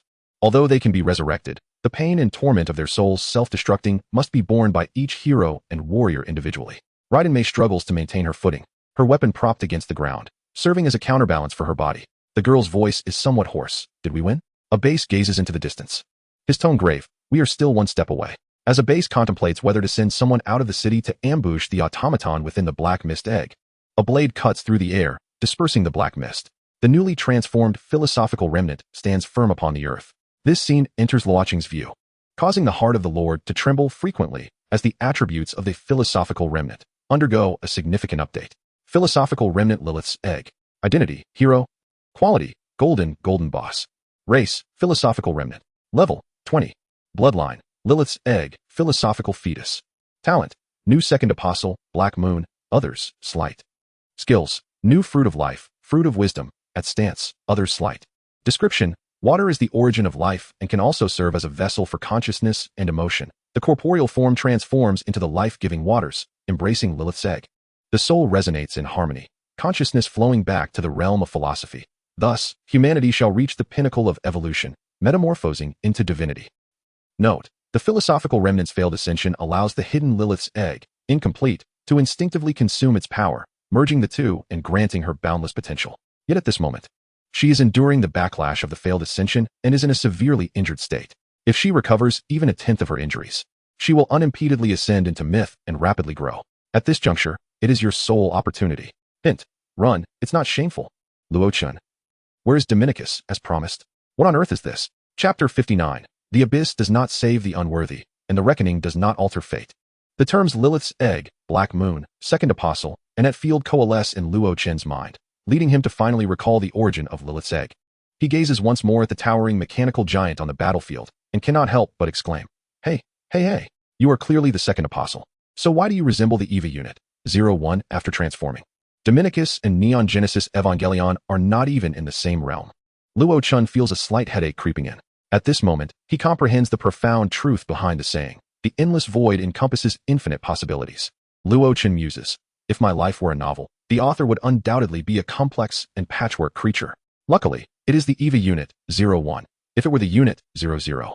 Even in its incomplete and severely injured state, Luo Chen would have promptly given up and fled. The unit, 00's premise is that it possesses the capability to trigger a cosmic explosion, release gravitational waves across the universe, and even halt the passage of time itself. The only uncertainty lies in the extent of the universe it can influence, which poses no difference to a novice like Luo Chen. The bad news is that the evolved form of Unit 01 is Unit 00. Luo Chen prays fervently. hoping that this golden boss does not possess a third form, or else he is truly finished. The thin veil of black mist cloaking Unit 01 stands ominously in the distance, its metallic eye sockets suddenly illuminated by a ring of golden particles. It is as if a deity, high above, gazes down upon the minuscule territory below. At this level, it has developed a considerable degree of sentience, able to shield itself from the brutality and madness of void energy to a certain extent, augmented by high levels of both rank and combat instinct. The philosophical remnants of Unit 01 have made the optimal choice, to observe and await recovery from its injuries. Obes and the others receive a new message from Luo Chen regarding the philosophical remnant, leaving them somewhat bewildered. The succinct attribute panel reveals terms like origin of life, child of philosophy, and end of the universe, which even the composed Raiden Mei finds infuriating. Is this truly a golden boss? What of the legendary boss above it, which, once fully matured, starts at a universe-level combat power? Despite their best efforts, they ultimately find themselves at a standstill. In the distant battlefield, far from their territory, the defense towers cannot provide assistance. Can 4 heroes and 1,000 high-ranking paladins defeat the recovering Unit 01? Just then, Luo Chen's voice resonates in their minds. Leave the next part to me. During yesterday's strategic discussion, Luo Chen had decisively stored away over 30 void blessings. One reason was his faith in the heroes and paladins, allowing them to showcase their abilities on the ultimate trial stage. The other was the rapid absorption of energy and extraction of chess pieces. He only needed to prepare some void source stones to elevate the extracted pieces to their highest levels. Making decisions based on battlefield conditions is also a prudent approach. The only uncertainty is whether the extracted pieces can swiftly enter combat mode. This concern is not overly significant. If they were students like Raiden Mei, even arriving a night early would not hasten their transformation into exceptional battlefield Valkyries. However, seasoned fighters would naturally adapt quickly to combat. Yet, had it not been for the self-sacrificing explosion of the citizens, Luo Chen might not have made such a swift decision. Even with the blessing of fortune, it does not guarantee that he can extract top-tier combat power to change the situation. Perhaps, after expending over 30 void blessings, he would still end up with nothing. However, Luo Chen tightly clutches each golden orb, converting them into talent coins. Yet, there are things in this world that are far more valuable than money. You have acquired 512 talent coins. You have drawn from the battle chest 25 times, obtaining the pieces Ghost Operative, blue, Mechanical Sentinel, blue, and Valkyrie Dormitory, purple. With your actions triggering the territory's special trait, your battle chest talent receives a temporary boost of luck 1. You have drawn the piece Cecilia, gold. Luo Chen's expression remains impassive as he tosses the pieces into his backpack. Continue. You have acquired 626 talent coins. You have drawn from the battle chest 26 times, obtaining the pieces A-class Valkyrie, blue, Night Elf, blue, and Valkyrie Dormitory, purple. Your actions trigger the territory's special trait, granting your battle chest talent a temporary boost of luck 1. You have drawn the piece Cecilia, gold. Luo Chen slightly shifts his hand, maintaining his stoic demeanor. Continue. Cecilia? Quite impressive, but clearly insufficient to resolve the current predicament. Even as a source of energy, void blessings are far more precious than ordinary void creatures, resulting in a flurry of talent coins flooding in. In dire circumstances, Luo Chen hastens his extraction of battle chess pieces, where even a fleeting glimpse of a golden piece captures his attention momentarily. One by one, the void blessings are depleted, and the territory's traits are activated repeatedly. In a mere half-minute, Luo Chen has consumed over a dozen void blessings. At this moment, he finally realizes something. Perhaps it is precisely because he is the 9 lives great nonchalant that this talent has manifested. The abyss does not save the unworthy, and the reckoning does not alter fate. Your actions trigger the territory's special trait, granting your battle chest talent a one-time enhancement effect. The next draw will certainly yield a special type of golden chess piece. Luo Chen's eyes light up as he fervently activates his talent ability. Move for me. You have acquired the piece Heavenly Fire Saint's Judgment, gold. Luo Chen's eyes gleam as he swiftly locates Cecilia's piece, launching her alongside Heavenly Fire Saint's Judgment. 2 beams of golden light flicker on the ground, rapidly coalescing into form. Luo Chen wipes the non-existent sweat from his brow.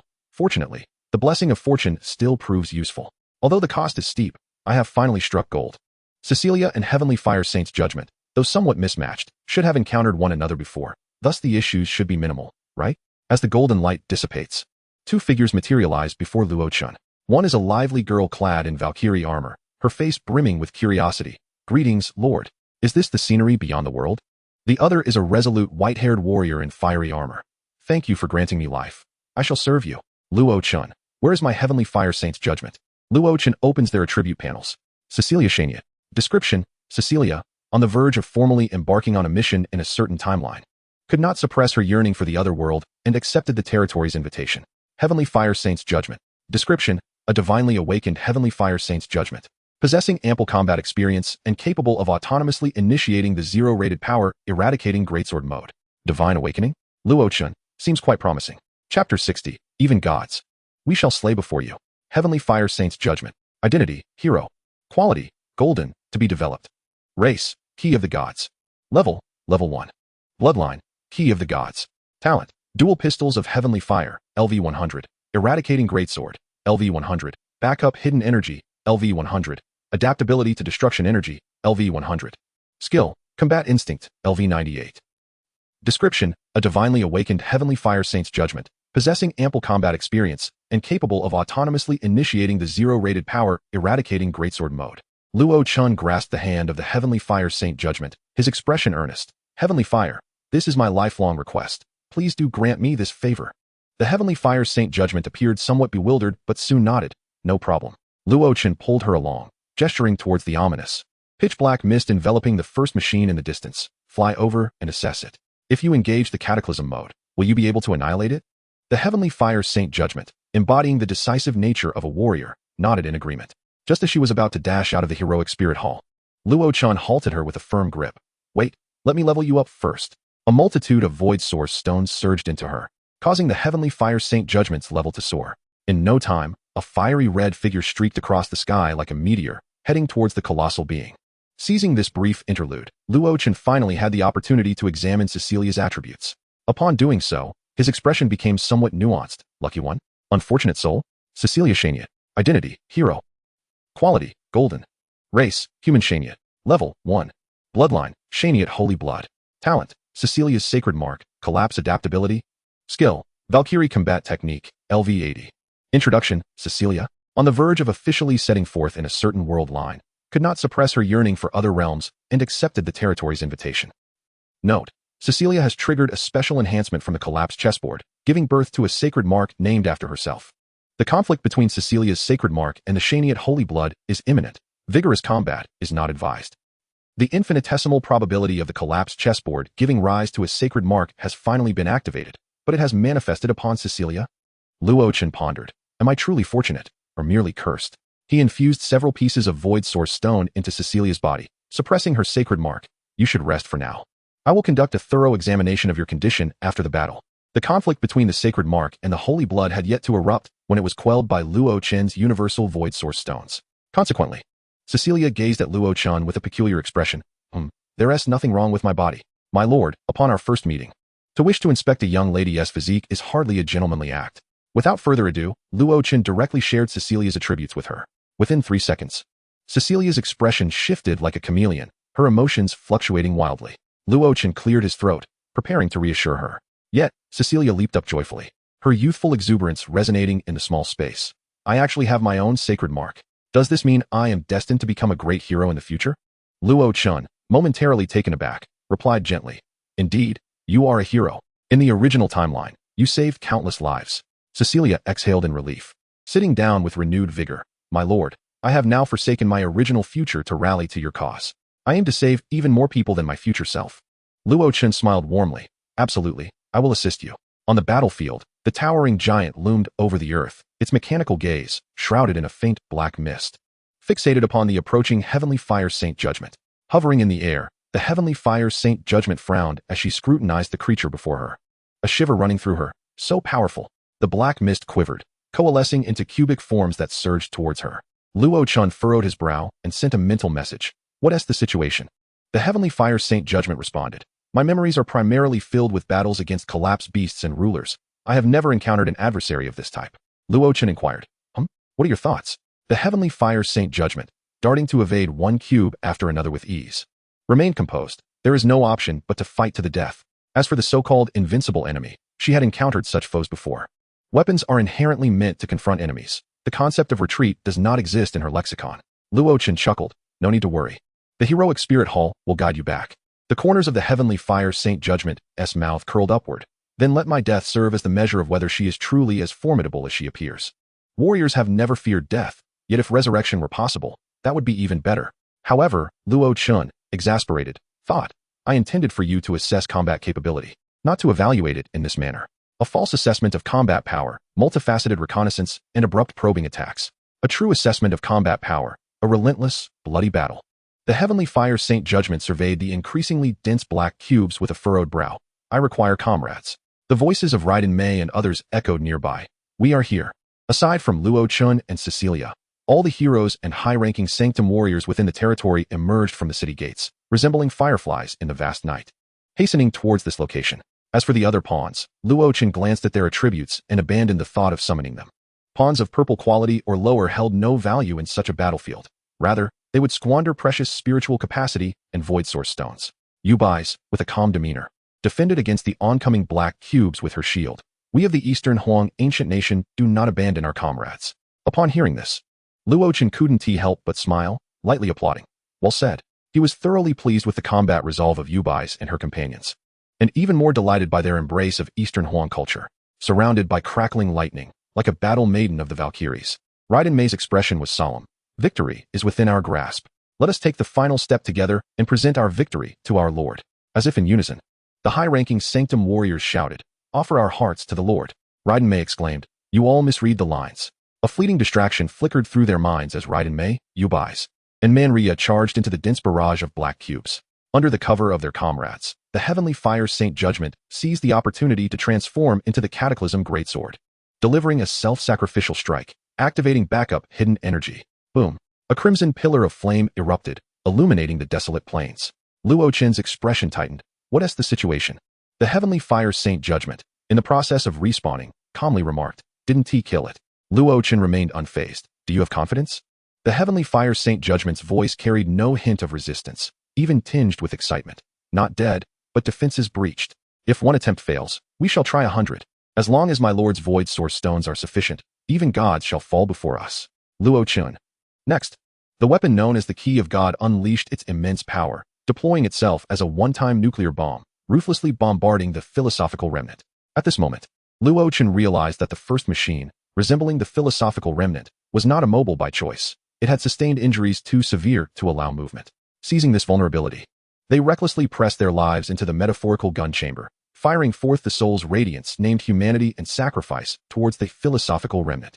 Finally, with approximately an hour left until the trial's conclusion, amidst the cacophony of countless explosions, the invincible first machine collapsed. The searing heavenly fire nuclear blast scorched the areas beyond the territory, rendering the already barren plains even more grotesque. The light dissipating from the death of the philosophical remnant resembled a sky full of shooting stars, with only a golden treasure chest-shaped star gently descending from the heavens. This beautiful and tranquil scene seemed to celebrate the collective efforts of all, commemorating their triumph over the mythic newborn. Within the heroic spirit hall, the soul mirror shimmered in unison, etching this tableau deep within its reflective depths. A new legend of the heroic spirits slowly solidified. Its name not as God Slayer or Radiant Dawn, but rather, united as one, ever unyielding. Perhaps, in the eyes of the soul mirror, the brilliance of humanity displayed in this battle far outshone the myriad shooting stars. Chapter 61, The Gift from Brother Sunday.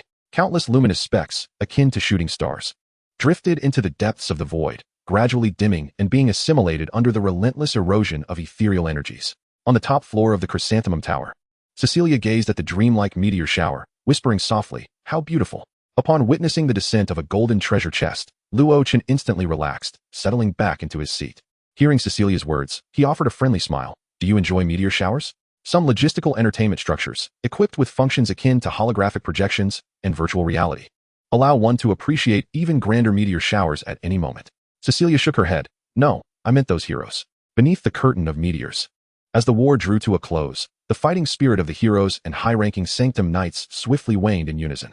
Although they were among the most formidable forces across myriad worlds, they were also living beings with independent selves. When the war ended, they could not help but relax.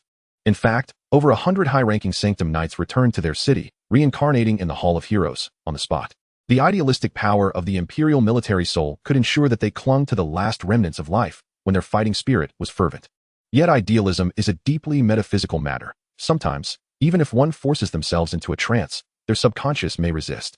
In simple terms, these over 100 high-ranking sanctum knights, upon witnessing their grievous injuries, subconsciously believed they would not survive. As the battle concluded and their fighting spirit subsided, the effect of the idealistic power dissipated, leading to their immediate demise. Why did the damage-sharing pact of the sanctum not activate in time? Naturally, It was because the judgment of the imperial military soul took precedence over the Sanctum Pact. When their subconscious deemed survival impossible, the moment the imperial military soul calmed, they fell into a state of death, and the Sanctum Pact would not share damage for the deceased. Although the Sanctum Pact is powerful, it is not invincible. Within the vastness of countless worlds and races, there are ways to circumvent it. Strictly speaking, the Sanctum Pact of high-ranking knights is merely of golden legendary caliber, far inferior in priority to the imperial military soul that touches upon miracles. Similarly, other skills and talents with higher priority than the Sanctum Pact may also sever the damage-sharing effect. For instance, the minuscule probability of an instant death effect occurring in the Cursed Puppet Tower, or the slow sheep saint capable of controlling near-rule-like sealing skills that occasionally rotates at the sheep sentry. Thus, these over 100 high-ranking Sanctum Knights met their untimely end. The nearby high-ranking knights did not belittle them. Rather, as they collected their equipment, they murmured, "How splendid." They returned to the city directly. Raiden Mei, having spent some time with these ancient battle souls, found herself in harmonious company, yet still struggled to comprehend their thought processes. Could anyone truly envy such a method of returning? Neru's Maria exhaled a breath of frustration, calming her breathing. Don't mind it. As you experience more wars, you will gradually grow accustomed. Death is not terrifying, failure is. Raiden Mei was momentarily taken aback, unable to respond. Abase, indifferent, remarked, don't take it too much to heart. You are unlike us. The Sanctum often emerges in worlds besieged by chaotic factions. In life, we bore the weight of cities or even entire nations. Thus, I quite cherish the brief tranquility and serenity that accompanies death. Raiden Mei, I cannot comprehend. The flame saint nodded, sparks flickering in his gaze. Indeed. I too struggle to understand. How could the exhilarating nature of battle be quelled by mere death? Observing this scene, Luo Chen felt somewhat speechless. Which world line and version of the flame saint are you from? In the normal world lines of the Honkai series, such a backup hidden energy skill should not exist, right? Could it be that your previous wielder was not Kevin, but rather Chinjia? Truly exhilarating battle. However, it is precisely thanks to the Flame Saint's character that such a mindset exists. If it were a different disposition, even knowing the existence of the Hall of Heroes, it would be difficult to willingly sacrifice oneself as a one-time fiery nuclear bomb in unfamiliar circumstances. The Flame Saint declared earnestly, to sacrifice in battle, to be reborn in the blazing fire, is the lifelong mission of we, the keys of divinity. Raiden Mei smiled gently. After this diversion, she suddenly perceived death as less daunting. Well, the soul-rending sensation during self-detonation still hurts quite a bit. Amidst this gradually harmonious atmosphere, the heroes and soldiers slowly made their way toward their territory. Behind them, the door to the secret realm began to take shape, subtly glowing with starlight. Luo Chen and the others paid no heed to the door of the secret realm. After completing philosophical remnants, they appeared quite battered. Who knows how many monsters lie hidden within a secret realm capable of nurturing mythical offspring. Farewell. Until next time. On the charred, ravaged earth, the group gradually approached the territory. Luo Chen, Cecilia, along with the recently resurrected over 100 high-ranking Sanctum Knights, stood at the city gate to welcome everyone. Luo Chen did not retrieve the golden treasure chest. Instead, he offered a solemn bow, his expression warm as he spoke. Welcome home. Today, you have truly worked hard. You are the heroes of this territory. Raiden Mei, Abase, and others bore similar smiles. You are the finest lord. We are merely fulfilling the promises made upon joining the territory. Raiden Mei smiled tenderly. I have found the warmest family. The Flame Saint, brimming with fighting spirit, declared, you have awakened me. I am willing to be your blade. The high-ranking Sanctum Knights chorused, we offer our hearts to our lord. Lia Dellen remarked, You all stole my lines again. Luo Chen laughed heartily. It matters not. What counts is the sentiment. Now, let us return home and enjoy a good night's sleep. Battle results. Enemies. Philosophical Remnants 1. Oak Puppets 107. 333. Summon Monsters 214. 666. Evaluation. An unimaginably legendary victory. Basic reward. Self-collected, including Golden Boss Treasure Chest. Legendary reward. 100,000 Void Source Stones, Gold. Star of the Festival, Wonder, 1, Firefly Home, Gold, awaiting development. Star of the Festival. Type, Wonder, awaiting development. Quality, Golden. Attributes, 1, Primal Memory Domain. The spirits, thoughts, and intellect of the citizens will be gathered and transformed into ethereal memories, forming the foundation of the Star of the Festival. This is the very base layer. 2, Dream Adventure. A vast amount of primal memories colliding and combining may give rise to various types of ambiguous mimetic phenomena. Defeating or subjugating these phenomena allows them to become natural materials or workers, thereby reconstructing the Star of the Festival. 3, 12 Moments. The newly born Star of the Festival will be divided into 12 new moments, and with the refinement of each time zone, new families will arise based on the concepts you inject. You will possess 12 gold tier units that do not consume spirit slots. Special gift from Sunday Brother. When unexpected calamities befall Pinocchio, he protects a little girl with chicken wings deep within the Star of the Festival. By placing the Star of the Festival, you can awaken her. Consumption, none. Description, wonders are theoretically non-existent miraculous edifices, each possessing unique abilities and limitless possibilities. Tip, do not treat wonders as ordinary buildings. Engage your mind to find the best placement for it. A little girl with chicken wings? Not only did he send property, the Star of the Festival, but he also packed up a sister? Luo Chen's expression became somewhat nuanced as he gave a thumbs up. Sunday brother, how generous. Chapter 62, The Greatest Calamity. It is widely acknowledged that following the conclusion of a battle, the moment of reaping the spoils arrives. The final day's auspicious blessings, akin to a fleeting resurgence, herald a spectacular surge in loot. The emergence of marvels marks merely the beginning. The second reward from the battle's conclusion is no less impressive than the first. After all, while the wonders are formidable, they must be constructed anew from the ground up. Miracles cannot be entrusted to others, unless one is willing to share with fellow lords. Luo Chen surveyed the properties of the structures, blinking in astonishment. Grammar? Firefly home. Type, barracks building. Quality, golden, under development. Level, 1. Attributes, 1. Genetic primordial, 13. Providing specific genetic primordials for the Firefly home, or adding auxiliary gene-specific weapons to the inherent genetic primordial. The ultimate warriors, once formed, shall fight for you. Existing genetic primordials, Grammar Iron Cavalry, blank, blank. 2. Call of Heroes. Within the Firefly home lies the dormant genetic primordial of the Grammar Iron Cavalry, heroic level. Awaiting your refinement to awaken her. She shall become the new queen of the Grammar Iron Cavalry. Description, your wife sent this to you. No thanks needed. Not only do these two exceedingly rare buildings come with the bonus of 2 distinct golden hero units, but either structure could elevate an ordinary lord to the status of a paragon in the eyes of the world. And now, Luo Chen satisfactorily stowed them away in his backpack. All mine. With a small amount of time remaining until the trials concluded, most high-ranking holy knights were either indulging in feasting at the Chrysanthemum Pavilion or retiring to the Celestial Courtyard after bathing. Only a few heroes retained enough vigor, their eyes gleaming as they fixated on Luo Chen and the golden treasure chest upon the table. Luo Chen did not linger, gesturing grandly. Open, open, open. To not open is unthinkable. As the chest opened, golden light burst forth. The modest 3-story Chrysanthemum Pavilion could hardly contain the radiance, illuminating the entire territory. Were it not for the territorial rules, the golden light would have undeniably spread beyond its confines. As the chest's contents were revealed, Luo Chen and his companions were somewhat taken aback to find merely 3 items within: a guaranteed golden orb of light, a small, colorful oval object, and a finger. Favor of the void. Quality, golden. Attributes, 1. Innate chi. Your random lord-exclusive skill shall break free from its constraints, allowing a certain random characteristic of that skill to achieve infinite growth. Description, lifespan of the box. Tread carefully outside. Beware of the large truck warning, JPG. Lilith's egg. Type, cultural relic. Quality. Attributes, 1. Mother of humanity. All incomplete humans shall find their deficiencies remedied within the cradle of Lilith's egg, transforming into complete beings. Standard is based on the state of normal human development at its peak. Should biological genetic chains and soul genetic chains appear flawed, they shall be automatically mended. 2. Lilith's favor. All humans within the territory automatically gain 10 in physique, 10 in spirit, and a breeding efficiency of 100. Effective upon placement. Description, in many mythologies, Lilith is regarded as the primordial mother of humanity, birthing the ancestral humans alongside angels or Adam, and is one of the mythological figures favoring humanity. Tip, in other versions of myth, Lilith is also known as the mother of demons. Do not engage with mythological beings bearing her name without protection, for you can never know whether you are greeted by a human or a demon. Does this serve to complete the genetic chain?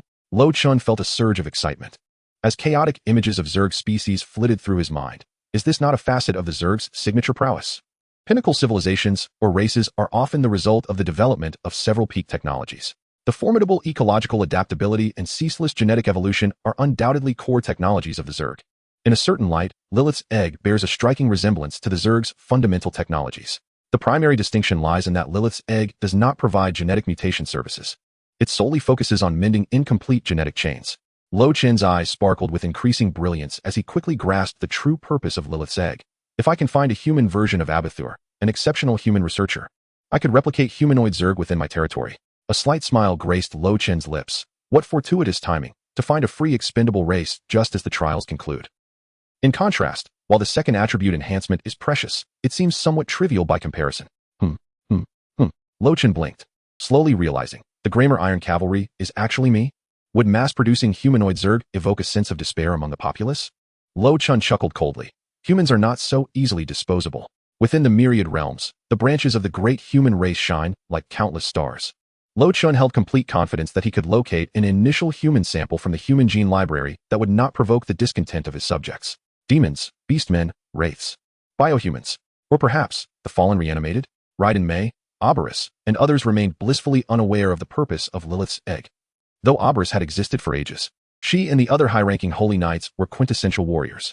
They were unyielding when it came to combat, yet completely unversed in the strategic planning required for research and overall territorial development.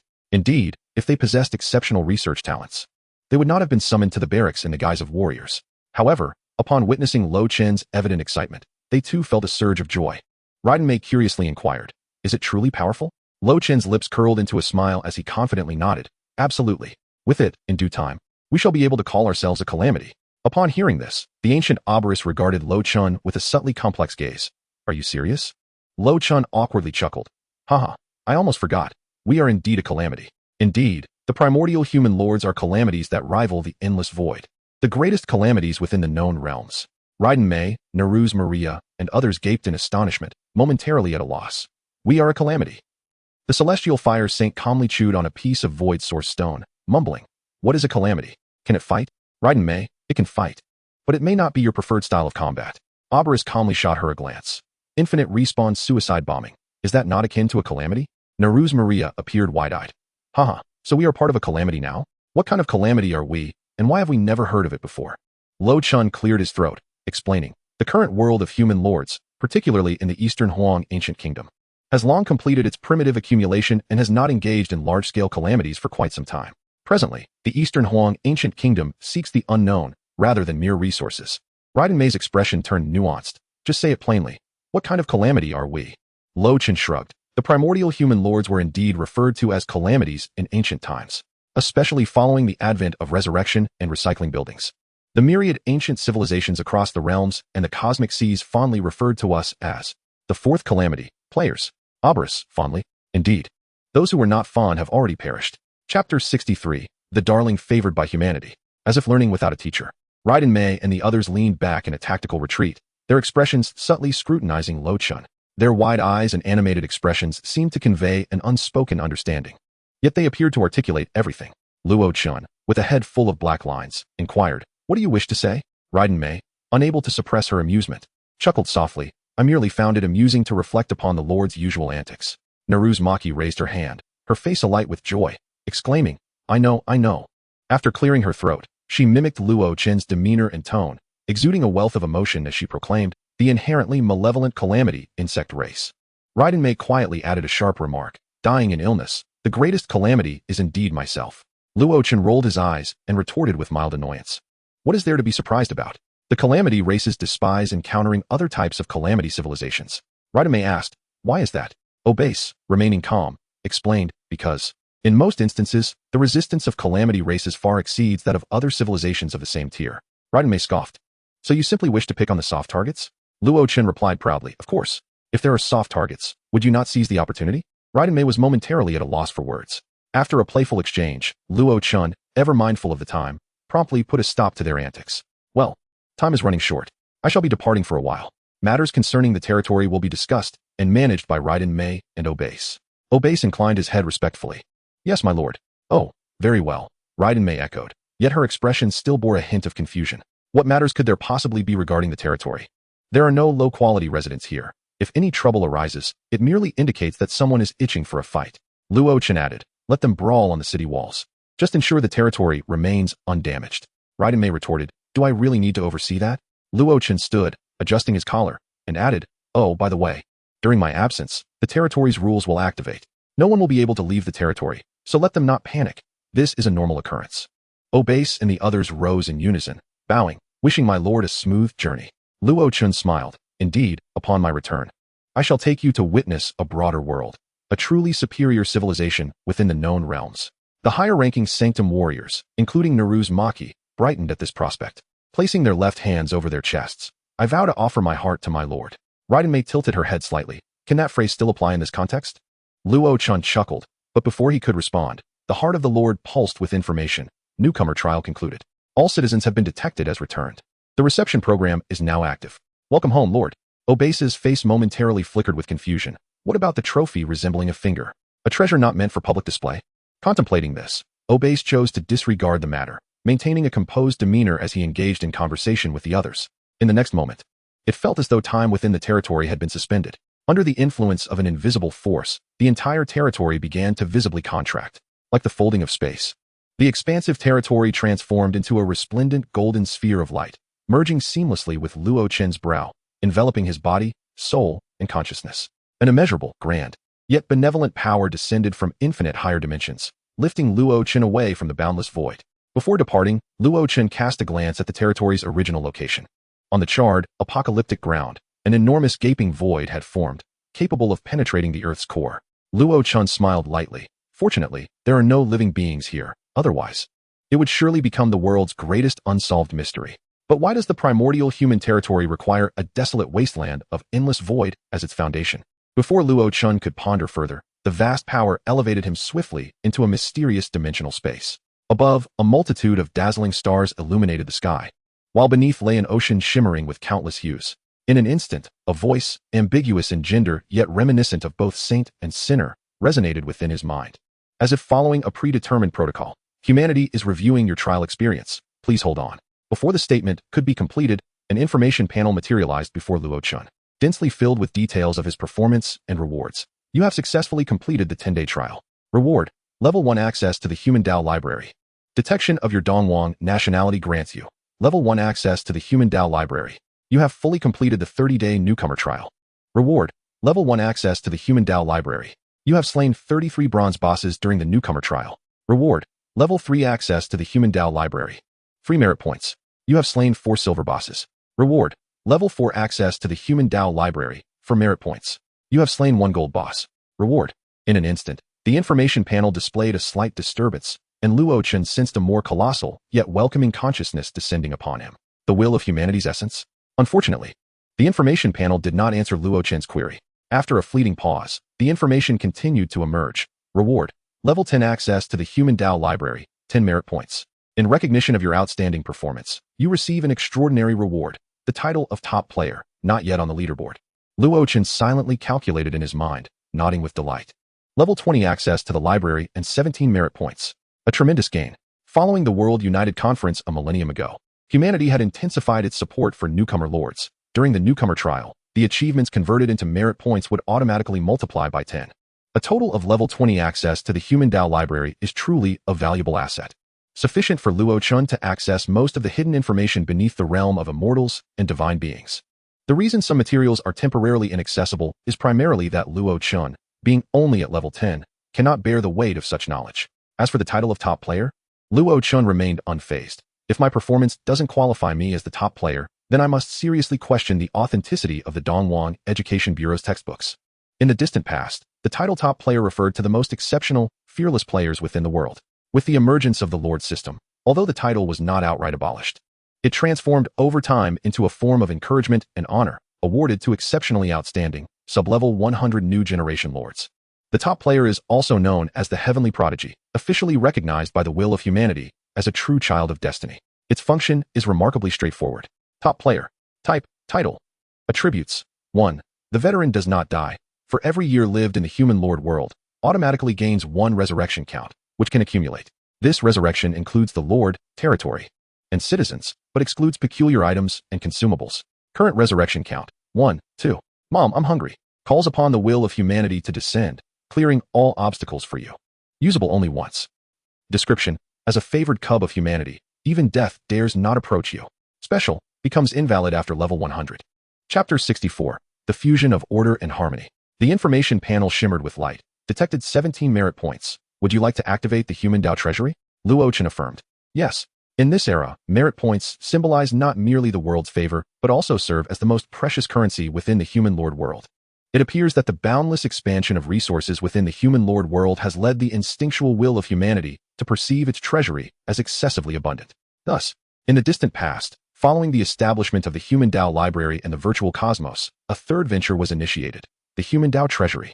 Henceforth, citizens of the human lord world could exchange rewards in the treasury using merit points. The will of humanity's favor towards its cubs is calculated based on the total historical merit, and even if merit points are expended, It does not alter the citizen's image in its eyes. However, the frequency of the opening of the humanitarian treasury is not excessively high. At this stage, only two options are available: the newcomer's trial and the grand examination of longmen. In the nascent phase of his journey, Luo Chen has no reason to neglect such invaluable resources. The snowball effect of venturing into the unknown, though not as pronounced as in the newcomer's trial, remains one of the immutable truths of the world. Bearing the title of the foremost player, Luo Chen, while still needing to guard against threats from both within and outside the Lord's realm, can now focus on his development. Luo Chen, I have my mother behind me. An invisible ripple of spatial energy spread forth, revealing an ancient portal to the starry sky before him.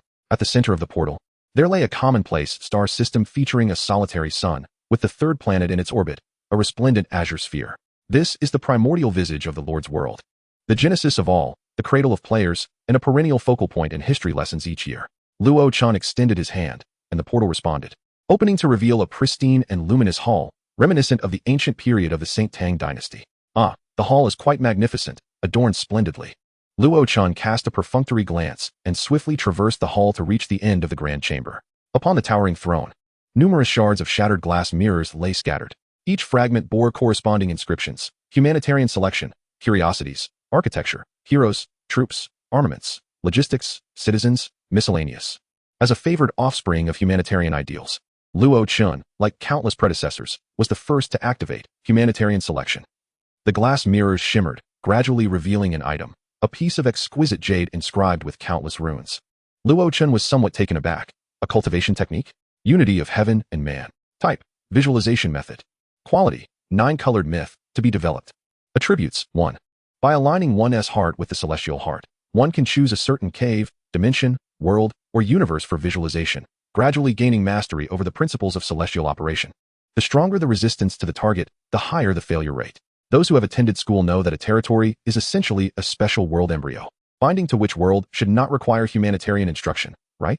2. Once the original lord binds their territory as the visualization target, they can use this method to continuously observe, comprehend, and learn the underlying framework of the territory, and even utilize specific treasures to add new characteristics to their domain.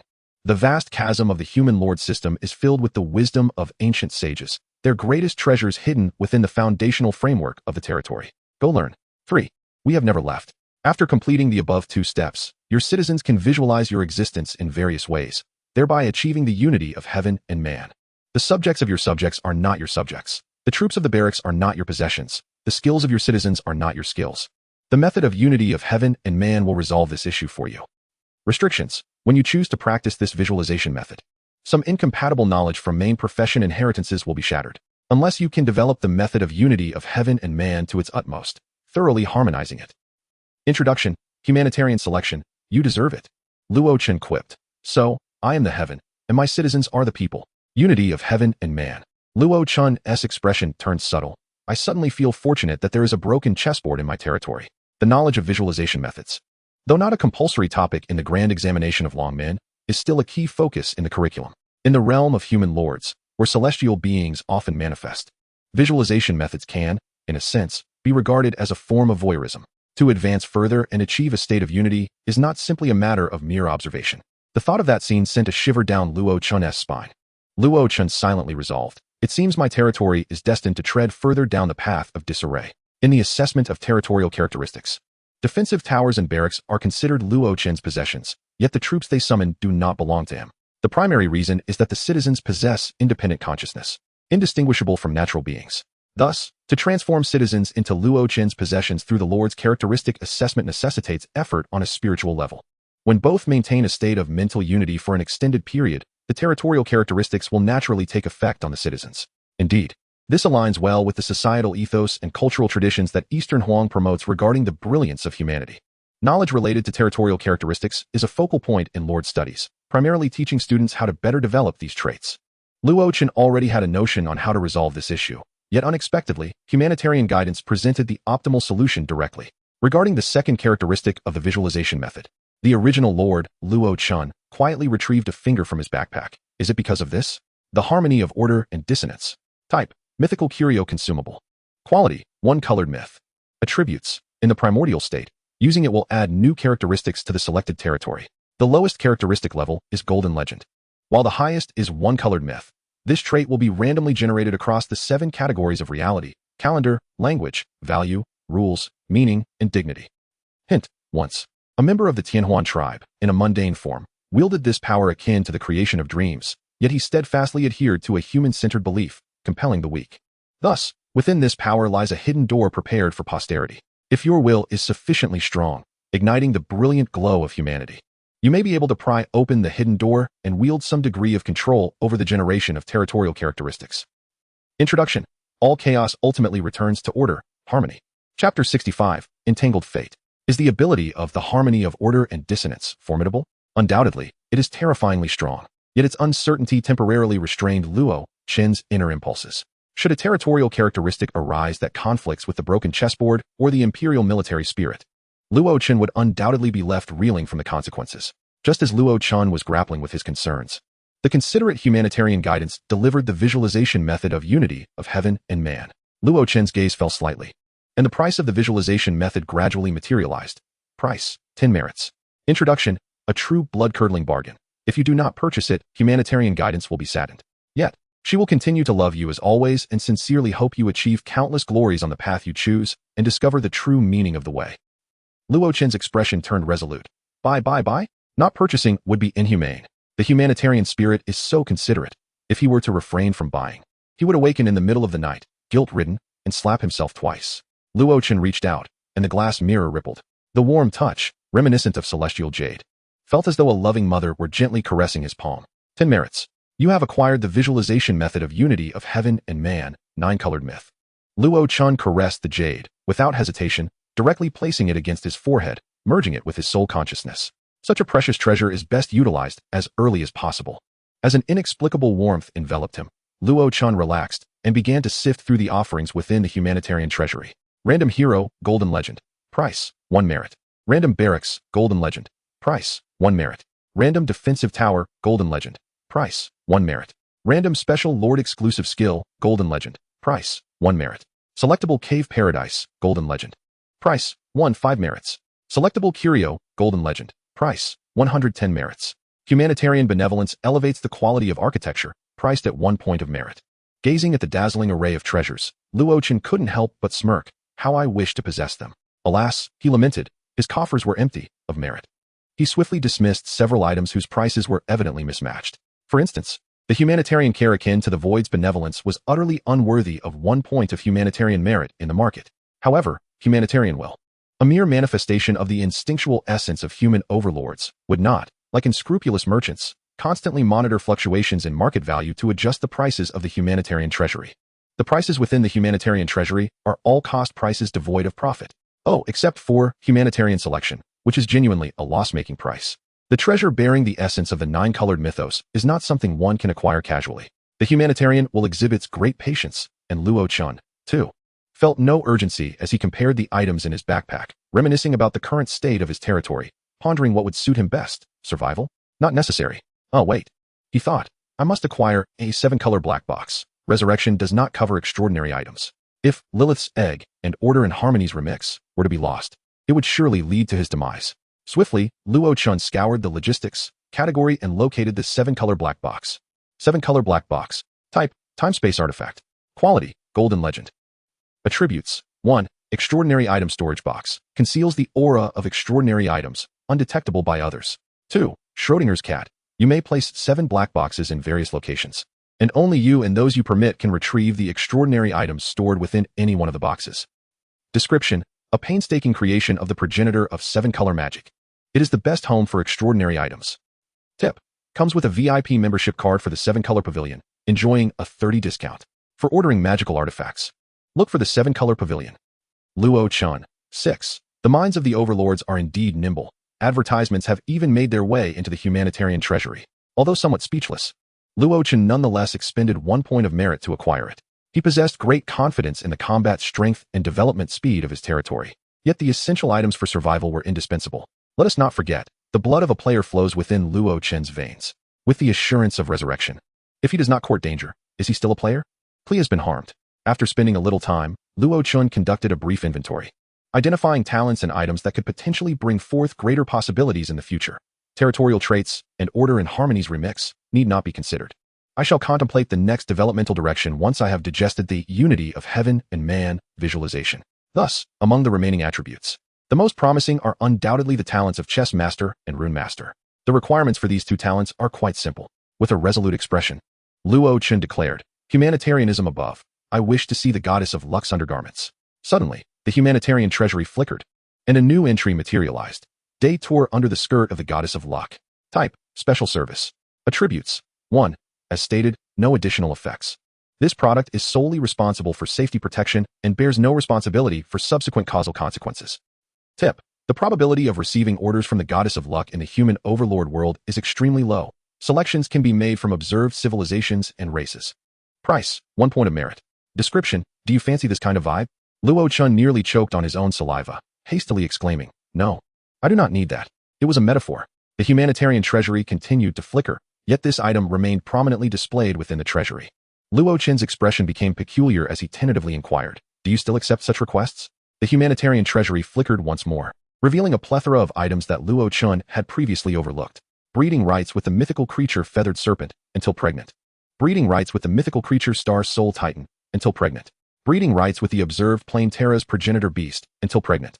A series of item listings utterly reshaped Luo Chen's worldview. A dense array of characters coalesced, and he was suddenly struck by a bizarre vision. A petite, 1 meter 4 motherly lowly, adorned in an exquisitely luxurious purple Lolita dress, her visage and form perfectly embodying the concept of beauty, proudly gesturing and proclaiming, "Mommy is quite adept at raising pets." In the next moment, Luo Chen snapped back to reality, his expression growing increasingly complex. The predecessor's development of the humanitarian treasury is indeed comprehensive. With a sigh, Luo Chen diligently rummaged through the treasury, ultimately spending 5 points of merit to acquire a round object in a pink-blue color scheme. Entangling Fate. Type, fantastical artifact. Quality, golden legend, to be developed. Attributes, 1. Destined. When you engage in probabilistic events, you may simultaneously activate this artifact. Entangling Fate will anchor the potential of fate to the greatest extent based on various factors such as the current situation, the favor of destiny, etc. Cooldown time, over 30 days, depending on the intensity of fate's turbulence generated by the current probabilistic event. 2. Wish fulfillment. The holder gains a favor of destiny of 1. Luck of 10, and the entire territory gains a luck of 1. Special, this artifact appears to be incomplete, with an unknown portion missing. If its true form can be recovered and the bridge of fantasy reconnected, it may be eligible for ascension to mythic status. Description, the things you desire will always come to you in various ways. Luo Chen contentedly stowed it away. Fortunate blessings? No need. I fear entangling fate may misconstrue. Fortunate blessings. Chapter 66. Then let us become light. With only 1 point of humanitarian merit remaining, Luo Chen examined the items in his backpack: Void Benevolent Skill Breakthrough, Star of the Spectacle Gala, and Firefly Home. Contemplating his territories, Broken Chessboard Sky City, Chessboard Radiant Sanctuary, and this specialty Autumn Wasabi, lying within the heart of the Overlord, along with the companion architecture Academy City. Luo Chen fell into deep contemplation. With merely 1 point of merit left, it is utterly insufficient. Each of these buildings and items, if cast away, could sustain a genius overlord in the worldly sense. However, Luo Chen shook his head, uttering words that would evoke envy and resentment in countless others. Too many. Development cannot keep pace. The formation of wonders requires time. Thus, it shall not be considered for now. Talents can be drawn from the chessboard. The Academy City shall also be set aside. The Overlord's exclusive skills can be pondered later, and the randomness of specialized unique skills is too high. Considering my luck, I shall exclude them. Luo Chen meticulously evaluated, eliminating various possibilities. 3 items remain: Sky City, Radiant Sanctuary, and Firefly Barracks. As he searched for relevant treasures in the humanitarian treasury, he contemplated where to invest his last point of merit. Theoretically, the Imperial Military Soul, possessing the greatest combat strength at this stage and promising for the future, should be the optimal choice, but Luo Chen glanced at the military soul-related treasures displayed in the humanitarian treasury and silently turned the page. Unaffordable, farewell. Indeed, there is no bargain when it comes to items associated with miracles. Thus, only Broken Chessboard Sky City and Firefly Home remained. An idea struck Luo Chen. Could he procure an item that would significantly benefit both? With that thought, he excitedly typed his goal into the humanitarian treasury: Flame Ruler. Search results: no items found. Unwilling to give up, Luo Chen attempted to search using tags such as Ruler, Imaginary Energy, and Cocoon of End. In the end, he still found no trace of his desired target. Luo Chen fell into deep thought. This is unreasonable. Since the Overlord's heart can identify the attributes of the Thunder Ruler core and the Sacred Judgment of Fire, It proves that the human overlord world has encountered similar existences and recorded information of this type. Why can it not be found in the humanitarian treasury? The passage of time has rendered these core regulators nearly depleted. Luo Chen found himself perplexed, yet he refrained from delving deeper into the matter. Isn't it enough that the human path mother denies you? Do you also wish to become an ungrateful child? Shifting his perspective, Luo Chen sought commonalities between the two and commenced a search for pertinent information within the human path treasury. Eventually, one item captured his attention. Gene Serum, Child of Light. Type, miscellaneous material. Quality, golden, pending development. Description, this pertains to a rather unique subspecies of humanity, which, upon receiving illumination from the plasma spark tower, simultaneously garnered the favor of the cosmic light, giving birth to a new subspecies known as the Child of Light. The owner of these gene serums symbolizes the first ray of light in a particular universe, yet their genetic and spiritual chains are severely fragmented. With a stroke of luck, you might develop something remarkable. Price, 1 merit for 3 bottles. After considerable contemplation, Luo Chen scoured the human path treasury for similar items, ultimately selecting the purchase option. You shall be the one, Child of Light. Having been devoid of a guiding flame for the first half of my life, henceforth, you shall be my sole illumination. If I cannot become a firefly-like regulator, then let me embody light. Upon completing the transaction, Luo Chen surveyed the grandeur of the hall with satisfaction and bowed solemnly to the human path treasury. Thank you for your generous gift. I shall hold it in my heart and pledge to brave any peril for the realm of humanity. In that instant, a fleeting haze enveloped his vision, as if a soft, tiny hand had gently caressed his cheek, accompanied by an exceedingly tender voice. Good child. The message from the Lord of Humanity's heart flickered. Human path will favorability level 1. Luo Chen's eyes widened in disbelief. This cannot be right. According to the official information, isn't the human path will merely an indistinct instinct? You call this just instinct? Those high-ranking officials are indeed quintessential Dongwon people. How deeply you conceal the truth. Before he could react, a gentle force enveloped him, akin to the sensation of weightlessness experienced when falling from a great height. Luo Chen departed from the human path treasury, officially returning to the realm of humanity's lords, under the guidance of an unseen great power. All lords who had successfully completed the 30-day trial returned to the realm of humanity simultaneously, regardless of their interaction with the human path treasury. In the starry expanse near the ancestral star, nearly 2,000 radiant star-like phantoms abruptly manifested, their brilliance illuminating the cosmos known as the realm of humanity's lords. Each star twinkled with a unique splendor, and Luo Chen almost immediately identified his own. In the central position of the starry cluster, the brightest star shone brilliantly, casting its light generously towards the ancestral star. Approximately 2/3 of the stars paused momentarily before transforming into shooting stars, launching from the ancestral star towards the far reaches of the universe, cascading into the various living areas of humanity. The remaining third of the stars lingered above the ancestral star for about a quarter of an hour before gradually fading away. The stars represented a form of glory, heralding the number of prodigious lords who emerged from this trial and entered the human path treasury. These individuals were the celebrated talents of the Dongwon realm, renowned in external civilizations yet unrecognized by official channels. In the northern part of the central district of Tianjin City, a sprawling aerial estate exceeding 100,000 acres, Luo Chen found himself standing in the courtyard at its heart. Observing the stars above, he swiftly counted. 666 stars? This year, has the ancestral star produced 666 outstanding lords vying for supremacy? Luo Chen's expression turned contemplative. Is this the treatment reserved for protagonists? Protagonists in novels invariably find themselves amidst so-called golden ages and eras of contention. The Phoenix Crown Empress, having appeared beside Luo Chen, smiled radiantly. Protagonists and their eras mutually elevate one another. Until the end of the era, no one can ascertain the rightful heir to the protagonist's position. Do not let your guard down and risk a fall from grace. Her tone exuded unwavering confidence in Luo Chen's achievements. With calm composure, Luo Chen responded politely and humbly, I shall strive diligently. As the conversation touched upon the secrets of their territory, their exchange remained brief. The Phoenix Crown Empress linked her arm with Luo Chen's. Come, let us adhere to tradition. A momentous occasion has transpired at home, and we ought to celebrate with a grand feast. Luo Chen readily agreed. Indeed, it has been some time since I dined with my sister. The events unfolding in the realm of humanity's lords were devoid of any concealment, as the stars bloomed in the universe like fireworks. Such news swiftly reached beyond the cosmos. Within the opulent palace of a certain civilization's elite, an aide burst into the office, visibly agitated. A grave matter has arisen. The robust, 8-armed leader, with an air of composure, set down his flaming cup of tea, his brow furrowing slightly.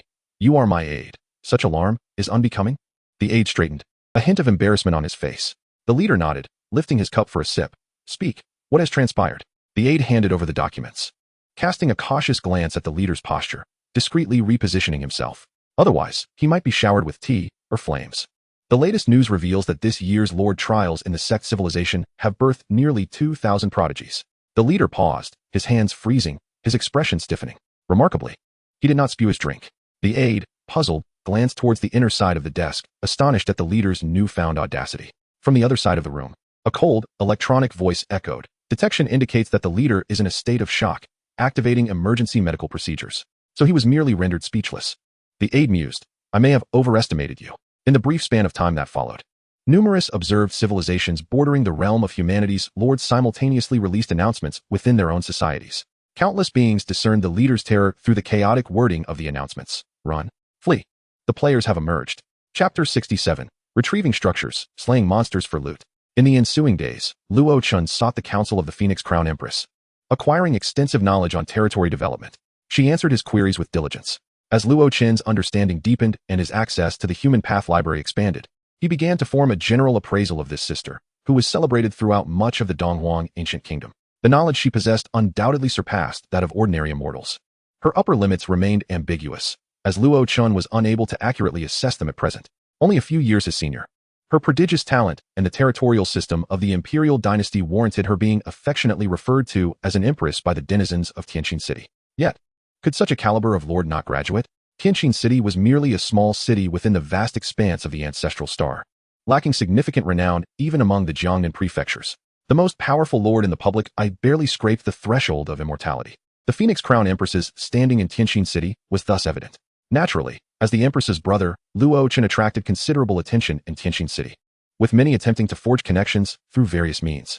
The Phoenix Crown Empress calmly explained, exceptional students are always invited by esteemed academies for further study or faculty positions. To put it in ancient terms, I would be akin to a doctoral student. With a hint of implication, the Phoenix Crown Empress remarked, in a world of the extraordinary, knowledge equates to power. Every esteemed academy possesses a vast network and influence.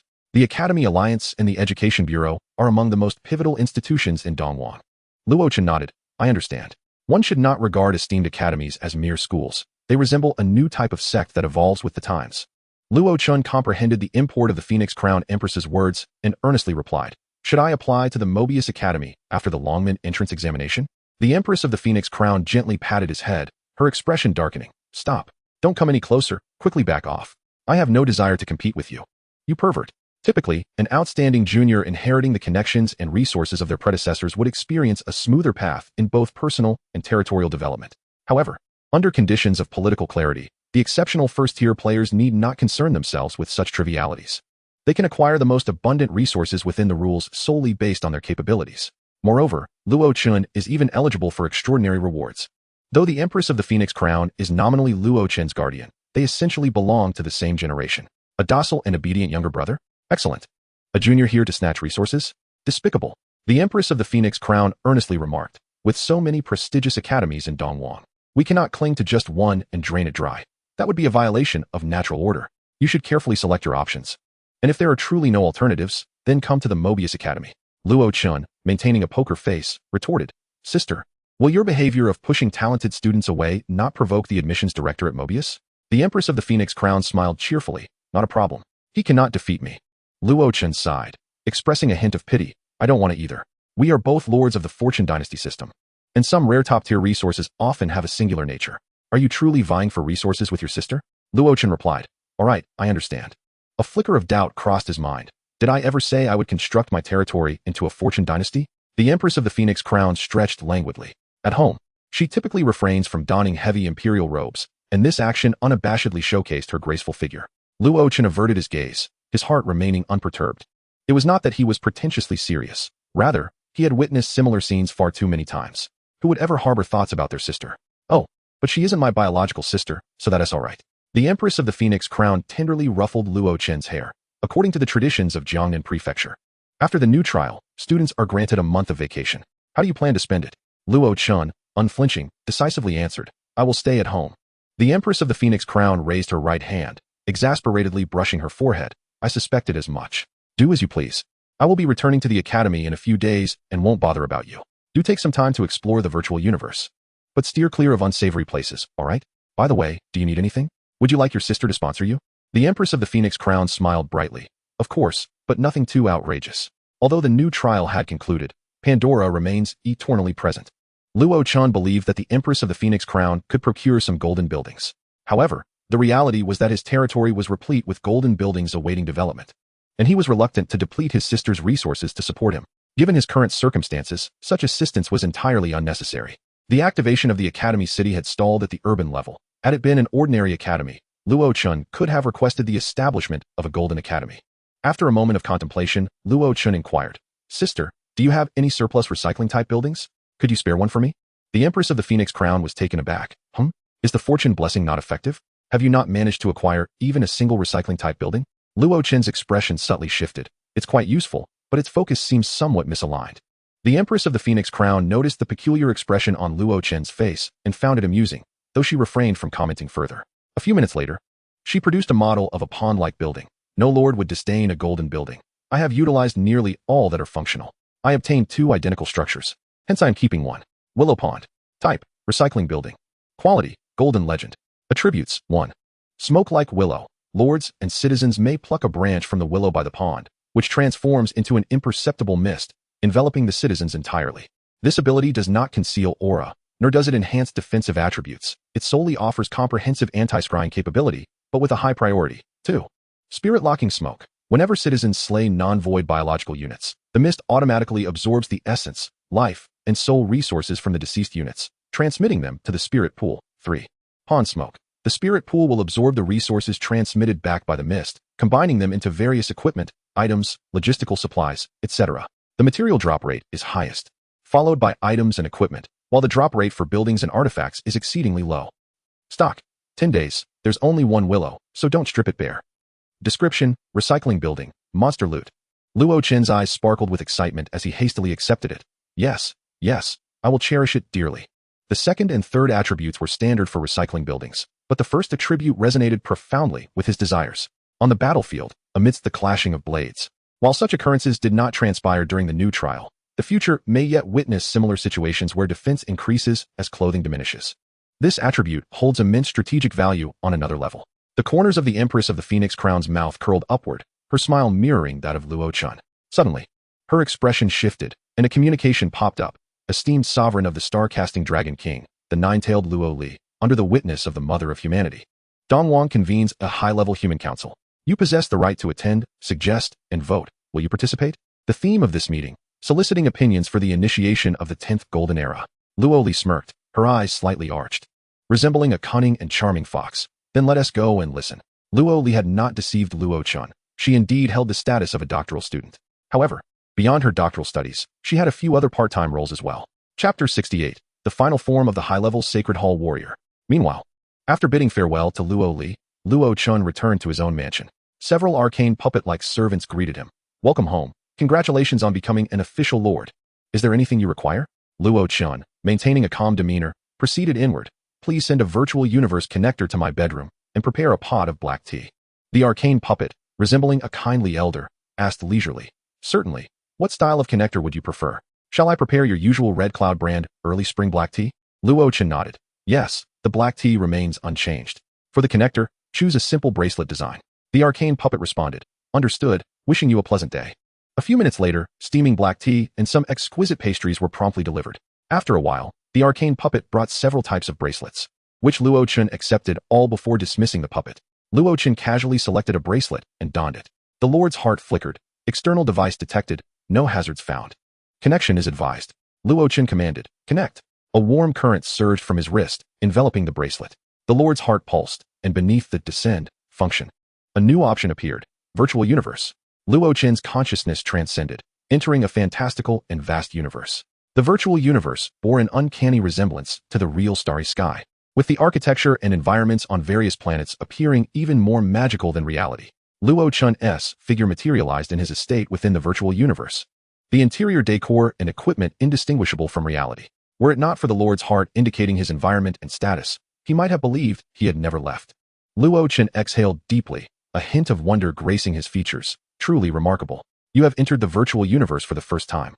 A personal account has been registered for you, granting you access to the humanitarian library. Detected the title of Player 1. Your permissions have been elevated, granting you access to all areas beyond the private courtyard and into confidential regions. The virtual cosmos blesses you. May you capture the sparks of thought through your dialogues with the myriad civilizations and sages, discovering the path most suited to your essence. A gentle reminder: cherish your account and engage in civil discourse. The virtual universe is not a lawless realm. Within this digital expanse, there exist hierarchies of authority. Without attaining a certain level, one cannot traverse areas beyond their own city or inhabited stars, nor can they access information that exceeds their comprehension. This serves as both a limitation and a safeguard. The wisdom and knowledge of an individual increase with the ascension of their level, enriched by experiences and continuous learning.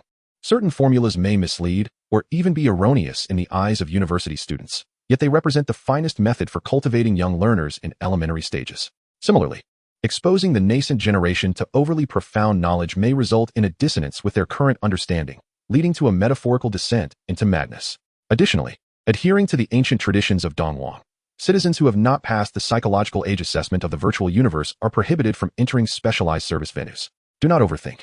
For Luo Chen refers specifically to areas such as bars. Luo Chen is somewhat acquainted with Tianjin City, yet he harbors a keen interest in other cities within Jiangnan Prefecture, particularly the capital. However, sightseeing can wait. The priority now is to venture into the Sanctum dimension.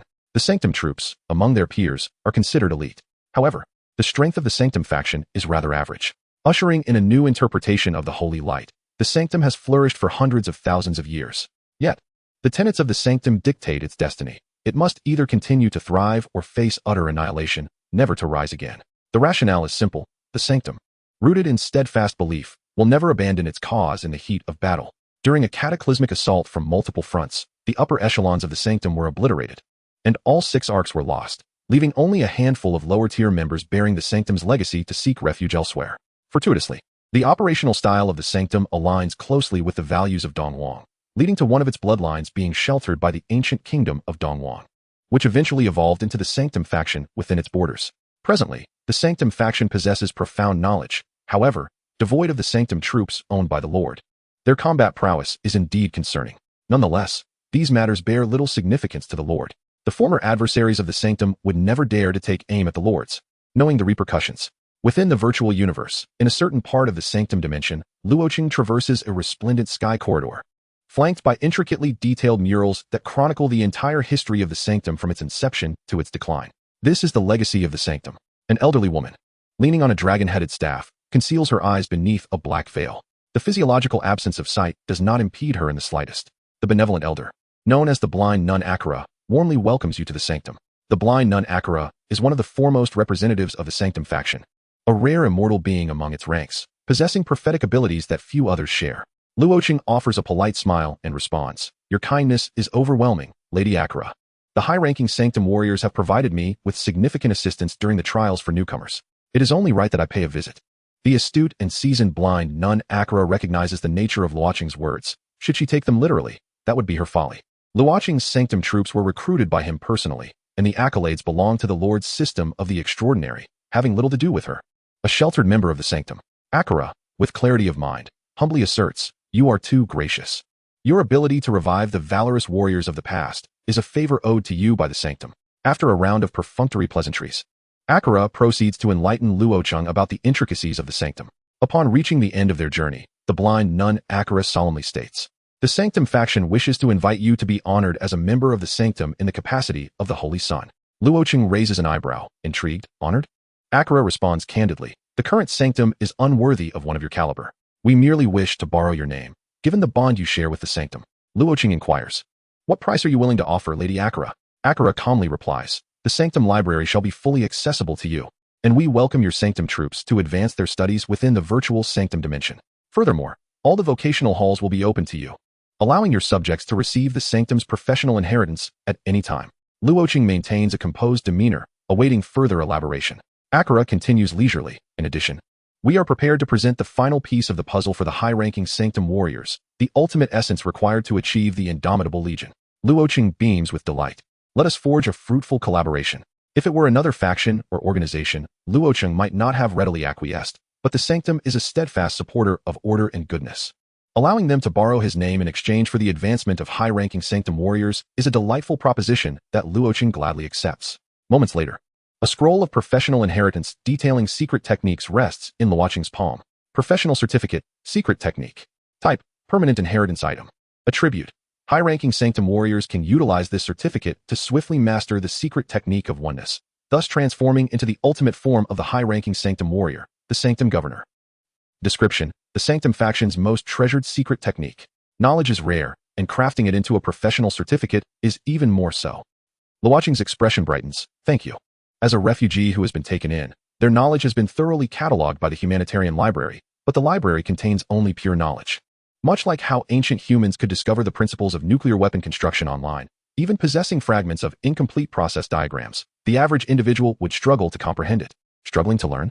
No matter. We shall create a device to implant knowledge into your mind, inscribing the application methods into your body and soul, cultivating a form of combat instinct. Even the most unlearned barbarian could harness their instincts to unleash a degree of power, and thus, the professional certificate series of items was born. Chapter 69, Dream Master U2. Within the territory, atop the walls of Eternal Vigil, Luo Chen immerses himself in the concepts of unity of heaven and man, preparing for his cultivation while also dividing a portion of his attention towards the gathering of high-ranking Sanctum warriors atop the walls. One by one, they receive the inheritance of the professional certificate, endeavoring to practice this hard-won secret technique. At this moment, the value of having an elder in the family is made manifest. Ubez, well-versed in the matter, offers his advice. Do not simply grab someone off the street. Seek out an individual whose attributes closely align with your own. Indeed, those two. Step forward to demonstrate. Two high-ranking Sanctum warriors, similar in stature and temperament, step into the arena. Luo Chen, Raiden Mei, Cecilia, and other onlookers cast curious glances. Cecilia offers a slice of watermelon. My lord, would you care for a piece? Luo Chen accepts it, quietly savoring. Thank you. Enjoying the spectacle is indeed a delightful affair. The high-ranking Sanctum warriors, seasoned veterans of the battlefield, soon alleviated their initial tension, and after several rounds of practice, their hands clasped firmly together. A silvery arc of electricity ignited between the palms of the two individuals, wildly expanding outward and enveloping their entire forms. Within this spectacle, an echo of a resplendent, pure voice resonated through the arena. Fusion. Perhaps due to their initial attempt, the pair's proficiency was not particularly high, as it took them over 2 seconds to complete the fusion entirely. As the white light dissipated, a towering, circular figure resembling an elemental being emerged, within which flickered a flame of ethereal brilliance. Amidst the hazy flames, a humanoid shape could barely be discerned. Luo Chen blinked. Is this the hall's overseer? Why does it not even resemble a human? High-level hall warrior. Quality: gold. Others: minor. Newly added overseer form. A special shape achieved through the fusion evolution of multiple high-level hall warriors using the secret technique of unity. Attributes are accumulated based on the proficiency of the technique. The overseer form possesses both spiritual and physical attributes, allowing the transformation into a spiritual entity, thereby gaining numerous characteristics of the latter. Upon depletion of energy or waning of battle intent, the Hall Overseer will automatically disintegrate. Attributes: 1. Mind's Light Shield. Dense psychic energy transformed into a highly potent psychic light shield, offering exceptional protection against most types of attacks, mitigating damage by 50. 2. Holy Light Shackles. While in the Overseer form, each of your attacks inflicts splash damage, simultaneously afflicting nearby enemies with Holy Light Shackles. Each Holy Light Shackle reduces an enemy's attributes by 10, with a stacking limit of 5 layers. 3. Glory Strike. When the combined high-level Hall warriors achieve a profound unity of mind and spirit, they can detonate all the power of the Overseer, releasing a special attack with penetration effects in a mutually destructive manner. Introduction. My noble kin have been reduced to refugees, yet calamity cannot shatter our resolve. One day, the successors of the Hall will reclaim our homeland and our legacy. Oberus calmly explained, this is merely the beginning. As they grow more adept, they will eventually take on a humanoid form. Ah, I see. Neruz Maria looked at Oberus with curiosity. Sister Oberus, since you are so familiar with it, why doesn't your skill list include the technique of unity? With an exceptionally steady demeanor, Oberus gazed at the Hall Overseer and sighed. Alas, we did not have the same conditions as you do now. However, Neruz Maria hesitated. But Sister Oberus, I have also been resurrected. I am not a novice. Oberus's expression darkened as she waved her hand dismissively. That's because I hadn't mastered it before. Is that answer satisfactory for you? Meanwhile, Raiden Mei expressed some curiosity. So the class can be enhanced through other means? Why was the Overseer form not mentioned in the barracks? Luo Chen's expression was nuanced. Mei, do you perceive territory construction as a game? Raiden Mei and the others looked on in confusion. Is it not? Growing more familiar with everyone, Luo Chen rolled his eyes without reservation. The data representation is merely its manifestation. Just as the items we extract from treasure chests are fundamentally a fusion of the universal void stone and information carried by monsters, whether it's barracks or other items. They are essentially incarnations of characteristic information and universal energy. Information provides the framework, filled and shaped by energy. Cecilia's eyes brightened with understanding. I see. If that information does not contain the secret technique of unity, then the barracks constructed will not feature an introduction to the overseer form. Luo Chen nodded. Precisely. That's the principle.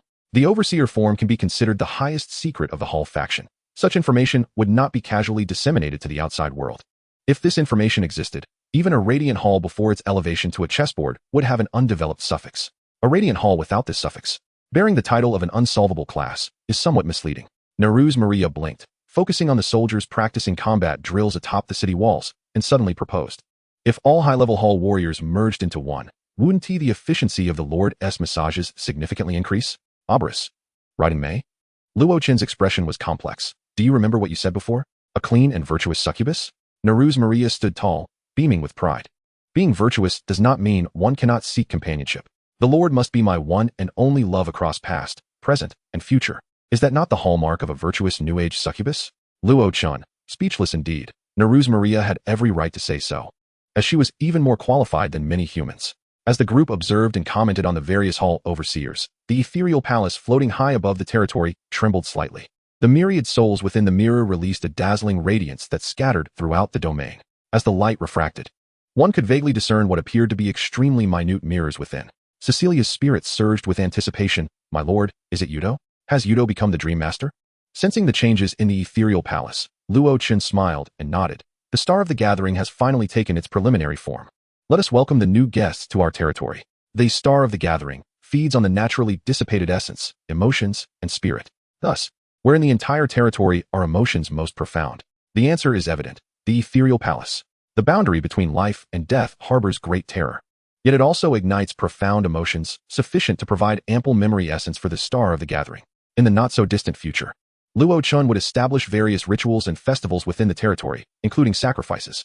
Some seemingly unnecessary festivals and ceremonial aspects are crucial measures to enhance the cohesion of the domain. Naturally, the ethereal palace would become a significant object of worship, even though the citizens could continuously resurrect. Luo Chen did not wish for them to lose their reverence for death.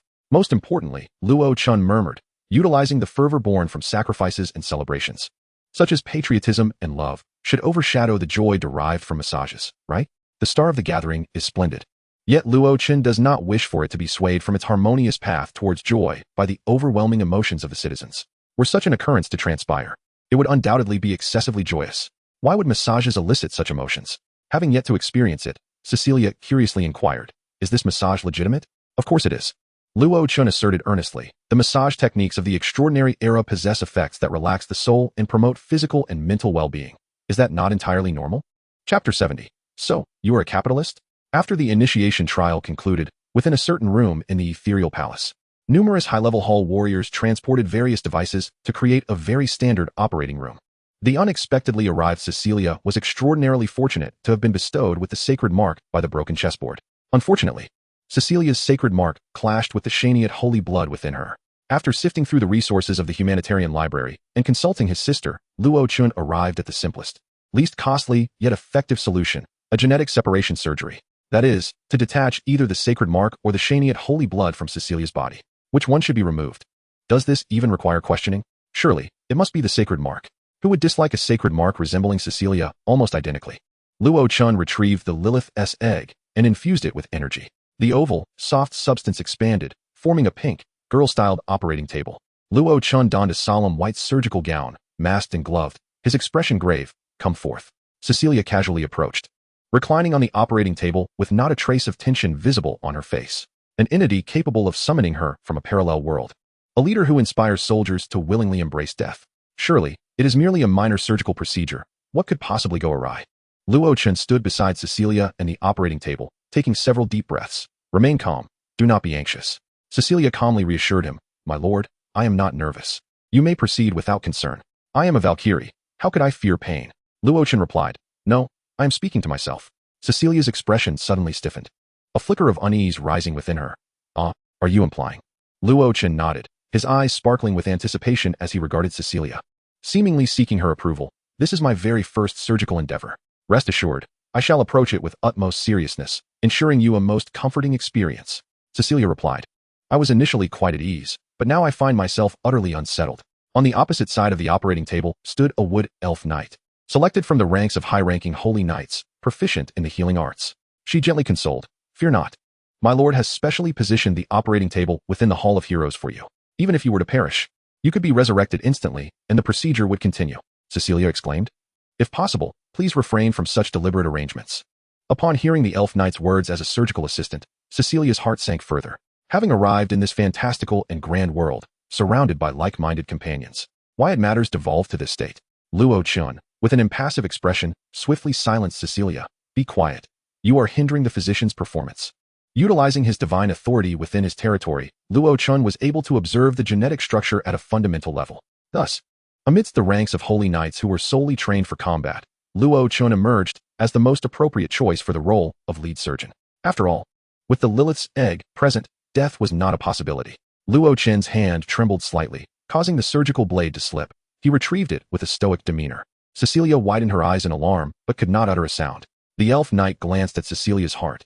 The Lilith's egg was secreting a pinkish liquid, filling the void in her chest. She silently mused, "Upon returning, I must study a few tomes on the art of demonic disassembly.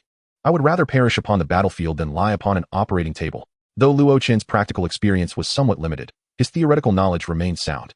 After a brief period of adjustment, and with the support of the Lilith's egg, he successfully extracted the divine mark from Cecilia's body over the course of several hours. The Holy Knight's light healing magic cascaded down, swiftly mending Cecilia's wounds. Regaining her composure, Cecilia leapt from the operating table, still shaken. Standing by the table, Luo Chen held an ethereal divine mark in his hand, his face reflecting mild surprise. Cecilia quietly approached, observing the divine mark she had just been liberated from, and inquired, "Is it truly possible to hold a divine mark like this?" Luo Chen calmly nodded. "Although I have never encountered a genuine divine mark, from my observations, its essence appears to be a repository brimming with genetic information. As a lord, capturing such data within my territory should be quite normal, no?" Cecilia responded. "You speak the truth." Her expression shifted slightly. "My lord, what do you intend to do with it?" Luo Chen pondered for a moment before addressing Cecilia. "Would you mind having another daughter?" Cecilia exclaimed. She glanced between the divine mark in Luo Chen's hand and the Lilith's egg, that resembled an operating table. Gradually grasping the implications, she resolutely nodded. "I understand. I shall embrace my responsibilities as a mother." Luo Chen smiled gently, raising his hand before releasing it. The ethereal divine mark quietly descended, and the pinkish operating table, resembling a slime, engulfed it. The Lilith's egg responded. Detected human subspecies, significant genetic chain deficiency, commencing restoration. Estimated time required, 72 hours. Luo Chen nodded, beaming at Cecilia. "Congratulations. In 72 hours, you shall welcome a daughter." The capabilities of the Lilith's egg exceeded Cecilia's imagination. Within just over 2 hours, a human silhouette remarkably akin to Cecilia began to take shape within the pink gelatinous substance. Cecilia gazed at the nearly identical divine mark life form and pondered aloud. Should I give her a name? How about Kiana? The moonlight goddess Kiana sounds lovely, does it not? Luo Chen removed his surgical coat, and amidst Cecilia's somewhat ambiguous expression, calmly proceeded to cleanse the surface of the operating table and the bloodstains on the floor. "I must decline. You may reserve that name for the next daughter. I have already chosen her name." Cecilia appeared bewildered, her mouth slightly agape. "Ah." Luo Chen continued, "If you are the child's mother, then I shall be her father. As a responsible father, it is only fitting that I choose a name for my child." Cecilia, albeit slightly taken aback, inquired with curious eyes, "What name have you chosen?" Luo Chen replied, "Her full name will be Mistalina Shania. Her nickname will be U2. The preliminary arrangement is for her to oversee the Star of Revelry. What do you think of this arrangement?" Cecilia's expression grew somewhat nuanced. The name is quite pleasant. I have no objections." However, Luo Chen interjected. Cecilia quipped, "My lord, so you are indeed a capitalist? Not even an unborn child is spared. Does this not seem rather excessive?" Luo Chen retorted, "She is destined to be the first overseer of a wondrous structure. Were it not for her unique form of existence and the fact that I personally delivered her, such a splendid position would never fall to her." Although he had yet to encounter the thrush slumbering within the Star of Revelry, it was evident that her character and abilities would not lead her to choose the path of a dream master. Moreover, the current essence of the Star of Revelry was a marvel that Luo Chen had secured. Consulting the thrush's opinion could signify Luo Chen's friendliness and affability, yet ultimately, the decision-making power regarding the Star of Revelry resided solely with him. "Oh, is that so?" Cecilia chuckled, playfully massaging Luo Chen's arm. "Long live my lord. I have been narrow-minded. Please do not hold it against me." Noting the absence of any unusual expression on Luo Chen's face, Cecilia exhaled in relief, asking, "When do you plan to arrange the Star of Revelry?" "After little U2 is born." Luo Chen replied, "No, it can be done now." Cecilia nodded. earnestly addressing the silhouette within the Lilith's egg. My child, when you are born, the Star of Revelry will call your name with great fanfare. My child, I shall proudly watch you grow day by day, becoming the master of dreams. Remember, we have always ruled the prosperous Star of Revelry with wisdom and strength. I trust you will wield this power with caution. However, remember, true victory lies in the resplendent humanity of the Star of Revelry. I impart these words to you, believing you will ultimately earn the Star of Revelry's recognition and be crowned as its ruler. Luo Chen tilted his head slightly. This sentiment is quite reasonable. Yet it sounds strangely peculiar. It seems somewhat inauspicious, does it not? Cecilia looked perplexed. What is problematic about this? This is the congratulatory address prepared by Archbishop Otto for Delisa, intended for the future Archbishop's succession. Luo Chen retorted, is it strange? It seems rather odd. Is it reasonable?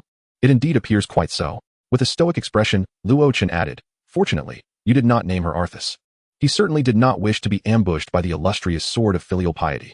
Cecilia was utterly bewildered. What could possibly be the issue? After contemplating for a moment, Lochran replied, in the name of stepping forth from the Hall of Heroes with my left foot, I might impose upon you the task of sweeping the streets. Cecilia. After a brief exchange, Lochran diverted his gaze, retrieving the architectural model of the Star of the Feast from the Lord's satchel. Use.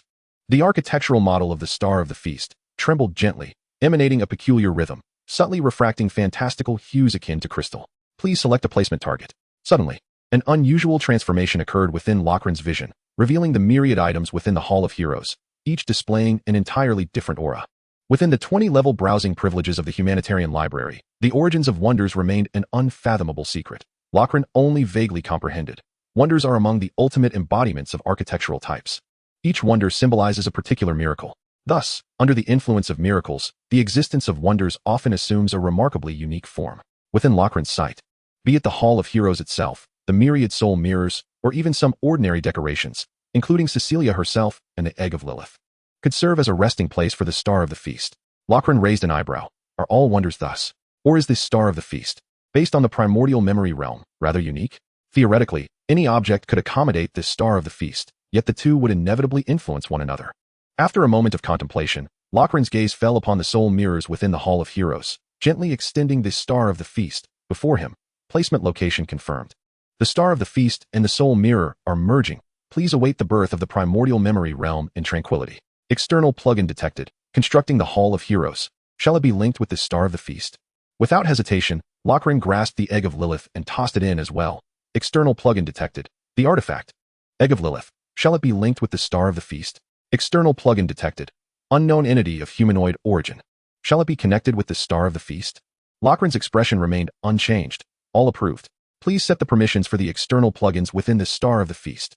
Kindly input your general expectations for the Star of the Feast. You may fine-tune the memory quality of the Star of the Feast in the following aspects. Lochran meticulously completed the initial settings. Minutes later, the first true wonder gradually integrated into Lochran's territory. Cecilia raised an eyebrow. By the way, what is the name of our territory? Lochran fell into contemplation, his left fist striking his right palm. It seems I forgot to name our territory. Cecilia's mouth slightly agape. How could a lord forget such a matter? Lochran replied calmly. Mainly, the previous time was rather pressing. Such trivial matters were naturally relegated to the back. Cecilia, trivial? Lochran nodded. Of course. A name is merely a designation. As long as you are powerful enough to command respect, even if you bear an unnamed title, they will still regard you with utmost reverence. Even the first emperor, despite crafting the imperial seal from stone, rendered it a symbol of national authority. A name holds little significance. What truly matters is whether your will can illuminate others. Cecilia, somewhat perplexed, inquired. What kind of will is required? Lochran chuckled. Is that even a question? This is the immutable law of myriad worlds. Only the will of the strong shines the brightest. However, there is a minor factor. I am not particularly adept at naming things. So, I shall think of it later. Next time for sure. Cecilia, that must be the fundamental reason. She internally scoffed, yet refrained from voicing her thoughts. In just a few days, she and Lochran had not yet become too familiar with one another. Cecilia cast a glance at the ubiquitous soul mirrors. Although, we already have a daughter together. The two spent a considerable time in the Hall of Heroes, observing the progress of the Star of the Feast. As dinner approached, Lochran and Cecilia finally departed the Hall of Heroes together. Lochran walked ahead, while Cecilia followed behind. The moment they stepped over the threshold, Cecilia suddenly paused, rigidly retracting her outstretched left foot, glancing down at her right foot. Left foot first, or right foot first? After a moment of contemplation, Cecilia suddenly brought her legs together and leaped, clearing the threshold. Perhaps distracted by other matters, she failed to gauge her direction and force. In one leap, She soared beyond the staircase leading from the Hall of Heroes to the ground. Thus, Cecilia executed a free fall. Lochran watched this scene with an expressionless demeanor. The Hall of Heroes was not particularly high, and with Cecilia's enhanced physical prowess, she might not even sustain any injury. In that instant, he began to wonder, is this truly Cecilia? Is the disparity between her youthful self and her current state too pronounced? Is the genetic makeup of the paramecium also partly your doing? Chapter 72 Robin, are you crafting the memory star deity? Time rewinds to the present. As Lochran and his companions, captivated by the brilliance emanating from the Hall of Heroes, observed the training of the paladins. The high-ranking paladins cast a glance at the Hall of Heroes before returning their focus, continuing their practice of fusion techniques. Cecilia dashed ahead, while Lochran and Raiden Mei trailed behind. Although Liadelin was a blood elf knight, she did not follow suit. Instead, remaining on the city wall to observe the training of the high-ranking paladins. Liadelin earnestly explained, I seem to have found an opportunity for blood elves to advance further among the paladins. I wish to attempt creating a blood elf vocational system akin to that of the paladins. In this new life, having arrived at a broader platform, Liadelin did not dwell on past glories. Instead, she harbored aspirations to reshape the blood elf system and once again lead the blood elf knight order to conquer the battlefield. OBs expressed admiration. Although both Lia and I are golden heroes, I am merely adept at combat, while Lia's talents are more comprehensive. Possessing the potential to become an ancestral figure for our kin, I am more than willing to impart the knowledge of the paladins to Lia. Lochran glanced at Liadelin, then at the unrecognizable officials on the city wall, his lips twitching slightly, yet he verbally encouraged, keep it up. If you require anything, I shall do my utmost to accommodate you. Although the tomes of the humanitarian library cannot be directly transferred into the territory, Lochran can efficiently convey knowledge to the citizens through means such as the unity of heaven and man or spiritual communication. The group gradually approached the Hall of Heroes. Witnessing its new appearance, the once solemn and majestic exterior, reminiscent of an ancient castle, now bore crystalline soul mirrors shimmering like water. Through the Lord's authority, Lochran could sense the soul mirrors loomed high above, silently observing everything within the territory, continuously absorbing threads of emotional intent. Lochran's footsteps momentarily paused as he surveyed the soul mirrors adorning the surface of the Hall of Heroes, murmuring, it aligns closely with my expectations. Raiden Mei cast a puzzled glance his way. Lochran smiled, offering no explanation. Let us proceed. Little Bunny and the Robin await us. Approximately half a minute later, the two entered the Hall of Heroes. The preliminary completion of the Star of the Feast, with its mysterious power belonging to wonders, inevitably influenced the Hall of Heroes. Though the attributes of the Hall of Heroes remained unchanged, its exterior and internal facilities had undergone a remarkable transformation. At the center of the Hall of Heroes, Cecilia, who had arrived first, was engaged in warm conversation with a figure who bore an almost identical appearance to her. On the other side, a remarkably beautiful woman stood quietly, her emerald green eyes reflecting a lake-like luster. She donned a gown primarily in shades of white and purple, elegantly designed with a high-low silhouette. The bodice of the dress featured cascading purple ruffles, adorned with musical notation patterns and starry embellishments, while motifs resembling musical notes, pearls, and stars embellished various parts of the gown. A pair of pristine white wings sprouted from the back and ears of the nightingale, typically folded at her waist, only unfurling when she sang with her harmonious power. A hint of confusion and unease marred her features as she found herself in an unfamiliar realm. Yet this did not detract from her allure. It rather lent her an enchanting, delicate aura reminiscent of a timid little rabbit. Nightingale. Identity, hero. Quality, golden. Race, human subspecies, celestial circle. Bloodline, celestial circle. Talents, 1. Harmony resonance. 2. Harmonious saint. 3. Adaptability to ruinous energy. Skills, 1. Voice of the celestial circle. 2. Melody of sound. 3. Thousand melodies and starry fugues. Consumption, 5 spirit grids. Introduction, an elegant and composed interstellar songstress, a steadfast and benevolent interstellar humanitarian. Currently in a state of confusion, presenting an opportune moment for strategy. However, it is inadvisable to employ force, as her brother seems to have concealed his final strength within her being. Hint, with Nightingale as wholehearted assistance, perhaps you will be able to use the harmony and order remix with greater ease. To ensure his sister had the means to survive in this alien realm, Sunday Brother left the key to unlock the hidden door of harmony and order remix with Nightingale. However, it seems that Nightingale herself may be unaware of this fact. Luo Chen's expression subtly shifted as he gazed at the bewildered Nightingale, gesturing to Raiden Mei, communicating a few instructions telepathically. Raiden Mei nodded, discreetly signaling, "Leave it to me. I will take good care of Miss Nightingale." As fellow strangers of the same gender, the seemingly youthful Raiden Mei appeared more capable of gaining the trust of the confused Nightingale. After a while, Cecilia approached with the feathered rabbit, her face etched with frustration. "Look at the feathered rabbit. She doesn't recognize us." The feathered rabbit calmly replied, I am exceedingly grateful to both of you for bestowing life upon me, and I am willing to offer my all to the Lord. However, from a rational perspective, we do not share a traditional blood relation. Luo Chen chuckled nonchalantly. That's fine. Just call me Lord, as long as the name remains unchanged. Otherwise, should he one day summon Kiana, and upon her arrival discover the loss of her true name, it would indeed be a tragic fate. Cecilia widened her eyes slightly. This one do. I've finally resolved to be a good mother. Luo Chen glanced at Cecilia and suggested to the feathered rabbit. Why not try calling her mother first? The feathered rabbit, somewhat perplexed, turned to Cecilia and earnestly said, Mother. Cecilia's expression shifted, and she hurriedly covered the rabbit's mouth. Stop. Just call me sister instead. Miss Telensania. Quality, golden. Race, human subspecies, ideal. Bloodline, stigmata. Talents, 1. Ruinous poison. 2. Blood of creation. 3. Adaptability to ruinous energy. Consumption, 5 spirit grids. Introduction. Her body is composed of ruinous energy, a terrifying poison to ordinary life. Yet she possesses exceptional healing abilities, an outward manifestation of the power of creation. Luo Chen gave a cursory glance at the attributes of the feathered rabbit. His curiosity piqued as he inquired, Have you sensed the Star of the Grand Feast? Are you confident in managing it? The feathered rabbit replied with composure, The Star of the Grand Feast, constructed upon the foundation of the primal memory domain, is indeed marvelous, yet it bears considerable resemblance to the stigmata space. Rest assured, to me, it feels like returning home. Luo Chen nodded in satisfaction. The essence of the stigmata is a genetic database, its data a collective memory, will, and emotion of the holders of the stigmata. In this regard, the two are indeed quite similar.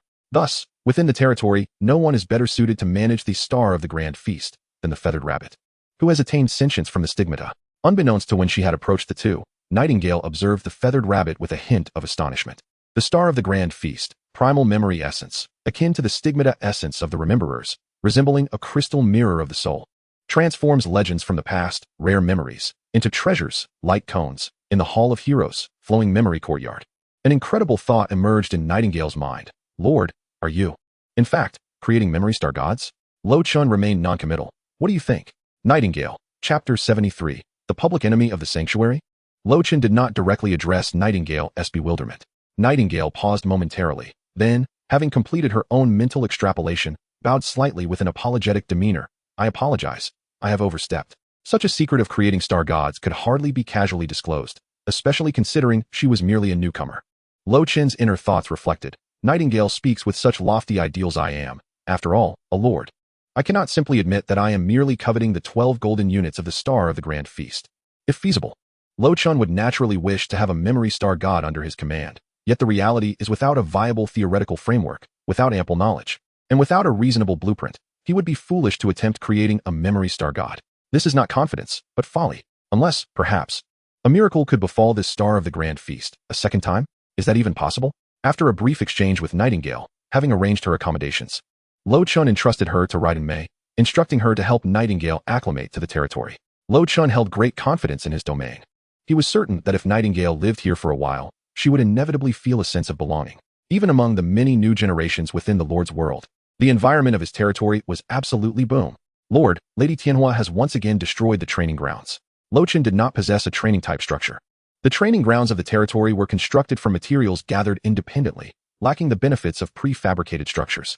Nightingale, the feathered rabbit, and others cast curious glances, and a hint of exasperation surfaced on Luo Chen's forehead. Retracting his previous statement, most of the inhabitants were quite well behaved, yet there remained 1 or 2 troublesome children. Luo Chen's expression remained impassive. I apologize for the spectacle. Please excuse the inconvenience. I must go tidy up. Cecilia and Mei, please take good care of our 2 newcomers. For the next 10 minutes, do not approach the training grounds. Raiden Mei, yes, my lord. Cecilia's face exhibited a hint of helplessness. Tianhua merely enjoys playing. Please do not be too harsh on her. Luo Chen grinned, giving her a thumbs up. Do not worry. Once she acknowledges her mistakes, I will find her a place to unleash her full potential. In the span of a month, Luo Chen organized the various inhabitants of the territory and ordered a batch of virtual cosmic sublinkers from Tianjin City. Their permissions were far inferior to Luo Chen's, allowing them only to wander the public areas of Tianjin City and prohibiting interaction with normal users, akin to traveling specters. Yet, they had indeed glimpsed the grandeur of the Eastern Huang ancient kingdom. Alas, they remained mere inhabitants, inherently subordinate to their lord. For inhabitants to freely navigate the void cosmos, they must either display exceptional intellect to earn the recognition of the local lord's office or wait for Luo Chen himself to enhance contributions in districts like Tianjin City. which would eventually open certain quotas for designated lords based on the city's prestige level. However, there exists a realm where the subjects can roam freely. Luo Chen provided the celestial fire saint Judgment with a secondary linker and cast her into the Holy Hall dimension, urging her to challenge those temple knights. As Luo Chen watched her consciousness connect to the virtual universe, he silently prayed for the Holy Hall dimension, hoping that by the next time he visited, she would not become the public enemy of the temple. In the virtual universe, around the training grounds of the Holy Hall dimension, a fiery red figure burst forth.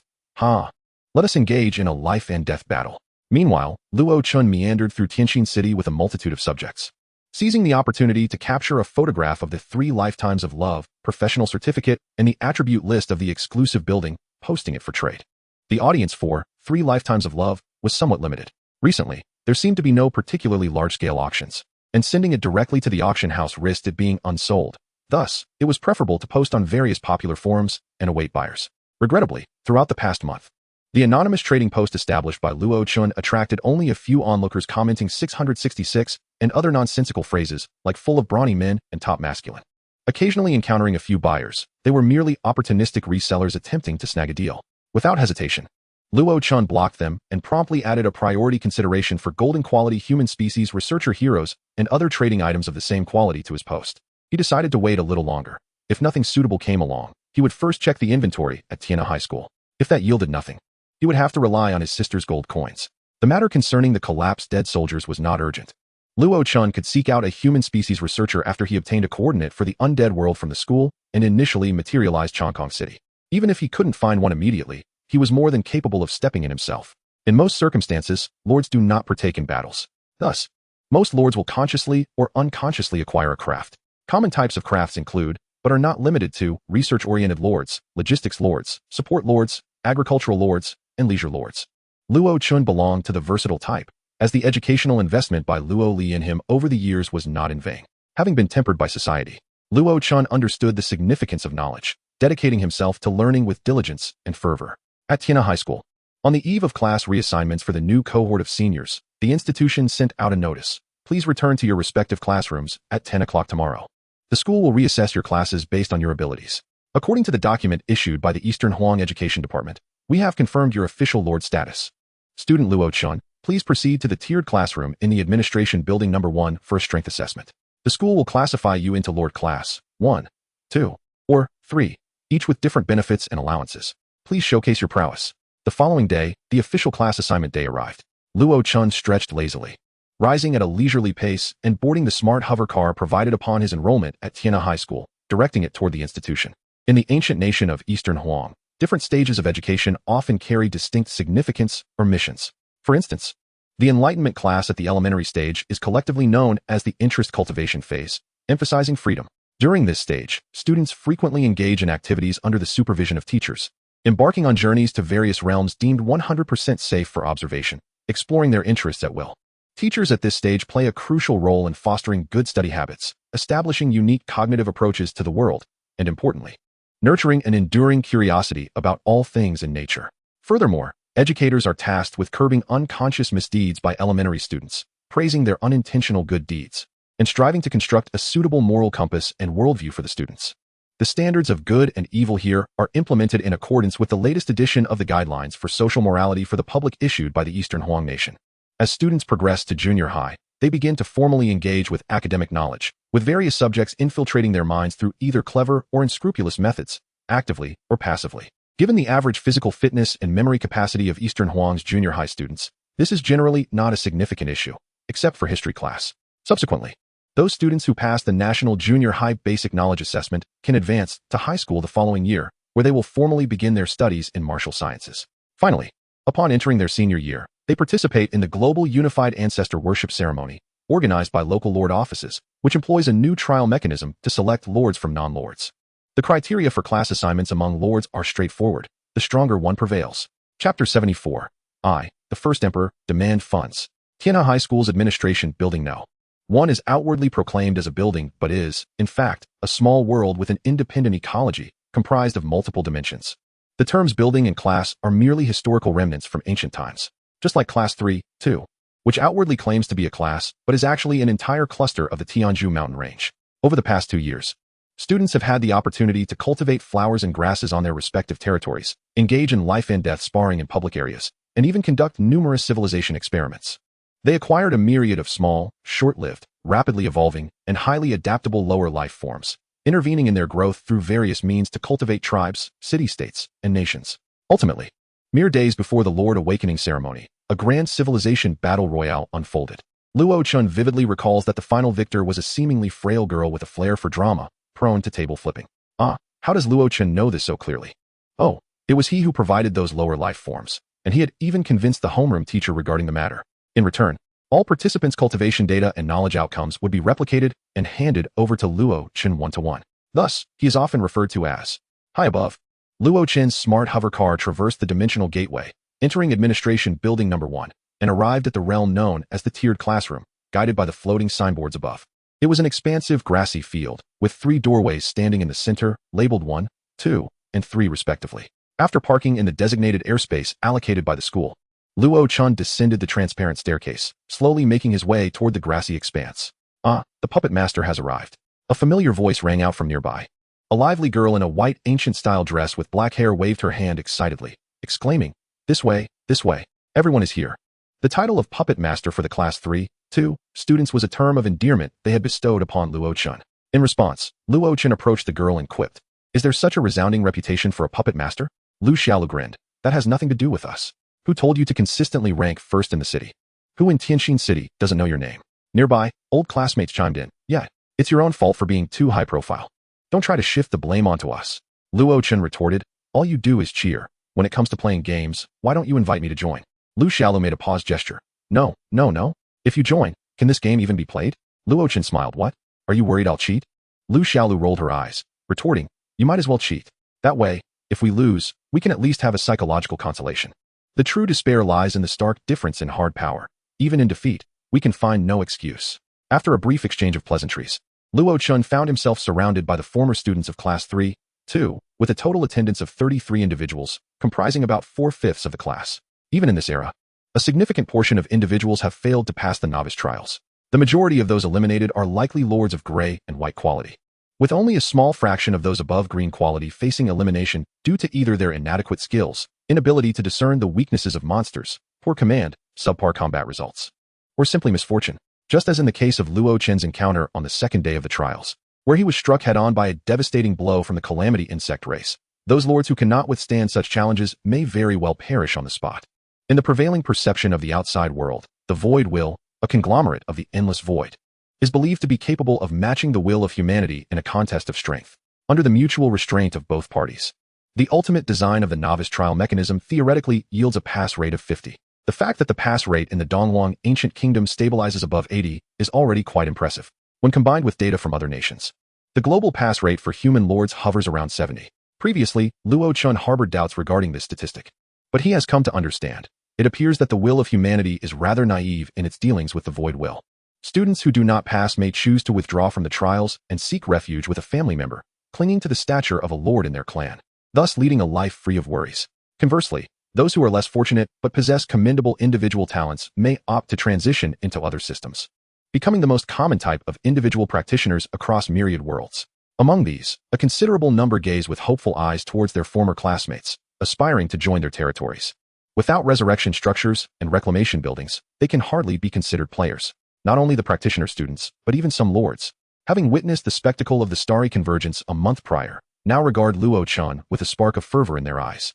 They are uncertain whether Luo Chen is indeed one of the stars, yet he is undoubtedly the most likely candidate for a prodigy in Tianxin City.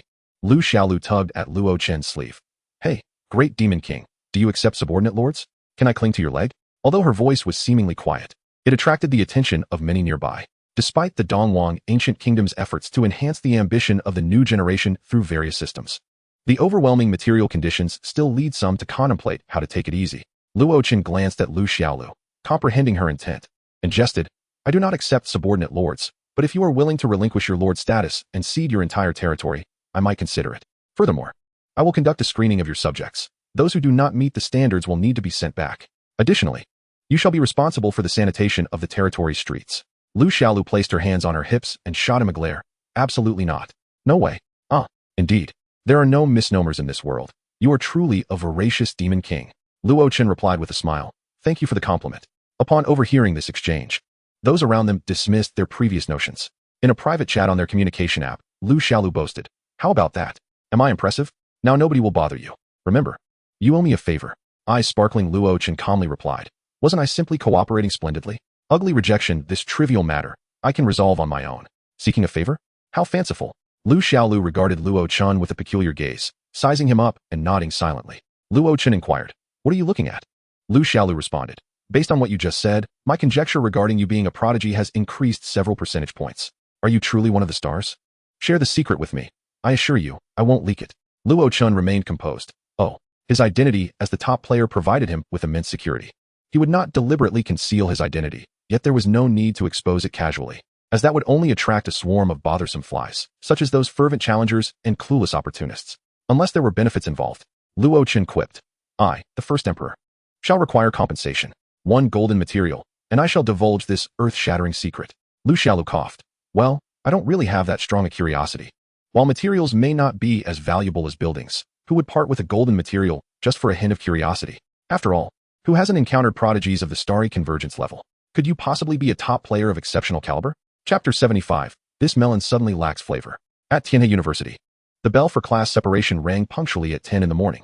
The doors of the lecture hall opened, releasing a wave of rippling light as 1 or 2 teachers emerged in succession. A seemingly delicate and gentle scholar, with a smile and eyes squinted into slits, warmly greeted, hello everyone, I am the homeroom teacher for Lord Class 3. Naturally, I would prefer that none of you remain in my class, and that all of you pass the assessment to enter class 1 or 2. That way, I can comfortably continue my role as a tax collector. Upon hearing this, many students couldn't help but chuckle. Those with less confidence breathed a sigh of relief. Although the benefits of Lord Class 3 were not high, the teacher was rather amiable. After all, there's a saying that squinting eyes belong to monsters. Perhaps this is a monk in disguise? Lu Xiaolu privately messaged Luo Chen, don't believe him. I've inquired with my sister, he's just a joker. Luo Chen, the second teacher, donned in standard Taoist robes, appeared quite youthful. However, such youthful appearances are commonplace in the realm of lords. One could easily crush a larger brick down, perhaps striking 7 or 8 figures of godly beauty. Although, the greater possibility is that it would miss entirely, or one would be taken aside for a friendly discussion. The young Taoist succinctly explained the rules for Lord Class 2. The entry requirement is to possess the ability equivalent to completing the trials on normal difficulty within 20 days. If you believe your strength suffices, feel free to proceed. Any questions, feel free to ask. I have to return to my meditative practice. This is indeed very Taoist. Luo Chen found it somewhat amusing. Yet he did not doubt the teacher's qualifications. The primary duty of a teacher is to impart knowledge and nurture talent. As long as their character is solid and they can produce good students, the institution would not be overly critical of minor details. This session is fundamentally an examination for the students. Teachers merely need to clarify the rules, not deliver lectures. Even in his previous life, there were instances of seemingly malevolent faces harboring benevolent and diligent hearts. However, such a teacher was likely beyond Luo Chen's reach, if his memory served him correctly. The homeroom teacher for Lord Class 1 should be Lu Xiaolu's sister, Lu Sueki. From within the doors of Lord Class 1, 2 familiar figures emerged. A somewhat familiar, cool voice announced, I am the specially invited teacher for this year's Lord Class 1. You may call me Teacher Qinglan. Luo Chen. Luo Chen quickly scanned the crowd and soon spotted a girl, not entirely unfamiliar, yet possessing an aura almost identical to Qinglan's. Realization struck him, I see. We are accompanying the prince, gaining access to superior teaching resources. The former homeroom teacher, clad in a flowing azure and white celestial dress, stood alongside Qinglan, exuding an aura of unparalleled beauty. Hello everyone, I am Lu Sueki. This year, I will serve as Teacher Qinglan's assistant, also taking on the role of deputy homeroom teacher for Lord Class 1. Teacher Qinglan is often quite busy, so if you encounter any issues, please come to me first. The standard for Class 1 is a combat ability capable of passing the trials within 30 days on normal difficulty. We welcome all to apply. Ah, Lu Sueki. Every time Luo Chen hears that name and gazes upon the warm and approachable Lu Sueki, he feels an inexplicable sense of dissonance. However, the stark contrast in personalities suggests that this cannot be the Lu Sueki he is familiar with. Wait a moment, senior sister Qinglan? The Divine Thunder Tower? Could it be that Lu Sueki's signature skill is? Lu Xiaolu responded to Luo Chen's bewilderment. Are you not aware? My sister excels in the Divine Thunder Sword technique. Would you like to learn it? I could advocate for you, provided you discreetly share your intentions with me. Luo Chen replied, no, thank you. Goodbye. Lu Xiaolu's expression shifted in an instant. her resentment seemingly capable of sustaining a dozen malevolent sword immortals. Qinglan's gaze swept through the crowd, momentarily pausing on Luo Chen and a particular figure, yet her countenance remained inscrutable. Lu Sueki adeptly elucidated the final examination rules and the benefits for class 1. The results of this assessment will be regarded as the entrance examination, and the scores will be sent to each student's guardians. Every student who successfully joins class 1 will receive a certificate for the exclusive skill dominion power. Furthermore, based on their rankings, each individual will be awarded corresponding precious rewards. With a beaming smile and a warm tone, Lu Sueki encouraged, "Everyone, do your best. I will be waiting for you in class 1. Luo Chen slightly averted his gaze. Indeed, it felt rather incongruous. Lu Xiaolu perked up, her enthusiasm mirroring that of many lords. The Dominion Power Certificate. This is precisely what I have been waiting for. Luo Chen nodded in agreement. Indeed. I left the Void Blessing skill breakthrough and used precisely for the sake of Dominion Power. Should there be a ranking for exclusive Lord skills, Dominion Power would undoubtedly be among the top 10 formidable skills. The Eastern Huang Ancient Kingdom has somehow managed to disseminate it widely. This has led to a subsequent chain reaction, transforming the perception of lords among external tribes into human lord boss, the boss among Eastern Huang lords. In fact, many races have even incorporated regulations allowing them to forego tasks and flee if they encounter an Eastern Huang lord. Ironically, those who escape from an Eastern Huang lord are not reprimanded by their kin. Instead, they are hailed as heroes and often ascend to the position of general through such opportunities. Entangled Fate, Skill Breakthrough, Dominion Power. Luo Chen eagerly anticipated what sort of monstrosity would emerge from the combination of these three elements. An exclusive skill to enhance the durability of defensive towers? Apologies, but we are not well acquainted. Conversely, the rewards for the entrance examination seemed rather insignificant. What kind of rewards could a mere entrance examination at Tianxin City possibly offer? Luo Chen fixated on the name of the top-ranking reward, slowly typing out a question mark. Hiss, when did our school become this affluent? Even the Void Blessing is being offered? Calm down. Take a closer look at the effects of the Void Blessing. Well, this is rather underwhelming. Is this truly of golden quality? It might have some golden attributes, but even as a material, it barely meets this quality. Void Blessing. Quality, gold. Effect, innate chi. Transforms a specified building into another type of building already possessed. Attributes, unchanged. Description, brief. Despite the fact that Luo Chen possessed a considerable number of Void Blessing items, he still hesitated to use them casually, with a bit of luck. A single Void Blessing could create a peerless prodigy of celestial caliber. Of course, this particular Void Blessing was an exception. Luo Chen's spirits lifted as he declared, "I intend to take first place." Lu Xiaolu, munching on snacks, exclaimed with astonishment, "Is this type of Void Blessing truly worth you showcasing your true capabilities?" Having been classmates for several years, she was still unaware of Luo Chen's character. He was certainly one who wouldn't reveal his hand unless necessary. Luo Chen candidly stated, "There's no surplus grain at home. My sister urged me to extract more from the school's resources." Lu Xiaolu rolled her eyes. "You have no surplus grain? Does that mean my family is completely destitute?" Luo Chen replied, "Moreover, who says I need to exert all my strength to secure first place?" Lu Xiaolu. Suddenly, she felt that this gossip had lost its flavor, replaced by an inexplicable sourness. Chapter 76. Good luck. Lu Xiaolu grinned. "Let me tell you, your notion of treating everyone as soft persimmons is misguided. Don't think that just because you're the top in the city, you can effortlessly best everyone. The awakening of lords involves an element of luck, and the inheritance adds to the score. The newcomer trials can truly catapult someone to greatness." Luo Chen extended his hand invitingly. "So, would you like to demonstrate for me?" Lu Xiaolu's gaze wandered. "Ahem, that won't be necessary. Others might not know, but to Luo Chen, she indeed felt like a soft persimmon." As they chatted idly, even though Luo Chen was prepared to claim first place, he instinctively chose to observe the situation first. It wouldn't be good if he frightened his classmates. Tianhe High School had 10 classes each year, with each class comprising 40 to 50 students, thus gathering over 300 students at the venue. Most were not in a hurry, yet a few overly confident individuals boldly strode forward.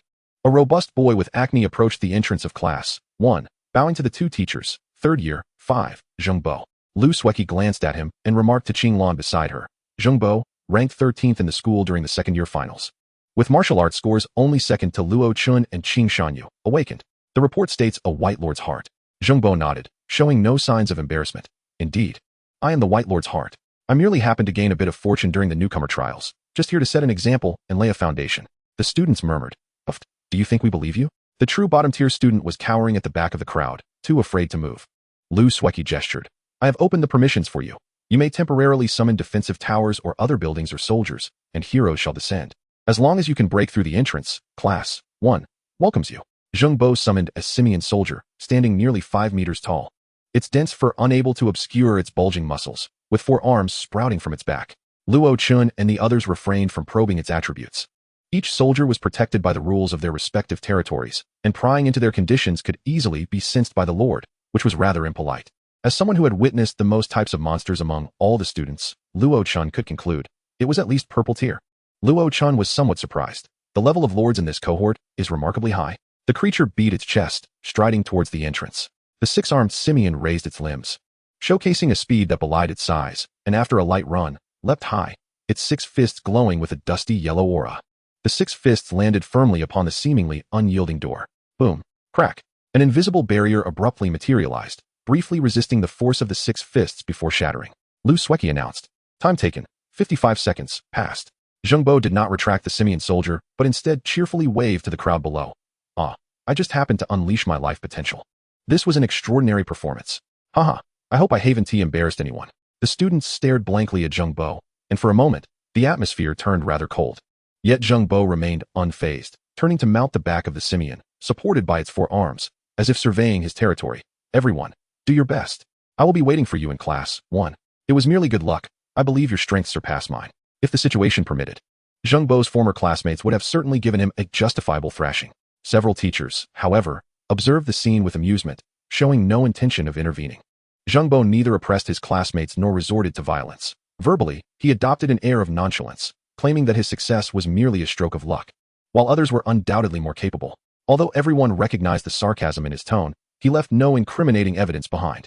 Don't ask, he would say with genuine sincerity. It's just good fortune. Consequently, the teachers deemed such trivial matters beneath their concern, challenging the students to confront him with their own abilities. One friend, gritting his teeth, declared, "Just you wait." Zheng Bo raised an eyebrow and, with an open gesture towards the classroom door, exclaimed, "Come on. You are my brother, and I wholeheartedly support you. You can surely surpass my record." Although his voice was not loud, several people turned to look. His friend remarked, "Why is it that others possess muscular friends who are simple-minded, yet I encounter a cunning schemer?" He rolled his eyes in frustration. "Don't get too cocky." Qing Shanyu, who ranks second in the martial arts department, and Luo Chen, the top in the city, have yet to make their move. The former is our school's only visible purple lord, and the latter. His friend continued, "Luo Chen, like you, is a white lord. But I firmly believe he will outshine you." Zheng Bo winked at his friend. "I know that, which is precisely why I want to take the lead. Don't you envy me for showcasing my prowess?" His friend vehemently retorted, "Absolutely not." Those nearby, overhearing their exchange, shared exasperated glances. If either of these two truly possessed white quality, they would willingly take their own lives on the spot. Many speculated about Zheng Bo's combat prowess. Lacking evident wisdom and heroic qualities, he likely belonged to a straightforward class. Was he a blue-tier elite, or perhaps a purple-tier? Thus, it was assumed that Zheng Bo's lordly essence was at least of blue quality, with purple being uncertain. A blue lord, with a stroke of luck, could indeed acquire a purple class during the novice trials. However, the crowd recalled Zheng Bo's earlier words, silently elevating the possibility of his being a purple lord. They scoffed inwardly. "Good fortune? Do you take us for fools?" As a formidable dragon emerged, the remaining students hesitated to step forward. Qinglan suddenly spoke. "Shanyu, you go first." Qing Shanyu, maintaining her composure, approached the platform. "Certainly, teacher." A defensive tower, resembling the thunder tower of the gods, materialized, and behind it, a shadowy figure flickered briefly. Lightning strike.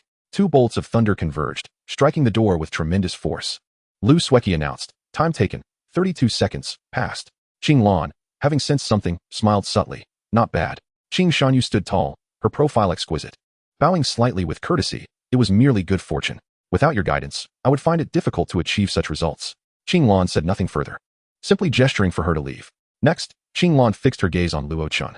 This was no isolated instance. Numerous students and teachers attentively turned their eyes towards him. The top 3 of the martial arts department are all present, yet you haven't taken your turn. Luo Chen immediately grasped the teacher's intent and stepped forward. "All right. Since everyone is being so modest, I shall take the stage." Having witnessed Zheng Bo and Qing Shanyu's performances, Luo Chen gained an understanding of Tiangi High School standards. All amateurs, he mused. After a moment's contemplation, he summoned Master Abe, who was wandering in search of inspiration. Master Abe seemed momentarily taken aback. "My lord, are you hungry?" Luo Chen, quick-witted, silenced her to prevent her from uttering the word hungry. It was not mealtime, and Master Abe was not accustomed to wearing a chef's robe in everyday life. Many students and teachers naturally did not recognize Master Abe's profession, as soldiers in Eastern Huang's traditional attire were not uncommon. Luo Chen retrieved a golden quality knife from his inventory. Pointing it towards the door, "With all your might, strike here." Master Abe, noticing her surroundings, became somewhat anxious and silently moved closer to Luo Chen. Upon hearing his command, she instinctively adopted her familiar chopping stance, gripping the knife tightly and bringing it down sharply. Several teachers observed her posture with a hint of bemusement. Crack. The protective barrier shattered. Lu Sueki announced, time taken, 12 seconds, passed. As a fair and impartial lord, Luo Chen generously provided Master Abe with ample source stones to elevate her adaptation skills to the highest level. A purple quality citizen with tenfold attributes, skilled in strength and endurance, augmented by various extraordinary objects. Achieving such a result was not surprising. Luo Chen remarked to Master Abe, you've done well. After releasing her from her silence, he summoned her back to his domain. Truly, our pride at Tiangi High School, Lu Sueki exclaimed, unable to suppress her astonishment. Do you have anything to say to everyone? Is there an interview segment? Luo Chen pondered briefly before responding. It was merely good fortune. I believe that with just a smidgen of luck, everyone will soon catch up to me. At that moment, the entire venue fell silent. Numerous students shared a collective thought. Ugh, ugh, ugh. They never wished to hear the phrase good fortune again in their lives. Chapter 77, Tears and Cries. As Luo Chen descended from the platform, he turned to Lu Xiaolu with a smile. Well, what do you think? Lu Xiaolu replied with a blank expression. Congratulations, you've encountered a bunch of soft persimmons. With such a display of combat prowess, even if Luo Chen stood atop the platform and declared that all present were worthless, few would dare to contest him. Because, in truth, they could not compete. The worst that could happen was a slight dent in Luo Chen's reputation afterwards. Even so, it would not result in any substantial harm. Luo Chen's youth served as an excellent shield. Some might even perceive him as an impassioned and spirited young man. At this moment, Lu Xiaolu concluded, Tiangi High School is a haven for soft persimmons. She remarked, tisk tisk tsk. Tianjin City is indeed a small town without a prestigious academy to anchor it. Although Tianjin City boasts numerous high schools, the sheer quantity is insignificant when juxtaposed with the resource-rich Eastern Huang Empire. The number of students is entirely irrelevant to them. Even if your teacher-to-student ratio allows several instructors to teach a single student, as long as those teachers pass the qualification assessments, the Department of Education will provide substantial support. Naturally, to prevent teacher resources from being siphoned off by a few super cities, the Department of Education has imposed restrictions and adjustments on teacher salaries and contributions from Eastern Huang.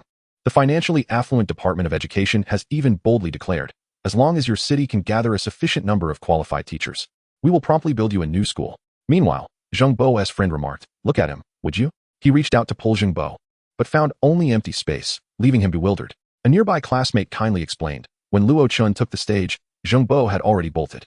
Classmates familiar with both their personalities chuckled and teased, he must have anticipated your actions and made a quick exit. His friend replied, teachers do not require students to remain in the examination room until the end. It is perfectly normal to submit early and leave. Luo Chen looked at Lu Xiaolu and stifled a yawn. Are you going to participate? If not, I shall take my leave. Lu Xiaolu replied, wait a moment.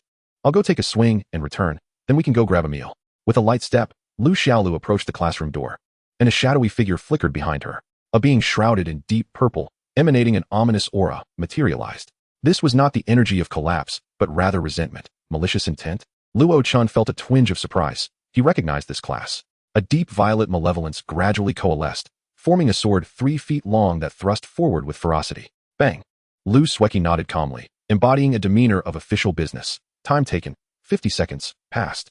The crowd below erupted in astonishment, both in disbelief at Lu Xiaolu's remarkable achievement and in envy. Am I not seeing this correctly? I wish I were mistaken. How enviable. The evil sword immortal. It's truly the evil sword immortal. Woe is me, this is the dream weapon of my heart. If I were granted a unit of the evil sword immortal, I could spend my days indulging in the pleasures of the observed dimension, while they automatically absorb the grievances of working people, rapidly leveling up. Just think of how many void source stones that would save. Finally encountering a recognizable unit, the pent-up emotions of numerous students erupted, and the atmosphere became electrified, as if Lu Xiaolu herself were the unrivaled champion of the entire school. Lu Xiaolu glanced at Lu Sueki, her eyes signaling, sister, isn't it time for an interview? She intended to modestly attribute her success to fortune. Lu Sueki, with an impassive expression, dismissed her. Who do you think you are to request an interview? I see you're just trying to make my work harder. Lu Xiaolu strode over with a swagger, her head held high in pride. Luo Chen remarked, soft persimmon? Lu Xiaolu, I'm so frustrated, yet I must endure. The more I try to endure, the more agitated I seem to become. After several familiar classmates from Class 2 took the stage to submit their papers, Luo Chen, Lu Xiaolu, and a few others drove to an affordable tavern. After a lively meal filled with chatter and boasting, they all returned to their respective homes. Today's school summary, 3 minutes of class, 30 minutes of chatting, 3 hours of dining and entertainment. Before heading home, Luo Chen checked the class results from Tiana High School. Everyone had completed the assessment, and unsurprisingly, he ranked first. Should an unexpected contender arise, he would not mind returning to school to refresh his record. That evening, in a certain impoverished district on the outskirts of Tianjin City, a modest estate spanning merely 30 acres displayed a plaque bearing the name of the Qi family. In the vacant space behind the estate, Qing Shanyu concluded her training. Slightly out of breath, retracting various defensive towers and batches of units. Thank you for your guidance, teacher. In a nearby pavilion, Qing Lan sat serenely, nodding at Qing Shanyu. That will suffice. Come sit with me. In a myriad of worlds, adventures are limitless. Time is not an unapproachable entity. Do not be misled by the mere few years of difference between college students and high schoolers. One can never know if, during their external adventures, they have lived for thousands or even tens of thousands of years within chaotic temporal zones. Special regions like time training fields and mental cultivation chambers, though rare, are not impossible to find. Upon awakening from her secluded cultivation and returning home to visit her mother, Qing Lan discovered that her brother had even become a great-grandfather. Such occurrences are not unheard of, but what is truly astonishing is that only a single unfortunate little girl remains from her brother's lineage. Qing Lan did not grasp the specifics, nor did she care much, only understanding that a certain descendant from this line had met a disastrous end, implicating the entire lineage. Though the Qing family tree had not been entirely purged, they had been exiled to a small place like Tianjin City. This had little relevance to Qing Lan. With several generations separating them, she found it difficult to feel any substantial kinship. Even Qing Shanyu's awakening of the purple quality lord's heart did not stir her emotions. With nearly the entire line of her brother's descendants extinguished, all fortunes converged upon one individual, ensuring that the lord's heart would not be mediocre. According to the original plan, Qing Lan, out of respect for her mother, intended to come and protect the path during the lord's awakening, while also providing some initial resources and life-saving tools for the new recruits. This was already pushing her limits, until a special appointment was transmitted into her hands. Your mother's tears and laments move the East Huang Governance Bureau, the East Huang Education Department, the Mobius Academy, the Qi ancestor, and the head of the Qing family. You are granted permission to proceed to Tiana High School, assuming the role of the homeroom teacher for Class 1 of Lords, for a limited term of 1 year. Rewards. Qing Lan remained expressionless. When did a woman's weeping and wailing gain such attention from so many powerful institutions? She initiated a video call with her mother. Was there a recording when you were crying and making a fuss? Please send it to me. A young and lively mother appeared on the other end of the video. Woe is me, Xiaolan. How pitiful I am. I truly was not crying and fussing. Qing Lan's face remained impassive. Do you think outsiders will believe you or the will of humanity, the East Huang authorities? Qing mother, I'm so miserable. Everyone will surely think I'm just a frivolous, spoiled child. Qing Lan, no need to wait. Many already think so. Qing Lan felt a slight headache but still admonished. Such words must not be spoken outside. On the other end of the video, a poised young man stepped forward. Sister, don't worry. Before next year's college entrance examination concludes, at least one of us will remain by Mother's side at all times. Your task will absolutely not encounter any errors with us. Qing Lan nodded. That is reassuring, thank you. Qing mother looked on with hopeful eyes. Oh, what about me? Doesn't T Xiaolan have anything to say to her mother? Qing Lan pondered for a moment and replied. Do you need me to send you a copy of the immovable King's Kung Fu or Silent Zen? Qing mother, what? Qing Lan seemed to understand why East Huang assigned this task to her. With such a playful and troublesome mother, any situation that arose would not be surprising. Exhaustion in a JPG. Chapter 78. Approaching the loyal multitude of worlds. After concluding her brief exchange with Qing mother, Qing Lan vaguely comprehended something. Has Tianjin City given birth to a top-tier player below level 100, who has yet to enter a prestigious academy? It should be among the newly promoted lords just elevated? Surely, it cannot be a free lord who failed to enroll in university? The motive behind her coming to Tianjin City for protection was noticed by East Huang's higher-ups, who seized the opportunity to send her to Tiana High School as a temporary teacher. However, the task did not divulge much information, indicating that the true protector must have a different arrangement. Her role was merely a surface target.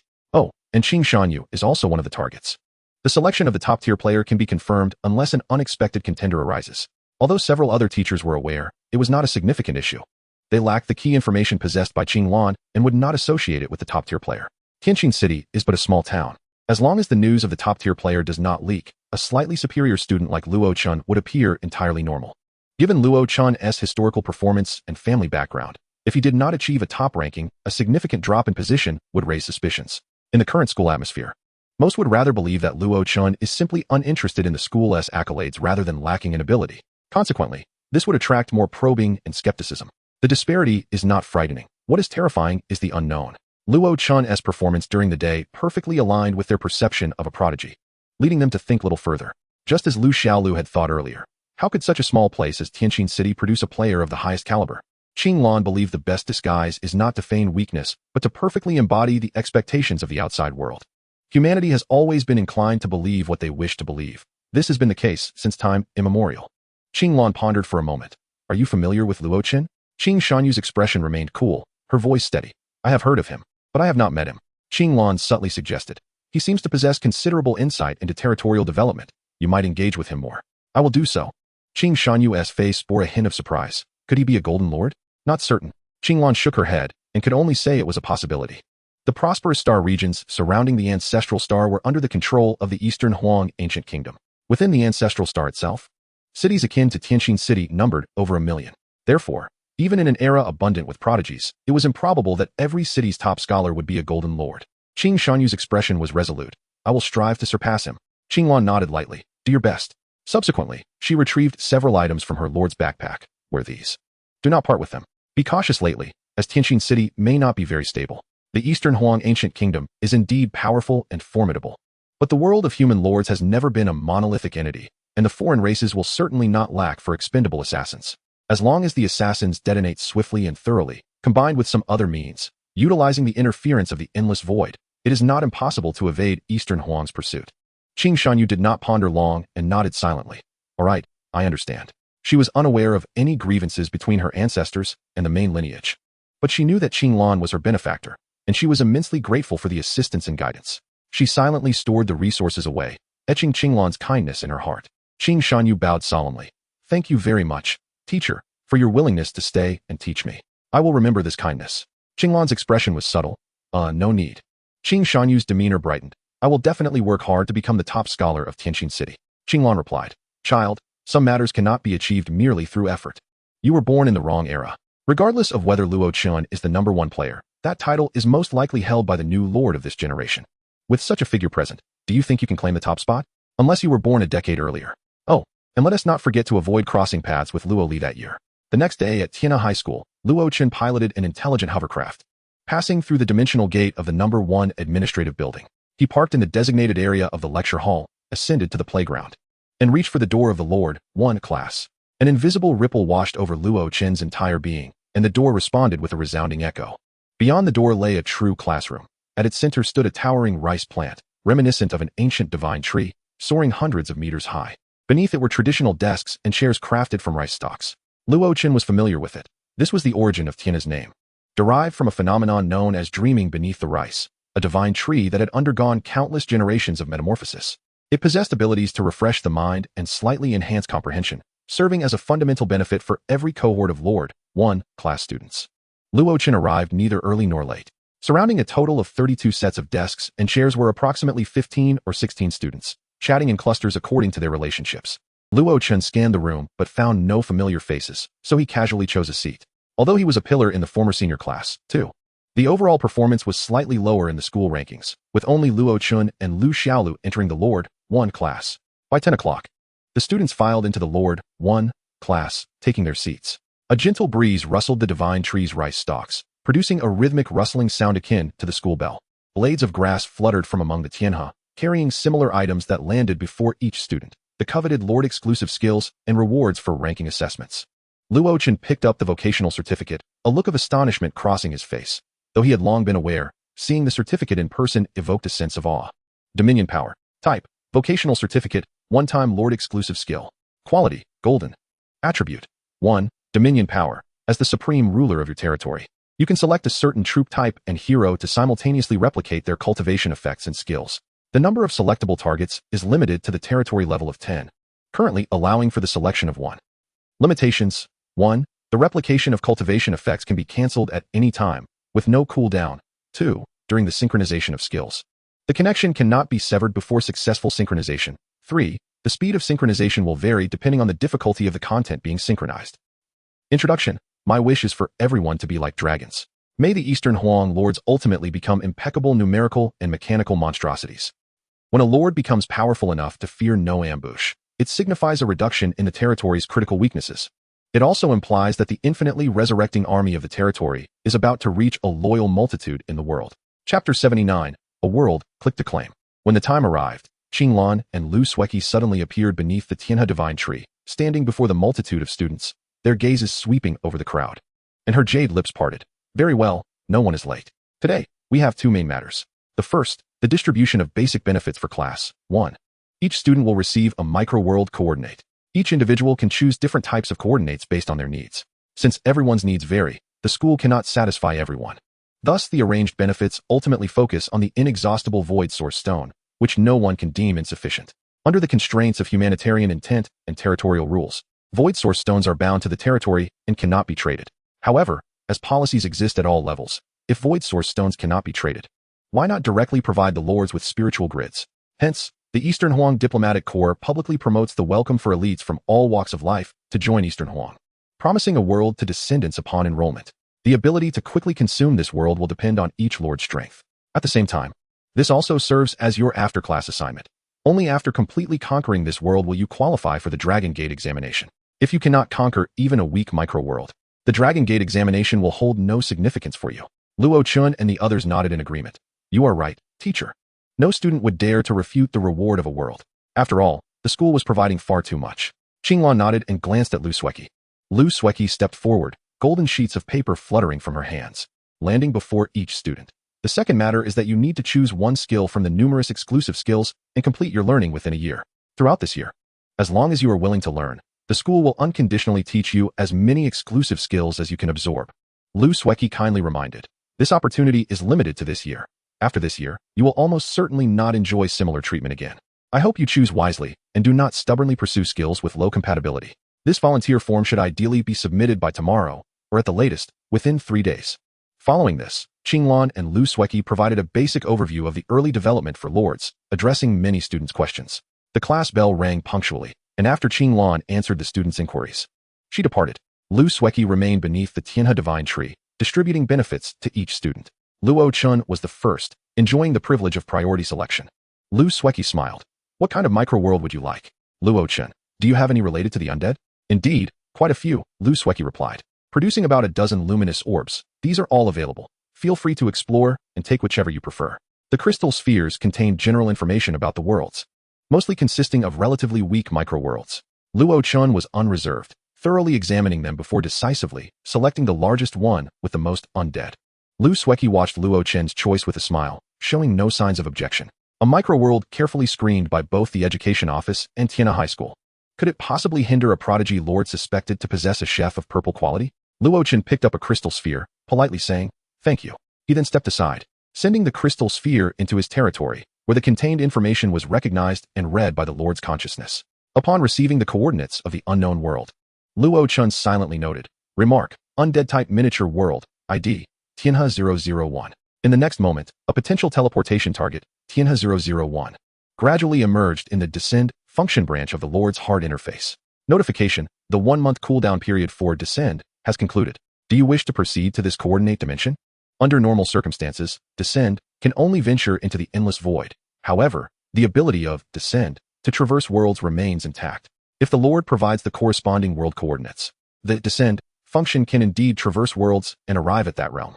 The cooldown period remains the same. A round trip incurs a 1-month cooldown for Descend." Luo Chen silently calculated, merely a miniature world the size of a single province from his previous life. Preparing some enticing items to lure the undead should allow for the conquest of the entire realm within a month. Unfortunately, monsters not tainted by the energy of the void do not yield treasure chests. Reflecting on his experiences during the newcomer trials, Luo Chen had a vague sense that the humanitarian aspect seemed particularly targeted towards the endless void. Meanwhile, the students who had received their new benefits gathered together, discussing something. Lu Xiaolu bounced over, brandishing a golden paper resembling a skill application form. "Great Demon King. Which exclusive skill are you planning to learn?" Luo Chen replied. "I haven't decided yet, but it should be a wall-related skill. The value of comprehensive protection is simply too high." Lu Xiaolu nodded. "Exactly, that's what I was thinking too." With a conspiratorial air, she leaned closer. Come, let me send you a link. Check it out. It's an impressive exclusive skill difficulty assessment website." Difficulty assessment? Luo Chen was somewhat perplexed, picking up the golden paper in his hand. "Isn't it all written there?" Lu Xiaolu rolled her eyes. "This classification into ordinary, special, and uncertain types is far too simplistic. Just look at what I sent you." Luo Chen felt a mix of amusement and exasperation. Every exclusive skill is the culmination of countless scholars' efforts, distilled into the most accessible learning methods. It is entirely normal for each skill to be suited to different lords, resulting in varying levels of difficulty. Nonetheless, he opened the virtual universe connector, located Lu Xiaolu's friend request, and clicked on the link she sent. Upon opening the link, he was first greeted by a series of dedications. This site is permanently free of charge, created solely to provide suggestions and references to students. We hope that students understand the stories behind exclusive skills. Countless sages have devoted their lives to perfecting these skills. May their efforts not be in vain. And may the future of Donghuang shine ever brighter. Luo Chen was momentarily taken aback as he entered the website.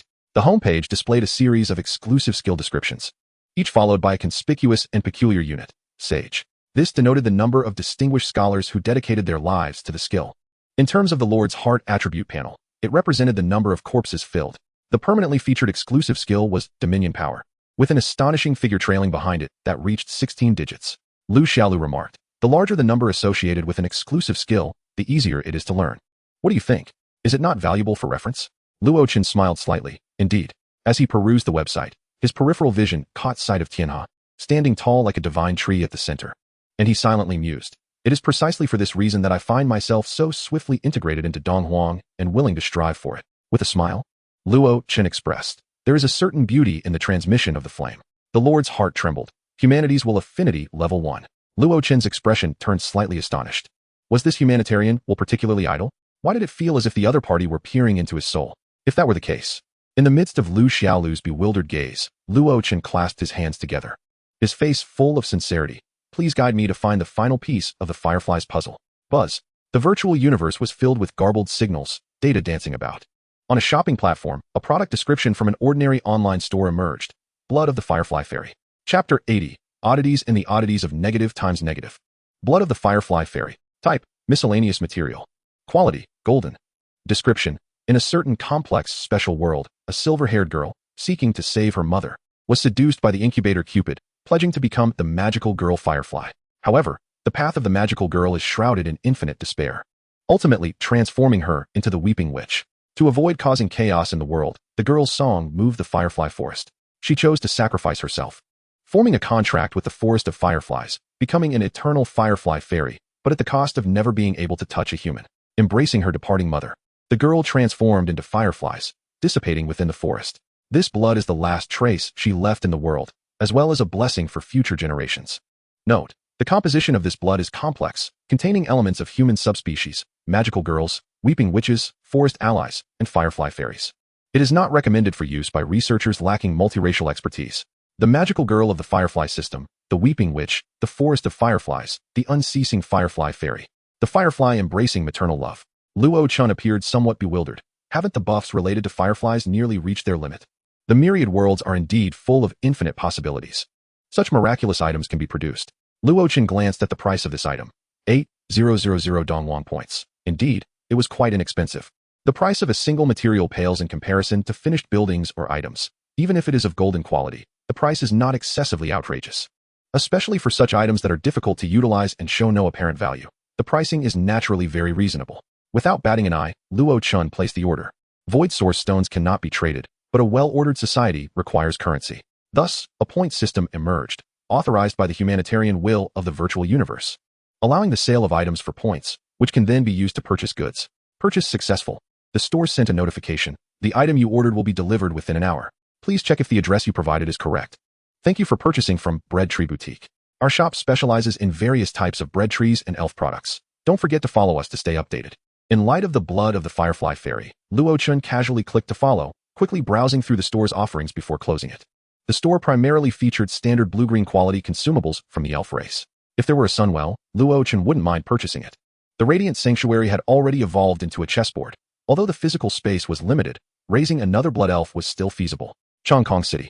That was the foundational base Luo Chen reserved for the Lawgiver, the Honkai Beasts, and the Honkai Death Knights. Meanwhile, Lu Xiaolu, observing Luo Chen suddenly engrossed in the virtual universe, puffed up her cheeks and tugged at his sleeve. Hey, suddenly abandoning an old classmate is rather impolite. Luo Chen smiled faintly. It's nothing. I merely stumbled upon a significant opportunity that excites me for the advancement of our territory. You still wish to improve? Lu Xiaolu's expression darkened. Can we talk about something more pleasant? Luo Chen laughed heartily. Isn't this a joyful matter? Subsequently, Luo Chen and Lu Xiaolu resumed their serious discussion, ultimately deciding on a skill of the lowest difficulty, yet highly versatile, Old but vigorous. Old but vigorous. Type, Lord exclusive skill. Attribute, 1. For every 100 days a wall exists, durability limit increases by 1, with a maximum skill level of 100. Level, LV1. Introduction. Eternal Youth is the Thief's Wall edition. Nevertheless, Luo Chen couldn't help but scoff. Just look at how elegantly the skill designers have named their creations. Eternal Youth is the Thief. Isn't that an outright insult? After reaching a decision, the two promptly submitted their application forms. Luo Li would provide Luo Chen with the necessary resources, but would hardly interfere with his choices. On the other hand, Lu Xiaolu was able to make decisions on the spot, since her parents were present in the classroom. Lu Sueki regarded the two with approval. Well done. You are not aiming too high. As she spoke, she produced 2 jade slips and handed them over. Due to the nature of the Lord, we will not require you to attend classes daily. This contains the textbook for Eternal Youth and the corresponding teacher schedule. If you find yourselves in Tianxin City and are not out adventuring, it would be best to attend the lectures. The teaching standards at Tianna High School are sure to exceed your expectations. Luo Chen and his companion graciously accepted the slips, expressing their gratitude. Thank you. This is the essence of education, imparting knowledge and nurturing talent. Even for Luo Chen, who has access to the humanitarian library, the guidance of an exceptional teacher will undoubtedly accelerate his learning. In this era of the education department's burgeoning power and vast resources, one can always trust the value of the Dongwang Teacher Qualification Certificate. The difficulty of the certification examination is, to put it mildly, akin to a hellish trial. After finishing the day's lessons, Luo Chen returned to his aerial estate around 11 o'clock in the morning. With Luo Li absent, he did not linger in the manor but instead ventured directly into the territory to enjoy a lunch prepared by Master Abe himself. As he calmly savored his meal, the inhabitants of the territory busied themselves with their activities. Liadaline, Obase, and the high-ranking Saint Hall warriors were training on the city walls. In the absence of constructed training grounds, the self-repairing walls served as one of the best training venues. Aside from them, Raiden Mei, the Robin, Cecilia, and you two were engaged online. Sensing their state, Luo Chen felt a twinge of helplessness but understood nonetheless. Suddenly exposed to a broader and more magnificent world, their curiosity and sense of novelty would undoubtedly lead them to explore the myriad wonders of the virtual universe. Luo Chen chose not to disturb them. They were about to embark on an expedition to foreign realms, so it would be best to let them relax a while longer. Master Abe blinked with delight. Is the territory preparing for another expedition? Will there be new ingredients? Luo Chen's expression was somewhat ambiguous. Well, there will be ingredients. Although, they might not be suitable for human consumption. After a hearty meal, Luo Chen declined Master Abe's offer to accompany him. You continue your culinary research. There's no need to concern yourself with me. I'm not a child. I can manage without someone by my side. Master Abe smiled. Very well, my lord. In the expansive territory, with over 1,000 residents, most were engaged in training. As Luo Chen walked, he surprisingly encountered no one, which felt oddly desolate. He traversed the territory until he arrived at the entrance of a restroom. While other territories may vary, the residents here, all of Golden Legend caliber, have optimized their metabolism to the point where such logistical buildings are unnecessary. If not for the absurdly strong properties of this structure, Luo Chen would not have retained it. Insight 10 and Enlightenment 10 represent two entirely different concepts. Luo Chen took out the golden orb he had received from school. You are all peculiar. The transformation of buildings with unchanged attributes means that even if a defensive tower were converted into a wall, the critical all-around protective attributes would be absent, rendering the benefit negligible. Its audience might be even narrower than 3 lifetimes of love. This round, it's a case of peculiarities offsetting one another. The selected building, Garden Lavatory, requires a conversion type. Luo Chen stood tall, brimming with spirit, and declared, I choose a wonder. Beep. Lacking necessary factors, conversion impossible. Please select a new target. Luo Chen clicked his tongue, realizing that such a blatant loophole did not exist. Chapter 81. May the magic of maidens heal your soul. Despite his disappointment, Luo Chen had anticipated this outcome and chose the second option with the greatest yield, chessboard. As he watched with eager anticipation, the Lord's heart did not indicate failure. The golden orb melded into the garden lavatory, and after a flash of golden light, the garden-styled lavatory reverted to its original form. Luo Chen scrutinized it for 2.5 minutes, confirming one thing. There was no change whatsoever. He opened the building attributes panel. Chessboard garden home. Type, chessboard cave. Other, unchanged. Description, is this a cave? Perhaps. Aside from the name and building type, the attributes remained unchanged, still occupying 5 units of spiritual grid within the territory. Just as the panel's description suggested, Luo Chen couldn't help but scoff. Are you really a chessboard? The building, devoid of consciousness, could not respond to Luo Chen's confusion. He finally understood why the precious void favor was placed upon the Lord's assessment. If not for his need, its value would likely equate to merely a rare piece of golden material. Tianhe High School may be inconspicuous within the confines of the Donghuang ancient kingdom, but a single piece of golden material would hardly be noteworthy. At the very least, it was a void favor. There ought to be some change, right? Luo Chen mused, expertly pushing open the garden's grand door. He had visited the garden lavatory countless times, but upon looking up, he was greeted by an interior space that felt both familiar and strangely new. Although the residents had no need for it, the facilities within the garden lavatory were quite comprehensive. However, what unfolded before Luo Chen's eyes was a genuine garden. Akin to a scene from a fairy tale, a quaint wooden cottage, orderly and classified, showcasing an array of blooming flowers and lush greenery. Luo Chen paused for a moment, stepping cautiously inside. Activating the method of unity with nature, he utilized his lordly privileges to delve deeper into the internal structure of the garden home. After a few minutes, a look of realization crossed Luo Chen's face. While it wasn't as perfected as he had envisioned, it at least possessed the potential for growth akin to a blessed cave. With the right resources invested, this small garden space could expand like Chongkong City or the Glorious Sanctuary. However, the former two existed in the form of planes, while Garden Home expanded as inner space. After some exploration, Luo Chen finally grasped the current state of Garden Home, a relatively chaotic foundational framework, still in the nascent stages of a cave. Only by helping to establish a solid foundational structure could it truly become a blessed cave. Luo Chen quickly made a judgment. This would be perfect for activating Academy City, as the attribute of Enlightenment 10 was precisely what the Academy required. Although it was a fortunate outcome, Luo Chen couldn't help but feel a bit wistful. The Lord who had painstakingly acquired this void favor might well be wishing for his demise. If not for Luo Chen's specific needs, if not for his ability to transcend ordinary lords through the method of unity with nature, allowing him to observe changes directly from the foundational structure of the building. If not for his possession of an unactivated companion building, what utility would such a void favor serve, aside from being mere materials? Perhaps he could attempt to clear out some equipment stock, exchange them for points, and purchase low-value void favors from the market. As Luo Chen strolled around the garden, he realized that the collection of academy buildings and the recruitment of the academy had needed to be expedited. The quality of companion buildings typically does not fall short of the territory's traits. Even if his territory's characteristics were somewhat extraordinary, the strength of Academy City shouldn't be too far behind. As Luo Chen exited the small garden, he discovered Raiden Mei, the Robin, Cecilia, and Yutu standing outside. Curiously peering inside, Cecilia exclaimed with great enthusiasm, "I know this place. The Sisters of the Sanctuary say it is a sacred ground for cultivation." Ye Miko replied calmly, "According to the information about the open territory, this should actually be a public restroom." Cecilia looked utterly bewildered, her mouth slightly agape. Huh. Raiden Mei felt a bit embarrassed but quietly added, "Well, in a sense, the Sisters of the Sanctuary are not entirely wrong." Cecilia's confusion deepened. Robin also appeared puzzled. Is this some sort of peculiar custom? Raiden Mei pondered for a moment before responding. Not at the moment, but it is likely to evolve into a custom in the future. Cecilia quipped, "Is this custom called the thinker on the toilet?" Raiden Mei coughed lightly, ahem. "It's not a toilet. Generally speaking, you wouldn't have the opportunity to sit on one." Both Cecilia and Robin looked at her in unison. Why not?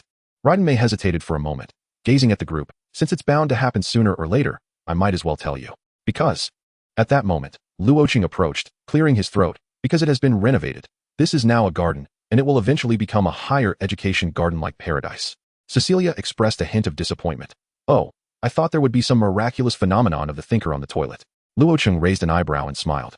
If you want to know the reason, come to the garden tonight, and I shall teach you. Without a second thought, Cecilia eagerly agreed. Sure. Raiden Mei, with a serious tone, patted Cecilia's shoulder. Trust me, bring Ye Miko with you tonight. You one team manage it alone. Cecilia's eyes lit up. Are there delicious treats in the garden? Raiden Mei replied. Well, if you can accept it, they are indeed quite tasty. Robin blinked. Are you two really on the same wavelength? Luo Chen smiled slightly. If you are here to visit the garden, you may proceed inside. If you are here to find me, shall we go welcome the newcomers to the territory? Cecilia candidly stated. Ye Miko sensed the changes in the garden and discovered your return, which is why we came. Luo Chen chuckled. Then let us go together. There is a poor girl. I hope you can get along well with her. Raiden Mei spoke gently. Of course, my lord. Cecilia confidently thumped her chest, declaring, Fear not, my lord. We are renowned for our amiability. At this, Robin's expression grew somewhat nuanced. Cecilia quickly clarified, Little Tianhua is also quite easy to get along with. She just doesn't team mesh well with most people. Luo Chen smiled and paid it no mind. The four followed Luo Chen to a vacant area near the Chrysanthemum Pavilion, where the Radiant Sanctuary had once stood. After its ascension, the space had remained empty. Raiden Mei seemed to understand something. My lord. Luo Chen nodded. The other two genetic progenitors have finally been gathered. Fireflies. It is time to announce your arrival to the world. With a gentle toss, a model of a building rapidly expanded in midair and landed steadily near the Chrysanthemum Pavilion. A golden light burst forth from the Hall of Heroes. Luo Chen took a deep breath, raised his left hand, and grasped the golden light. As it dissipated, a familiar test tube emerged, its liquid swirling autonomously, continuously absorbing energy and transforming into glimmers of light. Luo Chen tossed the potion into the firefly's abode, proclaiming, "In your early life, you had no torch. Dawn has arrived, and you shall be the brightest light." Following that was the recently acquired blood of the firefly fairy. May the magic of the maiden heal your spirit. I vow that this territory shall be your eternal home. Buzz. The radiant golden light soared into the heavens, completing the transformation of the barracks. The previously undeveloped label on the barracks attribute panel vanished, replaced by 7 shining, resplendent stars. Chapter 82, donning the grimoire battle armor, wielding the divine light staff, the magical girl. Firefly's abode. Type, Barak building. Quality, golden, 7 stars. Level 1. Attributes. 1. Recruitable unit. Genetic progenitor Firefly Knights. 2. Call of Heroes. Recruitment limit. 10. Consumption. 5 spirit grids. Description. Trinity genetic progenitor warriors. They possess loyalty comparable to swarms, embodying the magical miracles of youthful hearts, and are destined to illuminate the darkness. Hint. Your Barak has been fully developed. Rating. 7 stars. Each 1 star will provide a 10 attribute bonus to the heroes and soldiers of this Barak, and during their ascension to myth. Each 1 star will additionally increase the success rate by 1. The 7 stars rating is subdivided into Grimoire, Iron Cavalry 2 stars, Sons of Light, Gene 2 stars, Blood of the Firefly Fairy 3 stars. The dazzling brilliance of Firefly's abode caught the attention of several high-ranking sanctuary warriors who were resting, and they curiously gathered around. Are we getting comrades? Are they strong? Will they hold us back? If they're weak, we can always have them guard the territory. Is it possible that we are actually the best guarding legion? Amidst the curious and expectant gazes, 11 magical girls of strikingly similar appearance emerged from the Firefly's abode. The 10 soldiers were pure genetic progenitors, their clear and innocent eyes radiating a naive brilliance. Only the silver-haired girl at the forefront seemed somewhat dazed, her expression one of confusion. Raiden Mei, Cecilia, and Robin reacted swiftly, stepping forward to inquire about the silver-haired girl's well-being. The high-ranking sanctuary warriors nodded in agreement. Magical units? They seem rather delicate. They must be ranged, right? Ranged is fine. Let them hide behind the city walls. And we can perform well. The citizens buzzed with discussion, but only Luo Chen, who could directly perceive their attributes, wore an odd expression. They are not merely ranged units. Firefly Knights. Quality, golden, 7 stars. Bloodline, Firefly Light. Talents. 1. Cocoon Breaking Fire, LV1. 2. Dawn of the Night, LV1. 3. Magical Girl, LV1. 4. Adaptability to Ruinous Energy, LV65. Skills. 1. Flash Flame Propulsion. 2. Cocoon Fire Slash. 3. Scorched Earth Burn. 4. Giant of Light. 5. Miracle of a Maiden. Consumption. 0. 5 spirit grids per person. Description. When you destroy the massive body of the Son of Light, you will discover that its earthly form is clad in highly advanced technological armor. After you painstakingly breach the armor, you will find the operator inside wielding a magic wand against you. Overall assessment. A highly complex and whimsically versatile battlefield unit. Luo Chen did not hold any disdain for versatile units. Reality was not a game, and every aspect of a versatile unit could be exceedingly high. Specialized units could gain a significant advantage in the early game, but as attributes increased, the combat power of versatile units would rapidly soar, effortlessly overpowering dozens of specialized units. Luo Chen approached the Barak and briefly introduced the territorial environment. Unlike the high-ranking sanctuary warriors, these Firefly Knights were not ancient battle souls, but artificially created life forms born from genetic progenitors, bioengineering technology, and Barak construction rules. Therefore, they quickly accepted this fact, swearing allegiance to Luo Chen with astonishing speed. Luo Chen then proceeded to examine their detailed attributes. Bloodline, Firefly Light. Attributes. Your bloodline power burns like a firefly, accompanying you in your attacks and granting fire attribute weaknesses to enemies based on their rule resistance. Description. You are a firefly in the night. Yet there remains a possibility to transcend the endless darkness, transforming into the cosmic light that illuminates the universe. Talent. Cocoon Breaking Fire. Attribute. Consuming 20 vitality. Entering a state of complete combustion, significantly enhancing speed and attack power, and inflicting an additional 50 damage to monsters with a weakness to fire. Description. Struggling fiercely from its cocoon, the firefly, burdened with a broken body, burns with the flames of destruction. Talent. Dawn of the Night. Attribute. Enhances the affinity for light attribute for the Firefly Knight, enabling the transformation of radiance into energy reserves, greatly improving the endurance of the light giant form. Description. Before dawn arrives, there must be someone to slightly illuminate the darkness. Talent.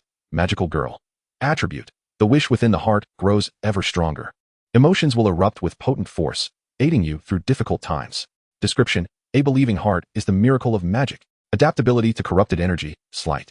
Description: the genetic origin of the grammar Iron Cavalry bears traces of phantasmal energy, greatly enhancing your adaptability to corrupted energy. Luo Chen reassured the Firefly Knight with a few words before walking towards another side, where another hero awaited him. The moment he laid eyes on her, Luo Chen almost instantly discerned her identity, the last orphan of the grammar Iron Cavalry, a true hero unit. Amidst the gathering of others, the Firefly, somewhat anxious, performed a salute. "My lord." Luo Chen smiled gently. "Do not worry. I am no demon. I shall not devour you. Miss Firefly, welcome to, the territory. From now on, this shall be your home. If you require anything, feel free to express your needs directly to me. You are my soldiers, fighting across myriad worlds. And any reasonable request shall be met to the best of my abilities." As the territory served as a middle ground, the Firefly, feeling a sense of relaxation for the first time, revealed a sincere smile. "No, everyone is very friendly. I quite enjoy the ambience here."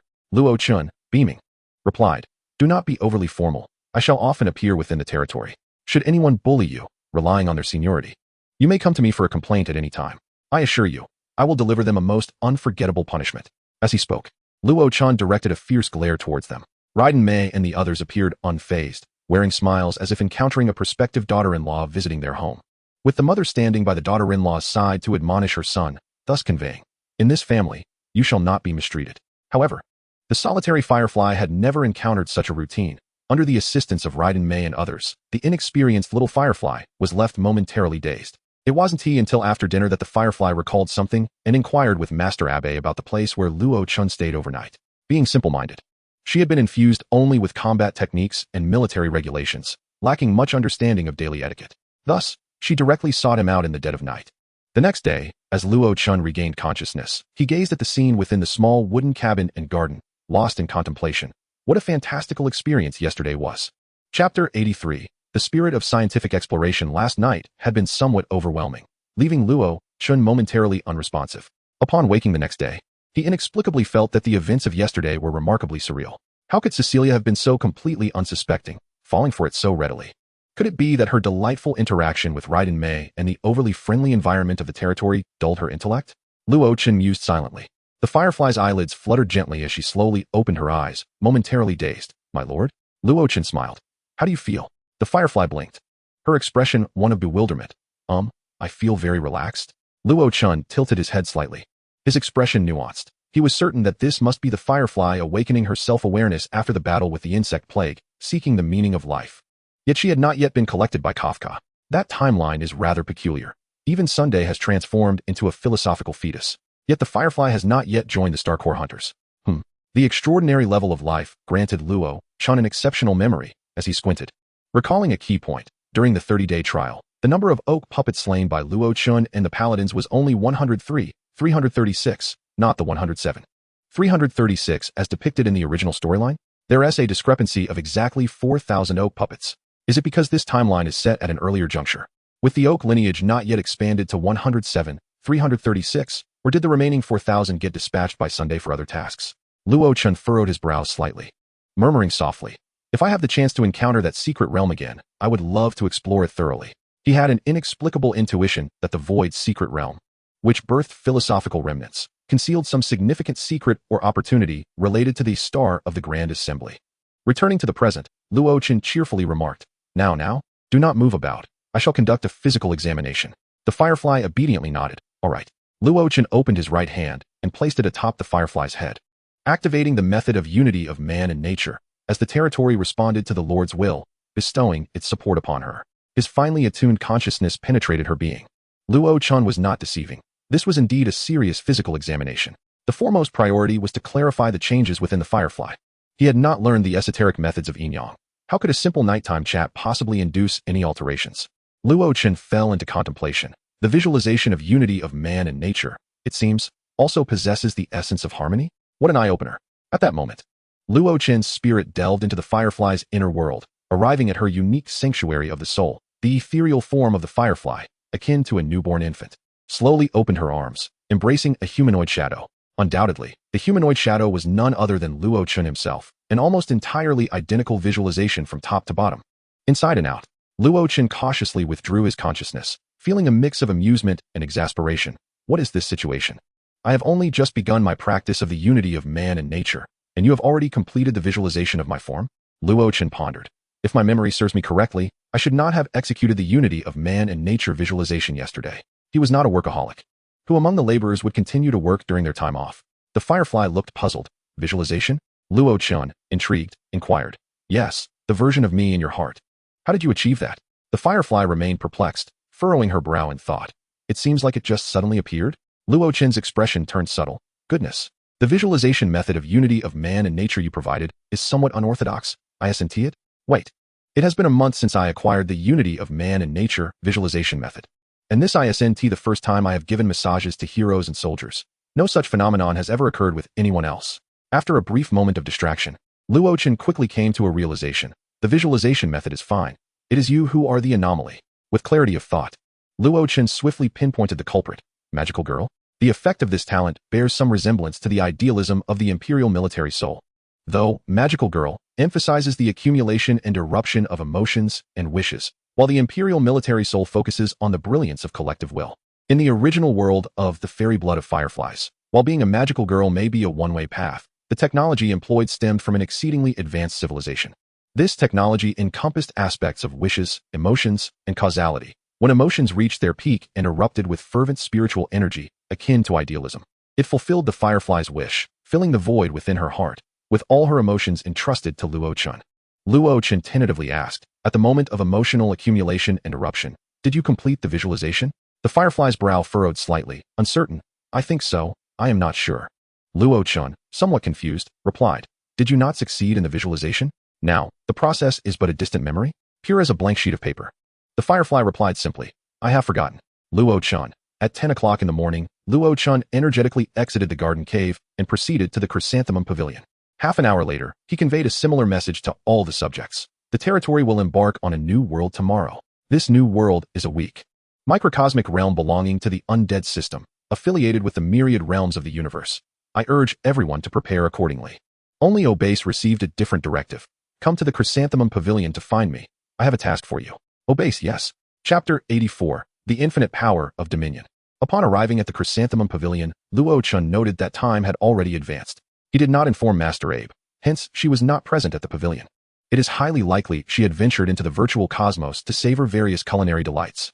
Luo Chen had always been quite amiable towards his subjects. The virtual universe, governed by the will of humankind, was unlikely to encounter any issues. If problems were to arise, the first to suffer would undoubtedly be the lords and subjects above the immortal beings, who would concern themselves with a mere, seemingly insignificant star-level prodigy. At a food counter, Luo Chen ordered a bowl of lychee longan sweet soup with silver fungus, taking a seat by the window on the third floor, savoring it leisurely. Before him, golden light flickered as several items materialized on the table. A powdery blue-hued, entangled fate, a certificate of the power of Dominion class, and a golden glowing orb, void favor skill breakthrough.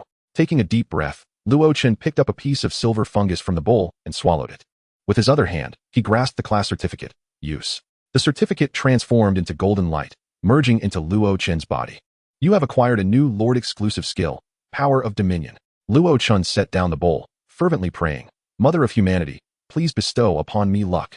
Utilizing the Void Favor skill breakthrough, engage the Entangled Fate. The infinite effect of Void Favor would be difficult to replicate in the short term. Thus, even with a mere 50% probability, Luo Chen was reluctant to let it activate on the skill Immortal and Unaging is Thievery. The limitless growth of the tower's durability may be formidable. But what if he unleashed the infinite power of Dominion?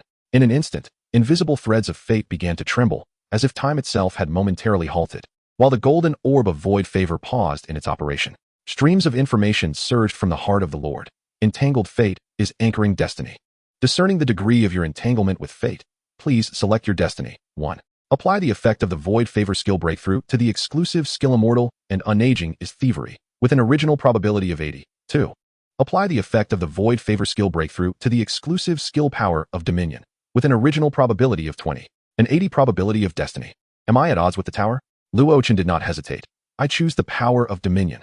The anchoring of the destiny force for the Power of Dominion has been completed, and Entangled Fate is calming the turbulent currents of destiny. Beep. The turbulent currents of destiny have settled, and the cooldown for Entangled Fate is 15 days.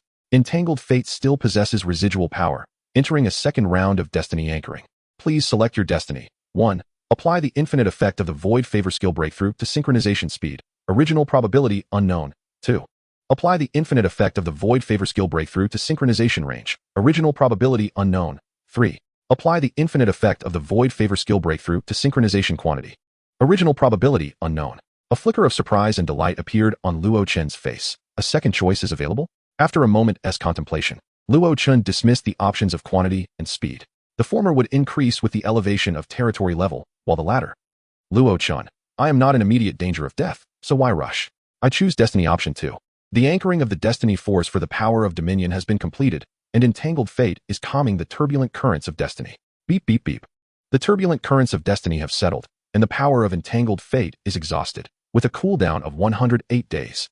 Entangled fate conveys its final farewell. Do not be superstitious about fate. Those who toy with fate shall be toyed with in return, and only Pandora transcends it. Luo Chen exhaled deeply, sighing, Pandora. The environmental conditions of the world shape the initial developmental trajectory of a species, and sentient beings will alter the world environment as they evolve. Similarly, the 3 immortal domains are governed by this principle. According to unreliable, yet unrefuted rumors, eternal laws named after figures akin to Pandora are crafted by incomprehensible and magnificent existences through unknown means. Casting aside such thoughts, Luo Chen examined the attributes of the evolved power of dominion. Power of dominion, infinite. Others, omitted. New attribute added. You may permanently synchronize and replicate all attributes, including but not limited to the cultivation effects, skills, talents, and bloodlines of your subjects, onto yourself. Luo Chen's eyes lit up with joy. All permanent attributes, including talents and bloodlines, can be synchronized? Could I transform into a magical girl? At this moment, Obase hurriedly ascended the chrysanthemum pavilion and took a seat across from Luo Chen. My lord, you summoned me to discuss tomorrow's campaign, did you not? As a competent subordinate, one must learn to gauge the thoughts of their superior. On her way, Obase had devised a satisfactory strategy in her mind, drawing from her extensive combat experience. Luo Chen replied calmly, Oh, not at all. I called you here for a physical examination. Obase tilted her head slightly, retracting her earlier statement. She realized she might not yet be familiar with her new superior's peculiarities.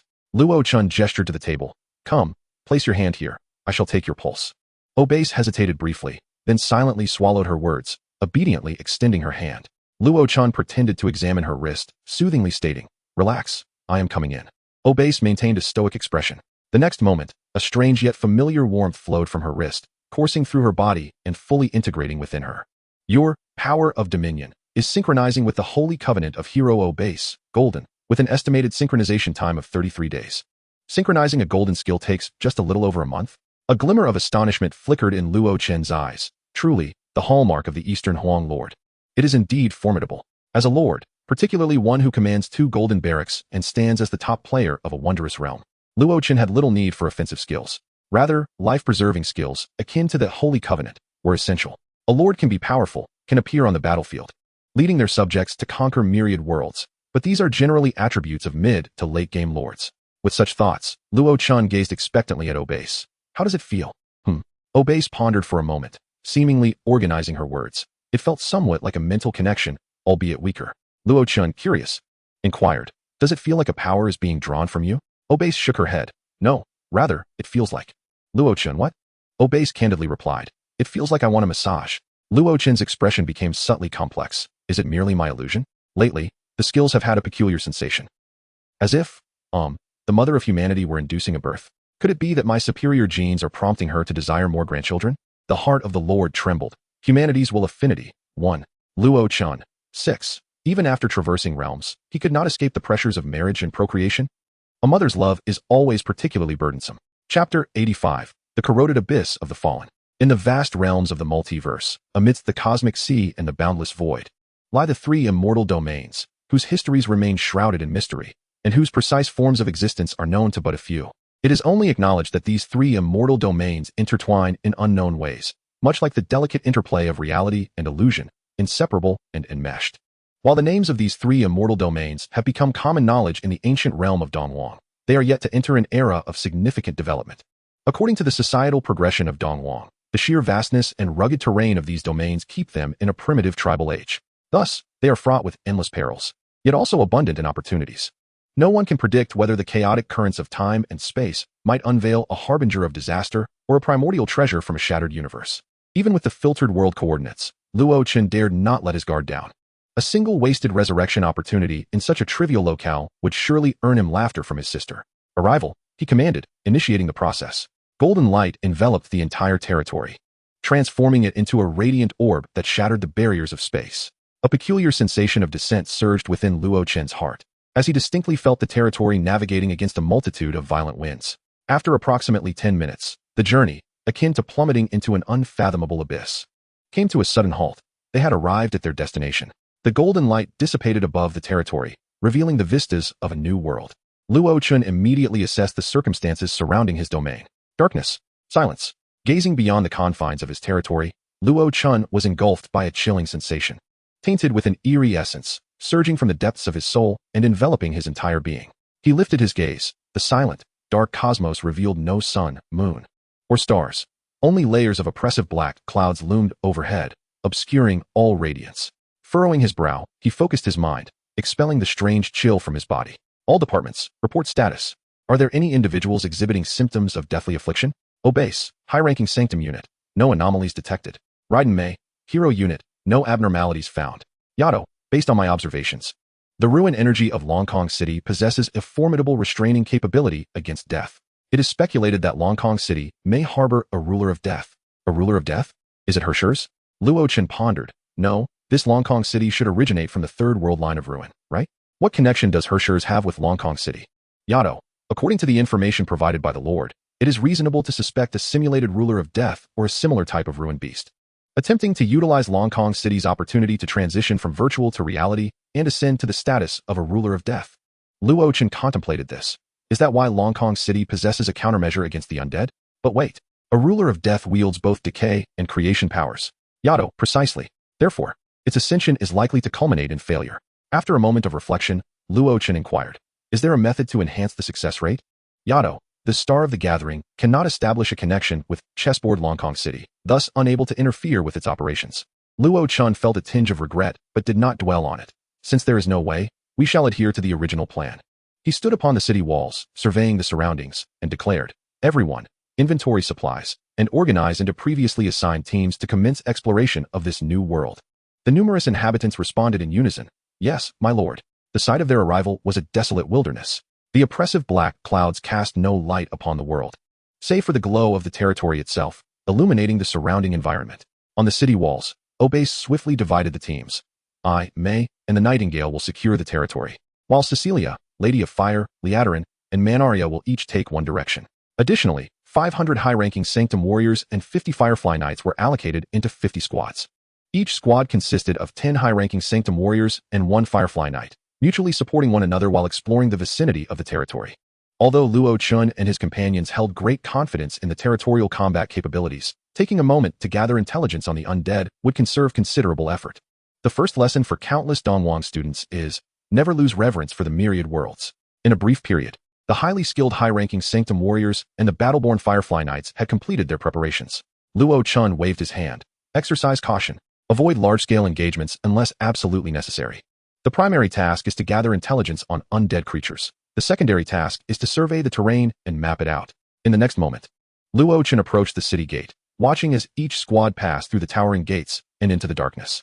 The magical girls transformed into Firefly armored knights, while the high-ranking Sanctum warriors donned their full armament, gradually stepping into the shadows.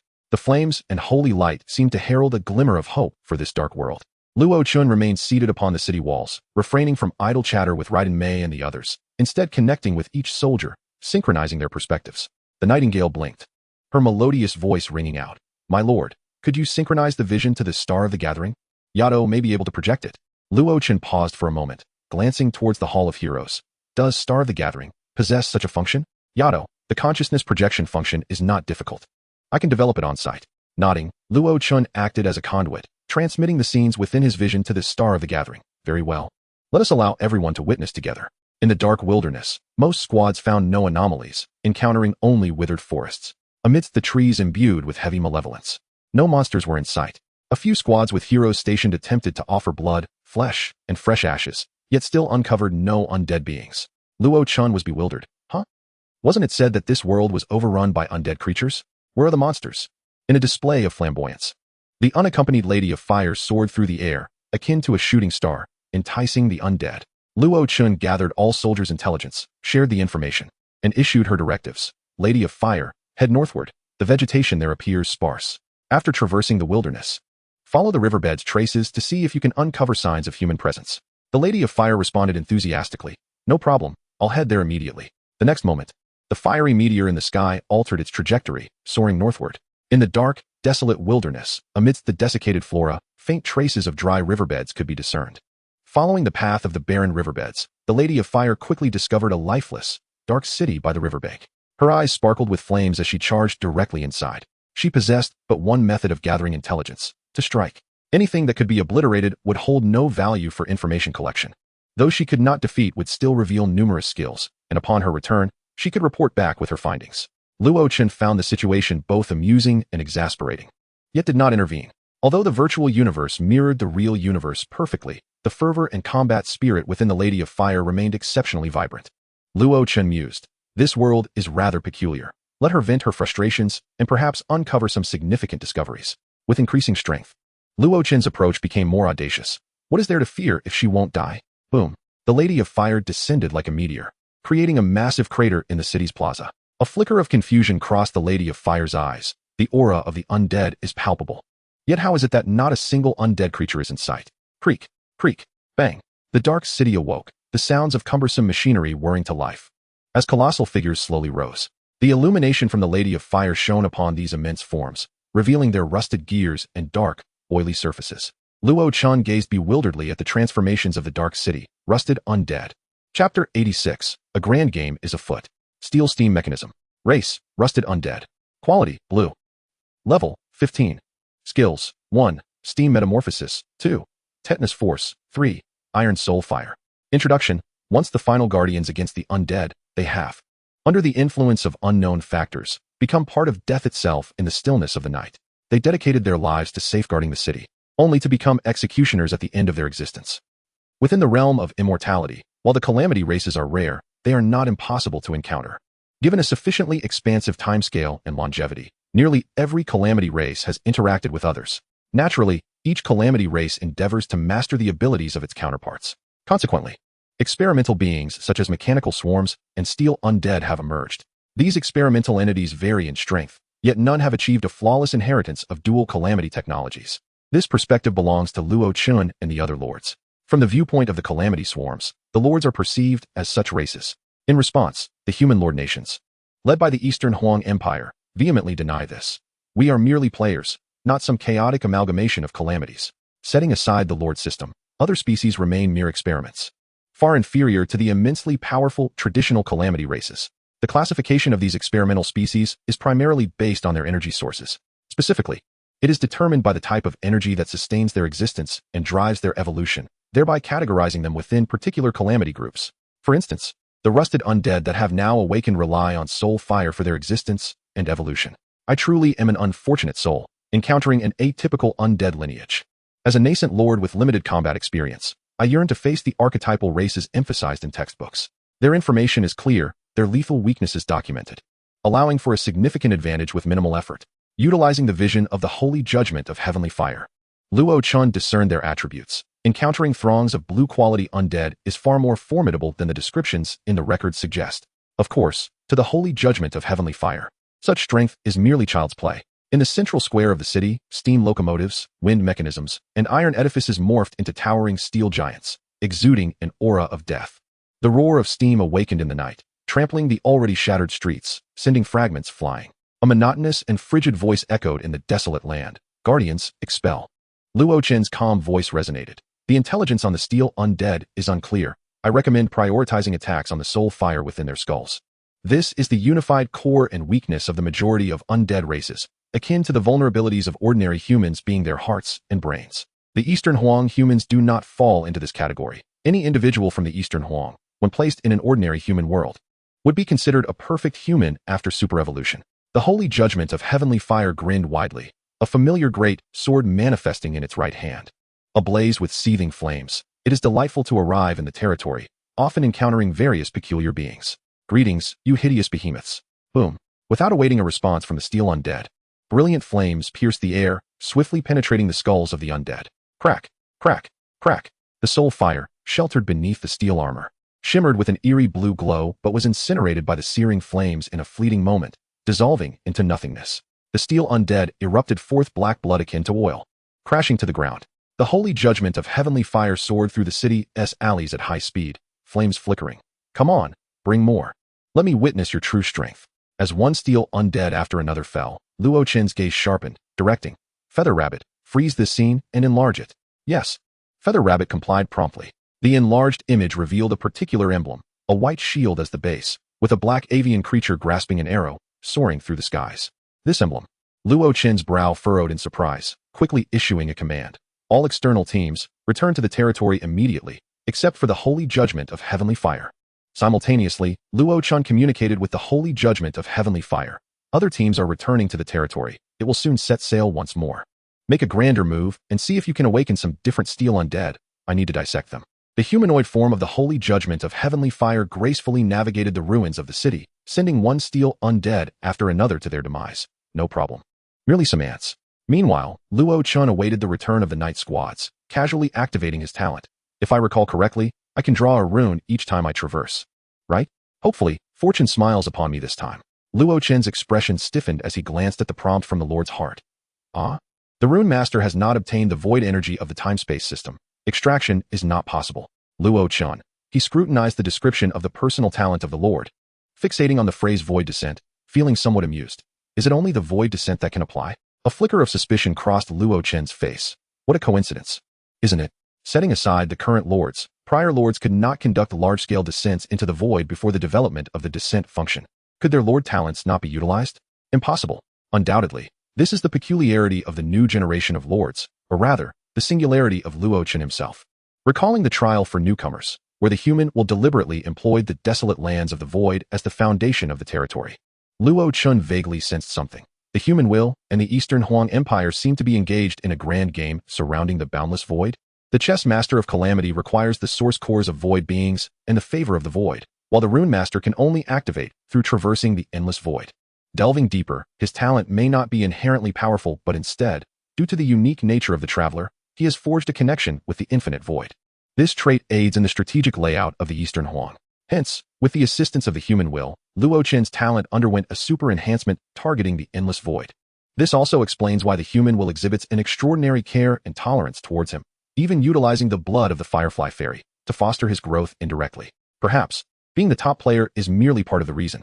It seems that I must venture into the infinite void more often, without sufficient benefits. It would be wise to refrain from accepting tasks across the myriad realms and cosmic seas. This situation is exceptional, not only minimal in risk, but also high in reward. And it pertains to the qualification for participating in the Dragon Gate examination. Luo Chen observed the emblem on the steel undead with keen interest. Furthermore, it seems there may be unexpected surprises. After about 10 minutes, numerous external teams returned to the territory, bearing the meticulously drawn maps.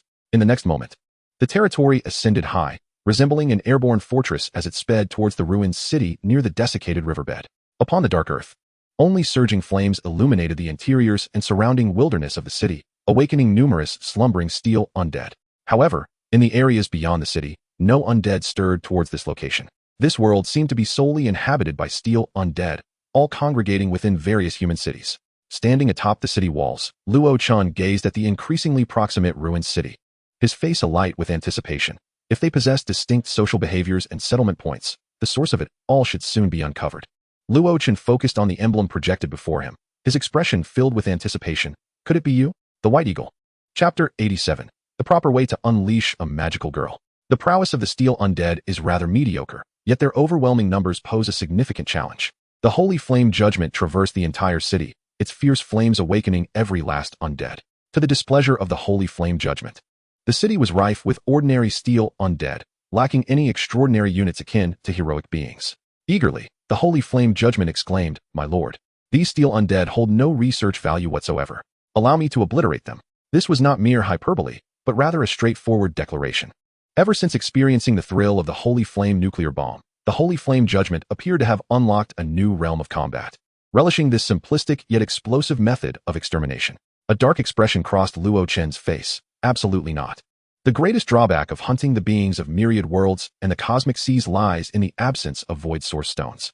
Otherwise, he would not be conserving these precious resources for resurrecting his subjects, rather than directly upgrading his territory and buildings or recruiting troops. Although the holy flame judgment felt somewhat disgruntled, it complied with Luo Chen's directive, diligently employing conventional means to vanquish the visible foes. Meanwhile, as the territory emerged high above the city, a multitude of magical girls cast their transformation devices into the air. The extraordinarily sci-fi pale blue devices elongated at a visible pace, allowing the magical girls to leap and soar freely through the cityscape. Just as the high-ranking Holy Temple warriors, including Obase, were preparing to make their entrance, Luo Chen clapped his hands with a smile. Hold on a moment. Let us witness the performance of the Firefly Knights. You will be fighting alongside them in the future, so this is a splendid opportunity to gauge your comrades' capabilities and tactics. Obase paused for a brief moment before readily agreeing. Very well. In such a high-caliber battlefield, missing out on one engagement was inconsequential, as they did not require such trivial achievements to showcase their strength. Lu Ying, brimming with confidence, stepped forward. No problem. Leave it to us. She raised her transformation device high, igniting a blaze. With a resounding clang, a towering 50-meter-tall version of the Firefly mecha materialized. Its crisp voice echoing throughout the arena, crushed them. In the absence of Luo Chen's interference, Lu Ying, as their heroic commander, issued her orders. Upon hearing Lu Ying's command, the magical girls, who had previously been riding their wands, transformation devices, and unleashing attacks from midair, transformed into their colossal forms. The 50-meter giant mecha looked down upon the steel undead. Now, you are the diminutive ones. Flames entwined around the mecha, morphing into a pale blue wand. As it swiftly drew forth the staff, preparing to unleash a mighty strike. Boom. The sound of an explosion resonated as the average 10-meter-tall steel undead were cleaved in two by the staff, countless gears scattering across the ground. Several steel undead attempted to launch a surprise attack, but the light mecha, having been struck, discarded the staff, bent slightly, and leaped gracefully, avoiding the ambush. The mecha's long legs whipped down like whips. Crack! The steel undead were sent flying, crashing to the earth. In the next moment, the upright light mecha retrieved the staff it had previously discarded, bending its elbow as its mechanical powers surged, transferring energy to its elbow. Like a javelin, the mecha hurled the wand with tremendous force. Bang! Sizzle! Boom! The ground trembled slightly as another small crater formed amidst the ruins. Several steel undead twitching before shattering into fragments, their gears strewn about. Only the pale blue wand remained, standing firmly on the battlefield like a symbol of victory. The high-ranking Holy Temple warriors exchanged glances, hesitating to speak. Naru's Maria's expression was complex. As a succubus, I believe I have a stake in this matter. Several high-ranking warriors of elven descent nodded in agreement, their voices uniting. Wands should never be wielded in such a manner. Which mage treats their wand as a melee weapon? Maria's face was one of anguish as she pounded the bricks of the city wall. The traditions of magic are crumbling. How can a wand be used in such a way? Some high-ranking warriors nodded in tacit agreement. Luo Chen coughed awkwardly twice. While the Firefly Knights have a high starting point, they are, after all, a newly formed troop that still requires development. It is quite reasonable for magical girls not to possess magical abilities, is it not?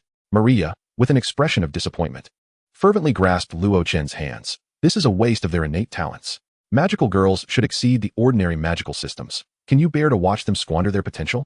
Luo Chen's lips twitched as he retorted, Speak plainly. What do you desire?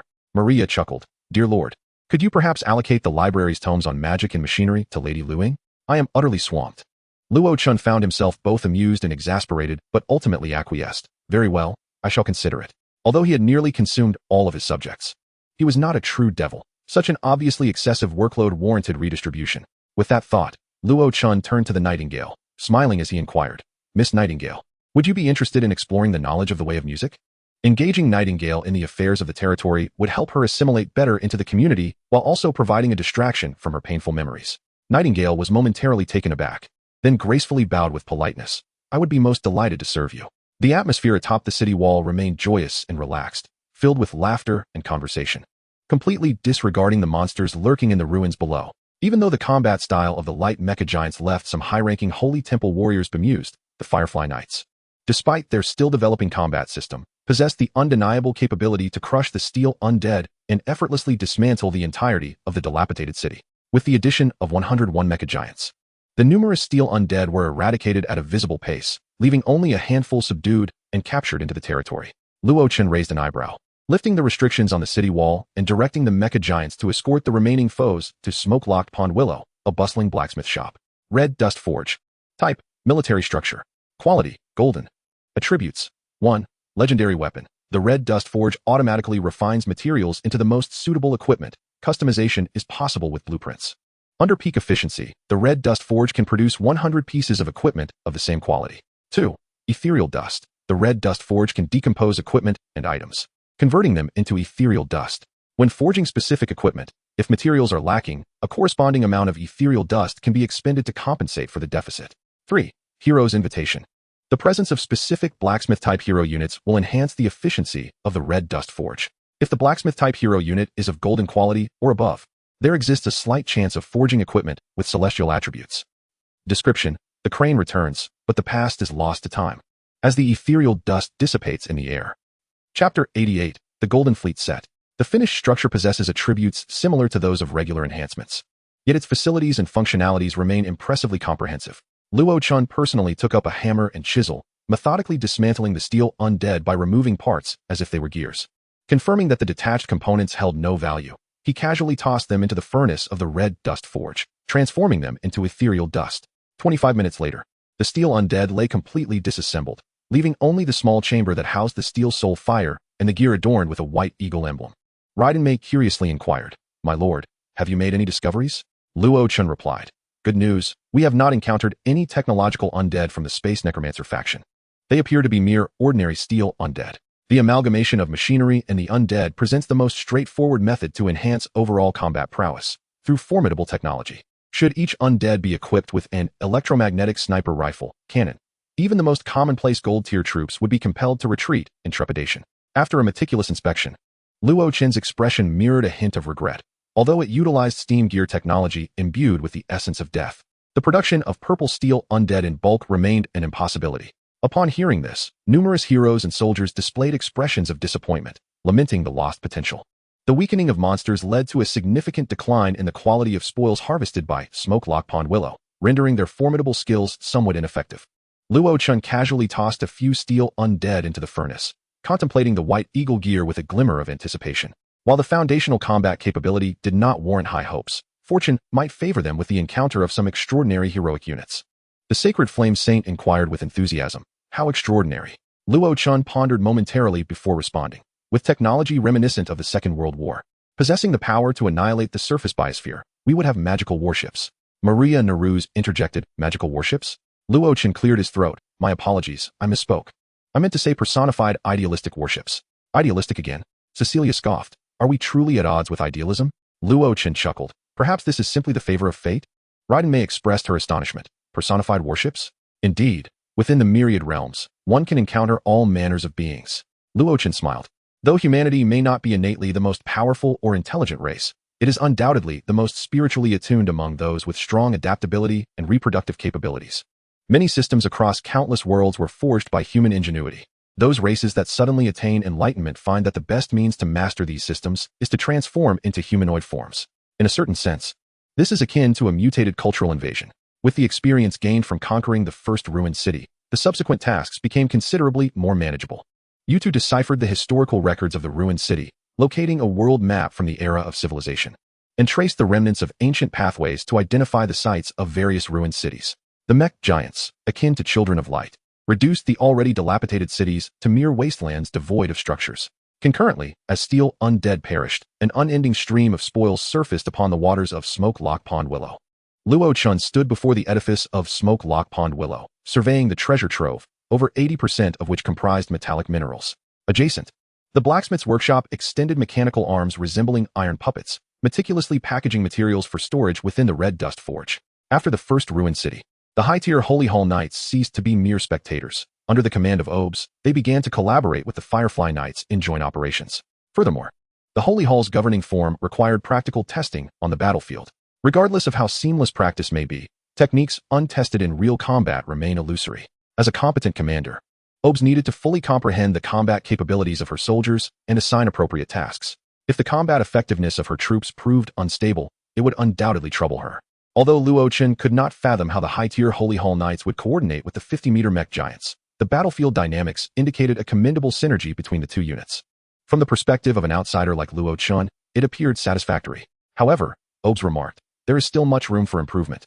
All soldiers were dispatched in batches. Many heroes either joined the fray or observed from the city walls. Only Raiden Mei remained by Luo Chen's side, somewhat perplexed. "Is there an issue with the Pond Willow?" Luo Chen shook his head.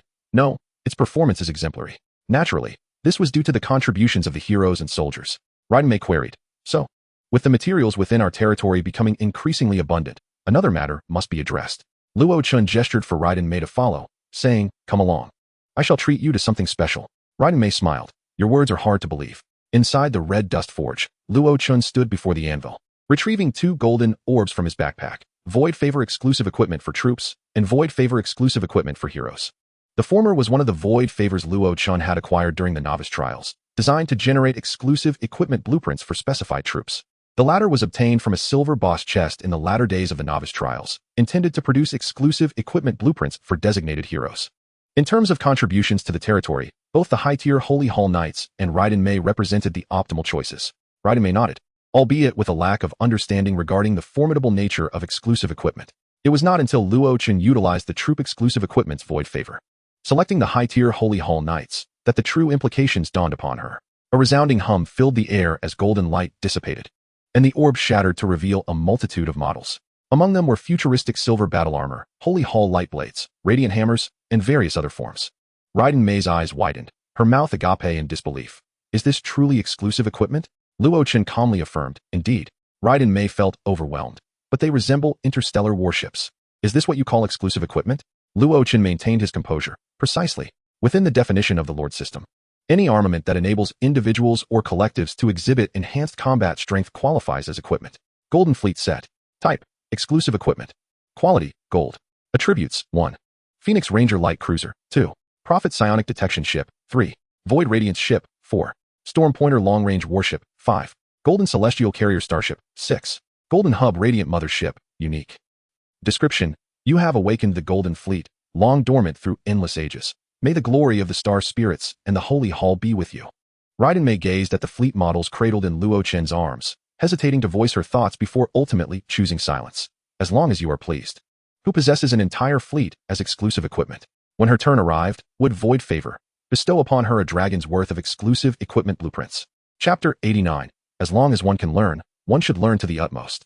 After a brief moment of shock, Raiden Mei's expression became somewhat nuanced. I can somewhat comprehend why the Lord's system categorizes interstellar warships as a type of equipment. However, is such an extensive scale of exclusive equipment truly within our current capabilities to construct? Luo Chen shrugged, indicating the models on the anvil. Indeed, these starship models are merely for display at present. Not to mention the exclusive equipment of the Golden Fleet series. Even exclusive sets for individual soldiers are hardly inexpensive. Raiden Mei, intrigued, picked up a melee weapon named the Holy Hall Light Blade to examine its attributes, only to gasp in awe. A total of 16 units, exceeding 10 types, including precious golden materials like memory metal, psionic alloy, and temporal alloy. Is this truly a knife-like piece of equipment? Some of the more specialized void favors must surely be valued at such heights. Suddenly, Raiden Mei grasped why Luo Chen had waited until Smoke Lock Pond Willow was fully operational before contemplating the establishment of the Red Dust Forge. Such a degree of material consumption, even with a plethora of void source stones, would still prove insufficient. Luo Chen nodded nonchalantly. Ordinary equipment may be manageable, but the exclusive equipment tailored for high-tier Holy Hall Knights is indeed worth this price. They will grow alongside the high-ranking Templar Knights, becoming as inseparable as their fated weapons. Even death will not cause them to fall away. Raiden Mei swallowed hard, her fingers trembling as she gestured towards the ship models. What about these? Luo Chen nodded. Even the most inexpensive Phoenix Light Cruiser and Prophet Recon ship require materials exceeding 1,000-fold. As he spoke, a hint of disdain crossed Luo Chen's face. Civilization has become too powerful. This is quite unfortunate. The variety of materials involved is overwhelming. Were it not for the smithies of purple quality or above developing functionalities akin to the red dust aura, simply gathering these materials would consume an inordinate amount of time. Raiden Mei seemed momentarily confused. Oh, so just 1,000-fold is sufficient? This was somewhat at odds with her imagination of a super battleship soaring through the stars. Luo Chen cast her a glance, calmly affirming, yes, merely 1,000-fold. However, contrary to your expectations, these warships are not crewed by thousands, but rather each individual commands their own fleet. The sole identifier of the Golden Hub Mothership does not imply that only one can be constructed. Rather, each high-ranking Templar Knight, barring exceptional circumstances, can only operate one mothership. Raiden Mei was left with a multitude of questions. Huh? Luo Chen pondered for a moment. To put it in the terms of a certain school within the Sword Cultivation Association, this is known as ship control. Raiden Mei retorted, no, that's completely incorrect. At this moment, Raiden Mei suddenly began to understand the sentiments of figures like Seal Valerai. The decorum and music have indeed collapsed. This is undoubtedly a breach of propriety. When has a sword cultivator ever commanded a ship? Luo Chen chuckled. As long as the sword cultivators will remain unchanged. The appearance of the sword is merely a formality. It's akin to painting and writing. The Dongwang people emphasize capturing the essence rather than mere physical resemblance. Raiden Mei countered, no matter how you put it, this is still far off the mark. Luo Chen placed each equipment model atop the forge in the smithy, the data being read and recorded by the forge. Upon hearing Raiden Mei's complaints, Luo Chen smiled slightly. This indicates that you have arrived in the realm of lords, where you shall encounter many revitalized traditional professions. Raiden Mei replied expressionlessly, having witnessed the ship cultivators, I doubt I shall be surprised again. Luo Chen's lips curled upwards as he retrieved the equipment models back into the lord's backpack and picked up another golden orb from the table. Oh, are you prepared to embrace this new world? Raiden Mei swallowed hard, standing tall. Bring it on, I am ready. Luo Chen smiled as he crushed the golden orb. You have utilized Void's favor, hero-exclusive equipment. Please select the designated hero. With an impassive expression, Luo Chen declared, designated hero, Raiden Mei. A faint golden light emanated, the orb shattered, and a handful of models fell onto the table near the forge. Raiden Mei leaned closer, her eyes sweeping over the array of equipment models, a somewhat revealing Valkyrie armor model, but since only the Lord can see it, it posed little issue. Various conventional weapon models, including daggers, katanas, and dual blades. For instance, this weapon named Cleansing Thunder has a rather melodious name. Most of these seemed normal, yet the last few models were rather peculiar. Raiden Mei hesitated. These must be the Herschers, right? From the most basic of the Honkai zombies to the higher-tier assault and night-level Herschers, culminating in a uniquely Crimson Dragon-type judgment-level Herschers. Apart from the apocalyptic level, all other types of Herschers were accounted for. Raiden Mei remarked. So the Herschers' exclusive equipment consists of Herschers? Luo Chen contemplated briefly before responding. The Herschers serve as the soldiers guarding the Herschers. In a certain sense, it is rather reasonable, isn't it? Raiden Mei grasped the final exclusive equipment model, her expression revealing her bewilderment. Why does my exclusive equipment contain a building model? This truly is exclusive equipment, not merely some edifice. Luo Chen's expression shifted subtly, perhaps across countless world lines. Your counterparts have grown somewhat frustrated with your potential, as he had already reviewed the attributes of this exclusive equipment. Raiden Mei's mouth slightly agape, One Heart Pure Land MEI. Type, exclusive equipment. Quality, golden. Attributes, 1. One Heart Pure Land. A consciousness space uniquely belonging to Raiden Mei, which can infinitely extend the flow of time within it as long as Raiden Mei's consciousness can endure. 2. Professional coach. In one world line, a scientist named MEI met an untimely demise and was entrusted with the duty of a teacher. Her consciousness endlessly learns knowledge from various worlds within the One Heart Pure Land, awaiting the arrival of her students. Description, at your age? How can you possibly sleep soundly? Raiden Mei felt a shiver run down her spine, a flicker of dread igniting within her. Wait a moment, my lord. What do you mean by that? Luo Chen regarded Raiden Mei. How much of the People's Education Edition High-Energy Physics, Fundamental Compulsory 1, I entrusted to you have you learned? Raiden Mei gestured somewhat awkwardly, a little bit. Luo Chen glanced at Raiden Mei's expression, certain of one thing. This does not refer to merely a little bit in the universe of fingers.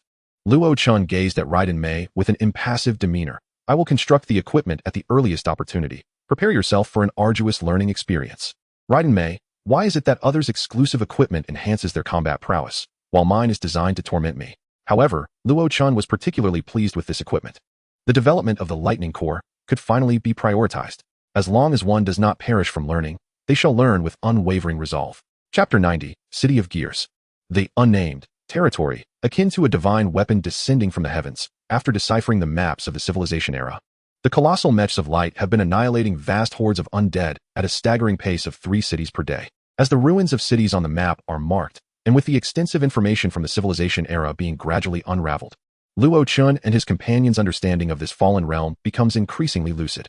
Yet, no matter how much Luo Chen and the others pursued, the origins of the steel undead remained elusive. Yu Rabbit calmly stated, based on the historical data currently gathered, traditional types of undead have existed for thousands of years. The local beings, after a protracted struggle, developed steam gear technology based on a celestial meteorite, establishing a steel defense line to keep the undead at bay. The overall situation was flourishing until the Steel Guardians rebelled. After that, there was no further development. Luo Chen nodded in agreement. The materials provided by the school, while lacking in details about the steel undead, still offer some publicly accessible data, as it was once an observed world. All questions likely stem from that celestial meteorite. Cecilia paused briefly, curiously inquiring, an observed world. What does that mean? This was the first time she had encountered such terminology. Luo Chen maintained his composure. In simple terms, we refer to worlds discovered by the ancient Dongwang Empire, which possess indigenous civilizations but offer little developmental value, collectively termed as observed worlds. The Dongwang Empire establishes observation stations of varying levels based on the social value of the indigenous civilizations, ranging from the lowest unmonitored observation stations to the highest, where immortal beings reside. Obes raised an eyebrow. In countless worlds, is there truly one that you would find worthy of your attention? It is precisely due to the boundless abundance of resources that the Dongwang Empire chose to retreat into pastoral life, content to be a peaceful observer of civilization. Luo Chen, amidst his polite smile, bore a subtle pride. While the Dongwang Empire may be resource-rich, we, the minor lords, still must strive for our ambitions. Even with its vast wealth and resources, the Eastern Huang ancient kingdom cannot afford to distribute resources on a large scale without compensation. Such actions would inevitably foster dependency in the next generation. Luo Chen concluded, in miniature worlds like the abyss of desolation, with very few exceptions, the majority rely on unmanned observation stations. Cecilia tilted her head slightly and instinctively remarked, Sociology 3? After a moment's contemplation, Luo Chen responded, from a gaming perspective. That interpretation holds merit. The flame judgment stirred with excitement. In that case, the Eastern Huang ancient kingdom must possess numerous formidable individuals, right? Raiden Mei promptly interjected to steer the conversation back on track, clearing her throat. Our current focus is to conquer the final city. The group's attention shifted back to the screen projected by U2, revealing a modest map that highlighted a fortified city near the ocean. Above the city, several lines of text read, the City of Gears. The imperial capital before the apocalypse, a remnant of celestial meteors, suspected to be the epicenter of the steel undead outbreak. The flame judgment, filled with confidence, declared, no worries, we can always blow it up. Luo Chen, exasperated, replied, no self-detonation allowed. Ignoring the benefits of combat that could consume the entire world, a single flame core bomb could turn our expedition's gains into losses. Cecilia reassured, do not fret. The Lord has indicated that the calamity of the steel undead clearly has underlying issues. The origin of the capital must harbor some unique, powerful units. The flame judgment clicked its tongue. All right, I shall await their appearance. As the group engaged in light banter, their territory swiftly reached the ultimate destination of their conquest, the capital of the native beings, the birthplace of the steel undead. The waters, tainted by the power of death, relentlessly washed against the gaps in the city's defenses, gradually eroding the continent as if seeking to drag it beneath the waves. Amidst the darkened land, remnants of the once glorious capital were faintly discernible within its ruins. A grander sky fortress gradually descended, hovering above the capital. Unlike before, this time, it was not the Paladin Knights or Firefly Knights that took the lead. Rather, it was the defensive towers adjusting their trajectories. Buzz, boom, crack, bang, crossbows, heavenly thunder, swords of lightning, the sacred bodies of the sheep folk, and the Crimson Legion all emerged, peeling away the remnants of the ruined capital with surgical precision. What about the previously discussed strategic arrangements? Luo Chen waved his hand dismissively. We don't even know the information within the capital, so what strategy can we discuss? Let us just bombard it directly. The defensive towers had a stockpile. Within a certain time frame, these stocks would automatically replenish. This regenerative capability, while somewhat inadequate in the intense battles of novice trials, was not as critical when facing the native monsters of these miniature worlds. Why they utilized the defensive towers earlier? Of course, it was because the towers could not ensnare Lu Ruyan. The monsters they defeated could not be reclaimed. Luo Chen observed the ruins below, gradually being reduced to rubble by the defensive towers, his expression calm. The best strategic layout is to draw the opponent into an environment we are familiar with, forcing them to respond to our attacks in the manner we know best. Although Luo Chen held great confidence in the Paladin Knights and Firefly Knights, he still chose to play it safe as they approached the final boss. It was prudent to remain steady at the moment. After all, there was no benefit in being reckless. No matter how weak the steel undead might be, their greater numbers and higher levels could temporarily withstand the bombardment from the defensive towers. After all, Luo Chen had only deployed a portion of the towers. As the violent bombardment continued, a multitude of steel undead were awakened within the ruins of the capital.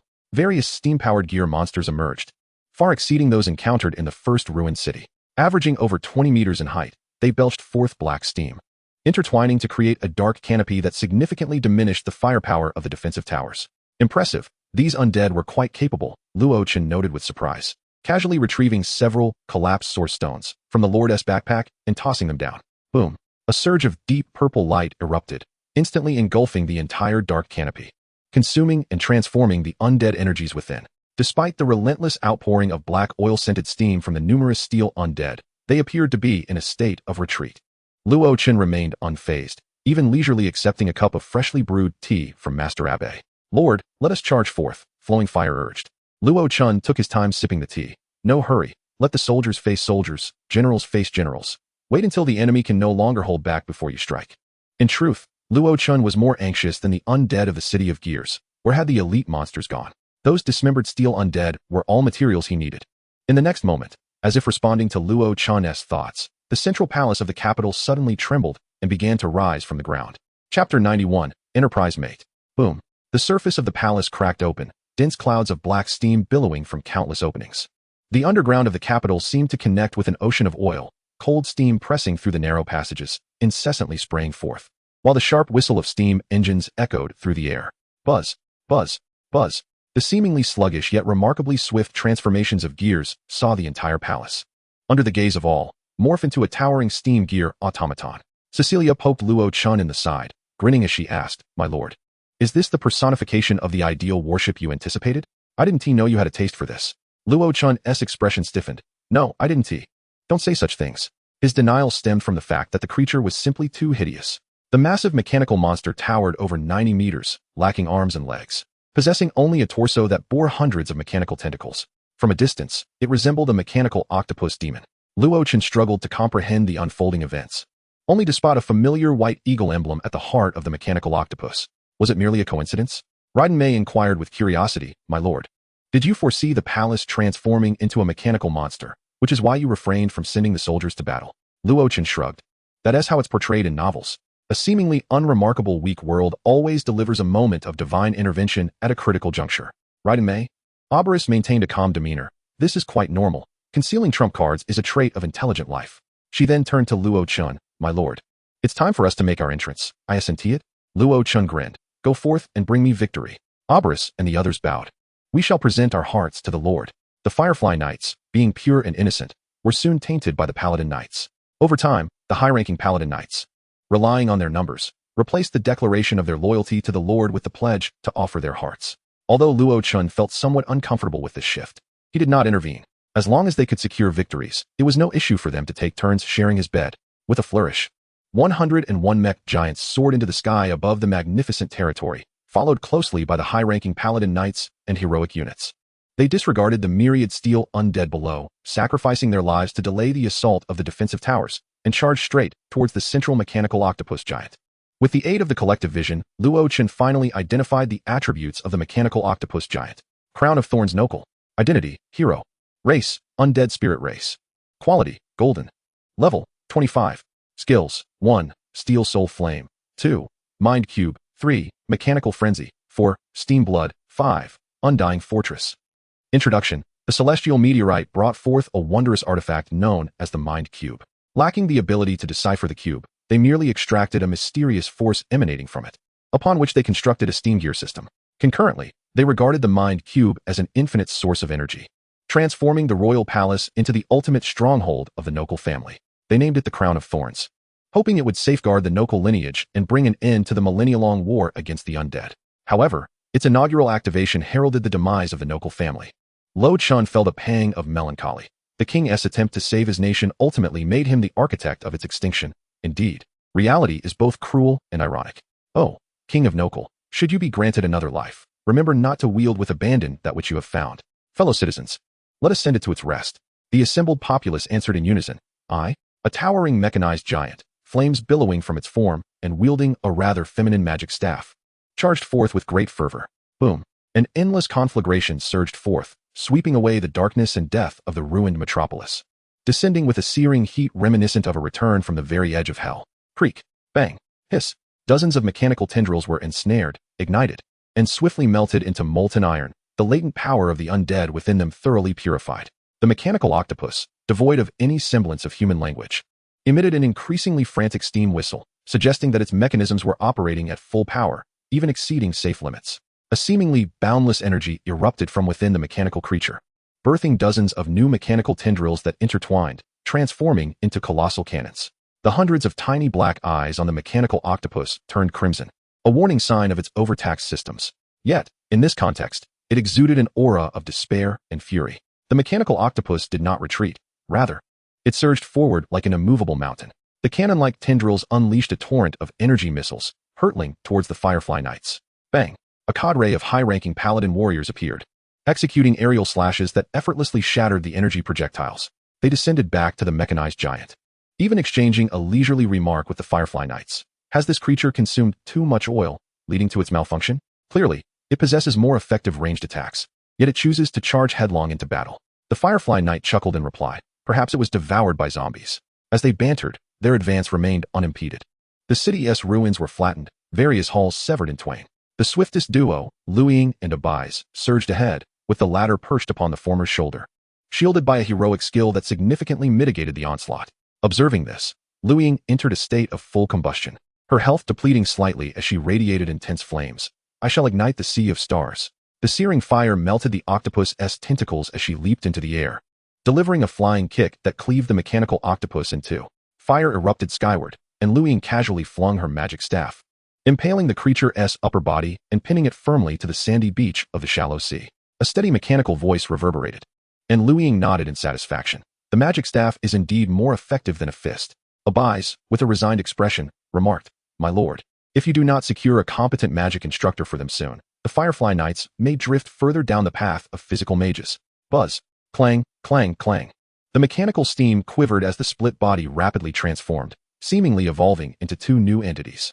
Abais raised an eyebrow, her knightly spear glinting. It appears my lord's intuition was correct. The mind cube is indeed far from simple. Luo remained composed. To be precise, systematic idealistic powers are quite troublesome.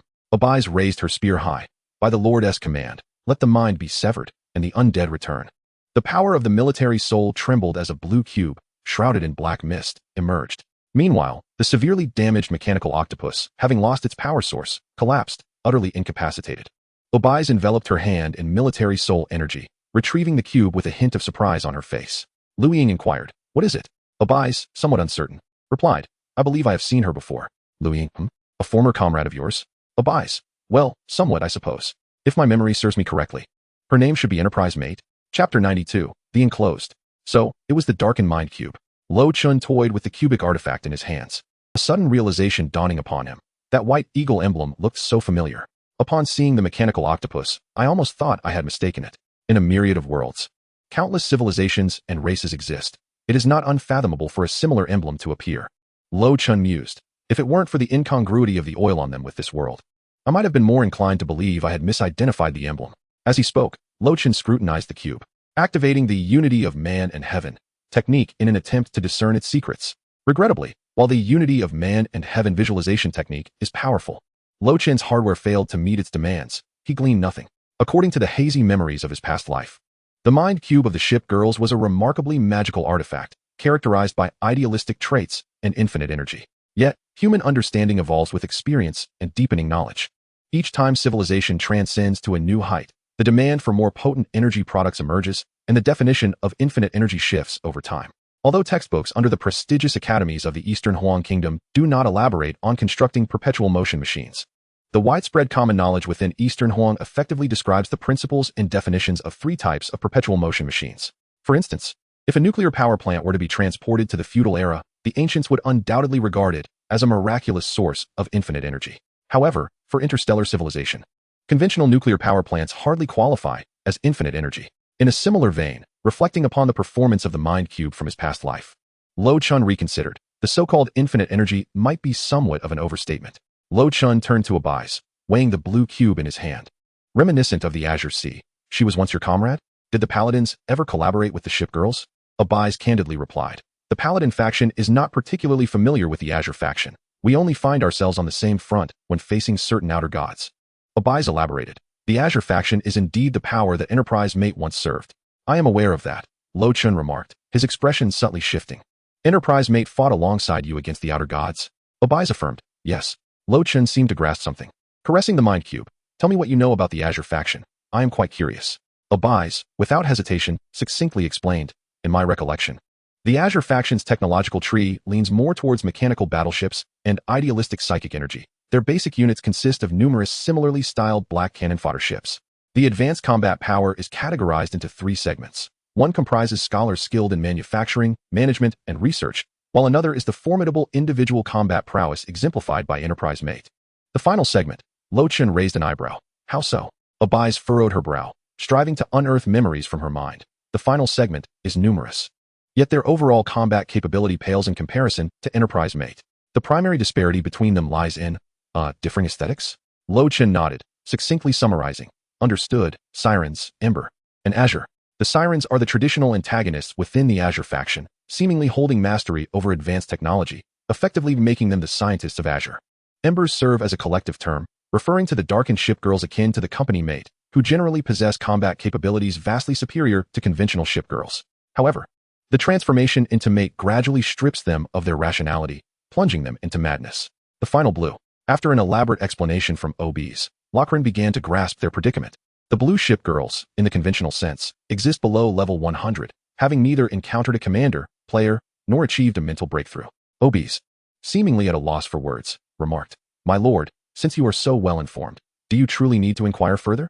Lachlan shook his head, "No. Although I have not extensively researched the relevant materials, my impression is that there should be no blue faction within the Eastern Realm." As they spoke, their gazes fell simultaneously upon the mental cube in Lachlan's right hand. OBs, with a subtle expression, asked, "My lord, what do you mean?" Lachlan calmly replied, "Unless unforeseen circumstances arise, the creators of the blue faction, those ship girls, have likely met their demise."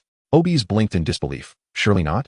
Their technological prowess remains quite advanced, having created countless world bubbles surrounding the primordial world to fend off the invasion of outer gods. Lachlan, without lifting his eyelids, casually transmitted the attributes of the mental cube. Is it not possible that the destruction stems not from external causes, but rather from internal ones? Mind cube, prime cube, type, recruitment symbol, quality, golden, under development. Attributes. 1. Mental reconstruction, by investing suitable materials and energy. And in accordance with the inherent design of the mind cube, magical warships can be manufactured. 2. Cube personification, warships created via the mind cube will, under its guidance, attract worldwide admiration, legends, beliefs, and goodwill, giving rise to a purely spiritual entity. 3. Key point G, the brilliant splendor that has endured countless devastations and calamities, once closely aligned with miracles, may exhibit wondrous effects at certain moments. Consumption, 5 spirit units, upon successful recruitment. Description, attracts goodwill from across the world. The cube consumes this goodwill, and when all benevolence is transformed into energy and entirely depleted, the resulting spiritual entity, ship girl, will inevitably face destruction and corruption. This unit will continuously diminish the morale of the territory, so use it with caution. From the Humanitarian Will, a warm reminder. The Emotional Energy Technology Tree of the Humanitarian Library, number LN114514, can resolve this issue. Lachlan maintained a composed demeanor. Let us speculate on the outcome when the goodwill of the entire world is entirely exhausted. What fate awaits humanity? OBs, seasoned and ageless, calmly uttered 2 words, self-destruction. Lachlan, with lowered eyelids and a hint of a playful smile, remarked, "If all goes as anticipated, this may indeed be the cause of the primordial mother world of the blue faction's demise. Perhaps, the technology of the mind cube was discovered by the prehistoric humans of the blue faction under the guidance of outer gods. They seem to have developed a similar ailment to the Norcal race." Lachlan expressed some regret. Thus, one should not recklessly utilize what is found. Visitors from beyond the world can be quite perilous. OBs, somewhat helpless, countered. The issue lies in the fact that they are the ones who developed it, not merely stumbled upon it. Lachlan rolled his eyes. Come now, is such mature idealistic technology something that can be casually developed? OBs, taken aback, pondered. So, you mean to say that the humans of the blue world have actually perished? Lachlan nodded, absolutely. In reality, there is only a lord. Where would a player commander come from? OBs contemplated for a moment. My lord, what if I told you I have a way to locate the blue world? Lachlan responded, Chapter 93, Detrimental Influence. Lachlan pondered for a long time before candidly asking, given our current strength, can we prevail?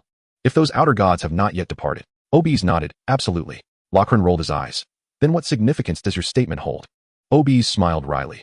There are few comrades left in the sanctuary faction. If possible, I hope my lord can extend a helping hand. Moreover, the ship girls would be an excellent fit for our territory, as long as we can resolve the issue with the mind cube. They will prove to be our most loyal allies, will they not? Lachlan weighed the mind cube in his hand, lost in thought. You speak so lightly of it. The sanctuary has not been a small faction unfamiliar with the world. Any being that OBs would label as an outer god must at the very least be a long-lived celestial being.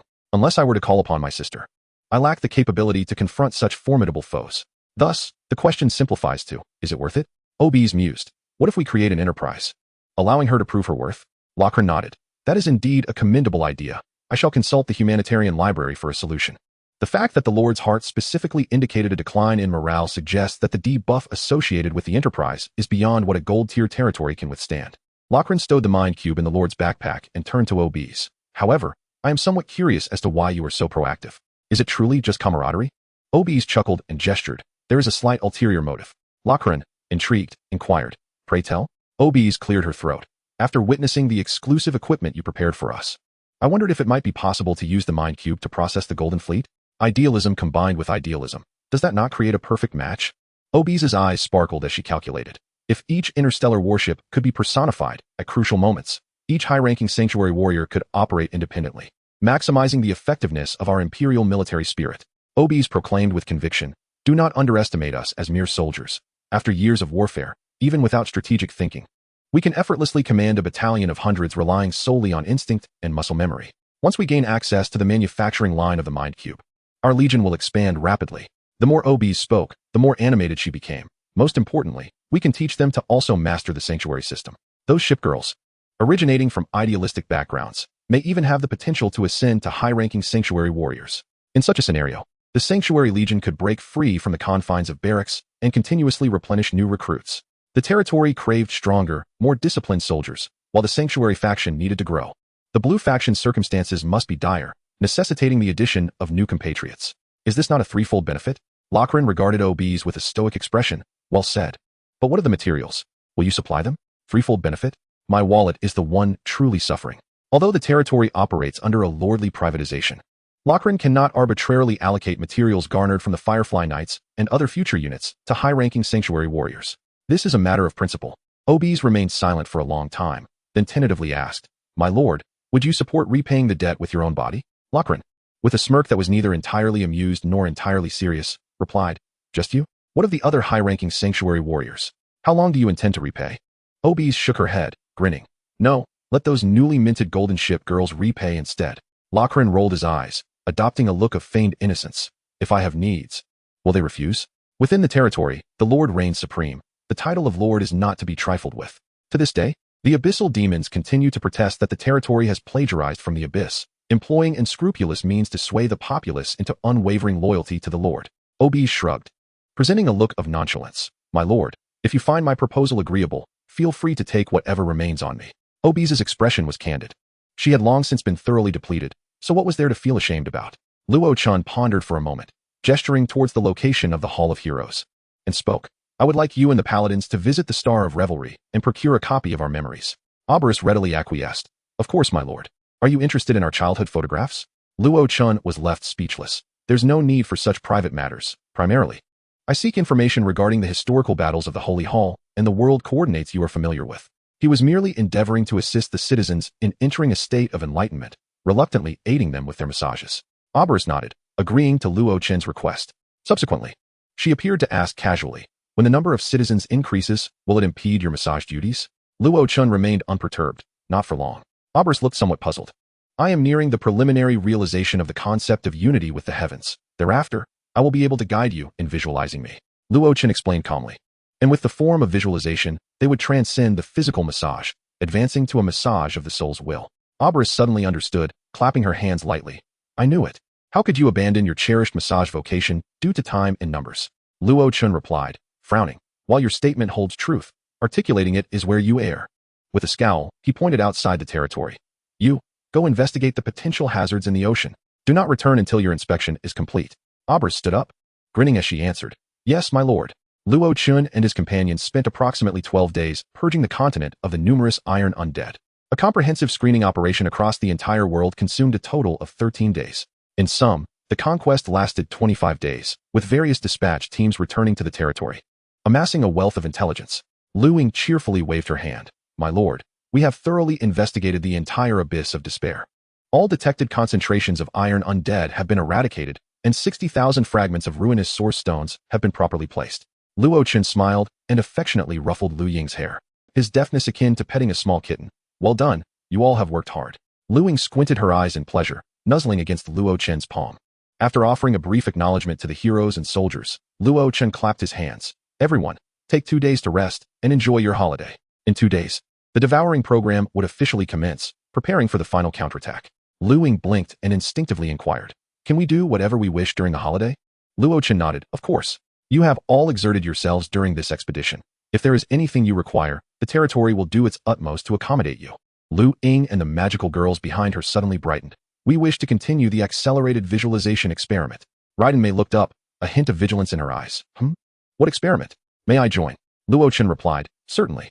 Thus, during the ensuing 2 days, Luo Chen did not step outside the Garden of Eden even once. Cecilia gazed at the door of the Garden of Eden, remarking, "Aren't you concerned about the potential negative influence on future students by conducting massages in a place destined to become an academy?"